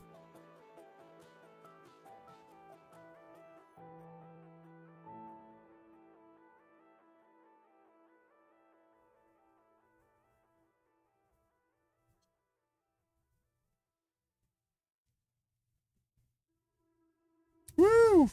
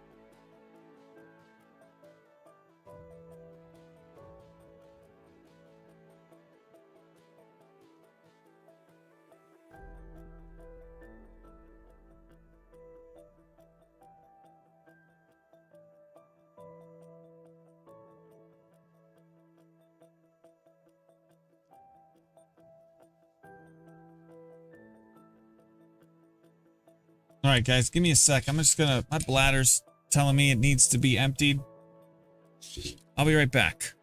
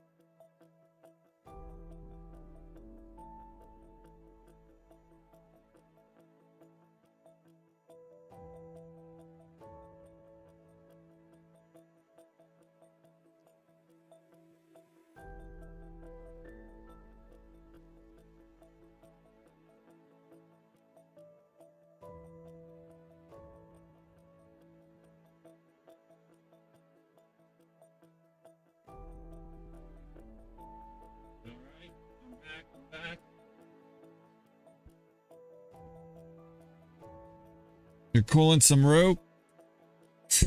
Maybe. I was listening to a video. And I was listening to Zero Hedge. Or watching reading.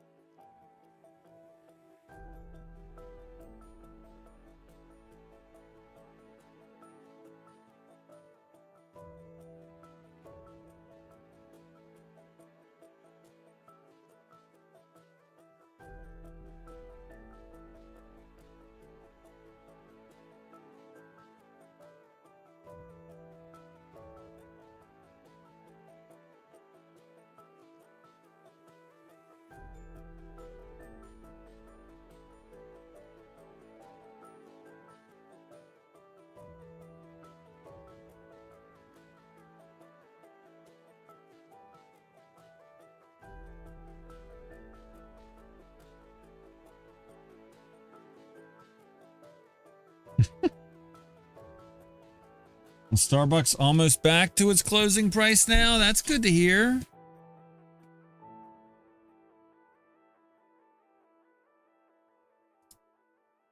Very nice. I mean, it is after hours, so I don't really. That's good to see. We have to wait and see what it does when it opens up tomorrow. Another stock that's up tremendously since the beginning of the year. Very big moves. A lot of stocks, very big moves. Painful. Painful if you were bearish or short, for show.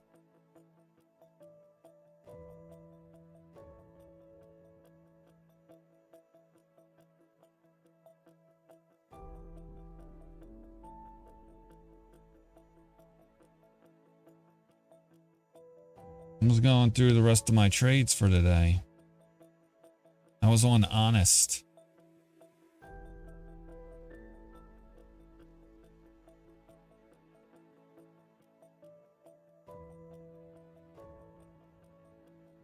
Honest, Signet Jewelers. I sold some of that.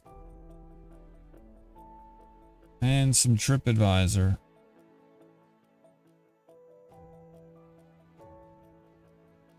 All right, let's go. Holy crap, look at that. Look at that freaking list already.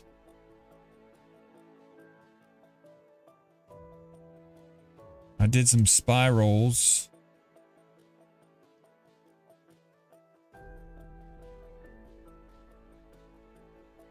Did like 3 of them. SPY was just on fire all day. Sold some PayPal. I think I already have that marked down once in here, so I'll sell that again. I bought some Merck. I mentioned that, right? They had earnings this morning. Sold some XRAY, some Dentsply, I think is how you pronounce it.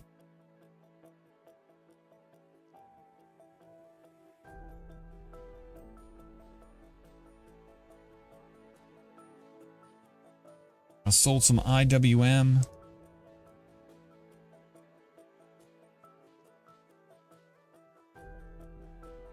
I sold some Weyerhaeuser. WY, Whiskey Yankee. I sold some JGH. It's a bond fund. I sold some Sunrun.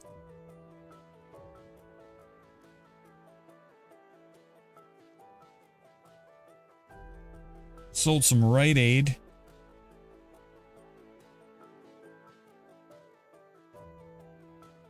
I sold some Extra Space Storage.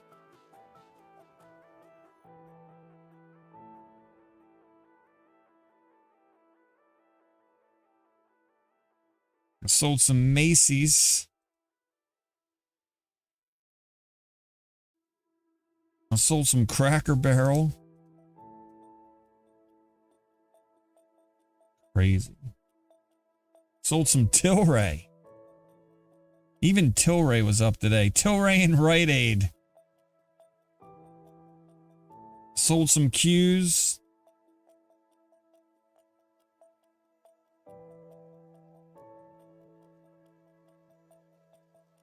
Sold some Foot Locker.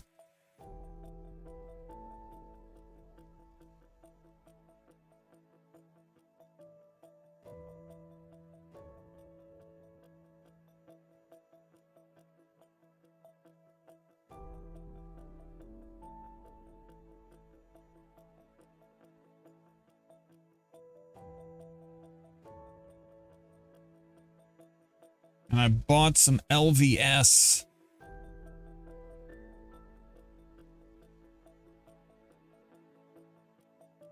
Holy crap.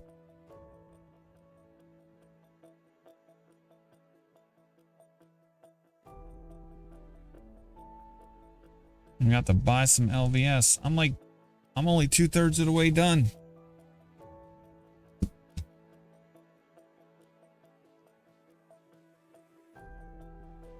How many cells did I have? I haven't counted them all yet. Probably at least 50.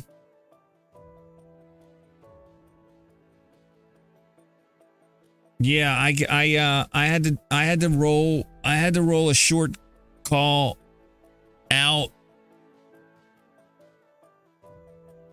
and adjust a short call. Yeah, today was probably the busiest days I've had selling, for sure.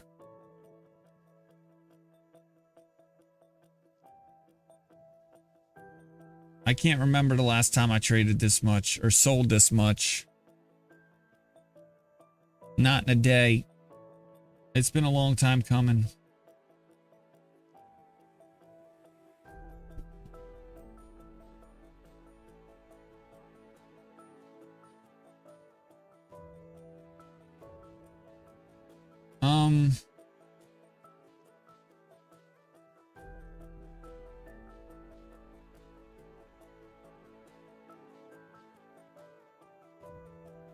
Today I sold some TROW. I think I've already mentioned TROW once.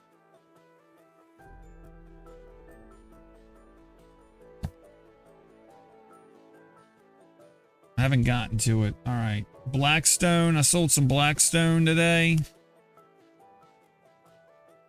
I sold some FedEx.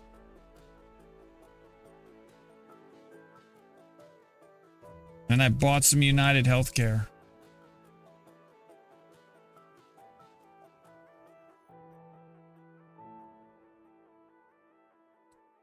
And then on Robinhood. Robinhood's probably where I did the most buying and selling.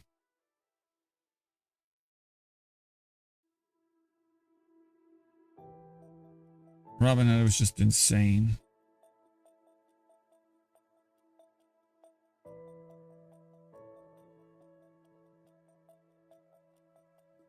Oh, actually, it was, never mind. It just took a little while to draw up. Holy crap. I sold some Amazon. Do I already have Amazon on here?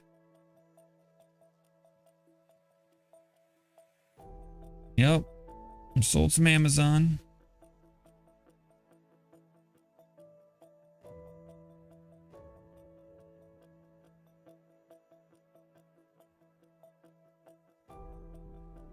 I sold some Tesla.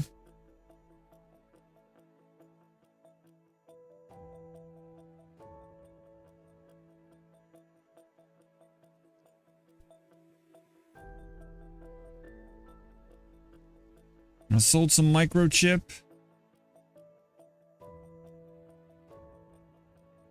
I sold microchip in 2 spots.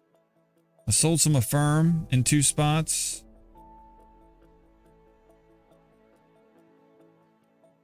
AFRM was like ridiculous today.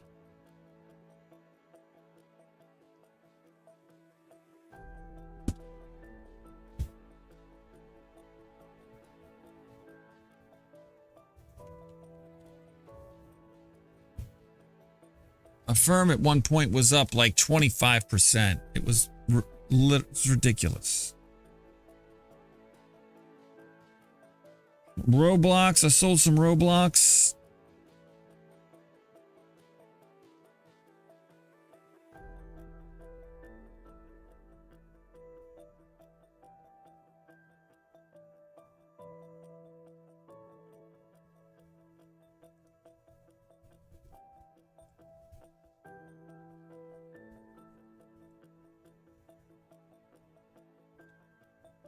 I sold some Prologis, PLD.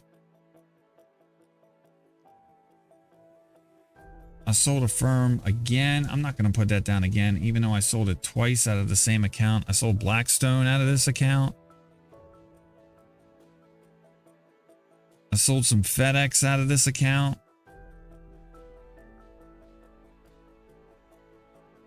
I bought some ExxonMobil.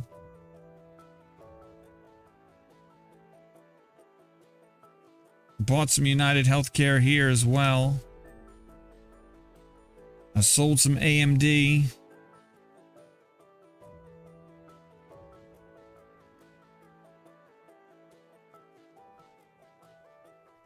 I sold some DraftKings. I sold some MicroStrategy. Probably buying that back tomorrow. Sold some Dollar Tree.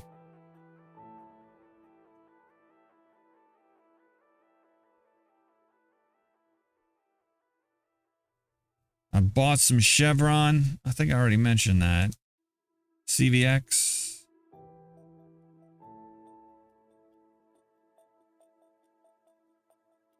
Sold some Block.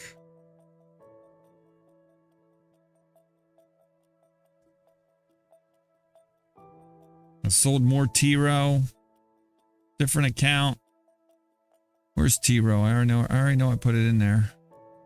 There it is.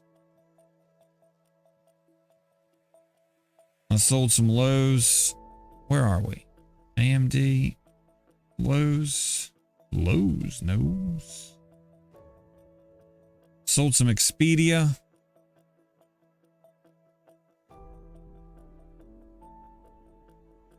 We'll count them up here in a second because I'm winding down with Williams Sonoma and Zoom. So let's count them up. Hold on. When you sum, does that mean 25? It means a piece. When you say sum, does that mean 25? It means a piece. Usually a one size, unless I call it out. Like I closed some positions, so that was 100%. Were these all sells from? No, not limit orders, just buys.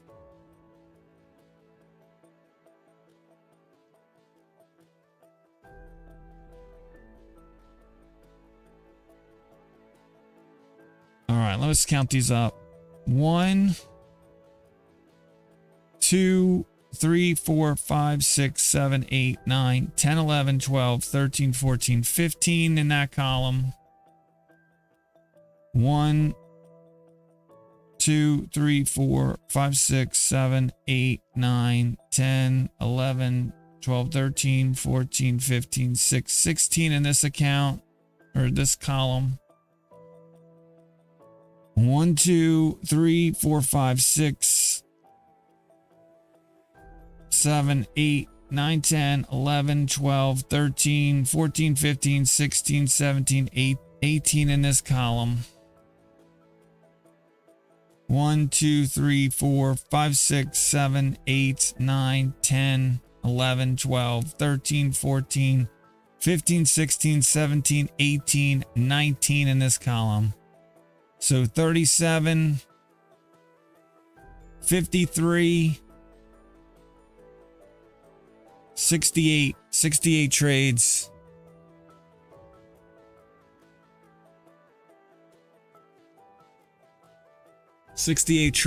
That's the preliminary number. If I include rolls and actual trades.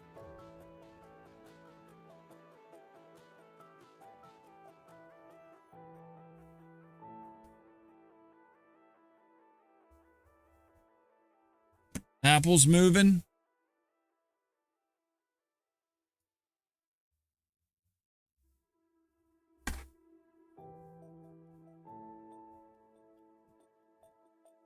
And they erased the entire drop here. They erased the entire drop here and here and here. That's the third time they've erased the entire drop.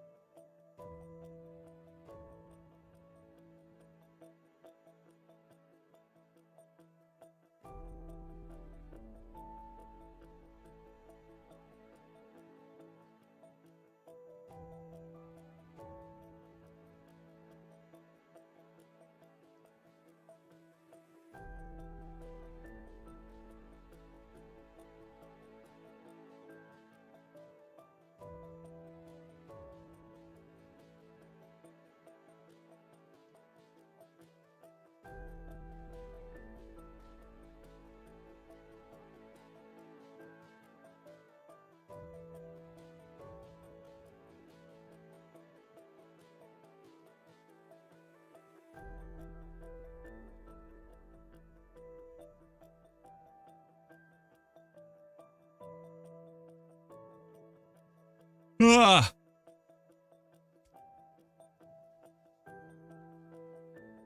All right. It's almost 6 o'clock. Who we raiding?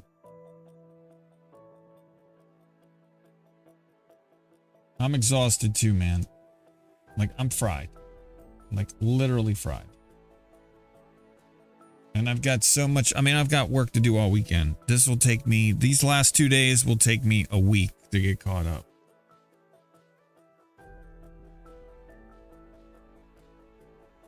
Low Key Beams asked if I beat SPY. I did not beat SPY today.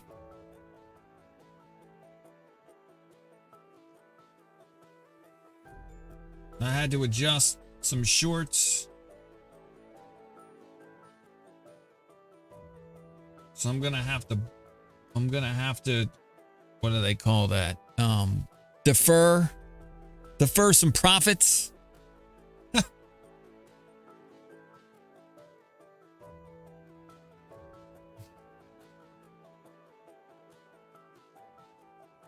Let's see what the damage is.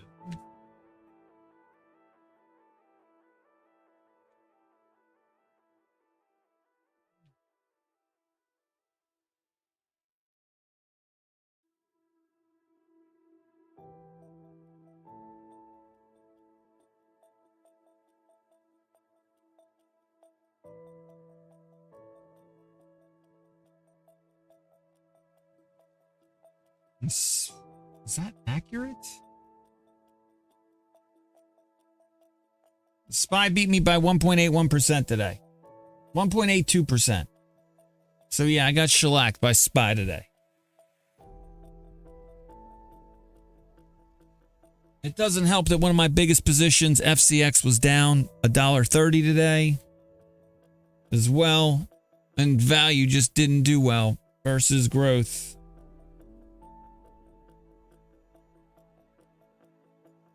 So, Vanessa. We haven't rated Vanessa in a while, have we? Is she streaming? She's streaming music?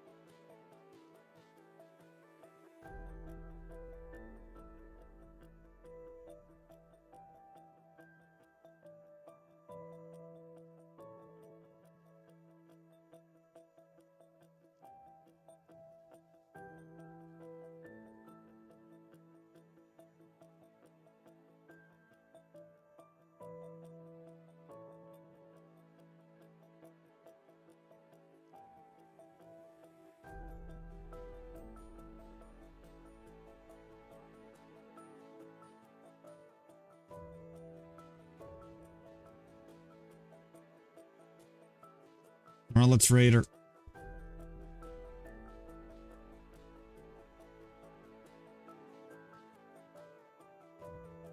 All right, everybody. Thanks for hanging out. I'm sorry I was so busy doing buys and sells and not talking about them. I know people want to talk about why stuff is moving, but anybody that knows me well enough knows that it doesn't matter why it's moving. Just buy it or sell it. Scale in, scale out. You can't time the markets. Just